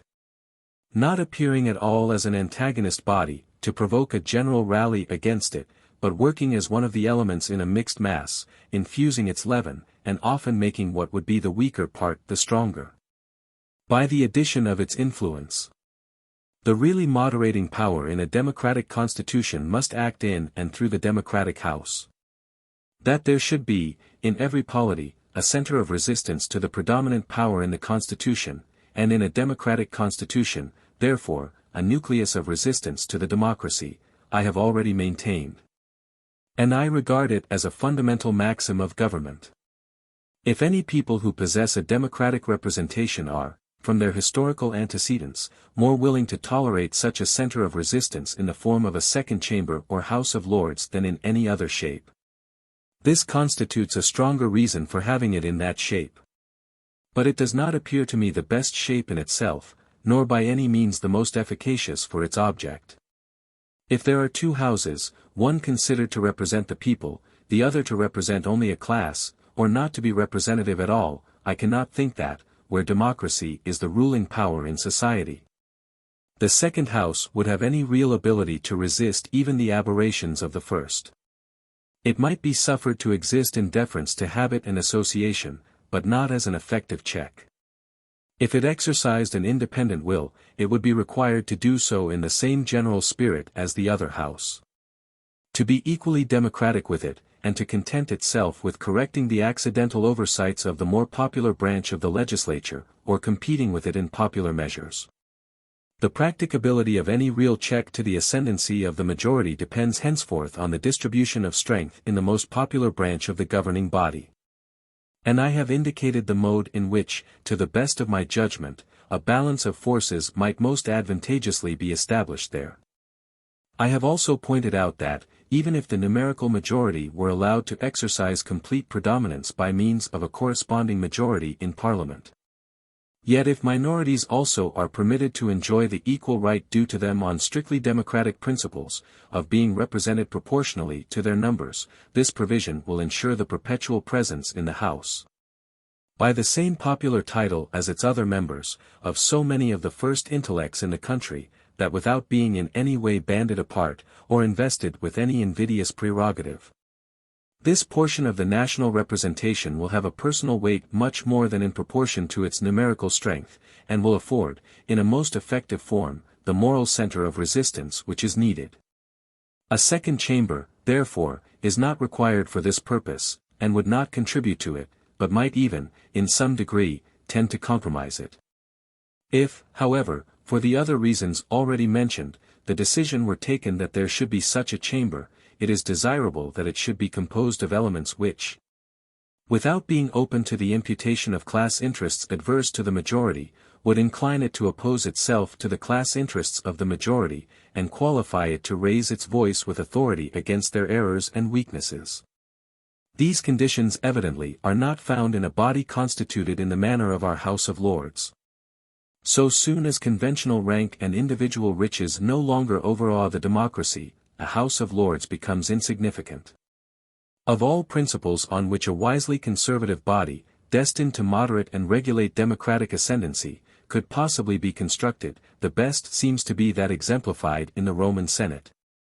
Itself the most consistently prudent and sagacious body that ever administered public affairs. The deficiencies of a democratic assembly, which represents the general public, are the deficiencies of the public itself, want of special training and knowledge. The appropriate corrective is to associate with it a body of which special training and knowledge should be the characteristics. If one house represents popular feeling, the other should represent personal merit, tested and guaranteed by actual public service, and fortified by practical experience. If one is the people's chamber, the other should be the chamber of statesmen, a council composed of all living public men who have passed through important political office or employment. Such a chamber would be fitted for much more than to be a merely moderating body. It would not be exclusively a check, but also an impelling force. In its hands, the power of holding the people back would be vested in those most competent, and who would then be most inclined to lead them forward in any right course. The council to whom the task would be entrusted of rectifying the people's mistakes would not represent a class believed to be opposed to their interest, but would consist of their own natural leaders in the path of progress. No mode of composition could approach to this in giving weight and efficacy to their function of moderators. It would be impossible to cry down a body always foremost in promoting improvements as a mere obstructive body, whatever amount of mischief it might obstruct. Were the place vacant in England for such a Senate, I need scarcely say that this is a mere hypothesis. It might be composed of some such elements as the following: all who were or had been members of the Legislative Commission described in a former chapter, and which I regard as an indispensable ingredient in a well-constituted popular government. All who were or had been Chief Justices, or heads of any of the superior courts of law or equity. All who had for 5 years filled the office of Peun Judge. All who had held for 2 years any cabinet office. But these should also be eligible to the House of Commons, and, if elected members of it, their peerage or senatorial office should be held in suspense. The condition of time is needed to prevent persons from being named cabinet ministers merely to give them a seat in the Senate. And the period of 2 years is suggested, that the same term which qualifies them for a pension might entitle them to a senatorship. All who had filled the office of Commander-in-Chief. And all who, having commanded an army or a fleet, had been thanked by Parliament for military or naval successes. All Governors-General of India or British America, and all who had held for 10 years any colonial governorships. The permanent civil service should also be represented. All should be senators who had filled, during 10 years, the important offices of Under-Secretary to the Treasury, Permanent Under-Secretary of State, or any others equally high and responsible.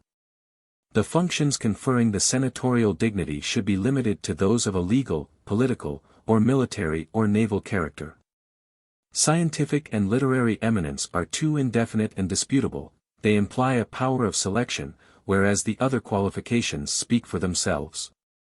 If the writings by which reputation has been gained are unconnected with politics, they are no evidence of the special qualities required, while, if political, they would enable successive ministries to deluge the House with party tools.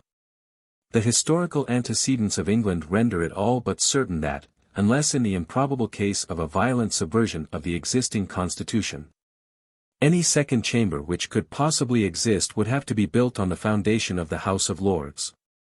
It is out of the question to think practically of abolishing that assembly, to replace it by such a Senate as I have sketched or by any other.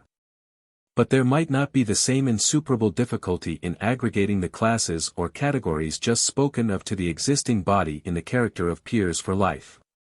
An ulterior, and perhaps, on this supposition, a necessary step, might be that the hereditary peerage should be present in the House by their representatives instead of personally, a practice already established in the case of the Scotch and Irish peers, and which the mere multiplication of the order will probably at some time or other render inevitable. An easy adaptation of Mr. Hare's plan would prevent the representative peers from representing exclusively the party which has the majority in the peerage. If, for example, one representative were allowed for every 10 peers, any 10 might be admitted to choose a representative, and the peers might be free to group themselves for that purpose as they pleased. The election might be thus conducted: all peers who were candidates for the representation of their order should be required to declare themselves such, and enter their names in a list. A day and place should be appointed at which peers desirous of voting should be present, either in person, or, in the usual parliamentary manner, by their proxies. The votes should be taken, each peer voting for only one. Every candidate who had as many as 10 votes should be declared elected. If any one had more, all but 10 should be allowed to withdraw their votes, or 10 of the number should be selected by lot. These 10 would form his constituency, and the remainder of his voters would be set free to give their votes over again for someone else. This process should be repeated until, so far as possible, every peer present either personally or by proxy was represented. When a number less than 10 remained over, if amounting to 5 they might still be allowed to agree on a representative. If fewer than 5, their votes must be lost, or they might be permitted to record them in favor of somebody already elected. With this inconsiderable exception, every representative peer would represent 10 members of the peerage, all of whom had not only voted for him, but selected him as the one, among all open to their choice, by whom they were most desirous to be represented. As a compensation to the peers who were not chosen representatives of their order, they should be eligible to the House of Commons. A justice now refused to Scotch peers, and to Irish peers in their own part of the kingdom, while the representation in the House of Lords of any but the most numerous party in the peerage is denied equally to both. The mode of composing a Senate which has been here advocated not only seems the best in itself, but is that for which historical precedent and actual brilliant success can to the greatest extent be pleaded. It is not however the only feasible plan that might be proposed. Another possible mode of forming a second chamber would be to have it elected by the first, subject to the restriction that they should not nominate any of their own members. Such an assembly, emanating, like the American Senate, from popular choice only once removed, would not be considered to clash with democratic institutions, and would probably acquire considerable popular influence. From the mode of its nomination, it would be peculiarly unlikely to excite the jealousy of, or to come into hostile collision with the popular house. It would, moreover, due provision being made for the representation of the minority, be almost sure to be well composed, and to comprise many of that class of highly capable men who, either from accident or for want of showy qualities, had been unwilling to seek, or unable to obtain, the suffrages of a popular constituency. The best constitution of a second chamber is that which embodies the greatest number of elements exempt from the class interests and prejudices of the majority, but having in themselves nothing offensive to democratic feeling. I repeat, however, that the main reliance for tempering the ascendancy of the majority can be placed in a second chamber of any kind. The character of a representative government is fixed by the constitution of the popular house.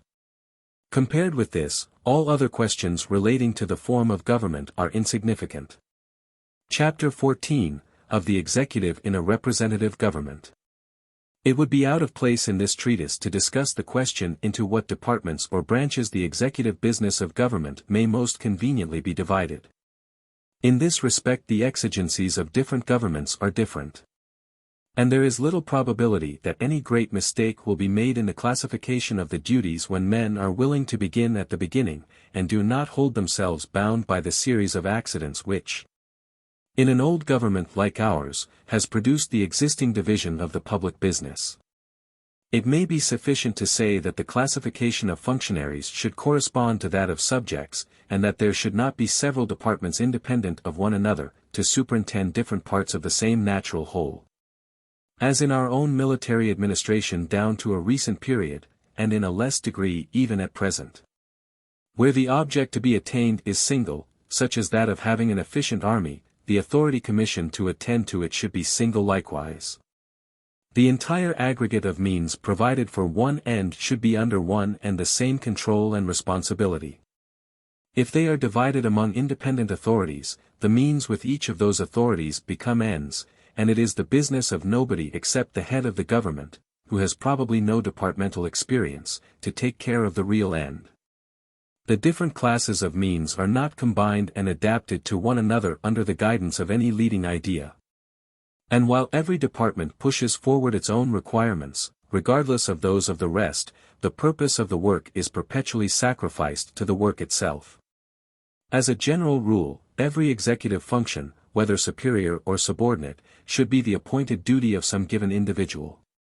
It should be apparent to all the world who did everything, and through whose default anything was left undone. Responsibility is null when nobody knows who is responsible, nor, even when real, can it be divided without being weakened. To maintain it at its highest, there must be one person who receives the whole praise of what is well done, the whole blame of what is ill. There are, however, two modes of sharing responsibility. By one it is only enfeebled, by the other absolutely destroyed. It is enfeebled when the concurrence of more than one functionary is required to the same act. Each one among them has still a real responsibility. If a wrong has been done, none of them can say he did not do it. He is as much a participant as an accomplice is in an offense. If there has been legal criminality, they may all be punished legally, and their punishment needs not be less severe than if there had been only one person concerned. But it is not so with the penalties any more than with the rewards of opinion, these are always diminished by being shared. Where there has been no definite legal offense, no corruption or malversation, only an error or an imprudence, or what may pass for such. Every participator has an excuse to himself and to the world in the fact that other persons are jointly involved with him. There is hardly anything, even to pecuniary dishonesty, for which men will not feel themselves almost absolved, if those whose duty it was to resist and remonstrate have failed to do it, still more if they have given a formal assent. In this case, however, though responsibility is weakened, there still is responsibility. Every one of those implicated has in his individual capacity assented to, and joined in the act. Things are much worse when the act itself is only that of a majority, a board deliberating with closed doors, nobody knowing, or, except in some extreme case, being ever likely to know, whether an individual member voted for the act or against it. Responsibility in this case is a mere name. Boards, it is happily said by Bentham, are screens. What the board does is the act of nobody, and nobody can be made to answer for it. The board suffers, even in reputation, only in its collective character. And no individual member feels this further than his disposition leads him to identify his own estimation with that of the body, a feeling often very strong when the body is a permanent one, and he is wedded to it for better for worse. But the fluctuations of a modern official career give no time for the formation of such an esprit de corps, which, if it exists at all, exists only in the obscure ranks of the permanent subordinates. Boards, therefore, are not a fit instrument for executive business, and are only admissible in it when, for other reasons, to give full discretionary power to a single minister would be worse. On the other hand, it is also a maxim of experience that in the multitude of counselors there is wisdom, and that a man seldom judges right, even in his own concerns, still less in those of the public. When he makes habitual use of no knowledge but his own, or that of some single adviser. There is no necessary incompatibility between this principle and the other. It is easy to give the effective power and the full responsibility to one, providing him when necessary with advisers, each of whom is responsible only for the opinion he gives. In general, the head of a department of the executive government is a mere politician. He may be a good politician, and a man of merit, and, unless this is usually the case, the government is bad. But his general capacity, and the knowledge he ought to possess of the general interests of the country, will not, unless by occasional accident, be accompanied by adequate and what may be called professional knowledge of the department over which he is called to preside. Professional advisers must therefore be provided for him.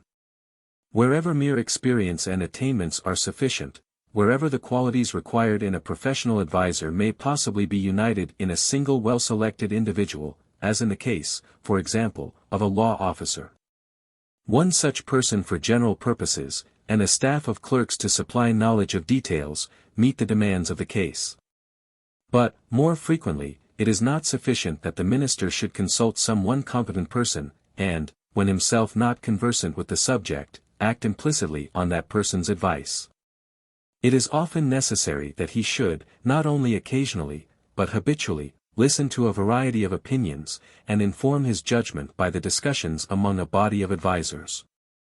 This, for example, is emphatically necessary in military and naval affairs. The military and naval ministers, therefore, and probably several others, should be provided with a council, composed, at least in those two departments, of able and experienced professional men. As a means of obtaining the best men for the purpose under every change of administration, they ought to be permanent. By which I mean that they ought not, like the Lords of the Admiralty, to be expected to resign with the ministry by whom they were appointed. But it is a good rule that all who hold high appointments to which they have risen by selection, and not by the ordinary course of promotion, should retain their office only for a fixed term, unless reappointed. As is now the rule with staff appointments in the British Army. This rule renders appointments somewhat less likely to be jobbed, not being a provision for life, and the same time affords a means, without affront to any one, of getting rid of those who are least worth keeping. And bringing in highly qualified persons of younger standing, for whom there might never be room if death vacancies, or voluntary resignations were waited for. The councils should be consultative merely, in this sense, that the ultimate decision should rest undividedly with the minister himself. But neither ought they to be looked upon, or to look upon themselves as ciphers, or as capable of being reduced to such at his pleasure. The advisers attached to a powerful and perhaps self-willed man ought to be placed under conditions which make it impossible for them, without discredit, not to express an opinion. And impossible for him not to listen to and consider their recommendations, whether he adopts them or not. The relation which ought to exist between a chief and this description of advisers is very accurately hit by the constitution of the Council of the Governor-General and those of the different presidencies in India. These councils are composed of persons who have professional knowledge of Indian affairs, which the Governor-General and governors usually lack, and which it would not be desirable to require of them. As a rule, every member of council is expected to give an opinion, which is of course very often a simple acquiescence. But if there is a difference of sentiment, it is at the option of every member, and is the invariable practice, to record the reasons of his opinion, the Governor-General, or Governor, doing the same. In ordinary cases the decision is according to the sense of the majority. The council, therefore, has a substantial part in the government. But if the Governor-General, or Governor, thinks fit, he may set aside even their unanimous opinion, recording his reasons. The result is, that the chief is individually and effectively responsible for every act of the government. The members of council have only the responsibility of advisers. But it is always known, from documents capable of being produced, and which, if called for by Parliament or public opinion always are produced, what each has advised, and what reasons he gave for his advice.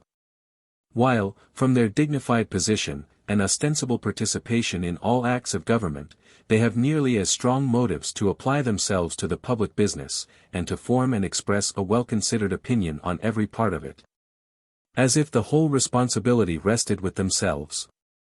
This mode of conducting the highest class of administrative business is one of the most successful instances of the adaptation of means to ends which political history, not hitherto very prolific in works of skill and contrivance, has yet to show. It is one of the acquisitions with which the art of politics has been enriched by the experience of the East India Company's rule. And, like most of the otherwise contrivances by which India has been preserved to this country, an amount of good government produced which is truly wonderful considering the circumstances and the materials. It is probably destined to perish in the general holocaust which the traditions of Indian government seem fated to undergo since they have been placed at the mercy of public ignorance and the presumptuous vanity of political men. Already an outcry is raised for abolishing the councils as a superfluous and expensive clog on the wheels of government. While the clamor has long been urgent, and is daily obtaining more countenance in the highest quarters, for the abrogation of the professional civil service, which breeds the men that compose the councils, and the existence of which is the sole guarantee for their being of any value. A most important principle of good government in a popular constitution is that no executive functionaries should be appointed by popular election, neither by the votes of the people themselves, nor by those of their representatives. The entire business of government is skilled employment. The qualifications for the discharge of it are of that special and professional kind which cannot be properly judged of except by persons who have themselves some share of those qualifications, or some practical experience of them. The business of finding the fittest persons to fill public employments, not merely selecting the best who offer, but looking out for the absolutely best, and taking note of all fit persons who are met with, that they may be found when wanted, is very laborious, and requires a delicate as well as highly conscientious discernment. And as there is no public duty which is in general so badly performed, so there is none for which it is of greater importance to enforce the utmost practicable amount of personal responsibility, by imposing it as a special obligation on high functionaries in the several departments. All subordinate public officers who are not appointed by some mode of public competition should be selected on the direct responsibility of the minister under whom they serve. The ministers, all but the chief, will naturally be selected by the chief, and the chief himself, though really designated by Parliament, should be, in a regal government, officially appointed by the Crown. The functionary who appoints should be the sole person empowered to remove any subordinate officer who is liable to removal, which the far greater number ought not to be, except for personal misconduct. Since it would be vain to expect that the body of persons by whom the whole detail of the public business is transacted, and whose qualifications are generally of much more importance to the public than those of the minister himself, will devote themselves to their profession, and acquire the knowledge and skill on which the minister must often place entire dependence, if they are liable at any moment to be turned adrift for no fault, that the minister may gratify himself, or promote his political interest, by appointing somebody else. To the principle which condemns the appointment of executive officers by popular suffrage, ought the chief of the executive, in a republican government, to be an exception? Is it a good rule which, in the American Constitution, provides for the election of the president once in every 4 years by the entire people? The question is not free from difficulty. There is unquestionably some advantage, in a country like America, where no apprehension needs be entertained of a coup d'état, in making the chief minister constitutionally independent of the legislative body, and rendering the two great branches of the government, while equally popular both in their origin and in their responsibility, an effective check on one another. The plan is in accordance with that sedulous avoidance of the concentration of great masses of power in the same hands, which is a marked characteristic of the American federal constitution. But the advantage, in this instance, is purchased at a price above all reasonable estimates of its value. It seems far better that the chief magistrate in a republic should be appointed avowedly, as the chief minister in a constitutional monarchy is virtually, by the representative body. In the first place, he is certain, when thus appointed, to be a more eminent man. The party which has the majority in Parliament would then, as a rule, appoint its own leader, who is always one of the foremost, and often the very foremost person in political life. While the President of the United States, since the last survivor of the founders of the Republic disappeared from the scene, is almost always either an obscure man, or one who has gained any reputation he may possess in some other field than politics. And this, as I have before observed, is no accident, but the natural effect of the situation. The eminent men of a party, in an election extending to the whole country, are never its most available candidates. All eminent men have made personal enemies, or, have done something, or at the lowest, professed some opinion obnoxious to some local or other considerable division of the community, and likely to tell with fatal effect upon the number of votes. Whereas a man without antecedents, of whom nothing is known but that he professes the creed of the party, is readily voted for by its entire strength. Another important consideration is the great mischief of unintermitted electioneering. When the highest dignity in the state is to be conferred by popular election once in every few years, the whole intervening time is spent in what is virtually a canvass. President, ministers, chiefs of parties, and their followers, are all electioneers. The whole community is kept intent on the mere personalities of politics. And every public question is discussed and decided with less reference to its merits than to its expected bearing on the presidential election. If a system had been devised to make party spirit the ruling principle of action in all public affairs, and create an inducement not only to make every question a party question, but to raise questions for the purpose of founding parties upon them, it would have been difficult to contrive any means better adapted to the purpose.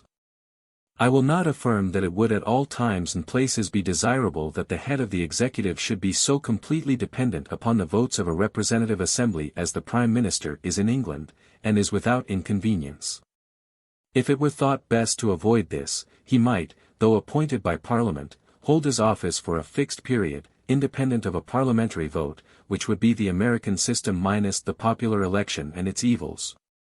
There is another mode of giving the head of the administration as much independence of the legislature as is at all compatible with the essentials of free government. He never could be unduly dependent on a vote of Parliament if he had, as the British Prime Minister practically has, the power to dissolve the House and appeal to the people. If, instead of being turned out of office by a hostile vote, he could only be reduced by it to the alternative of resignation or dissolution. The power of dissolving Parliament is one which I think it desirable he should possess, even under the system by which his own tenure of office is secured to him for a fixed period. There ought not to be any possibility of that deadlock in politics which would ensue on a quarrel breaking out between a president and an assembly, neither of whom, during an interval which might amount to years, would have any legal means of ridding itself of the other. To get through such a period without a coup d'état being attempted, on either side or on both, requires such a combination of the love of liberty and the habit of self-restraint as very few nations have yet shown themselves capable of. And though this extremity were avoided, to expect that the two authorities would not paralyze each other's operations is to suppose that the political life of the country will always be pervaded by a spirit of mutual forbearance and compromise, imperturbable by the passions and excitements of the keenest party struggles. Such a spirit may exist, but even where it does there is imprudence in trying it too far. Other reasons make it desirable that some power in the state, which can only be the executive, should have the liberty of at any time, and at discretion, calling a new parliament. When there is a real doubt which of two contending parties has the strongest following, it is important that there should exist a constitutional means of immediately testing the point and setting it at rest. No other political topic has a chance of being properly attended to while this is undecided. And such an interval is mostly an interregnum for purposes of legislative or administrative improvement. Neither party having sufficient confidence in its strength to attempt things likely to provoke opposition in any quarter that has either direct or indirect influence in the pending struggle. I have not taken account of the case in which the vast power centralized in the chief magistrate, and the insufficient attachment of the mass of the people to free institutions, give him a chance of success in an attempt to subvert the constitution and usurp sovereign power. Where such peril exists, no first magistrate is admissible whom the Parliament cannot, by a single vote, reduce to a private station. In a state of things holding out any encouragement to that most audacious and profligate of all breaches of trust, even this entireness of constitutional dependence is but a weak protection. Of all officers of government, those in whose appointment any participation of popular suffrage is the most objectionable are judicial officers. While there are no functionaries whose special and professional qualifications the popular judgment is less fitted to estimate, there are none in whose case absolute impartiality and freedom from connection with politicians or sections of politicians, are of anything like equal importance. Some thinkers, among others Mr. Bentham, have been of opinion that, although it is better that judges should not be appointed by popular election, the people of their district ought to have the power, after sufficient experience, of removing them from their trust. It cannot be denied that the irremovability of any public officer to whom great interests are entrusted is in itself an evil. It is far from desirable that there should be no means of getting rid of a bad or incompetent judge, unless for such misconduct as he can be made to answer for in a criminal court. And that a functionary on whom so much depends should have the feeling of being free from responsibility except to opinion and his own conscience. The question however is, whether, in the peculiar position of a judge, and supposing that all practicable securities have been taken for an honest appointment, irresponsibility, except to his own and the public conscience, has not, on the whole, less tendency to pervert his conduct than responsibility to the government or to a popular vote. Experience has long decided this point in the affirmative as regards responsibility to the executive, and the case is quite equally strong when the responsibility sought to be enforced is to the suffrages of electors. Among the good qualities of a popular constituency, those peculiarly incumbent upon a judge, calmness and impartiality, are not numbered. Happily, in that intervention of popular suffrage which is essential to freedom they are not the qualities required. Even the quality of justice, though necessary to all human beings, and therefore to all electors, is not the inducement which decides any popular election. Justice and impartiality are as little wanted for electing a member of Parliament as they can be in any transaction of men. The electors have not to award something which either candidate has a right to, nor to pass judgment on the general merits of the competitors, but to declare which of them has most of their personal confidence, or best represents their political convictions. A judge is bound to treat his political friend, or the person best known to him, exactly as he treats other people, but it would be a breach of duty, as well as an absurdity, if an elector did so. No argument can be grounded on the beneficial effect produced on judges, as on all other functionaries, by the moral jurisdiction of opinion. For even in this respect, that which really exercises a useful control over the proceedings of a judge, when fit for the judicial office, is not, except sometimes in political cases, the opinion of the community generally, but that of the only public by whom his conduct or qualifications can be duly estimated, the bar of his own court. I must not be understood to say that the participation of the general public in the administration of justice is of no importance. It is of the greatest, but in what manner? By the actual discharge of a part of the judicial office in the capacity of jurymen. This is one of the few cases in politics in which it is better that the people should act directly and personally than through their representatives. Being almost the only case in which the errors that a person exercising authority may commit can be better borne than the consequences of making him responsible for them. If a judge could be removed from office by a popular vote, whoever was desirous of supplanting him would make capital for that purpose out of all his judicial decisions. Would carry all of them, as far as he found practicable, by irregular appeal before a public opinion wholly incompetent, for want of having heard the case, or from having heard it without either the precautions or the impartiality belonging to a judicial hearing. Would play upon popular passion and prejudice where they existed, and take pains to arouse them where they did not. And in this, if the case were interesting, and he took sufficient trouble, he would infallibly be successful, unless the judge or his friends descended into the arena, and made equally powerful appeals on the other side. Judges would end by feeling that they risked their office upon every decision they gave in a case susceptible of general interest, and that it was less essential for them to consider what decision was just than what would be most applauded by the public, or would least admit of insidious misrepresentation. The practice introduced by some of the new or revised state constitutions in America, of submitting judicial officers to periodical popular re-election, will be found, I apprehend, to be one of the most dangerous errors ever yet committed by democracy. And, were it not that the practical good sense which never totally deserts the people of the United States is said to be producing a reaction, likely in no long time to lead to the retraction of the error, it might with reason be regarded as the first great downward step in the degeneration of modern democratic government. With regard to that large and important body which constitutes the permanent strength of the public service, those who do not change with changes of politics, but remain to aid every minister by their experience and traditions, inform him by their knowledge of business, and conduct official details under his general control, those, in short, who form the class of professional public servants, entering their profession as others do while young, in the hope of rising progressively to its higher grades as they advance in life, it is evidently inadmissible that these should be liable to be turned out and deprived of the whole benefit of their previous service, except for positive, proved, and serious misconduct.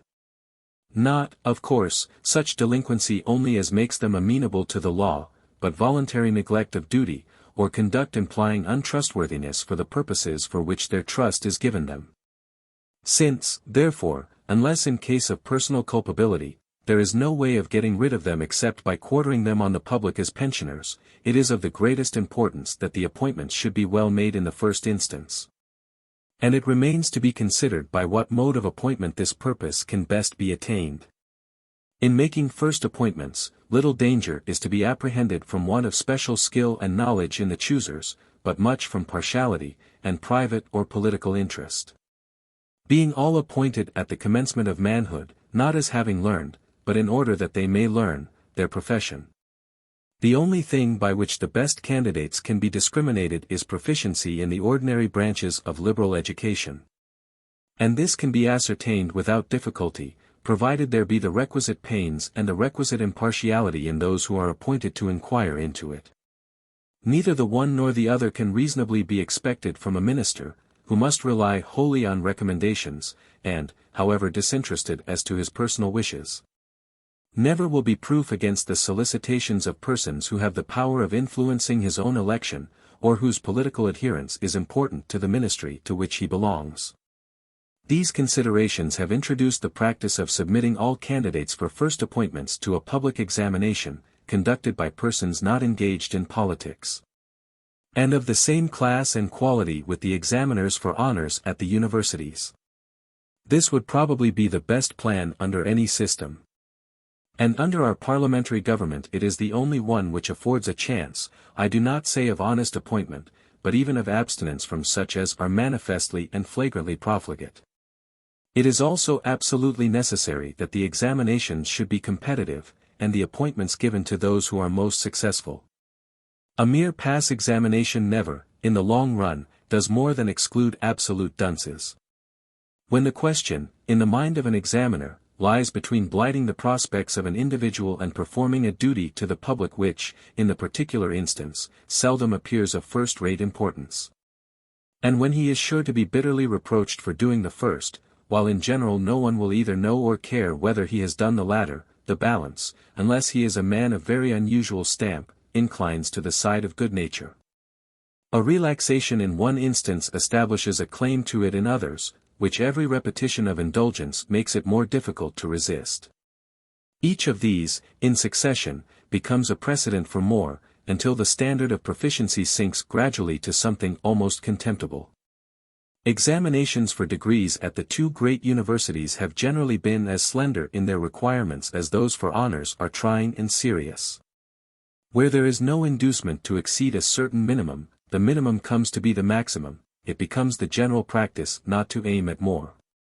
And as in everything there are some who do not attain all they aim at, however low the standard may be pitched, there are always several who fall short of it. When, on the contrary, the appointments are given to those, among a great number of candidates, who most distinguish themselves, and where the successful competitors are classed in order of merit, not only each is stimulated to do his very utmost, but the influence is felt in every place of liberal education throughout the country. It becomes with every schoolmaster an object of ambition and an avenue to success to have furnished pupils who have gained a high place in these competitions. And there is hardly any other mode in which the state can do so much to raise the quality of educational institutions throughout the country.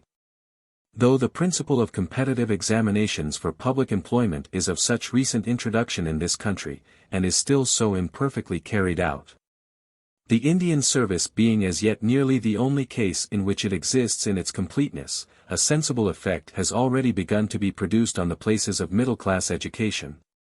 Notwithstanding the difficulties which the principle has encountered from the disgracefully low existing state of education in the country, which these very examinations have brought into strong light, so contemptible has the standard of acquirement been found to be, among the youths who obtain the nomination from the minister, which entitles them to offer themselves as candidates, that the competition of such candidates produces almost a poorer result than would be obtained from a mere pass examination.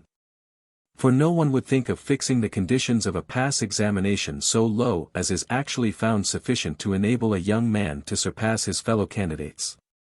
Accordingly, it is said that successive years show on the whole a decline of attainments, less effort being made, because the results of former examinations have proved that the exertions then used were greater than would have been sufficient to attain the object. Partly from this decrease of effort, and partly because, even at the examinations which do not require a previous nomination, conscious ignorance reduces the number of competitors to a mere handful. It has so happened that though there have always been a few instances of great proficiency, the lower part of the list of successful candidates represents but a very moderate amount of acquirement.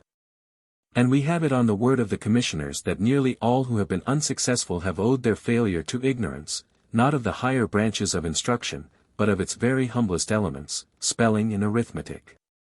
The outcries which continue to be made against these examinations by some of the organs of opinion are often, I regret to say, as little creditable to the good faith as to the good sense of the assailants. They proceed partly by misrepresentation of the kind of ignorance which, as a matter of fact, actually leads to failure in the examinations. They quote with emphasis the most recondite questions which can be shown to have been ever asked, and make it appear as if unexceptionable answers to all these were made the sine qua non of success. Yet it has been repeated to satiety that such questions are not put because it is expected of every one that he should answer them, but in order that whoever is able to do so may have the means of proving and availing himself of that portion of his knowledge It is not as a ground of rejection, but as an additional means of success, that this opportunity is given. We are then asked whether the kind of knowledge supposed in this, that, or the other question, is calculated to be of any use to the candidate after he has attained his object. People differ greatly in opinion as to what knowledge is useful.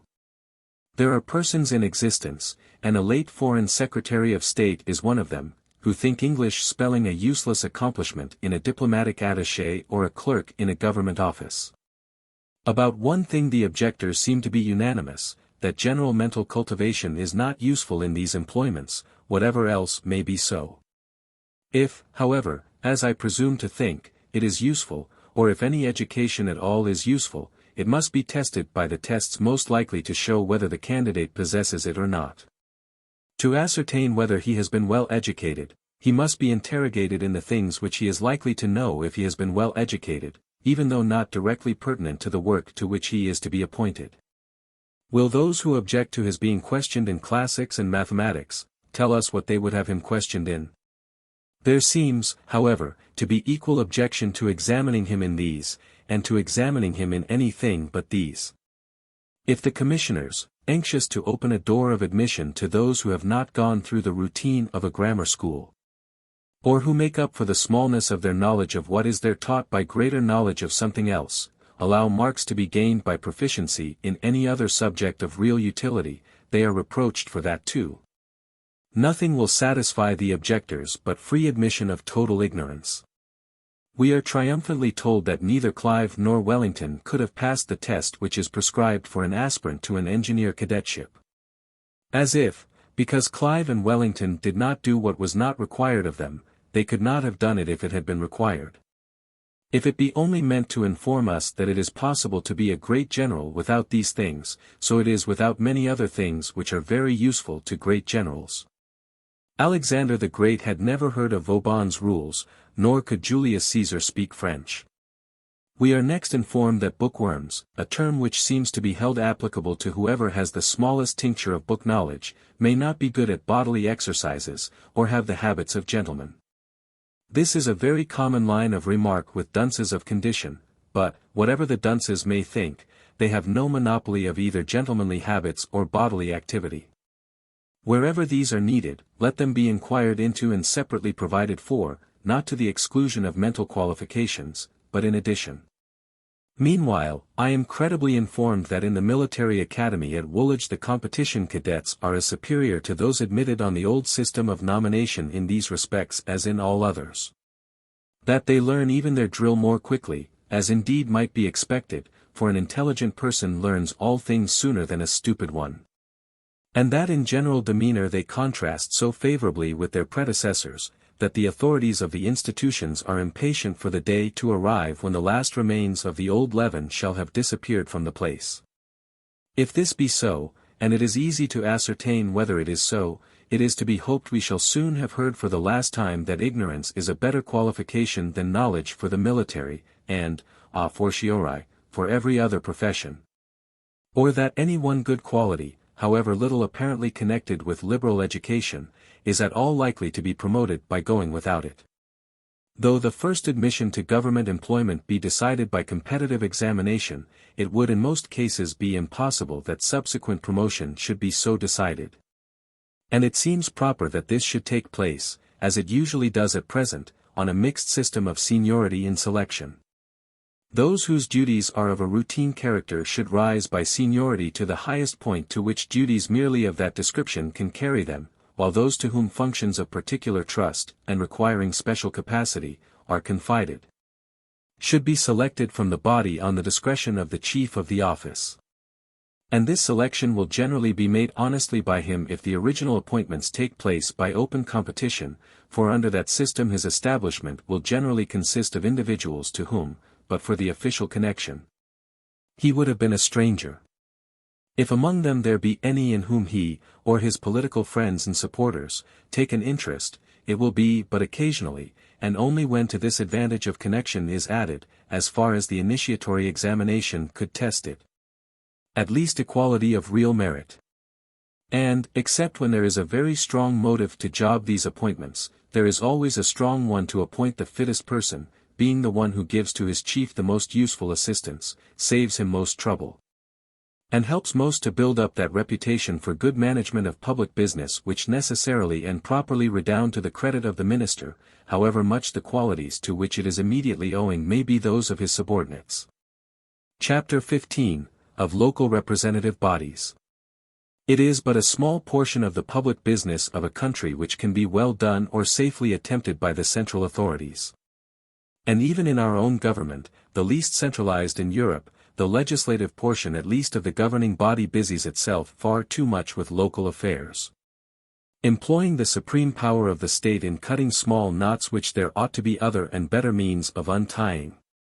The enormous amount of private business which takes up the time of Parliament and the thoughts of its individual members, distracting them from the proper occupations of the great council of the nation, is felt by all thinkers and observers as a serious evil, and, what is worse, an increasing one.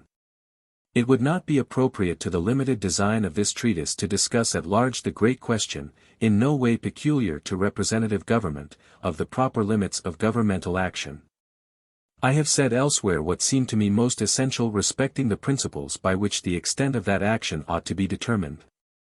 But after subtracting from the functions performed by most European governments those which ought not to be undertaken by public authorities at all, there still remains so great and various an aggregate of duties, that, if only on the principle of division of labor, it is indispensable to share them between central and local authorities.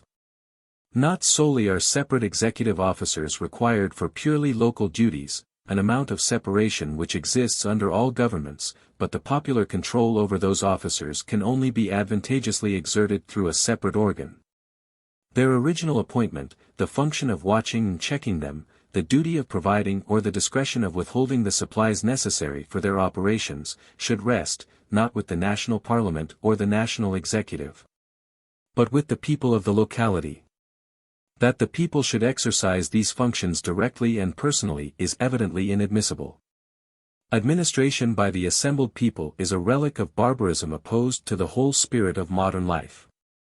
Yet so much has the course of English institutions depended on accident, that this primitive mode of local government remained the general rule in parochial matters up to the present generation, and, having never been legally abolished, probably subsists unaltered in many rural parishes even now.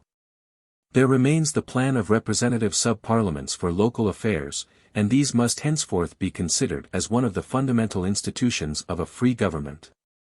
They exist in England but very incompletely, and with great irregularity and want of system. In some other countries much less popularly governed, their constitution is far more rational. In England there has always been more liberty but worse organization, while in other countries there is better organization but less liberty. It is necessary, then, that, in addition to the national representation, there should be municipal and provisional representations. And the two questions which remain to be resolved are, how the local representative bodies should be constituted, and what should be the extent of their functions. In considering these questions, 2 points require an equal degree of our attention: how the local business itself can be best done, and how its transaction can be made most instrumental to the nourishment of public spirit and the development of intelligence. In an earlier part of this inquiry I have dwelt in strong language, hardly any language is strong enough to express the strength of my conviction, on the importance of that portion of the operation of free institutions which may be called the public education of the citizens. Now of this operation the local administrative institutions are the chief instrument. Except by the part they may take as jurymen in the administration of justice, the mass of the population have very little opportunity of sharing personally in the conduct of the general affairs of the community. Reading newspapers, and perhaps writing to them, public meetings, and solicitations of different sorts addressed to the political authorities, are the extent of the participation of private citizens in general politics during the interval between one parliamentary election and another. Though it is impossible to exaggerate the importance of these various liberties, both as securities for freedom and as means of general cultivation, the practice which they give is more in thinking than in action. And in thinking without the responsibilities of action, which with most people amounts to little more than passively receiving the thoughts of someone else. But in the case of local bodies, besides the function of electing, many citizens in turn have the chance of being elected, and many, either by selection or by rotation, fill one or other of the numerous local executive offices.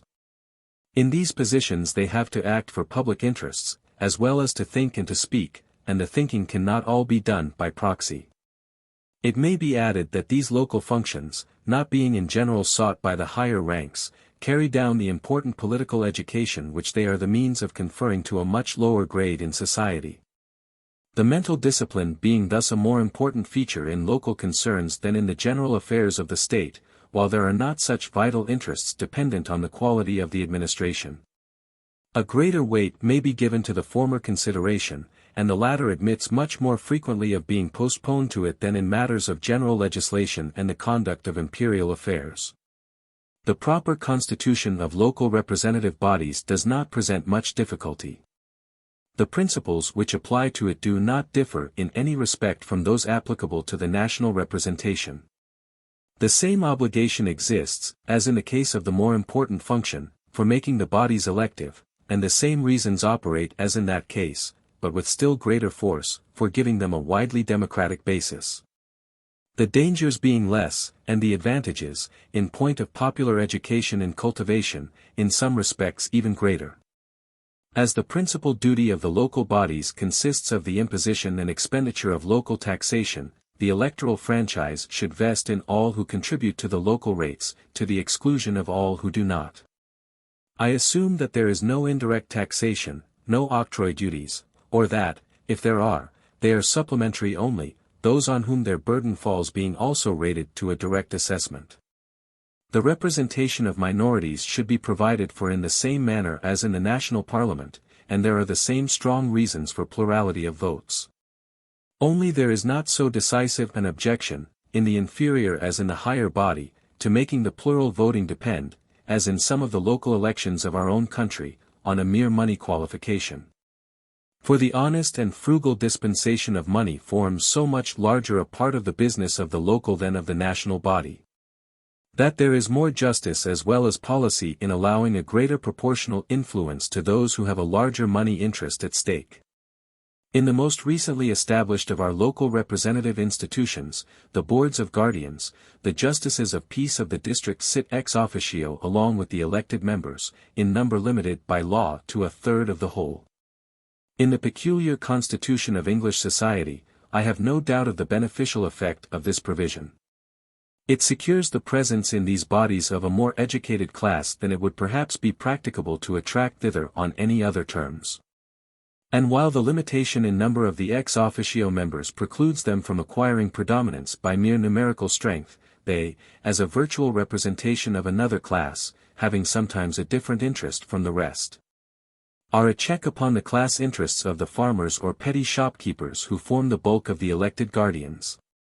A similar commendation cannot be given to the constitution of the only provincial boards we possess, the quarter sessions, consisting of the justices of peace alone, on whom, over and above their judicial duties, some of the most important parts of the administrative business of the country depend for their performance. The mode of formation of these bodies is most anomalous, they being neither elected, nor, in any proper sense of the term, nominated, but holding their important functions, like the feudal lords to whom they succeeded, virtually by right of their acres. The appointment vested in the crown, or, speaking practically, in one of themselves, the Lord Lieutenant, being made use of only as a means of excluding anyone who it is thought would do discredit to the body, or, now and then, one who is on the wrong side in politics. The institution is the most aristocratic in principle which now remains in England, far more so than the House of Lords, for it grants public money and disposes of important public interests, not in conjunction with a popular assembly, but alone. It is clung to with proportionate tenacity by our aristocratic classes, but is obviously at variance with all the principles which are the foundation of representative government. In a county board there is not the same justification as in boards of guardians for even an admixture of ex officio with elected members. Since the business of a county being on a sufficiently large scale to be an object of interest and attraction to country gentlemen, they would have no more difficulty in getting themselves elected to the board than they have in being returned to Parliament as county members. In regard to the proper circumscription of the constituencies which elect the local representative bodies, the principle which, when applied as an exclusive and unbending rule to parliamentary representation, is inappropriate, namely community of local interests, is here the only just and applicable one. The very object of having a local representation is in order that those who have any interest in common which they do not share with the general body of their countrymen may manage that joint interest by themselves. And the purpose is contradicted if the distribution of the local representation follows any other rule than the grouping of those joint interests. There are local interests peculiar to every town, whether great or small, and common to all its inhabitants. Every town, therefore, without distinction of size, ought to have its municipal council. It is equally obvious that every town ought to have but one. The different quarters of the same town have seldom or never any material diversities of local interest, they all require to have the same things done, the same expenses incurred. And, except as to their churches, which it is probably desirable to leave under simply parochial management, the same arrangements may be made to serve for all. Paving, lighting, water supply, drainage, port and market regulations, cannot, without great waste and inconvenience, be different for different quarters of the same town. The subdivision of London into 6 or 7 independent districts, each with its separate arrangements for local business, several of them without unity of administration even within themselves, prevents the possibility of consecutive or well-regulated cooperation for common objects, precludes any uniform principle for the discharge of local duties, compels the general government to take things upon itself which would be best left to local authorities if there were any whose authority extended to the entire metropolis, and answers no purpose but to keep up the fantastical trappings of that union of modern jobbing and antiquated foppery, the corporation of the City of London. Another equally important principle is, that in each local circumscription there should be but one elective body for all local business, not different bodies for different parts of it. Division of labor does not mean cutting up every business into minute fractions, it means the union of such operations as are fit to be performed by the same persons, and the separation of such as can be better performed by different persons. The executive duties of the locality do indeed require to be divided into departments for the same reason as those of the state, because they are of divers kinds, each requiring knowledge peculiar to itself, and needing, for its due performance, the undivided attention of a specially qualified functionary. But the reasons for subdivision which apply to the execution do not apply to the control. The business of the elective body is not to do the work, but to see that it is properly done, and that nothing necessary is left undone. This function can be fulfilled for all departments by the same superintending body, and by a collective and comprehensive far better than by a minute and microscopic view. It is as absurd in public affairs as it would be in private, that every workman should be looked after by a superintendent to himself. The government of the Crown consists of many departments, and there are many ministers to conduct them, but those ministers have not a parliament apiece to keep them to their duty. The local, like the national parliament, has for its proper business to consider the interest of the locality as a whole, composed of parts all of which must be adapted to one another, and attended to in the order and ratio of their importance. There is another very weighty reason for uniting the control of all the business of a locality under one body. The greatest imperfection of popular local institutions, and the chief cause of the failure which so often attends them, is the low caliber of the men by whom they are almost always carried on. That these should be of a very miscellaneous character is, indeed, part of the usefulness of the institution.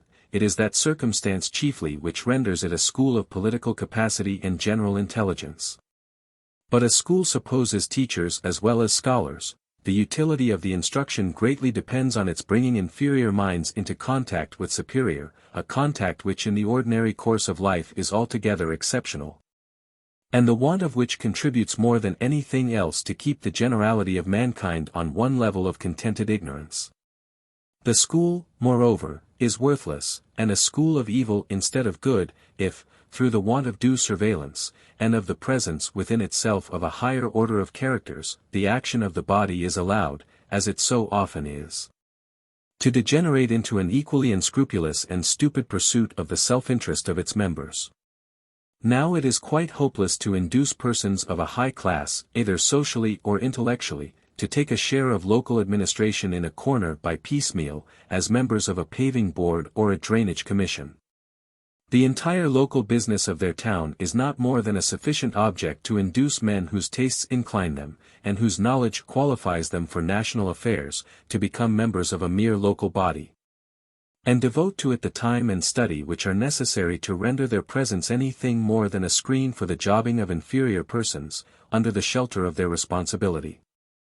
A mere board of works, though it comprehend the entire metropolis, is sure to be composed of the same class of persons as the vestries of the London parishes, nor is it practicable, or even desirable, that such should not form the majority.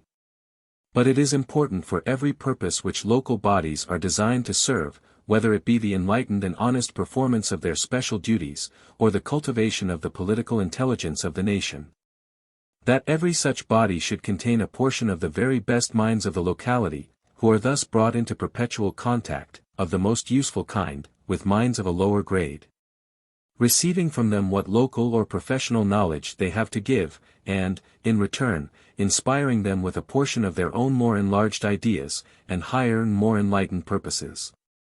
A mere village has no claim to a municipal representation.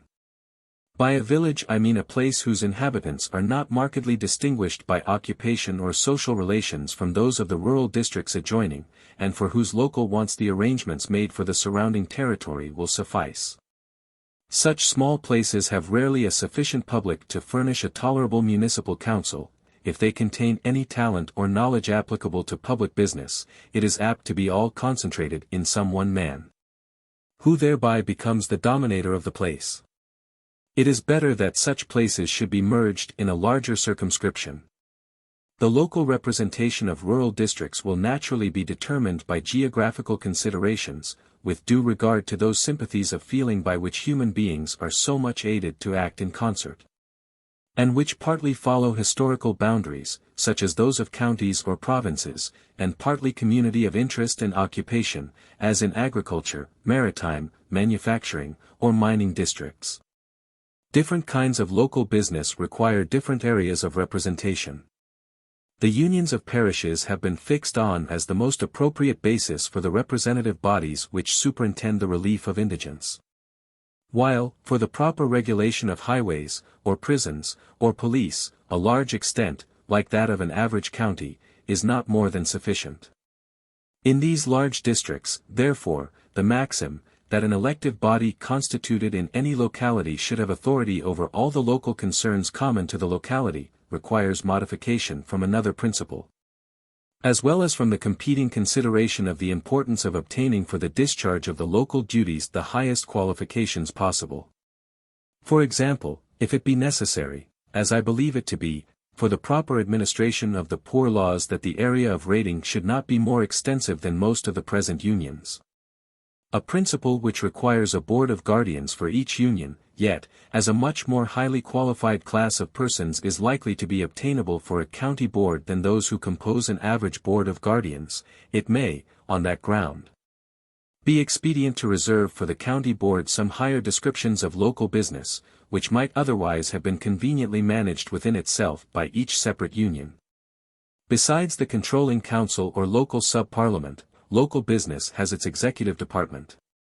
With respect to this, the same questions arise as with respect to the executive authorities in the state, and they may, for the most part, be answered in the same manner.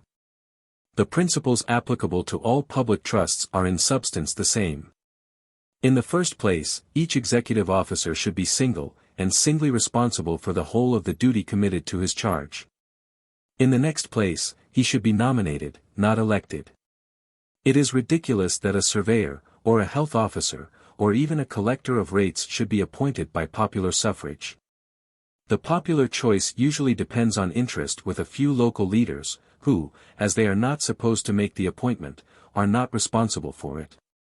Or on an appeal to sympathy, founded on having 12 children, and having been a ratepayer in the parish for 30 years. If, in cases of this description, election by the population is a farce, appointment by the local representative body is little less objectionable. Such bodies have a perpetual tendency to become joint stock associations for carrying into effect the private jobs of their various members. Appointments should be made on the individual responsibility of the chairman of the body, let him be called mayor, chairman of quarter sessions, or by whatever other title. He occupies in the locality a position analogous to that of the prime minister in the state, and under a well-organized system the appointment and watching of the local officers would be the most important part of his duty. He himself being appointed by the council from its own number, subject either to annual re-election, or to removal by a vote of the body. From the constitution of the local bodies, I now pass to the equally important and more difficult subject of their proper attributions. This question divides itself into two parts: what should be their duties, and whether they should have full authority within the sphere of those duties, or should be liable to any, and what, interference on the part of the central government. It is obvious, to begin with, that all business purely local, all which concerns only a single locality, should devolve upon the local authorities. The paving, lighting, and cleansing of the streets of a town, and, in ordinary circumstances, the draining of its houses, are of little consequence to any but its inhabitants. The nation at large is interested in them in no other way than that in which it is interested in the private well-being of all its individual citizens. But among the duties classed as local, or performed by local functionaries, there are many which might with equal propriety be termed national.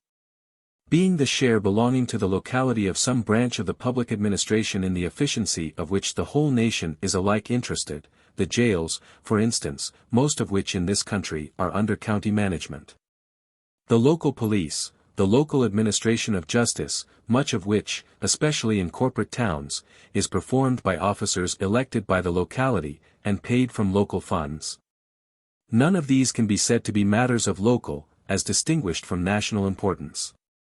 It would not be a matter personally indifferent to the rest of the country if any part of it became a nest of robbers or a focus of demoralization, owing to the maladministration of its police. Or if, through the bad regulations of its jail, the punishment which the courts of justice intended to inflict on the criminals confined therein, who might have come from, or committed their offences in any other district, might be doubled in intensity or lowered to practical impunity. The points, moreover, which constitute good management of these things are the same everywhere. There is no good reason why police, or jails, or the administration of justice should be differently managed in one part of the kingdom and in another, while there is great peril that in things so important, and to which the most instructed minds available to the state are not more than adequate.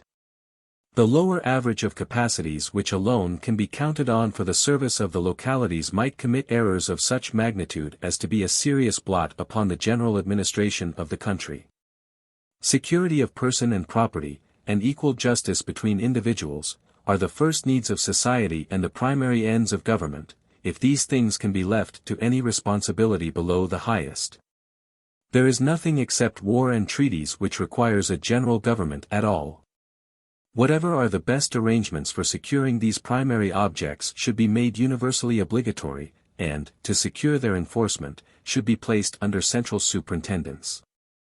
It is often useful, and with the institutions of our own country even necessary, from the scarcity, in the localities, of officers representing the general government, that the execution of duties imposed by the central authority should be entrusted to functionaries appointed for local purposes by the locality.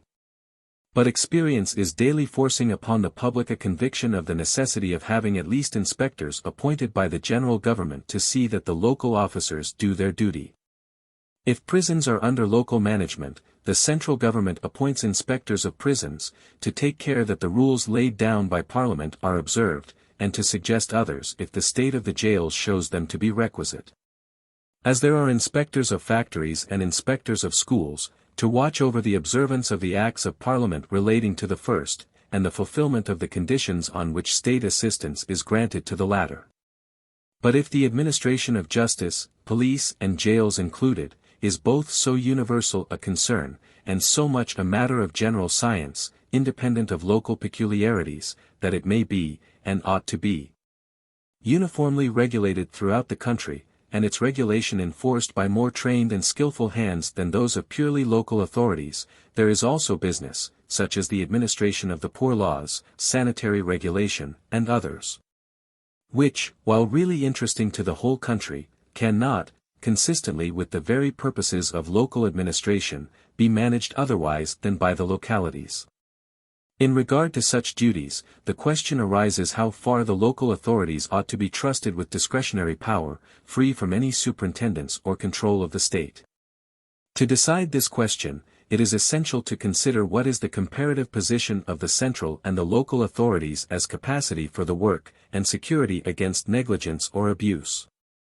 In the first place, the local representative bodies and their officers are almost certain to be of a much lower grade of intelligence and knowledge than Parliament and the national executive. Secondly, besides being themselves of inferior qualifications, they are watched by, and accountable to an inferior public opinion. The public under whose eyes they act, and by whom they are criticized, is both more limited in extent and generally far less enlightened than that which surrounds and admonishes the highest authorities at the capital. While the comparative smallness of the interests involved causes even that inferior public to direct its thoughts to the subject less intently and with less solicitude.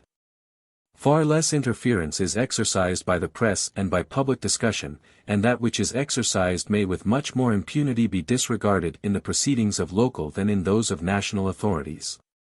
Thus far, the advantage seems wholly on the side of management by the central government, but, when we look more closely, these motives of preference are found to be balanced by others fully as substantial.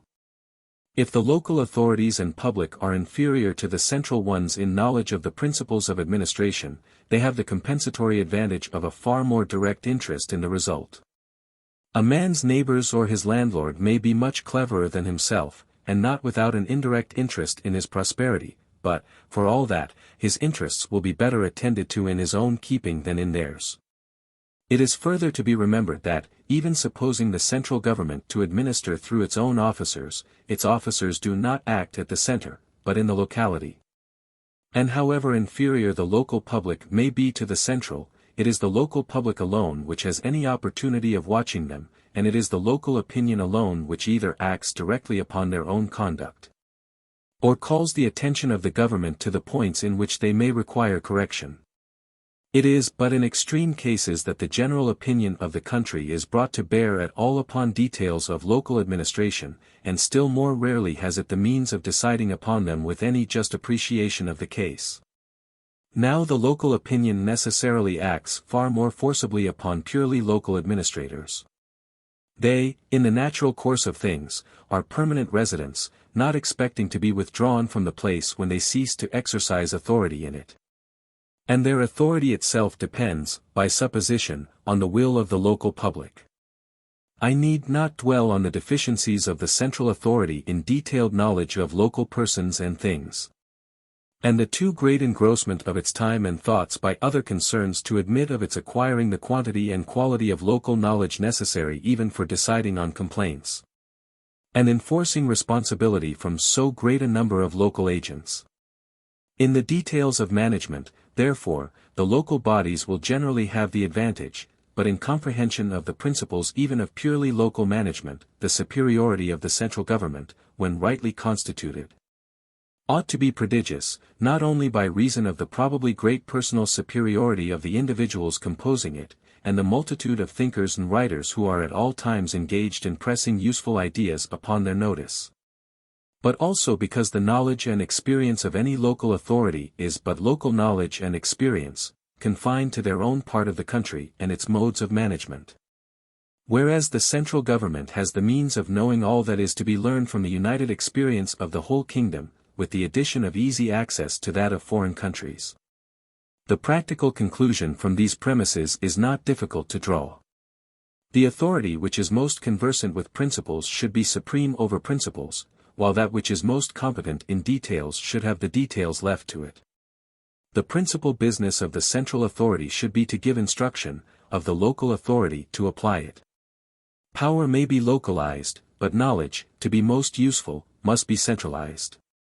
There must be somewhere a focus at which all its scattered rays are collected, that the broken and colored lights which exist elsewhere may find there what is necessary to complete and purify them. To every branch of local administration which affects the general interest there should be a corresponding central organ, either a minister, or some specially appointed functionary under him. Even if that functionary does no more than collect information from all quarters, and bring the experience acquired in one locality to the knowledge of another where it is wanted. But there is also something more than this for the central authority to do. It ought to keep open a perpetual communication with the localities, informing itself by their experience, and them by its own. Giving advice freely when asked, volunteering it when seen to be required, compelling publicity and recordation of proceedings, and enforcing obedience to every general law which the legislature has laid down on the subject of local management. That some such laws ought to be laid down few are likely to deny. The localities may be allowed to mismanage their own interests, but not to prejudice those of others, nor violate those principles of justice between one person and another of which it is the duty of the state to maintain the rigid observance. If the local majority attempts to oppress the minority, or one class another, the state is bound to interpose. For example, all local rates ought to be voted exclusively by the local representative body. But that body, though elected solely by ratepayers, may raise its revenues by imposts of such a kind, or assess them in such a manner, as to throw an unjust share of the burden on the poor, the rich, or some particular class of the population. It is the duty, therefore, of the legislature, while leaving the mere amount of the local taxes to the discretion of the local body, to lay down authoritatively the mode of taxation and rules of assessment which alone the localities shall be permitted to use. Again, in the administration of public charity, the industry and morality of the whole laboring population depends, to a most serious extent, upon adherence to certain fixed principles in awarding relief. Though it belongs essentially to the local functionaries to determine who, according to those principles, is entitled to be relieved, the national parliament is the proper authority to prescribe the principles themselves. And it would neglect a most important part of its duty if it did not, in a matter of such grave national concern, lay down imperative rules, and make effectual provision that those rules should not be departed from. What power of actual interference with the local administrators it may be necessary to retain, for the due enforcement of the laws, is a question of detail into which it would be useless to enter. The laws themselves will naturally define the penalties, and fix the mode of their enforcement. It may be requisite, to meet extreme cases, that the power of the central authority should extend to dissolving the local representative council or dismissing the local executive, but not to making new appointments or suspending the local institutions. Where Parliament has not interfered, neither ought any branch of the executive to interfere with authority. But as an adviser and critic, an enforcer of the laws, and a denouncer to Parliament or the local constituencies of conduct which it deems condemnable, the functions of the executive are of the greatest possible value. Some may think that, however much the central authority surpasses the local in knowledge of the principles of administration, the great object which has been so much insisted on, the social and political education of the citizens, requires that they should be left to manage these matters by their own, however imperfect lights. To this it might be answered that the education of the citizens is not the only thing to be considered. Government and administration do not exist for that alone, great as its importance is. But the objection shows a very imperfect understanding of the function of popular institutions as a means of political instruction. It is but a poor education that associates ignorance with ignorance, and leaves them, if they care for knowledge, to grope their way to it without help, and to do without it if they do not. What is wanted is the means of making ignorance aware of itself, and able to profit by knowledge, accustoming minds which know only routine to act upon, and feel the value of principles. Teaching them to compare different modes of action, and learn, by the use of their reason, to distinguish the best. When we desire to have a good school, we do not eliminate the teacher. The old remark, as the schoolmaster is, so will be the school, is as true of the indirect schooling of grown people by public business as of the schooling of youth in academies and colleges. A government which attempts to do everything is aptly compared by M. Charles de Remusat to a schoolmaster who does all the pupils' tasks for them, He may be very popular with the pupils, but he will teach them little. A government, on the other hand, which neither does anything itself that can possibly be done by anyone else, nor shows anyone else how to do anything, is like a school in which there is no schoolmaster, but only pupil teachers who have never themselves been taught. Chapter 16, of Nationality, as connected with representative government. A portion of mankind may be said to constitute a nationality if they are united among themselves by common sympathies which do not exist between them and any others, which make them cooperate with each other more willingly than with other people. Desire to be under the same government, and desire that it should be government by themselves, or a portion of themselves, exclusively. This feeling of nationality may have been generated by various causes. Sometimes it is the effect of identity of race and descent. Community of language and community of religion greatly contribute to it. Geographical limits are one of its causes. But the strongest of all is identity of political antecedents, the possession of a national history, and consequent community of recollections, collective pride and humiliation, pleasure and regret, connected with the same incidents in the past. None of these circumstances, however, are either indispensable or necessarily sufficient by themselves. Switzerland has a strong sentiment of nationality, though the cantons are of different races, different languages, and different religions. Sicily has hitherto felt itself quite distinct in nationality from Naples, notwithstanding identity of religion, almost identity of language, and a considerable amount of common historical antecedents. The Flemish and the Walloon provinces of Belgium, notwithstanding diversity of race and language, have a much greater feeling of common nationality than the former have with Holland, or the latter with France. Yet in general the national feeling is proportionally weakened by the failure of any of the causes which contribute to it. Identity of language, literature, and, to some extent, of race and recollections, have maintained the feeling of nationality in considerable strength among the different portions of the German name, though they have at no time been really united under the same government. But the feeling has never reached to making the separate states desire to get rid of their autonomy. Among Italians, an identity far from complete of language and literature, combined with a geographical position which separates them by a distinct line from other countries, and, perhaps more than everything else, the possession of a common name, which makes them all glory in the past achievements in arts, arms, politics, religious primacy, science, and literature, of any who share the same designation, give rise to an amount of national feeling in the population which, though still imperfect, has been sufficient to produce the great events now passing before us, notwithstanding a great mixture of races, and although they have never, in either ancient or modern history, been under the same government. Except while that government extended or was extending itself over the greater part of the known world. Where the sentiment of nationality exists in any force, there is a prima facie case for uniting all the members of the nationality under the same government, and a government to themselves apart. This is merely saying that the question of government ought to be decided by the governed. One hardly knows what any division of the human race should be free to do if not to determine with which of the various collective bodies of human beings they choose to associate themselves. But, when a people are ripe for free institutions, there is a still more vital consideration. Free institutions are next to impossible in a country made up of different nationalities. Among a people without fellow feeling, especially if they read and speak different languages, the united public opinion necessary to the working of representative government cannot exist. The influences which form opinions and decide political acts are different in the different sections of the country. An altogether different set of leaders have the confidence of one part of the country and of another. The same books, newspapers, pamphlets, speeches, do not reach them. One section does not know what opinions or what instigations are circulating in another. The same incidents, the same acts, the same system of government, affect them in different ways, and each fears more injury to itself from the other nationalities than from the common arbiter, the state. Their mutual antipathies are generally much stronger than jealousy of the government.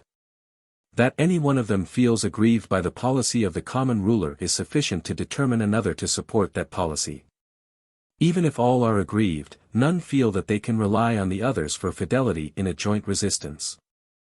The strength of none is sufficient to resist alone, and each may reasonably think that it consults its own advantage most by bidding for the favor of the government against the rest.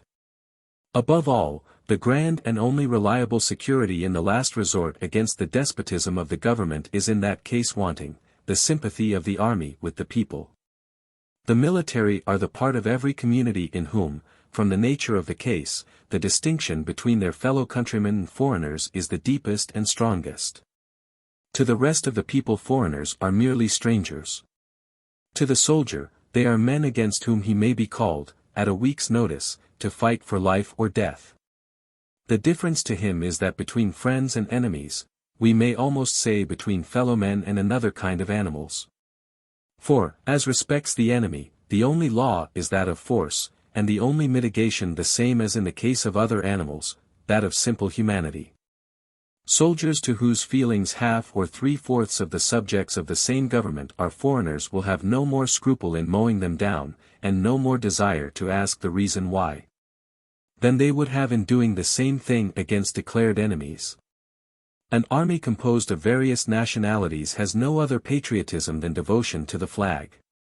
Such armies have been the executioners of liberty through the whole duration of modern history. The sole bond which holds them together is their officers and the government which they serve, and their only idea, if they have any, of public duty, is obedience to orders. A government thus supported, by keeping its Hungarian regiments in Italy and its Italian in Hungary, can long continue to rule in both places with the iron rod of foreign conquerors. If it be said that so broadly marked a distinction between what is due to a fellow countryman and what is due merely to a human creature is more worthy of savages than of civilized beings, and ought, with the utmost energy, to be contended against. No one holds that opinion more strongly than myself. But this object, one of the worthiest to which human endeavor can be directed, can never, in the present state of civilization, be promoted by keeping different nationalities of anything like equivalent strength under the same government. In a barbarous state of society the case is sometimes different. The government may then be interested in softening the antipathies of the races, that peace may be preserved and the country more easily governed. But when there are either free institutions, or a desire for them, in any of the peoples artificially tied together, the interest of the government lies in an exactly opposite direction. It is then interested in keeping up and envenoming their antipathies, that they may be prevented from coalescing, and it may be enabled to use some of them as tools for the enslavement of others. The Austrian court has now for a whole generation made these tactics its principal means of government, with what fatal success, at the time of the Vienna insurrection and the Hungarian contest the world knows too well. Happily there are now signs that improvement is too far advanced to permit this policy to be any longer successful. For the preceding reasons, it is in general a necessary condition of free institutions that the boundaries of governments should coincide in the main with those of nationalities. But several considerations are liable to conflict in practice with this general principle. In the first place, its application is often precluded by geographical hindrances. There are parts even of Europe in which different nationalities are so locally intermingled that it is not practicable for them to be under separate governments. The population of Hungary is composed of Magyars, Slovaks, Croats, Serbs, Romans, and in some districts Germans, so mixed up as to be incapable of local separation.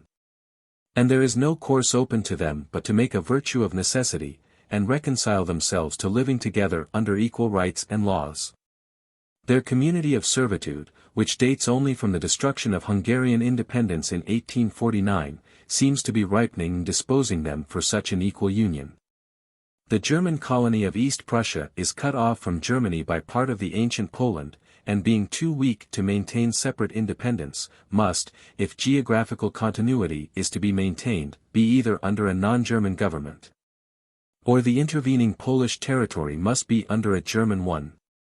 Another considerable region in which the dominant element of the population is German, the provinces of Kurland, Estonia, and Livonia, is condemned by its local situation to form part of a Slavonian state. In eastern Germany itself there is a large Slavonic population, Bohemia is principally Slavonic, Silesia and other districts partially so.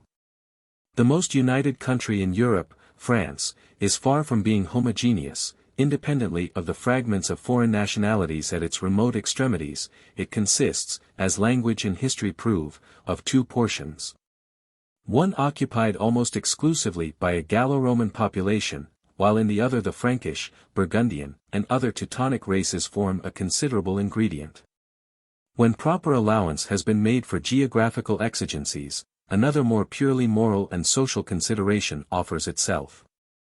Experience proves that it is possible for one nationality to merge and be absorbed in another. And when it was originally an inferior and more backward portion of the human race, the absorption is greatly to its advantage.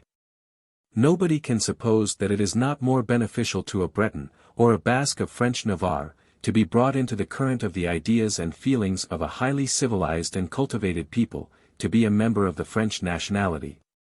Admitted on equal terms to all the privileges of French citizenship, sharing the advantages of French protection, and the dignity and prestige of French power, than to sulk on his own rocks, the half-savage relic of past times. Revolving in his own little mental orbit, without participation or interest in the general movement of the world. The same remark applies to the Welshman or the Scottish Highlander as members of the British nation. Whatever really tends to the admixture of nationalities, and the blending of their attributes and peculiarities in a common union, is a benefit to the human race. Not by extinguishing types, of which, in these cases, sufficient examples are sure to remain, but by softening their extreme forms, and filling up the intervals between them. The united people, like a crossed breed of animals, but in a still greater degree, because the influences in operation are moral as well as physical, inherits the special aptitudes and excellences of all its progenitors. Protected by the admixture from being exaggerated into the neighboring vices. But, to render this admixture possible, there must be peculiar conditions. The combinations of circumstances which occur, and which affect the result, are various. The nationalities brought together under the same government may be about equal in numbers and strength, or they may be very unequal. If unequal, the least numerous of the two may either be the superior in civilization, or the inferior. Supposing it to be superior, it may either, through that superiority, be able to acquire ascendancy over the other, or it may be overcome by brute strength and reduced to subjection. This last is a sheer mischief to the human race, and one which civilized humanity with one accord should rise in arms to prevent. The absorption of Greece by Macedonia was one of the greatest misfortunes which ever happened to the world. That of any of the principal countries of Europe by Russia would be a similar one. If the smaller nationality, supposed to be the more advanced in improvement, is able to overcome the greater, as the Macedonians, reinforced by the Greeks, did Asia, and the English India, there is often a gain to civilization.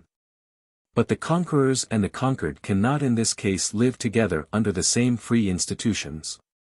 The absorption of the conquerors in the less advanced people would be an evil, these must be governed as subjects, and the state of things is either a benefit or a misfortune. According as the subjugated people have or have not reached the state in which it is an injury not to be under a free government. And according as the conquerors do or do not use their superiority in a manner calculated to fit the conquered for a higher stage of improvement. This topic will be particularly treated of in a subsequent chapter. When the nationality which succeeds in overpowering the other is both the most numerous and the most improved, and especially if the subdued nationality is small, and has no hope of reasserting its independence, then, if it is governed with any tolerable justice, and if the members of the more powerful nationality are not made odious by being invested with exclusive privileges, the smaller nationality is gradually reconciled to its position, and becomes amalgamated with the larger. No Bas-Breton, nor even any Alsatian, has the smallest wish at the present day to be separated from France.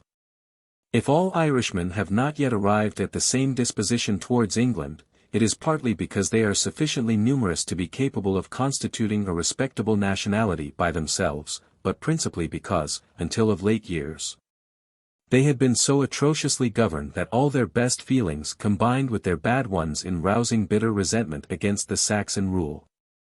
this disgrace to England and calamity to the whole empire has, it may be truly said, completely ceased for nearly a generation. No Irishman is now less free than an Anglo-Saxon, nor has a less share of every benefit either to his country or to his individual fortunes than if he were sprung from any other portion of the British dominions. The only remaining real grievance of Ireland, that of the State Church, is one which half, or nearly half the people of the larger island have in common with them.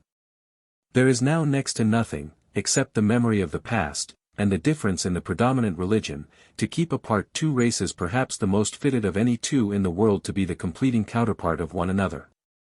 The consciousness of being at last treated not only with equal justice, but with equal consideration, is making such rapid way in the Irish nation as to be wearing off all feelings that could make them insensible to the benefits which the less numerous and less wealthy people must necessarily derive from being fellow citizens instead of foreigners to those who are not only their nearest neighbors, but the wealthiest, and one of the freest, as well as most civilized and powerful nations of the earth. The cases in which the greatest practical obstacles exist to the blending of nationalities are when the nationalities which have been bound together are nearly equal in numbers and in the other elements of power. In such cases, each, confiding in its strength, and feeling itself capable of maintaining an equal struggle with any of the others, is unwilling to be merged in it, each cultivates with party obstinacy its distinctive peculiarities. Obsolete customs, and even declining languages, are revived, to deepen the separation, each deems itself tyrannized over if any authority is exercised within itself by functionaries of a rival race. And whatever is given to one of the conflicting nationalities is considered to be taken from all the rest. When nations thus divided are under a despotic government which is a stranger to all of them, or which, though sprung from one, yet feeling greater interest in its own power than in any sympathies of nationality, assigns no privilege to either nation, and chooses its instruments indifferently from all, in the course of a few generations identity of situation often produces harmony of feeling. And the different races come to feel towards each other as fellow countrymen, particularly if they are dispersed over the same tract of country. But if the era of aspiration to free government arrives before this fusion has been effected, the opportunity has gone by for effecting it. From that time, if the unreconciled nationalities are geographically separate, and especially if their local position is such that there is no natural fitness or convenience in their being under the same government, as in the case of an Italian province under a French or German yoke, there is not only an obvious propriety, but, if either freedom or concord is cared for, a necessity for breaking the connection altogether. There may be cases in which the provinces, after separation, might usefully remain united by a federal tie. But it generally happens that if they are willing to forego complete independence, and become members of a federation, each of them has other neighbors with whom it would prefer to connect itself, having more sympathies in common, if not also greater community of interest. Chapter 17, of Federal Representative Governments. Portions of mankind who are not fitted or not disposed to live under the same internal government may often, with advantage, be federally united as to their relations with foreigners, both to prevent wars among themselves, and for the sake of more effectual protection against the aggression of powerful states. To render a federation advisable, several conditions are necessary. The first is that there should be a sufficient amount of mutual sympathy among the populations. The federation binds them always to fight on the same side. And if they have such feelings toward one another, or such diversity of feeling toward their neighbors that they would generally prefer to fight on opposite sides, the federal tie is neither likely to be of long duration, nor to be well observed while it subsists. The sympathies available for the purpose are those of race, language, religion, and, above all, of political institutions, as conducing most to a feeling of identity of political interest. When a few free states, separately insufficient for their own defense, are hemmed in on all sides by military or feudal monarchs, who hate and despise freedom even in a neighbor, those states have no chance for preserving liberty and its blessings but by a federal union. The common interest arising from this cause has in Switzerland, for several centuries, been found adequate to maintain efficiently the federal bond. In spite not only of difference of religion when religion was the grand source of irreconcilable political enmity throughout Europe, but also in spite of great weakness in the constitution of the Federation itself. In America, where all the conditions for the maintenance of union existed at the highest point, with the sole drawback of difference of institutions in the single but most important article of slavery. This one difference goes so far in alienating from each other's sympathies the two divisions of the Union as to be now actually affecting the disruption of a tie of so much value to them both. A second condition of the stability of a federal government is that the separate states be not so powerful as to be able to rely for protection against foreign encroachment on their individual strength. If they are, they will be apt to think that they do not gain, by union with others, the equivalent of what they sacrifice in their own liberty of action. And consequently, whenever the policy of the Confederation, in things reserved to its cognizance, is different from that which any one of its members would separately pursue, the internal and sectional breach will, through absence of sufficient anxiety to preserve the Union, be in danger of going so far as to dissolve it. A third condition, not less important than the two others, is that there be not a very marked inequality of strength among the several contracting states. They cannot, indeed, be exactly equal in resources. In all federations there will be a gradation of power among the members, some will be more populous, rich, and civilized than others. There is a wide difference in wealth and population between New York and Rhode Island, between Bern and Zug or Glarus. The essential is, that there should not be any one state so much more powerful than the rest as to be capable of vying in strength with many of them combined. If there be such a one, and only one, it will insist on being master of the joint deliberations. If there be two, they will be irresistible when they agree. And whenever they differ, everything will be decided by a struggle for ascendancy between the rivals. This cause is alone enough to reduce the German Bund to almost a nullity, independently of its wretched internal constitution. It affects none of the real purposes of a confederation. It has never bestowed on Germany a uniform system of customs, nor so much as a uniform coinage. And has served only to give Austria and Prussia a legal right of pouring in their troops to assist the local sovereigns in keeping their subjects obedient to despotism, while, in regard to external concerns, the Bund would make all Germany a dependency of Prussia if there were no Austria, and of Austria if there were no Prussia. And, in the meantime, each petty prince has little choice but to be a partisan of one or the other, or to intrigue with foreign governments against both. There are two different modes of organizing a federal union. The federal authorities may represent the governments solely, and their acts may be obligatory only on the governments as such, or they may have the power of enacting laws and issuing orders which are binding directly on individual citizens. The former is the plan of the German so-called Confederation, and of the Swiss Constitution previous to 1847. It was tried in America for a few years immediately following the War of Independence. The other principle is that of the existing Constitution of the United States, and has been adopted within the last dozen years by the Swiss Confederacy. The Federal Congress of the American Union is a substantive part of the government of every individual state.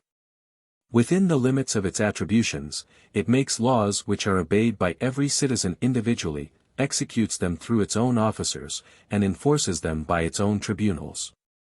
This is the only principle which has been found, or which is ever likely to produce an effective federal government. A union between the governments only is a mere alliance, and subject to all the contingencies which render alliances precarious.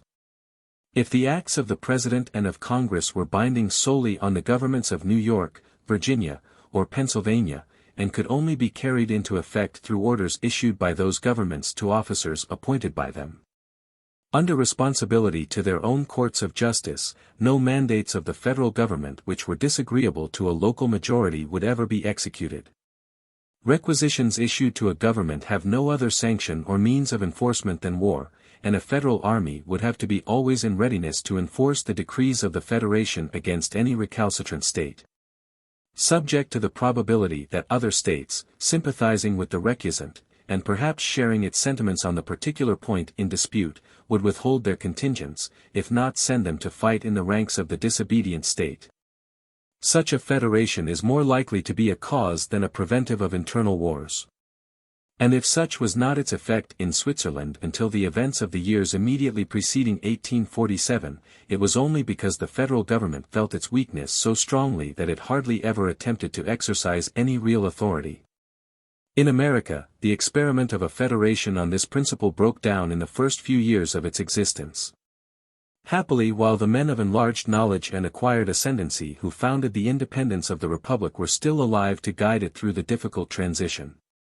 The Federalist, a collection of papers by three of these eminent men, written in explanation in defense of the new federal constitution while still awaiting the national acceptance, is even now the most instructive treatise we possess on federal government. In Germany, the more imperfect kind of federation, as all know, has not even answered the purpose of maintaining an alliance. It has never, in any European war, prevented single members of the Confederation from allying themselves with foreign powers against the rest. Yet this is the only federation which seems possible among monarchical states. A king, who holds his power by inheritance, not by delegation, and who cannot be deprived of it, nor made responsible to any one for its use, is not likely to renounce having a separate army, or to brook the exercise of sovereign authority over his own subjects, not through him, but directly by another power. To enable two or more countries under kingly government to be joined together in an effectual confederation, it seems necessary that they should all be under the same king. England and Scotland were a federation of this description during the interval of about a century between the union of the crowns and that of the parliaments. Even this was effective, not through federal institutions, for none existed, but because the regal power in both constitutions was so nearly absolute as to enable the foreign policy of both to be shaped according to a single will. Under the more perfect mode of federation, where every citizen of each particular state owes obedience to two governments, that of his own state and that of the federation, it is evidently necessary not only that the constitutional limits of the authority of each should be precisely and clearly defined, but that the power to decide between them in any case of dispute should not reside in either of the governments, or in any functionary subject to it, but in an umpire independent of both. There must be a Supreme Court of Justice, and a system of subordinate courts in every state of the Union, before whom such questions shall be carried, and whose judgment on them, in the last stage of appeal, shall be final.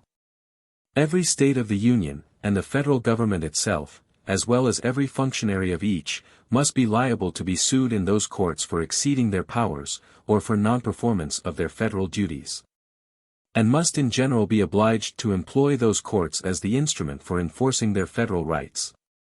This involves the remarkable consequence, actually realized in the United States, that a court of justice, the highest federal tribunal, is supreme over the various governments, both state and federal, having the right to declare that any law made, or act done by them, exceeds the powers assigned to them by the federal Constitution, and, in consequence, has no legal validity. It was natural to feel strong doubts, before trial had been made, how such a provision would work, whether the tribunal would have the courage to exercise its constitutional power. If it did, whether it would exercise it wisely, and whether the governments would consent to submit peaceably to its decision. The discussions on the American Constitution, before its final adoption, give evidence that these natural apprehensions were strongly felt. But they are now entirely quieted, since, during the 2 generations and more which have subsequently elapsed, nothing has occurred to verify them, though there have at times been disputes of considerable acrimony, and which became the badges of parties, respecting the limits of the authority of the federal and state governments. The eminently beneficial working of so singular a provision is probably, as M. de Tocqueville remarks, in a great measure attributable to the peculiarity inherent in a court of justice acting as such, namely, that it does not declare the law eo nomine and in the abstract, but waits until a case between man and man is brought before it judicially, involving the point in dispute. From which arises the happy effect that its declarations are not made in a very early stage of the controversy, that much popular discussion usually precedes them. That the court decides after hearing the point fully argued on both sides by lawyers of reputation.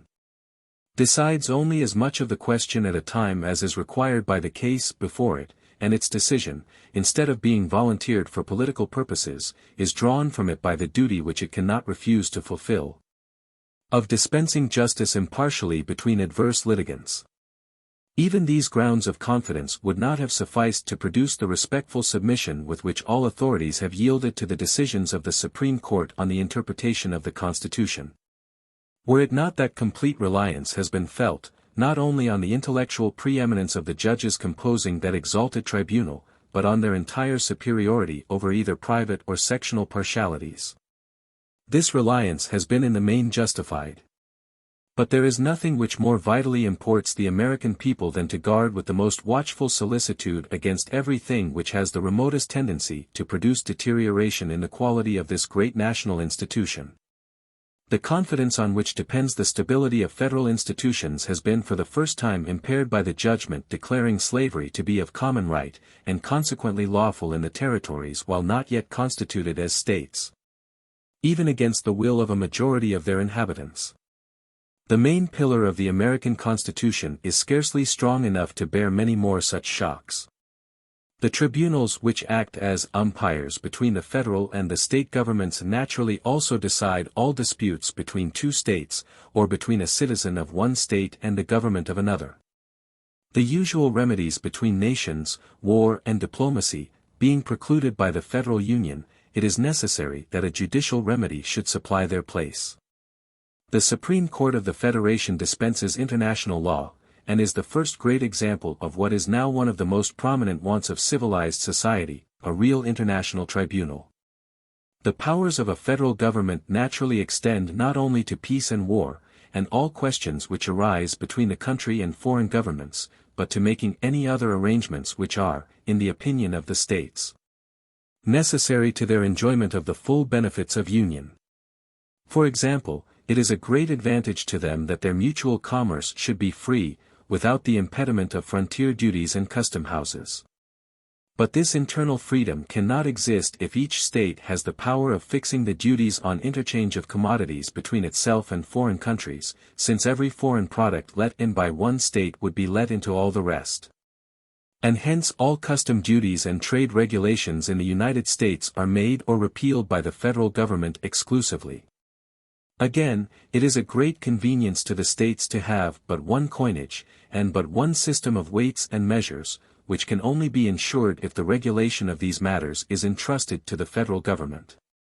The certainty and celerity of post office communication is impeded, and its expense increased, if a letter has to pass through half a dozen sets of public offices, subject to different supreme authorities. It is convenient, therefore, that all post offices should be under the federal government.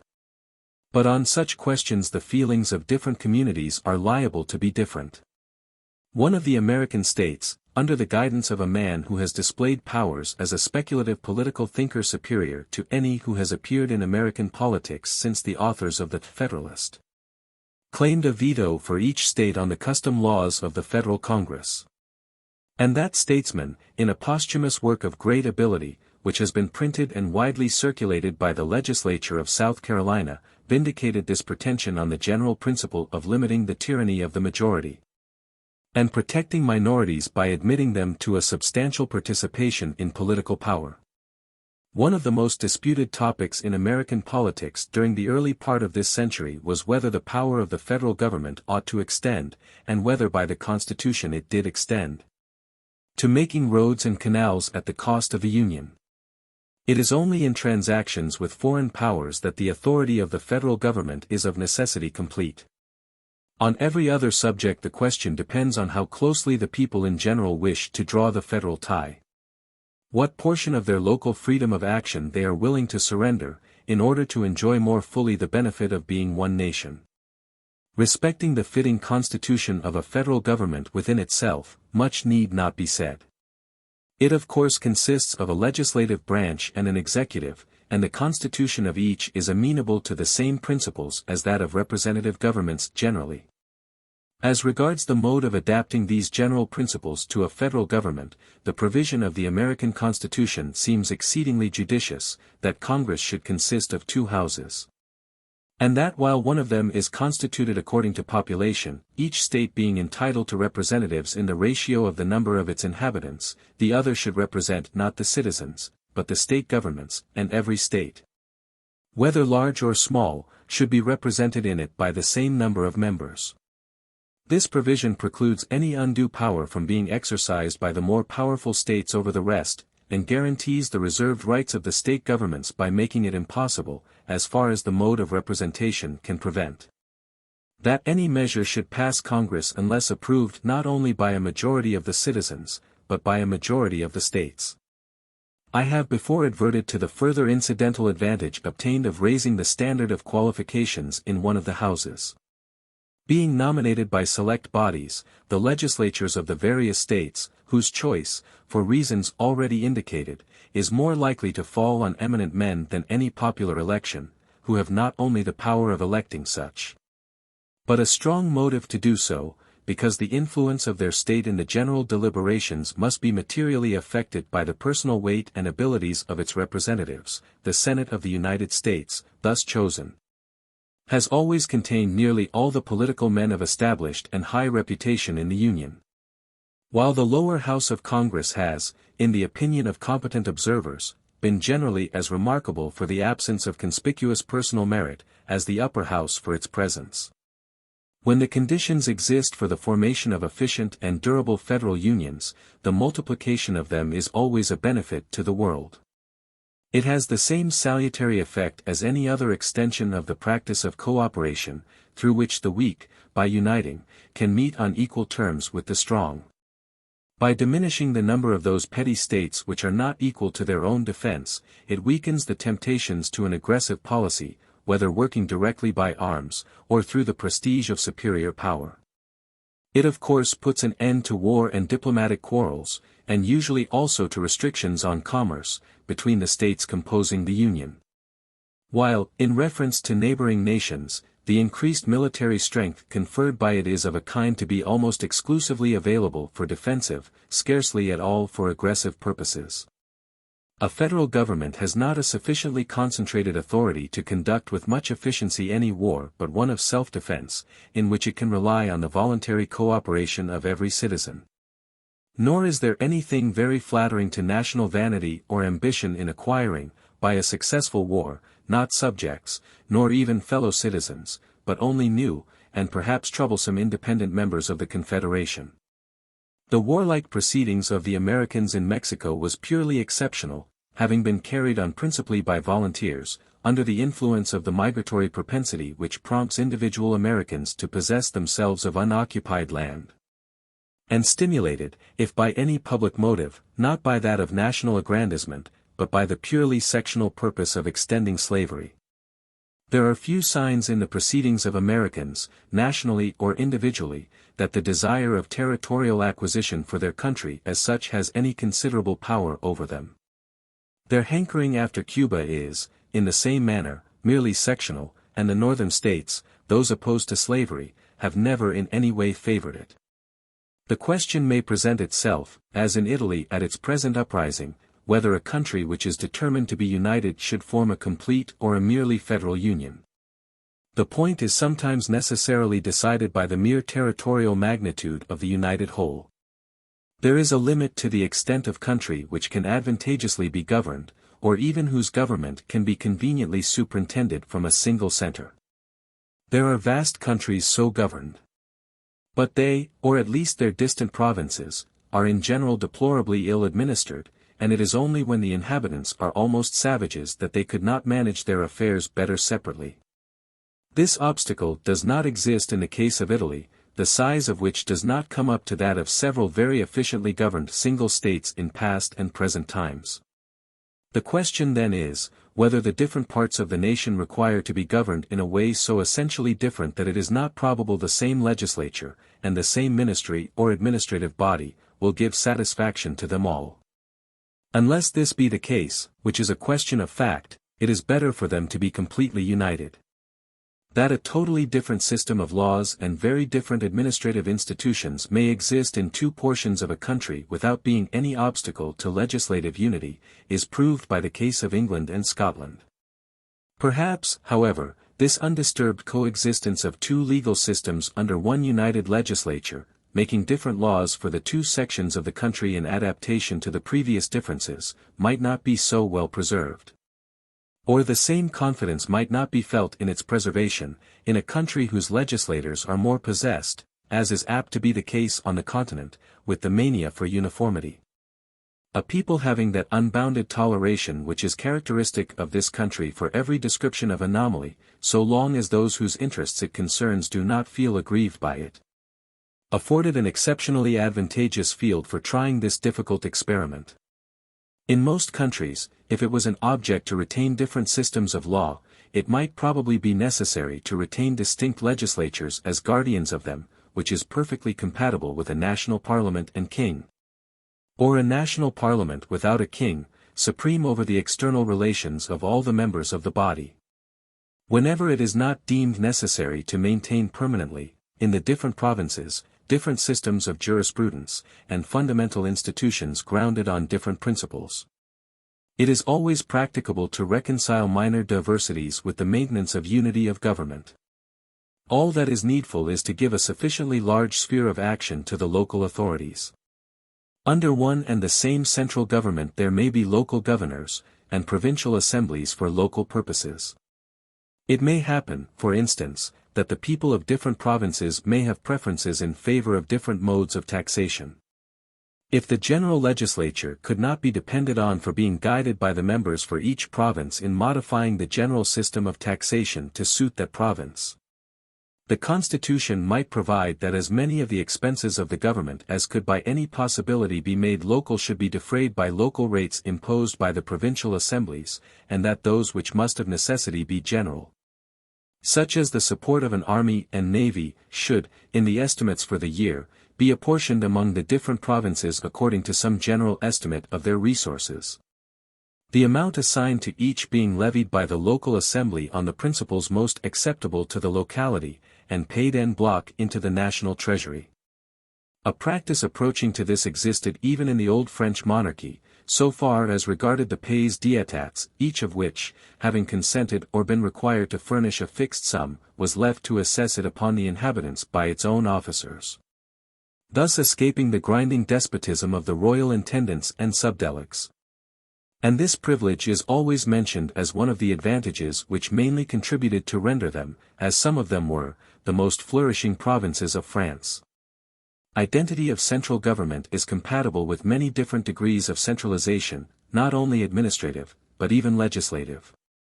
A people may have the desire and the capacity for a closer union than one merely federal, while yet their local peculiarities and antecedents render considerable diversities desirable in the details of their government. But if there is a real desire on all hands to make the experiment successful, there need seldom be any difficulty in not only preserving these diversities, but giving them the guarantee of a constitutional provision against any attempt at assimilation except by the voluntary act of those who would be affected by the change. Chapter 18, of the Government of Dependencies by a Free State. Free states, like all others, may possess dependencies, acquired either by conquest or by colonization, and our own is the greatest instance of the kind in modern history. It is a most important question how such dependencies ought to be governed. It is unnecessary to discuss the case of small posts, like Gibraltar, Aden, or Heligoland, which are held only as naval or military positions.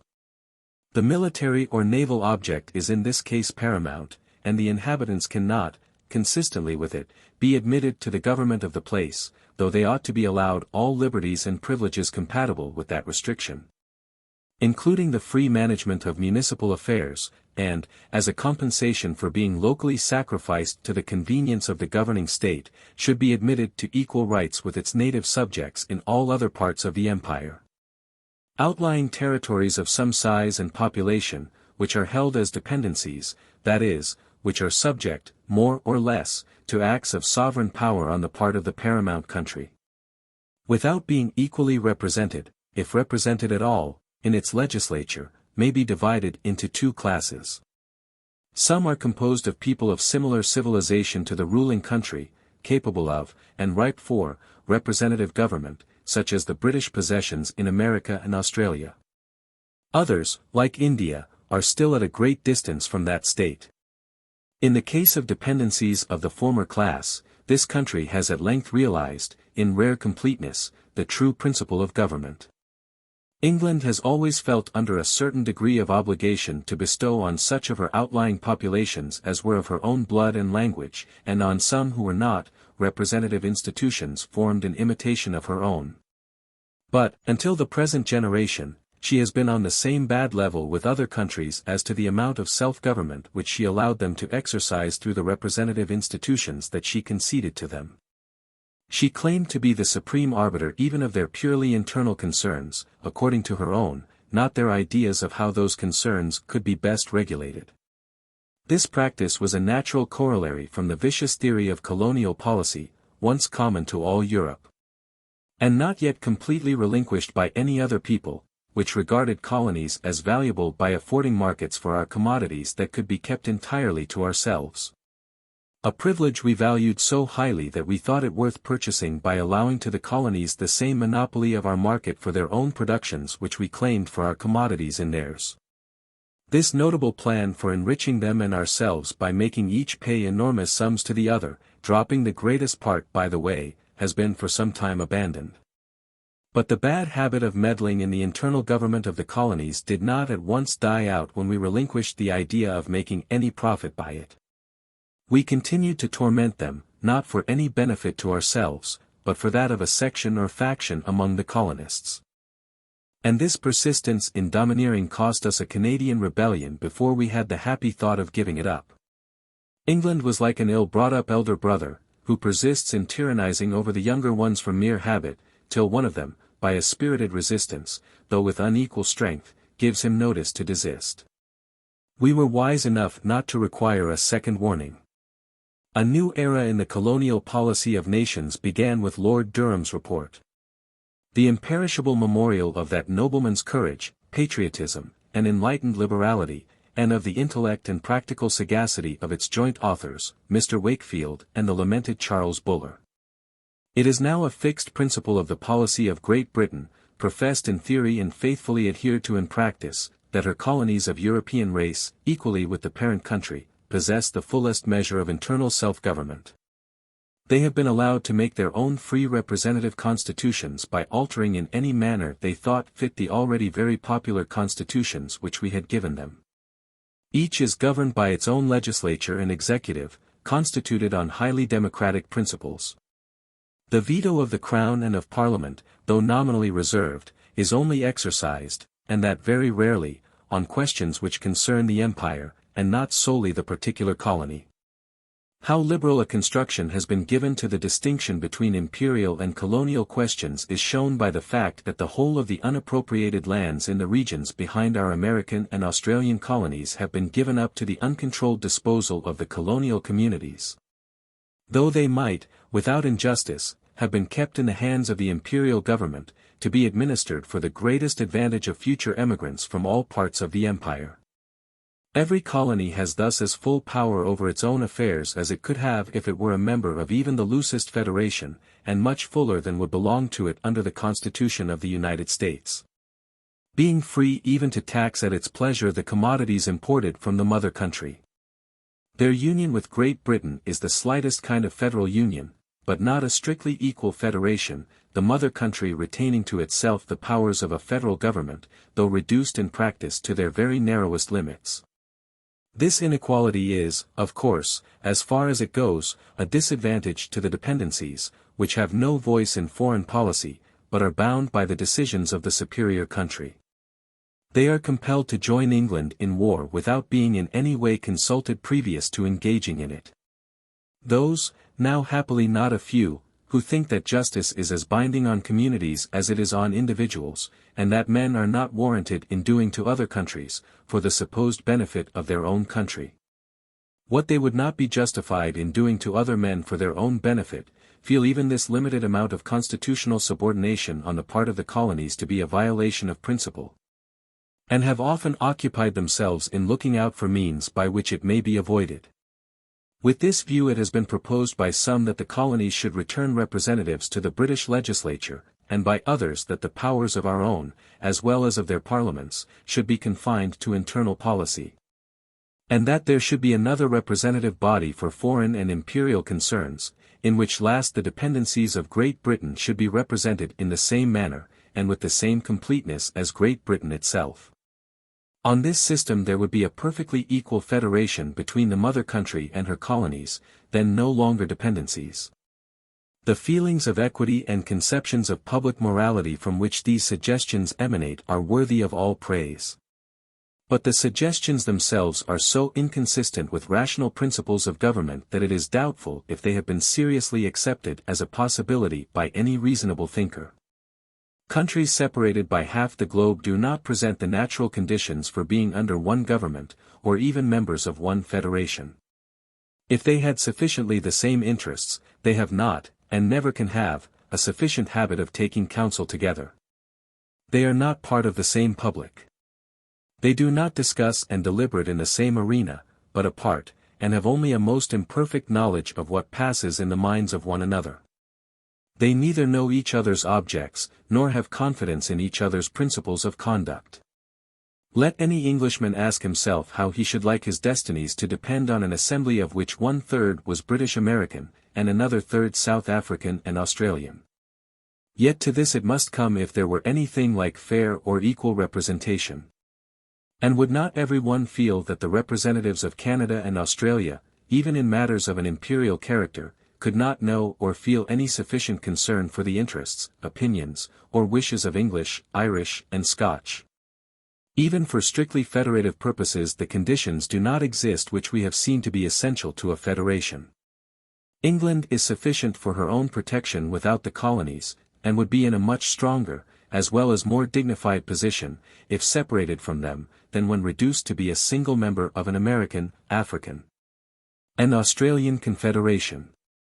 Over and above the commerce which she might equally enjoy after separation, England derives little advantage, except in prestige, from her dependencies, and the little she does derive is quite outweighed by the expense they cost her, and the dissemination they necessitate of her naval and military force, which, in case of war, or any real apprehension of it, requires to be double or treble what would be needed for the defense of this country alone. But, though Great Britain could do perfectly well without her colonies, and though, on every principle of morality and justice, she ought to consent to their separation, should the time come when, after full trial of the best form of union, they deliberately desire to be dissevered, there are strong reasons for maintaining the present slight bond of connection so long as not disagreeable to the feelings of either party. It is a step, as far as it goes, towards universal peace and general friendly cooperation among nations.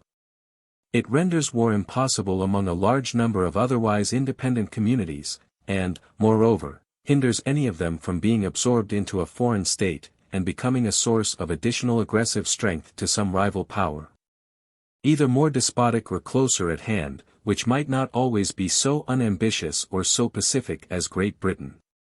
It at least keeps the markets of the different countries open to one another, and prevents that mutual exclusion by hostile tariffs which none of the great communities of mankind except England have yet outgrown. And in the case of the British possessions it has the advantage, especially valuable at the present time, of adding to the moral influence and weight in the councils of the world of the power which, of all in existence, best understands liberty, and, whatever may have been its errors in the past, has attained to more of conscience and moral principle in its dealings with foreigners than any other great nation seems either to conceive as possible or recognize as desirable. Since, then, the Union can only continue, while it does continue, on the footing of an unequal federation, it is important to consider by what means this small amount of inequality can be prevented from being either onerous or humiliating to the communities occupying the less exalted position. The only inferiority necessarily inherent in the case is that the mother country decides, both for the colonies and for herself, on questions of peace and war. They gain, in return, the obligation on the mother country to repel aggressions directed against them. But, except when the minor community is so weak that the protection of a stronger power is indispensable to it, reciprocity of obligation is not a full equivalent for non-admission to a voice in the deliberations. It is essential, therefore, that in all wars, save those which, like the Kaffir or New Zealand wars, are incurred for the sake of the particular colony, the colonists should not, without their own voluntary request, be called on to contribute anything to the expense except what may be required for the specific local defense of their ports, shores, and frontiers against invasion. Moreover, as the mother country claims the privilege, at her sole discretion, of taking measures or pursuing a policy which may expose them to attack, it is just that she should undertake a considerable portion of the cost of their military defense even in time of peace. The whole of it, so far as it depends upon a standing army. But there is a means, still more effectual than these, by which, and in general by which alone, a full equivalent can be given to a smaller community for sinking its individuality, as a substantive power among nations, in the greater individuality of a wide and powerful empire. This one indispensable, and, at the same time, sufficient expedient, which meets at once the demands of justice and the growing exigencies of policy, is to open the service of government in all its departments, and in every part of the empire, on perfectly equal terms, to the inhabitants of the colonies. Why does no one ever hear a breath of disloyalty from the islands in the British Channel? By race, religion, and geographical position they belong less to England than to France. But, while they enjoy, like Canada and New South Wales, complete control over their internal affairs and their taxation, every office or dignity in the gift of the Crown is freely open to the native of Guernsey or Jersey. Generals, admirals, peers of the United Kingdom are made, and there is nothing which hinders prime ministers to be made from those insignificant islands. The same system was commenced in reference to the colonies generally by an enlightened colonial secretary, too early lost, Sir William Molesworth, when he appointed Mr. Hincks, a leading Canadian politician, to a West Indian government. It is a very shallow view of the springs of political action in a community which thinks such things unimportant because the number of those in a position actually to profit by the concession might not be very considerable. That limited number would be composed precisely of those who have most moral power over the rest. And men are not so destitute of the sense of collective degradation as not to feel the withholding of an advantage from even one person, because of a circumstance which they all have in common with him, an affront to all. If we prevent the leading men of a community from standing forth to the world as its chiefs and representatives in the general councils of mankind, we owe it both to their legitimate ambition and to the just pride of the community to give them in return an equal chance of occupying the same prominent position in a nation of greater power and importance. Were the whole service of the British Crown open to the natives of the Ionian Islands, we should hear no more of the desire for union with Greece. Such a union is not desirable for the people, to whom it would be a step backward in civilization. But it is no wonder if Corfu, which has given a minister of European reputation to the Russian Empire, and a president to Greece itself before the arrival of the Bavarians, should feel it a grievance that its people are not admissible to the highest posts in some government or other. Thus far of the dependencies whose population is in a sufficiently advanced state to be fitted for representative government. But there are others which have not attained that state, and which, if held at all, must be governed by the dominant country, or by persons delegated for that purpose by it. This mode of government is as legitimate as any other, if it is the one which in the existing state of civilization of the subject people most facilitates their transition to a higher stage of improvement. There are, as we have already seen, conditions of society in which a vigorous despotism is in itself the best mode of government for training the people in what is specifically wanting to render them capable of a higher civilization. There are others, in which the mere fact of despotism has indeed no beneficial effect, the lessons which it teaches having already been only too completely learned, but in which, there being no spring of spontaneous improvement in the people themselves, their almost only hope of making any steps in advance depends on the chances of a good despot. Under a native despotism, a good despot is a rare and transitory accident, but when the dominion they are under is that of a more civilized people, that people ought to be able to supply it constantly. The ruling country ought to be able to do for its subjects all that could be done by a succession of absolute monarchs, guaranteed by irresistible force against the precariousness of tenure attendant on barbarous despotisms. and qualified by their genius to anticipate all that experience has taught to the more advanced nation. Such is the ideal rule of a free people over a barbarous or semi-barbarous one. We need not expect to see that ideal realized. But, unless some approach to it is, the rulers are guilty of a dereliction of the highest moral trust which can devolve upon a nation. And if they do not even aim at it, they are selfish usurpers, on a par in criminality with any of those whose ambition and rapacity have sported from age to age with the destiny of masses of mankind. As it is already a common, and is rapidly tending to become the universal condition of the more backward populations to be either held in direct subjection by the more advanced, or to be under their complete political ascendancy. There are in this age of the world few more important problems than how to organize this rule, so as to make it a good instead of an evil to the subject people, providing them with the best attainable present government, and with the conditions most favorable to future permanent improvement.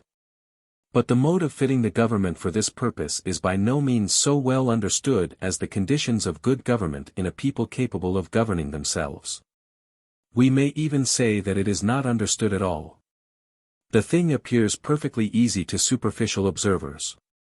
If India, for example, is not fit to govern itself, all that seems to them required is that there should be a minister to govern it, and that this minister, like all other British ministers, should be responsible to the British Parliament.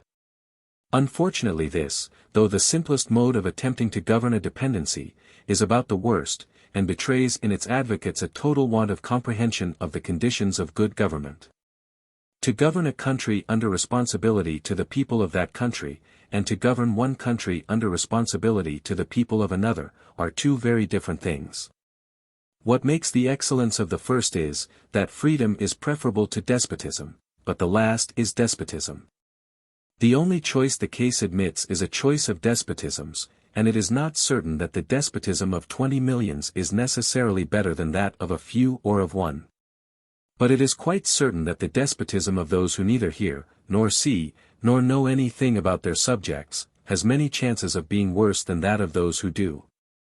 It is not usually thought that the immediate agents of authority govern better because they govern in the name of an absent master, and of one who has 1,000 more pressing interests to attend to. The master may hold them to a strict responsibility, enforced by heavy penalties, but it is very questionable if those penalties will often fall in the right place. It is always under great difficulties, and very imperfectly, that a country can be governed by foreigners, even when there is no extreme disparity in habits and ideas between the rulers and the ruled. Foreigners do not feel with the people. They cannot judge, by the light in which a thing appears to their own minds, or the manner in which it affects their feelings, how it will affect the feelings or appear to the minds of the subject population. What a native of the country, of average practical ability, knows as it were by instinct, they have to learn slowly, and, after all, imperfectly, by study and experience. The laws, the customs, the social relations for which they have to legislate, instead of being familiar to them from childhood, are all strange to them. For most of their detailed knowledge they must depend on the information of natives, and it is difficult for them to know whom to trust. They are feared, suspected, probably disliked by the population. Seldom sought by them except for interested purposes, and they are prone to think that the servilely submissive are the trustworthy. Their danger is of despising the natives. That of the natives is, of disbelieving that anything the strangers do can be intended for their good. These are but a part of the difficulties that any rulers have to struggle with, who honestly attempt to govern well a country in which they are foreigners. To overcome these difficulties in any degree will always be a work of much labor, requiring a very superior degree of capacity in the chief administrators, and a high average among the subordinates. And the best organization of such a government is that which will best ensure the labor, develop the capacity, and place the highest specimens of it in the situations of greatest trust. Responsibility to an authority which has gone through none of the labor, acquired none of the capacity, and for the most part is not even aware that either, in any peculiar degree, is required, cannot be regarded as a very effectual expedient for accomplishing these ends. The government of a people by itself has a meaning and a reality, but such a thing as government of one people by another does not and cannot exist. One people may keep another as a warren or preserve for its own use, a place to make money in, a human cattle farm to be worked for the profit of its own inhabitants. But if the good of the governed is the proper business of a government, it is utterly impossible that a people should directly attend to it.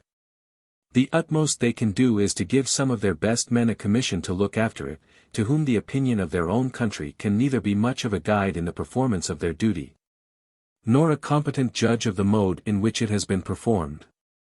Let any one consider how the English themselves would be governed if they knew and cared no more about their own affairs than they know and care about the affairs of the Hindus.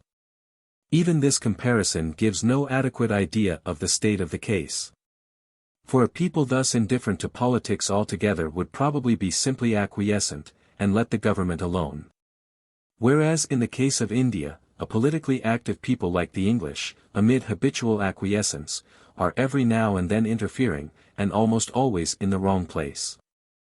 The real causes which determine the prosperity or wretchedness, the improvement or deterioration of the Hindus, are too far off to be within their ken. They have not the knowledge necessary for suspecting the existence of those causes, much less for judging of their operation. The most essential interests of the country may be well administered without obtaining any of their approbation, or mismanaged to almost any excess without attracting their notice. The purposes for which they are principally tempted to interfere, and control the proceedings of their delegates, are of two kinds. One is to force English ideas down the throats of the natives. For instance, by measures of proselytism, or acts intentionally or unintentionally offensive to the religious feelings of the people. This misdirection of opinion in the ruling country is instructively exemplified, the more so, because nothing is meant but justice and fairness, and as much impartiality as can be expected from persons really convinced, by the demand now so general in England for having the Bible taught, at the option of pupils or of their parents, in the government schools. From the European point of view nothing can wear a fairer aspect, or seem less open to objection on the score of religious freedom. To Asiatic eyes it is quite another thing. No Asiatic people ever believes that a government puts its paid officers and official machinery into motion unless it is bent upon an object. And when bent on an object, no Asiatic believes that any government, except a feeble and contemptible one, pursues it by halves. If government schools and schoolmasters taught Christianity, whatever pledges might be given of teaching it only to those who spontaneously sought it, no amount of evidence would ever persuade the parents that improper means were not used to make their children Christians, or, at all events, outcasts from Hinduism. If they could, in the end, be convinced of the contrary, it would only be by the entire failure of the schools, so conducted, to make any converts. If the teaching had the smallest effect in promoting its object, it would compromise not only the utility and even existence of the government education, but perhaps the safety of the government itself. An English Protestant would not be easily induced, by disclaimers of proselytism, to place his children in a Roman Catholic seminary. Irish Catholics will not send their children to schools in which they can be made Protestants. And we expect that Hindus, who believe that the privileges of Hinduism can be forfeited by a merely physical act, will expose theirs to the danger of being made Christians. Such is one of the modes in which the opinion of the dominant country tends to act more injuriously than beneficially on the conduct of its deputed governors. In other respects, its interference is likely to be oftenest exercised where it will be most pertinaciously demanded, and that is, on behalf of some interest of the English settlers. English settlers have friends at home, have organs, have access to the public, they have a common language, and common ideas with their countrymen. Any complaint by an Englishman is more sympathetically heard, even if no unjust preference is intentionally accorded to it.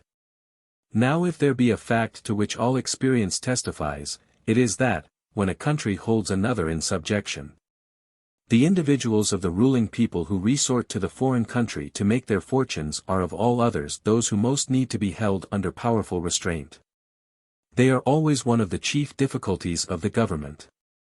Armed with the prestige and filled with the scornful overbearingness of the conquering nation, they have the feelings inspired by absolute power without its sense of responsibility. Among a people like that of India, the utmost efforts of the public authorities are not enough for the effectual protection of the weak against the strong, and of all the strong, the European settlers are the strongest. Wherever the demoralizing effect of the situation is not in a most remarkable degree corrected by the personal character of the individual. They think the people of the country mere dirt under their feet. It seems to them monstrous that any rights of the natives should stand in the way of their smallest pretensions. The simplest act of protection to the inhabitants against any act of power on their part which they may consider useful to their commercial objects they denounce, and sincerely regard as an injury.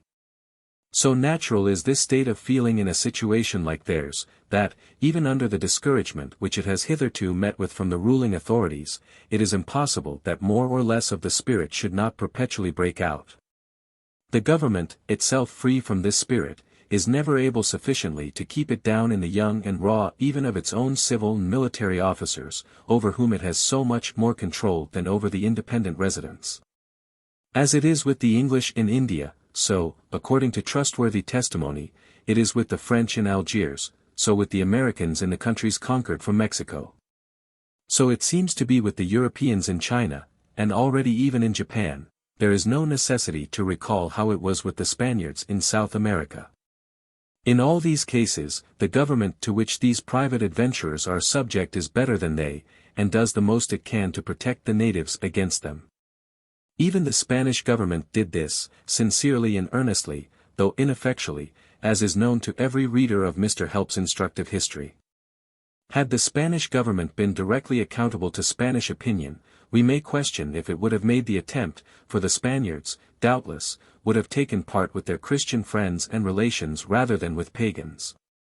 The settlers, not the natives, have the ear of the public at home.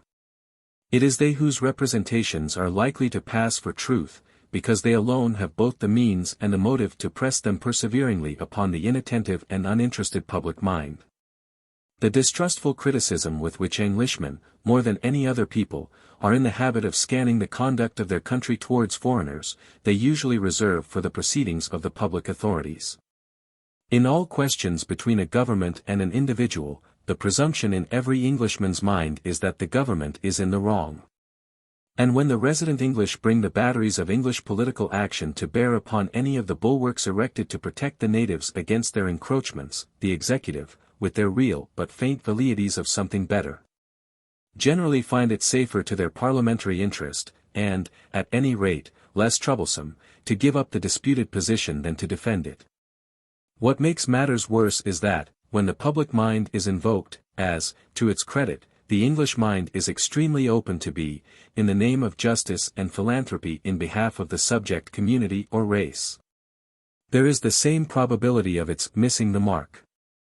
For in the subject community also there are oppressors and oppressed, powerful individuals or classes, and slaves prostrate before them, and it is the former, not the latter, who have the means of access to the English public.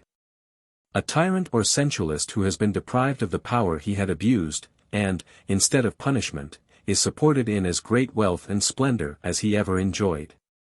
A knot of privileged landholders, who demand that the state should relinquish to them its reserved right to a rent from their lands, or who resent as a wrong any attempt to protect the masses from their extortion, these have no difficulty in procuring interested or sentimental advocacy in the British Parliament and press.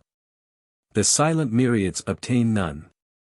The preceding observations exemplify the operation of a principle, which might be called an obvious one, were it not that scarcely anybody seems to be aware of it, that while responsibility to the governed is the greatest of all securities for good government, responsibility to somebody else not only has no such tendency, but is as likely to produce evil as good.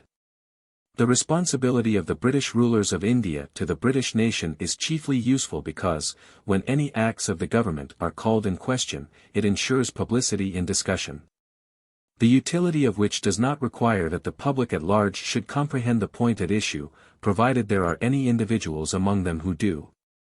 For a merely moral responsibility not being responsibility to the collective people, but to every separate person among them who forms a judgment, opinions may be weighed as well as counted. And the approbation or disapprobation of one person well versed in the subject may outweigh that of thousands who know nothing about it at all. It is doubtless a useful restraint upon the immediate rulers that they can be put upon their defense, and that one or two of the jury will form an opinion worth having about their conduct. Though that of the remainder will probably be several degrees worse than none. Such as it is, this is the amount of benefit to India from the control exercised over the Indian government by the British Parliament and people. It is not by attempting to rule directly a country like India, but by giving it good rulers, that the English people can do their duty to that country. And they can scarcely give it a worse one than an English cabinet minister, who is thinking of English, not Indian politics, who does not remain long enough in office to acquire an intelligent interest in so complicated a subject. Upon whom the factitious public opinion got up in Parliament, consisting of 2 or 3 fluent speakers, acts with as much force as if it were genuine. While he is under none of the influences of training and position which would lead or qualify him to form an honest opinion of his own. A free country which attempts to govern a distant dependency, inhabited by a dissimilar people, by means of a branch of its own executive, will almost inevitably fail. The only mode which has any chance of tolerable success is to govern through a delegated body of a comparatively permanent character, allowing only a right of inspection and a negative voice to the changeable administration of the state. Such a body did exist in the case of India, and I fear that both India and England will pay a severe penalty for the short-sighted policy by which this intermediate instrument of government was done away with. It is of no avail to say that such a delegated body cannot have all the requisites of good government. Above all, cannot have that complete and over-operative identity of interest with the governed which it is so difficult to obtain even where the people to be ruled are in some degree qualified to look after their own affairs. Real good government is not compatible with the conditions of the case. There is but a choice of imperfections. The problem is, so to construct the governing body that, under the difficulties of the position, it shall have as much interest as possible in good government, and as little in bad. Now these conditions are best found in an intermediate body. A delegated administration has always this advantage over a direct one, that it has, at all events, no duty to perform except to the governed. It has no interests to consider except theirs. Its own power of deriving profit from misgovernment may be reduced. In the latest constitution of the East India Company it was reduced, to a singularly small amount. And it can be kept entirely clear of bias from the individual or class interests of any one else. When the home government and parliament are swayed by such partial influences in the exercise of the power reserved to them in the last resort. The intermediate body is the certain advocate and champion of the dependency before the imperial tribunal. The intermediate body, moreover, is, in the natural course of things, chiefly composed of persons who have acquired professional knowledge of this part of their country's concerns. Who have been trained to it in the place itself, and have made its administration the main occupation of their lives. Furnished with these qualifications, and not being liable to lose their office from the accidents of home politics, they identify their character and consideration with their special trust. And have a much more permanent interest in the success of their administration, and in the prosperity of the country which they administer, than a member of a cabinet under a representative constitution can possibly have in the good government of any country except the one which he serves.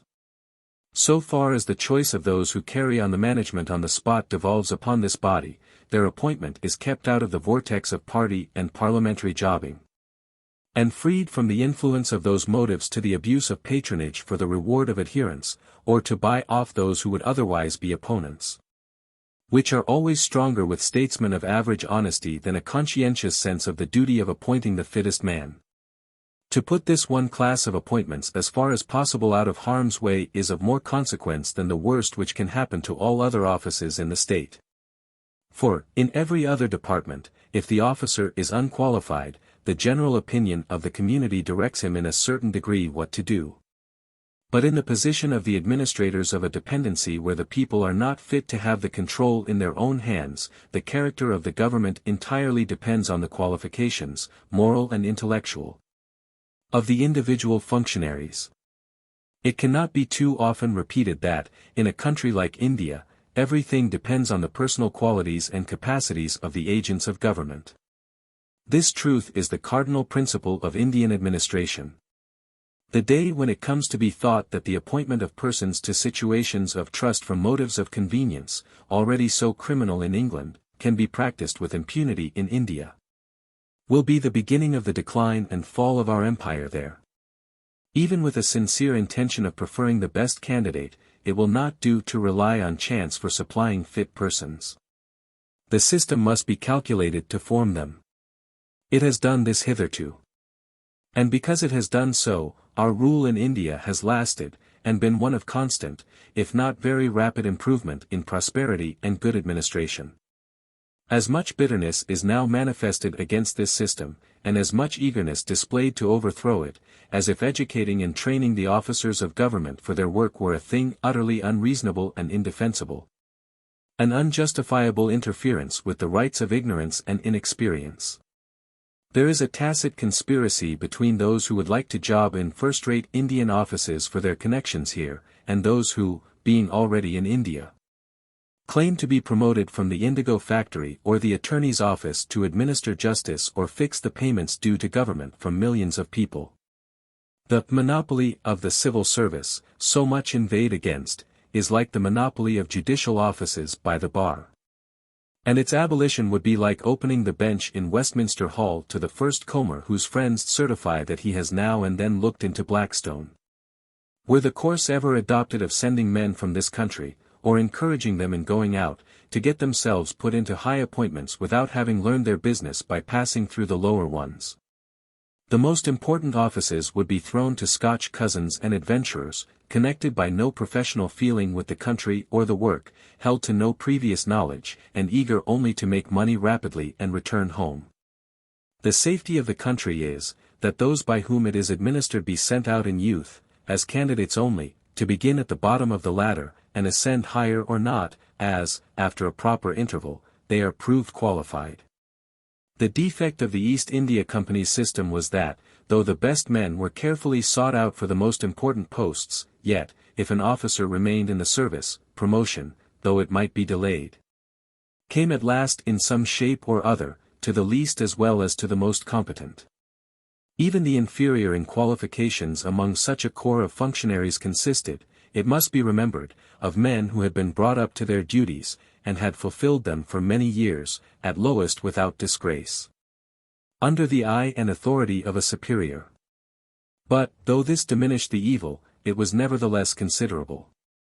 A man who never becomes fit for more than an assistant's duty should remain an assistant all his life, and his juniors should be promoted over him. With this exception, I am not aware of any real defect in the old system of Indian appointments. It had already received the greatest other improvement it was susceptible of, the choice of the original candidates by competitive examination, which, besides the advantage of recruiting from a higher grade of industry and capacity, has the recommendation that under it, unless by accident, there are no personal ties between the candidates for offices and those who have a voice in conferring them. It is in no way unjust that public officers thus selected and trained should be exclusively eligible to offices which require specially Indian knowledge and experience. If any door to the higher appointments, without passing through the lower, be opened even for occasional use, there will be such incessant knocking at it by persons of influence that it will be impossible ever to keep it closed. The only accepted appointment should be the highest one of all. The Viceroy of British India should be a person selected from all Englishmen for his great general capacity for government.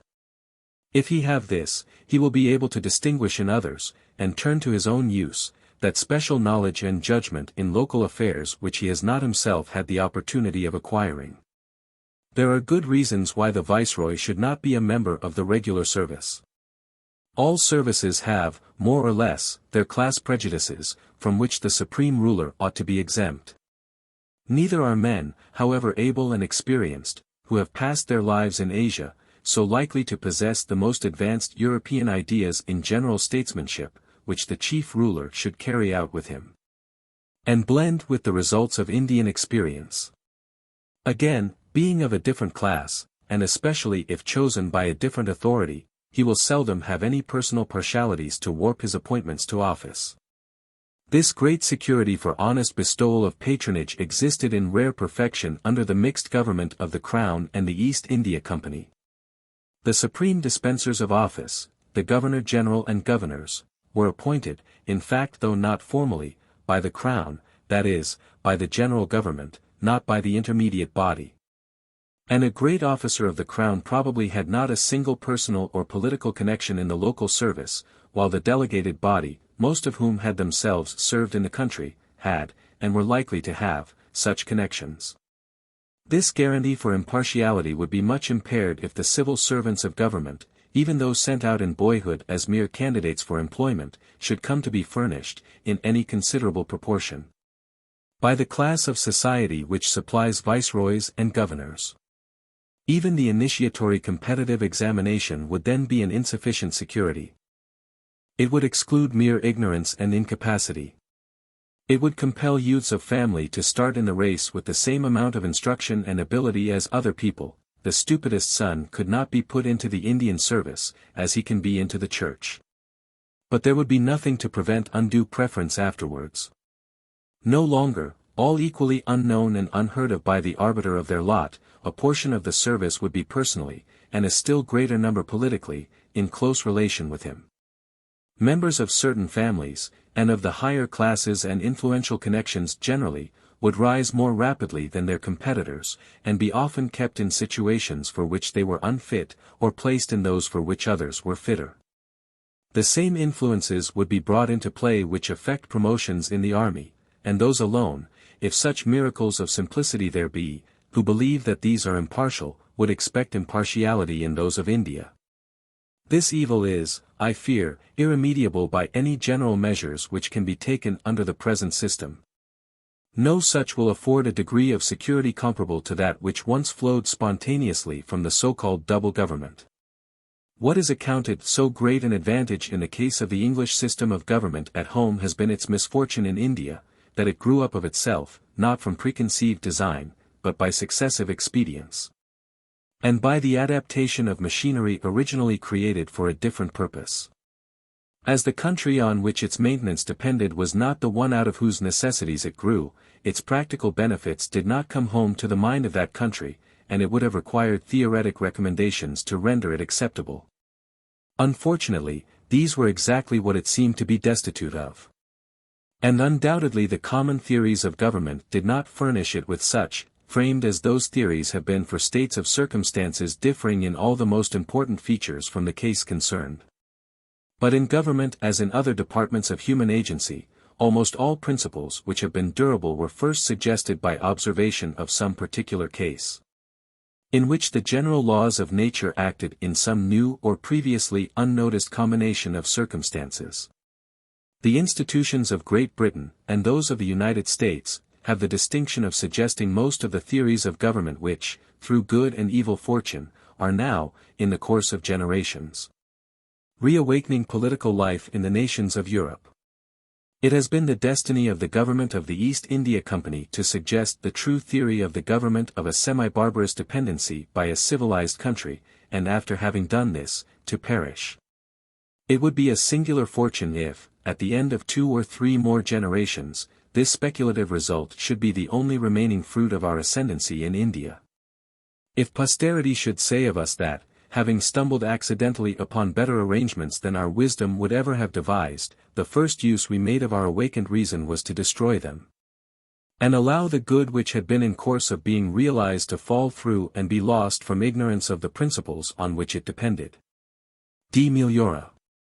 But if a fate so disgraceful to England and to civilization can be averted, it must be through far wider political conceptions than merely English or European practice can supply, and through a much more profound study of Indian experience and of the conditions of Indian government than either English politicians, or those who supply the English public with opinions, have hitherto shown any willingness to undertake.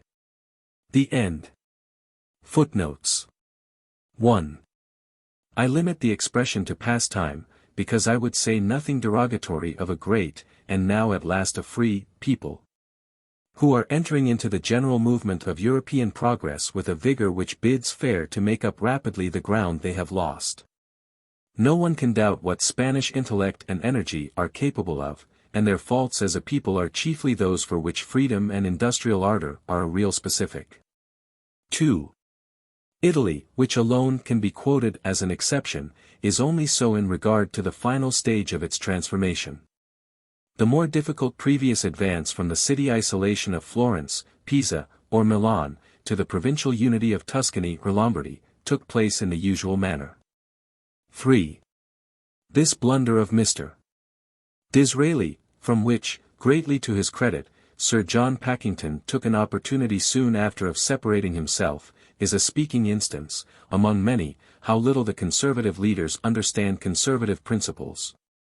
Without presuming to require from political parties such an amount of virtue and discernment as that they should comprehend, and know when to apply, the principles of their opponents. We may yet say that it would be a great improvement if each party understood and acted upon its own. Well would it be for England if conservatives voted consistently for everything conservative, and liberals for everything liberal. We should not then have to wait long for things which, like the present and many other great measures, are eminently both the one and the other. The conservatives, as being by the law of their existence the stupidest party, have much the greatest sins of this description to answer for.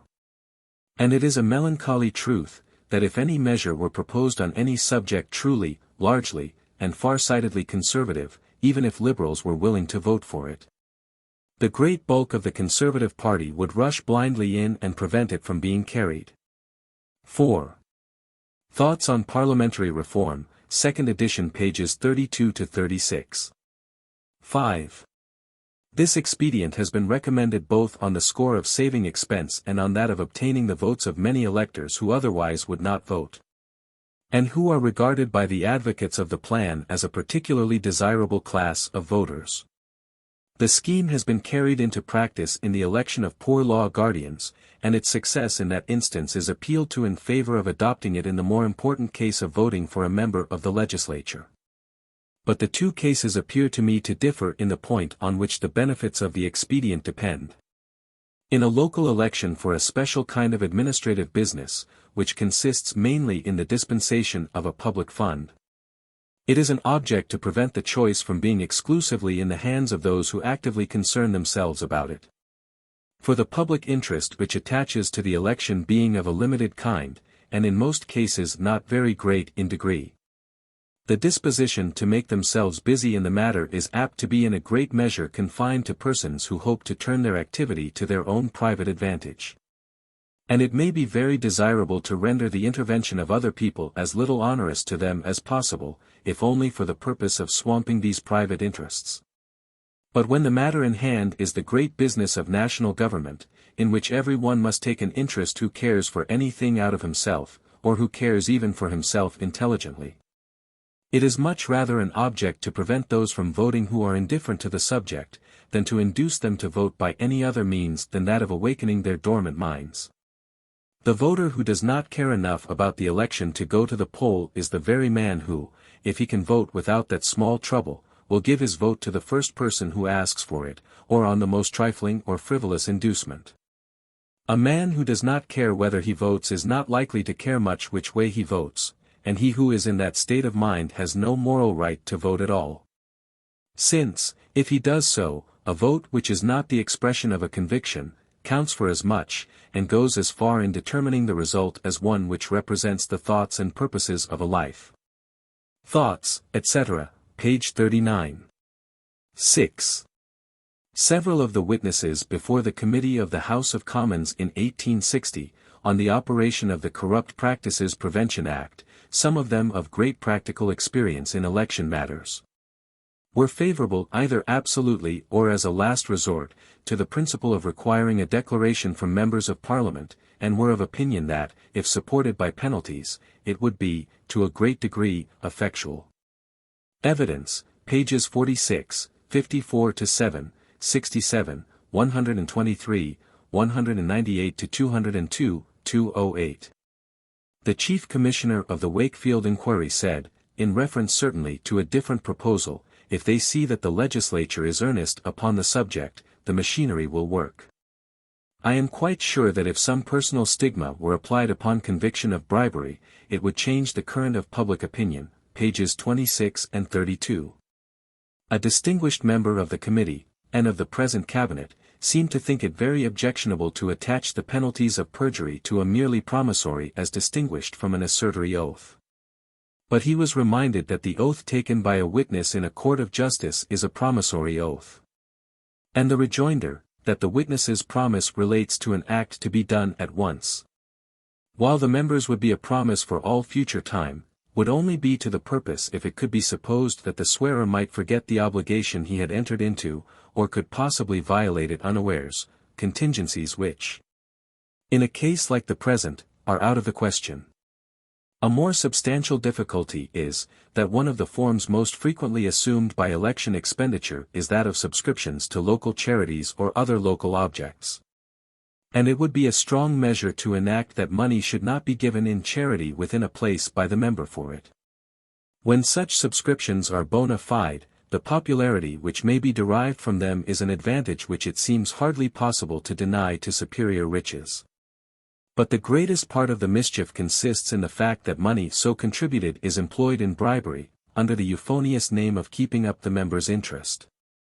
To guard against this, it should be part of the member's promissory declaration that all sums expended by him in the place, or for any purpose connected with it or with any of its inhabitants, with the exception perhaps of his own hotel expenses, should pass through the hands of the election auditor, and be by him, and not by the member himself or his friends, applied to its declared purpose. The principle of making all lawful expenses of a charge, not upon the candidate, but upon the locality, was upheld by two of the best witnesses, pages 20, 65-70, 277. 7. As Mr. Lorimer remarks, by creating a pecuniary inducement to persons of the lowest class to devote themselves to public affairs, the calling of the demagogue would be formally inaugurated. Nothing is more to be deprecated than making it the private interest of a number of active persons to urge the form of government in the direction of its natural perversion. The indications which either a multitude or an individual can give when merely left to their own weaknesses, afford but a faint idea of what those weaknesses would become when played upon by 1,000 flatterers. If there were 658 places of certain, however moderate emolument, to be gained by persuading the multitude that ignorance is as good as knowledge, and better, it is terrible odds that they would believe and act upon the lesson. Article in Fraser's Magazine for April, 1859, headed, Recent Writers on Reform. 8. Not always, however, the most recondite.